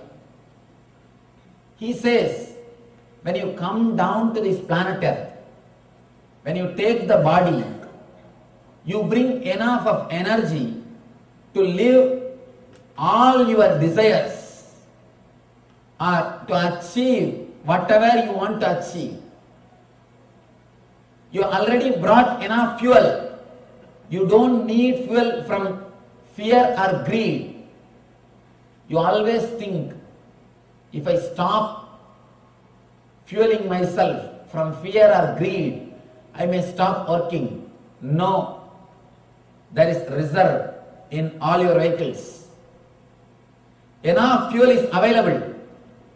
But psychologists can never believe the unmotivated action is possible, because they have never seen a Buddha. Again and again, these people who are working on the field of psychology, they come to a conclusion, only with motivation man can work. I tell you, no. What motivation birds have got to sing? But these Freudians are so perverted. Even for that they have started giving meaning. They say that the bird is calling for the spouse. Even the birds singing, they have started interpreting. The most perverted fellows. They can't see anything as it is. That is why here Krishna says, Ya pashyati sa pashyati. The man who is out of fear and greed only can see things as it is. If you are caught in fear or greed, you will see the things only as you want, never as it is. For example, if there is a beautiful tall building, man who is caught in the greed, the moment he sees, he will have one thought, if I have like this one building, how nice it will be. The man who is caught in the fear, he will think, I should not think of all these things, otherwise I will be stressed, I should escape from all these places, I should go and stay in forest. The man who is caught in the fear, he thinks in one way. The man who is caught in the greed, he thinks in the other way. But only a man who is liberated from these two emotions will see it as it is. Yap pashyati, sap pashyati. What is, you will see that. Now, decide strongly. Throughout my life, I lived either pushed by fear or pulled by greed. Mahavir says beautifully, you don't need energy from greed or fear. And I tell you, for a person who is trained by the society, who is conditioned by society, for the person it will be very difficult to believe this truth that you don't need energy from fear or greed to live. I know you are all sitting here out of politeness. He is speaking, let us listen what can be done. Just because you are sitting, it is not that you are able to believe it or you are able to trust my words. I know thousands of questions arising in your mind, but I tell you, your whole past, maybe 30 or 40 or 50 or 60, what is your age? That many years. You lived only fueled by fear and greed. Just give next 10 days for Mahavira. Decide, next 10 days I will trust the words of Mahavira. Mahavir says, you don't need fuel from fear or greed because you have brought enough energy. When divine sends you, when you take birth, God sends you with whatever you need. In India, the daughter is given, when the daughter is given the marriage, they will send the whole set from broomstick to everything will be sent, from card, bureau, everything will be sent with the daughter, and dowry also. That nonsense. I don't know when India will understand and come out of that word dowry, come out of that idea dowry. If any of you have taken dowry, and if you really want the spiritual life, first thing tomorrow itself give it back. Go back to the house, collect all the things, whatever you have taken from your in-laws' house, give it back. If your in-laws are not alive, give it to your wife and tell her do what you want. Don't keep.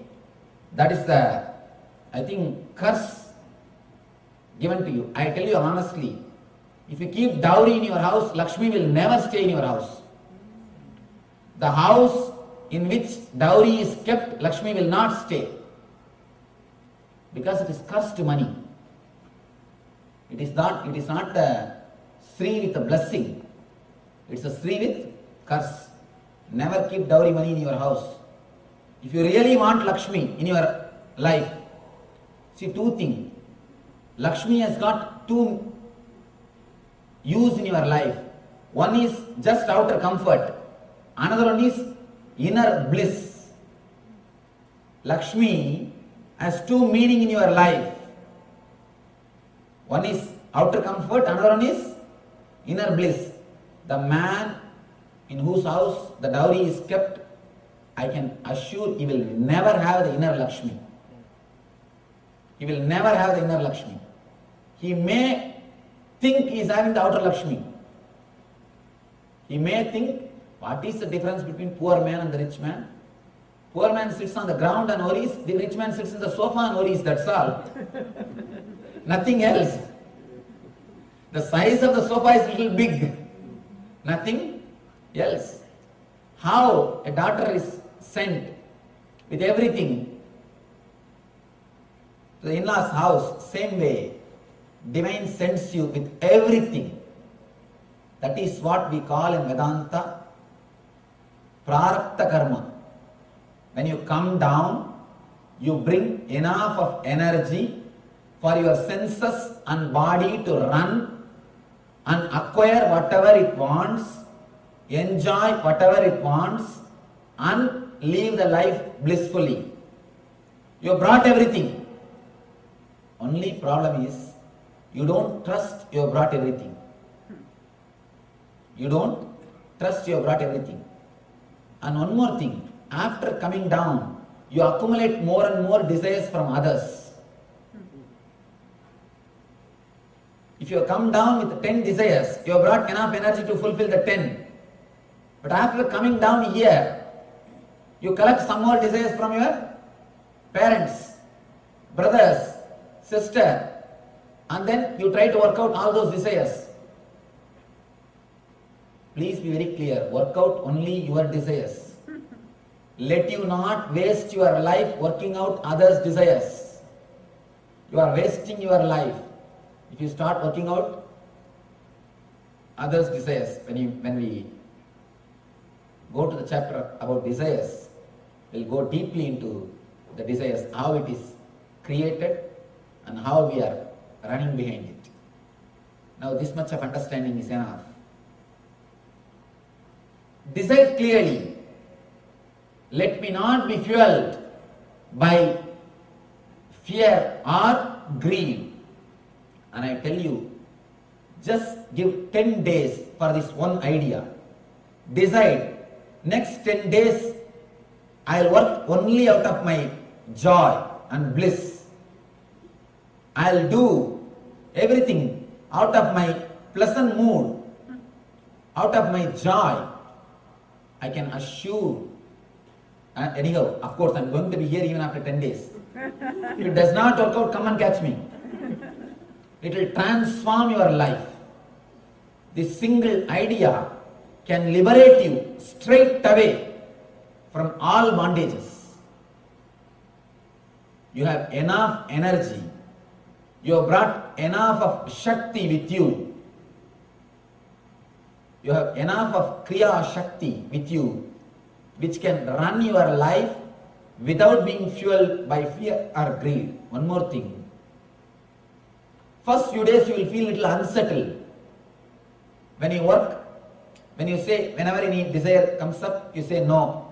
Whenever any fear comes up, when you say no. First few days you will feel a little unsettled because a new inner space is created. You will feel a little empty, vacuum. Don't bother. In few days you will beautifully settle with that emptiness. You will settle with that empty space. That emptiness only Buddha calls Sunya or Nirvana. Working from Sunya consciousness, working from bliss consciousness, not being driven, pulled or pushed by fear or greed. Just 10 days decide, I will work only out of joy. I will not let fear or greed come inside my mind.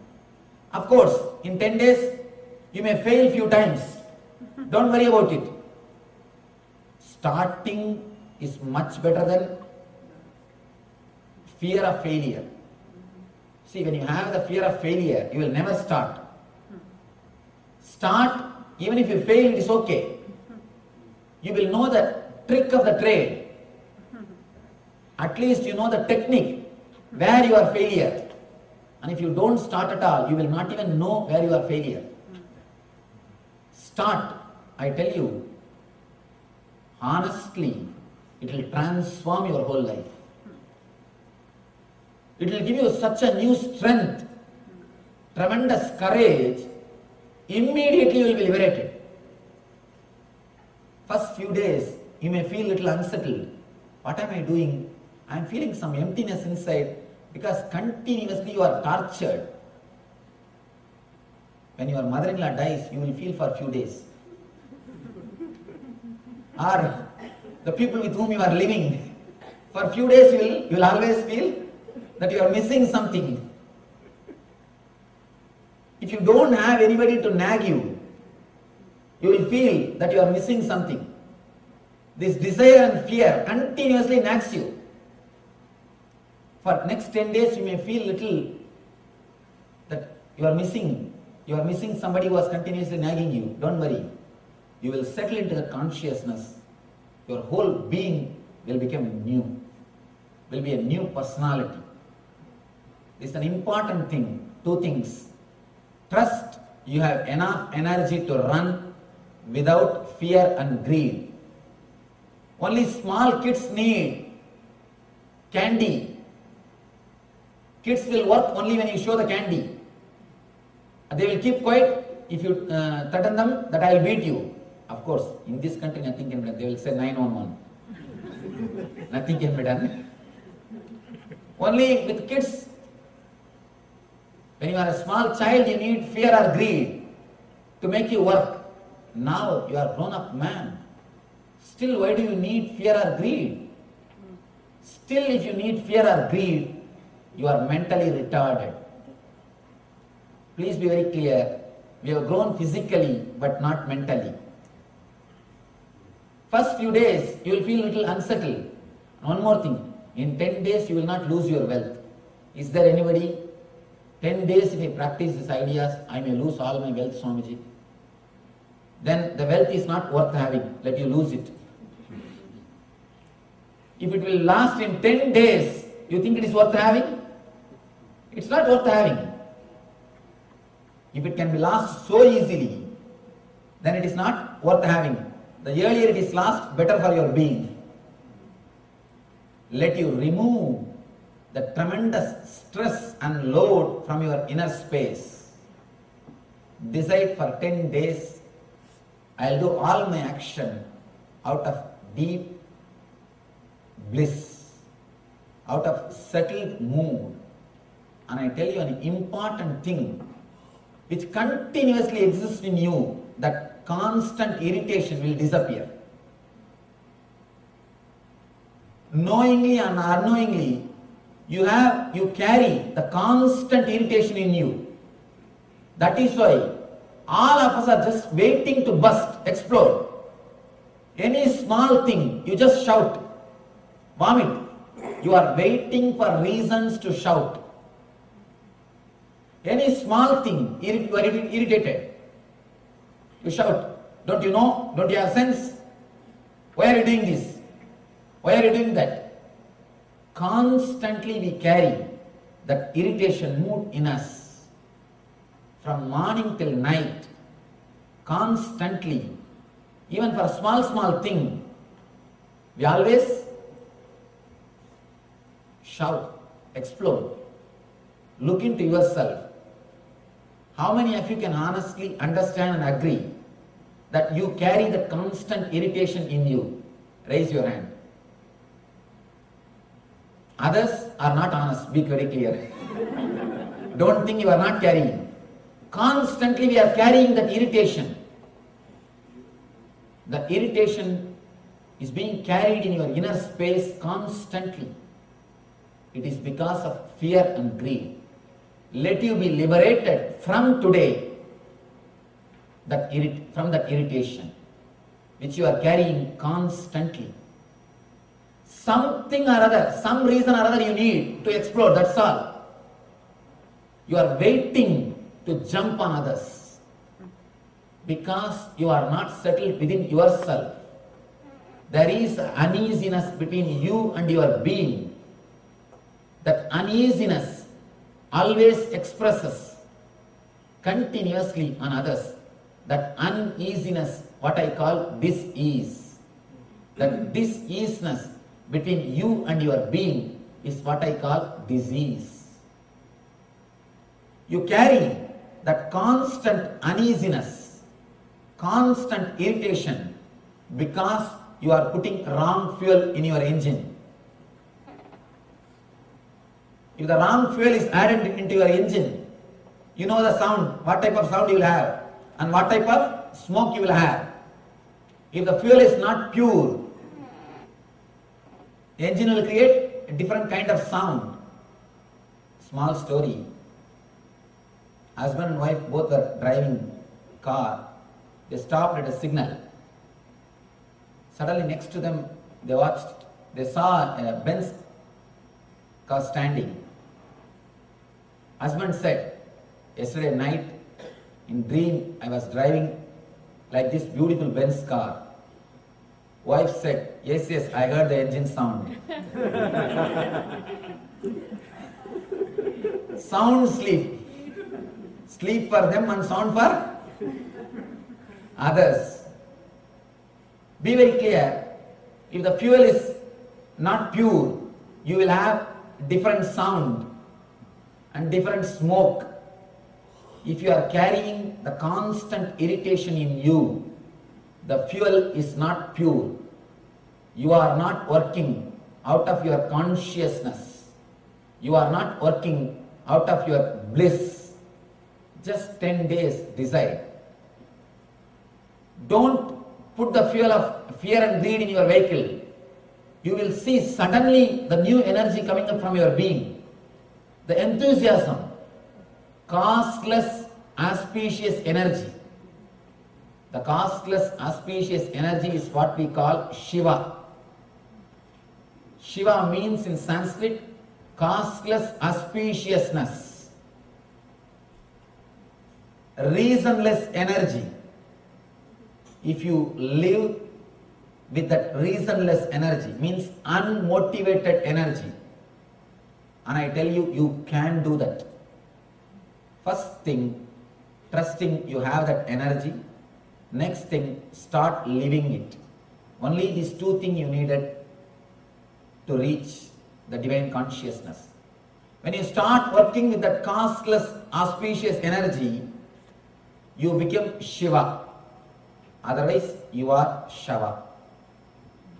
Here, Krishna gives a beautiful technique to reach that ultimate Shiva consciousness, to reach the beautiful space of bliss. Saknodi haivayavasodum praksarira vimokshanat kamakrododbhavam vegam sayuktas sasuginaraha. Saknodi haivayasodum praksarira vimokshanat kamakrododbhavam vegam sayuktas sasuginaraha. Before giving this present body, if one is able to tolerate the urges of material senses and check the force of desire and anger, he is well situated and he is happy in this world. Exactly what I said he is repeating. If you can at least once settle inside, if you at least once settle inside your being, when you are attacked by this emotion of desire and anger, without moving your body, without cooperating, without taken away by that emotion, you are well situated, means you achieved what has to be achieved. You are blissful in this world. People ask me again and again, Swamiji, what is the purpose of body and mind? The purpose of body and mind is only one thing: to achieve, to learn how to experience joy without body and mind. If you can learn that one thing of having happiness, bliss without body and mind, you achieve the use of body and mind.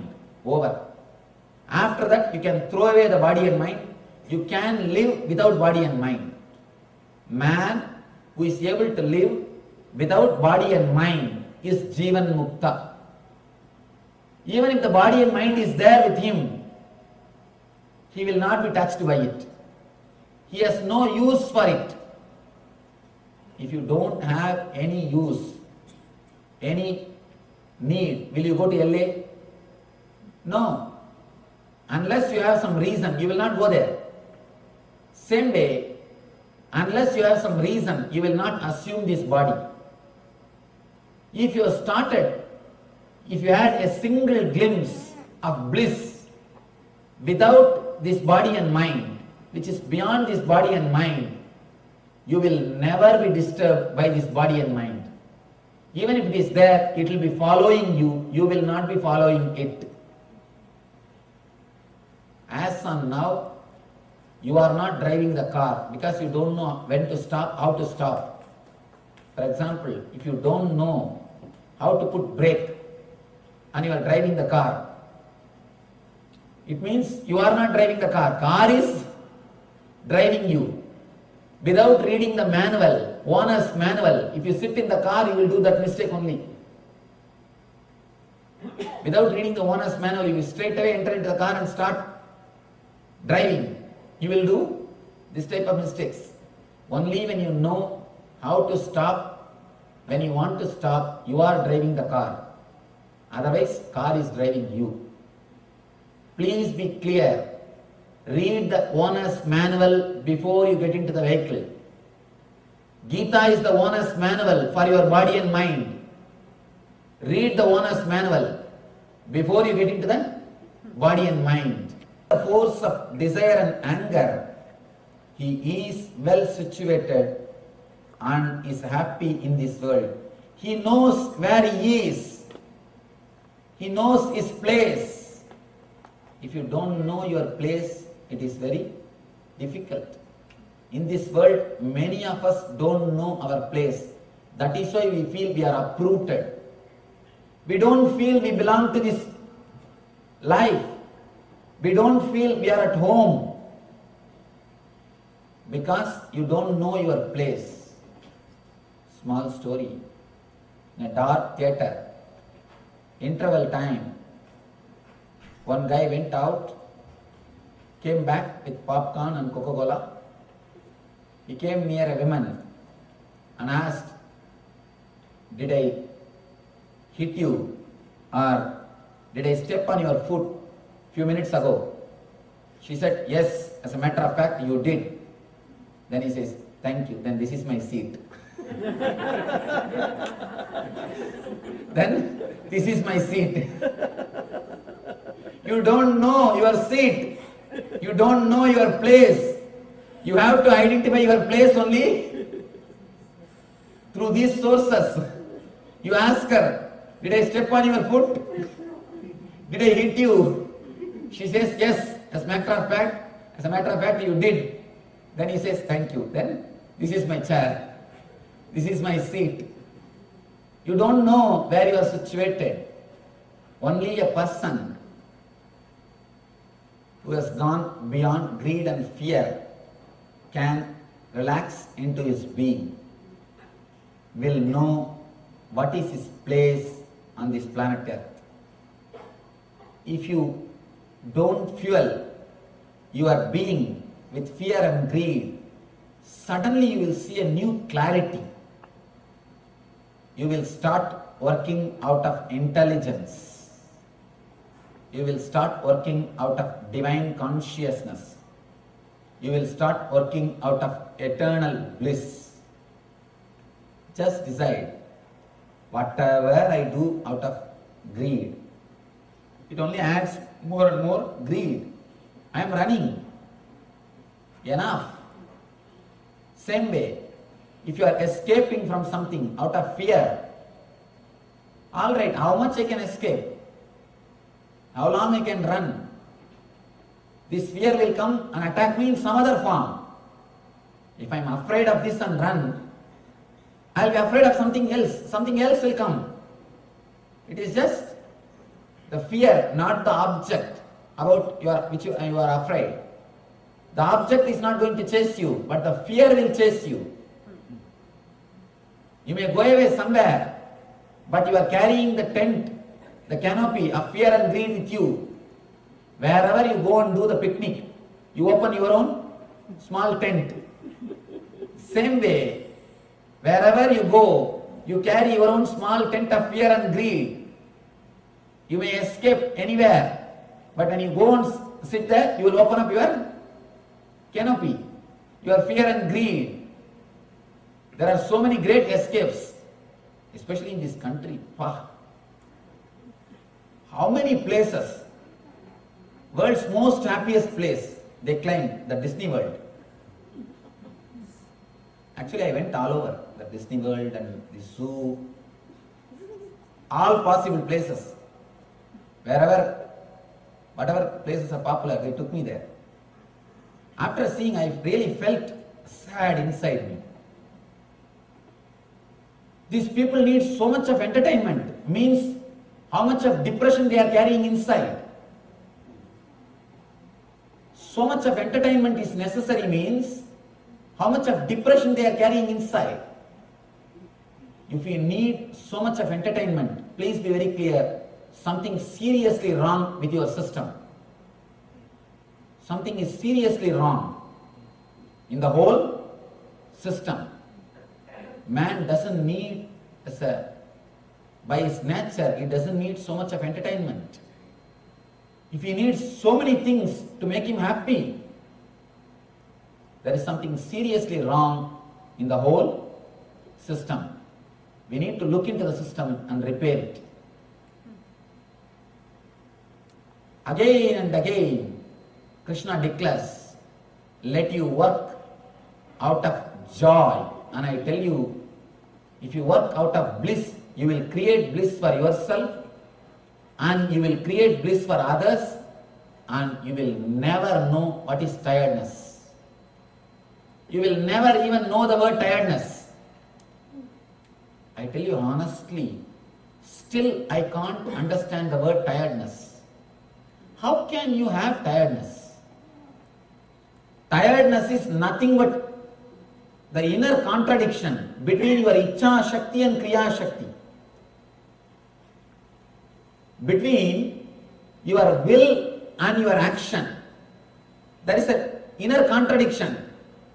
Inside there is some deep problem. You have a problem between your anger and fear. You have a problem between your greed and fear. Your greed and fear is attacking each other and you are tired, that's all. If you are feeling tired, please be very clear. Inside you, a big war is going on. The Mahabharata Yuddha is going on. Inside you, the war between the fear and greed is happening. Man whose consciousness is clear can never experience tiredness. The very idea of tiredness is totally wrong. How can there be tiredness? Just what you want, you do, that's all. In my young age, when I was in the college, I used to sit and meditate. Morning I'll sit for 4 hours and evening I'll sit for 4 hours. I'll just casually sit and meditate. The roommates, they will ask me, how are you able to sit for so many hours? And I used to tell them, what is there? Your body, your mind. If you want, can't you sit? If you can't even sit with your body and mind, what are you going to achieve? Honestly, I am not even able to understand How a man cannot sit with himself. Your body, your mind, that's all. My body is my mind. Just sit over. Why? Why we are not able to sit? Because continuously we have poured wrong fuel. Wrong fuel. That is why you are not able to sit with yourself. It's after all your body, your mind. Bring it completely under your control. If you can't bring this under your control, never ever expect you can bring anything under your control. Continuously, we are behind power. We want to control that, control this, control that, control this. The power hunger is so much in us. We are running behind always something to get the control over that. Understand, first let you bring your body and mind under your control. Let that be controlled by you. Then automatically you can bring anything under your control. If this is not under your control, whatever is under your control will not be under your control. So please be very clear. First thing which we need to do is bring your body and mind under your control. As of now, it is under the control of fear or greed. One thought from greed is enough. Your body just runs. One thought from fear is enough. Your body just runs. Let it not happen. Let it be completely under you. Let it be completely under your consciousness. Let you fill your body and mind. Let your eternal bliss, eternal consciousness fill your body and mind.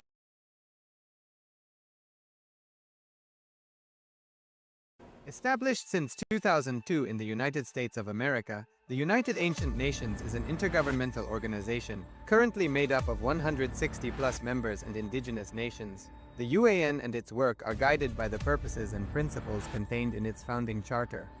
The UAN is a manifestation of the profound connection amongst indigenous peoples across the world, including African, Andean, American, European. Yes, welcome back. So Swamiji Bhakti revealed how to drop the irritation due to fear and greed. Simply get them under your control. Get your body under your control. So don't let the fear, don't let the greed guide your body. Just simply bring more bliss in. So Swamiji beautifully told us you don't need any energy from greed or fear. You have all the energy that you require. You come into this world, you come to this body, you take this body, and you have all the energy that you need to do what you are here for, a superconscious breakthrough. Swamiji beautifully tells us, decide clearly, let me not be fueled by fear or greed.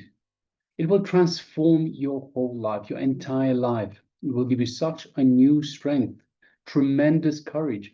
Invariably, you will be liberated. So now we'll do a small analysis, intra-analysis. So take a few minutes and analyze throughout this life, all these years. Look in and ask yourself, I was driven by greed and fear. What have I achieved? What have I got? Where am I standing? What has really happened? Ask yourself these fundamental questions of the inner world. Consciously think. Consciously allow this idea to work on yourself. So let us take some time and look in our inner space. Let us do this exercise and decide from today that whatever happens, I will not do anything out of greed or out of fear. Then what will happen? Immediately fear will rise in you. What will happen to my bills? Who will pay? What will happen to my house? Who will repay the mortgages? What will happen to my car? What will happen to my kids? Who will feed them? What will happen to my social prestige, name, and fame? Who will maintain it? At that time, please be very clear. You have enough energy, you have enough strength to maintain yourself without fear and greed. The important thing you need to trust is you don't need energy from fear or greed to run your life. That is the first thing you need to understand, that you have enough potential energy to live your life and to achieve what you want.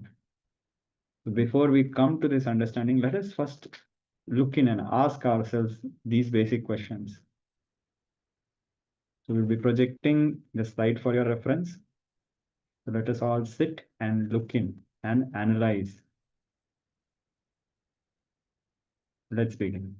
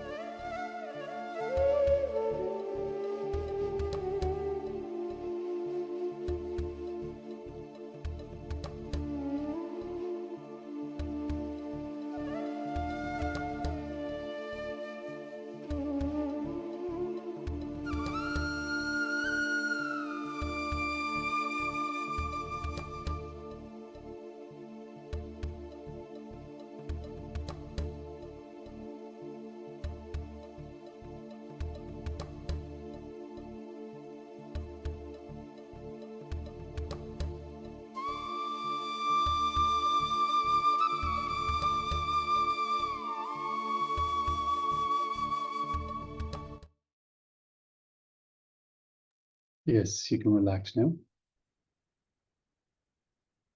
So this is just a technique to remove your greed and fear, to drop the irritation due to fear and greed. So we have questioned ourselves throughout this life. Well, I was driven by greed and fear. What have I achieved? Where have I gotten up to?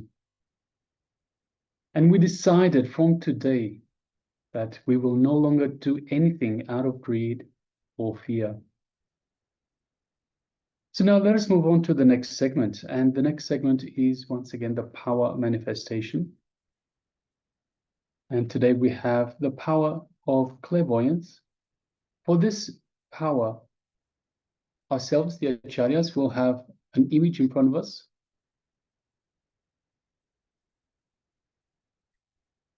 And through the power of the third eye, we ask yourselves, the participants, to let us know the details of the image that we have in front of us. So let's get ready. You can have your eyes closed. If you want, you can put on an eye band.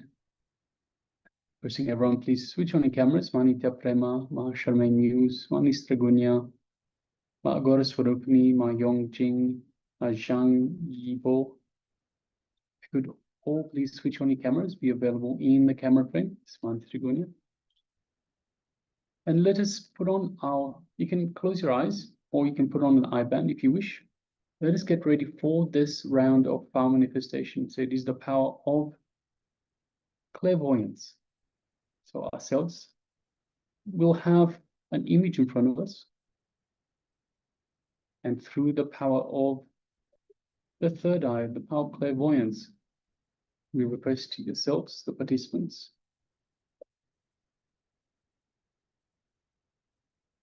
to let us know the details of the image that we have in front of us.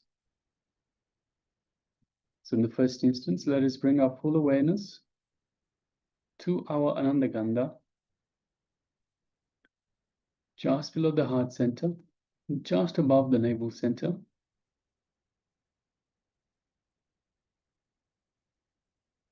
And let us connect deeply to Swamiji, the Supreme Pontiff of Hinduism, in our Anandagandha, our inner space.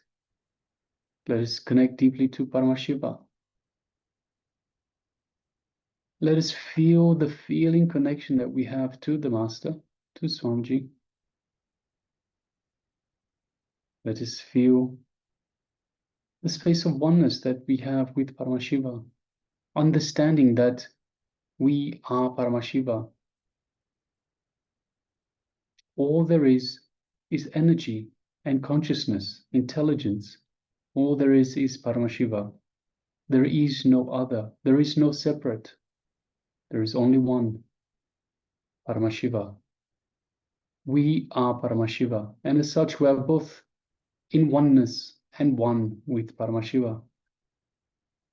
So from this powerful cognition, from this space of oneness, let us connect deeply to our true self, understanding that we have access to the powers of Paramashiva through this feeling connection to the Master, who is guiding us from the darkness into the light, who is giving us the enlightenment opportunity, superconscious breakthrough to all of humanity through this Paramashivoham course. Now let us connect deeply. Let us sit with the intention to manifest this power of clairvoyance. Let us start chanting the Mahavakya. Om Nityananda Paramashivoham. Om Nityananda Paramashivoham. Om Nityananda Paramashivoham. Yes, let us continue chanting this Mahavakya throughout the power manifestation and from the space of oneness with Swamiji, with Paramashiva, in our inner space, let us start manifesting this power of clairvoyance, seeing the image in front of the acharyas. Let us begin.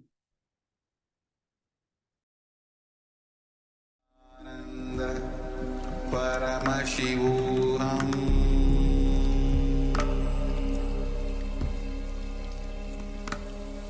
Om Nityananda Paramashivoham.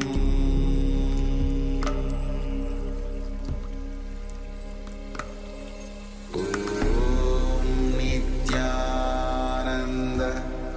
Paramashivoham.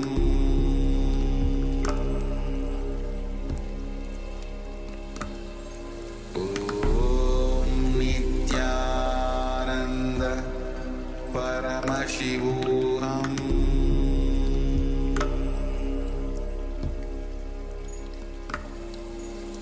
Om Nityananda Paramashivoham.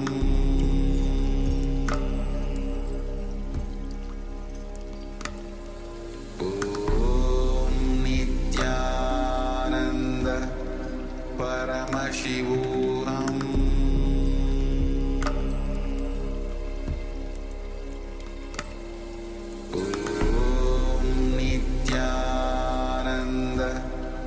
Paramashivoham.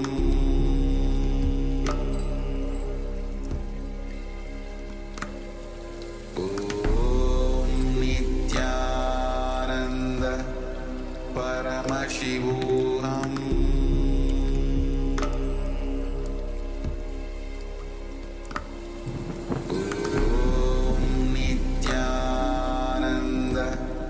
Paramashivoham.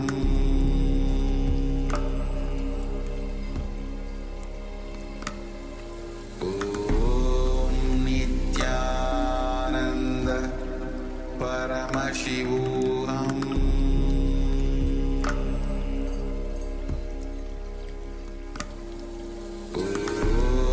Nityananda Paramashivoham.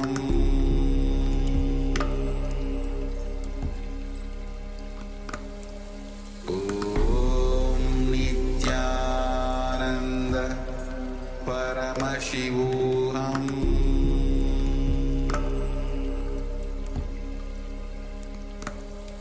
Om Nityananda Paramashivoham. Om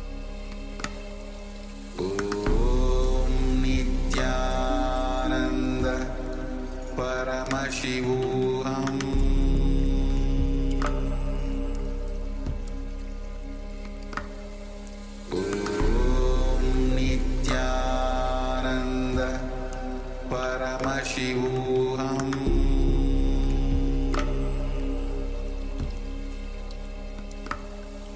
Om Nityananda Paramashivoham.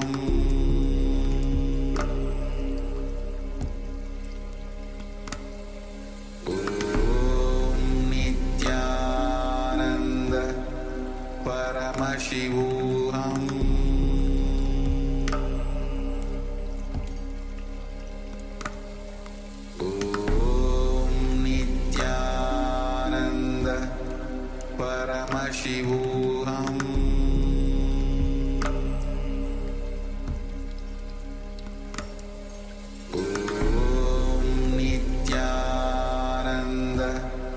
Paramashivoham.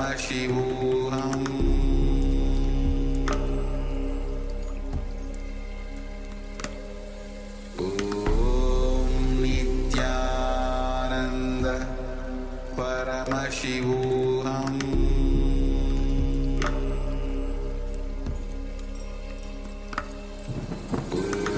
Om Nityananda Paramashivoham.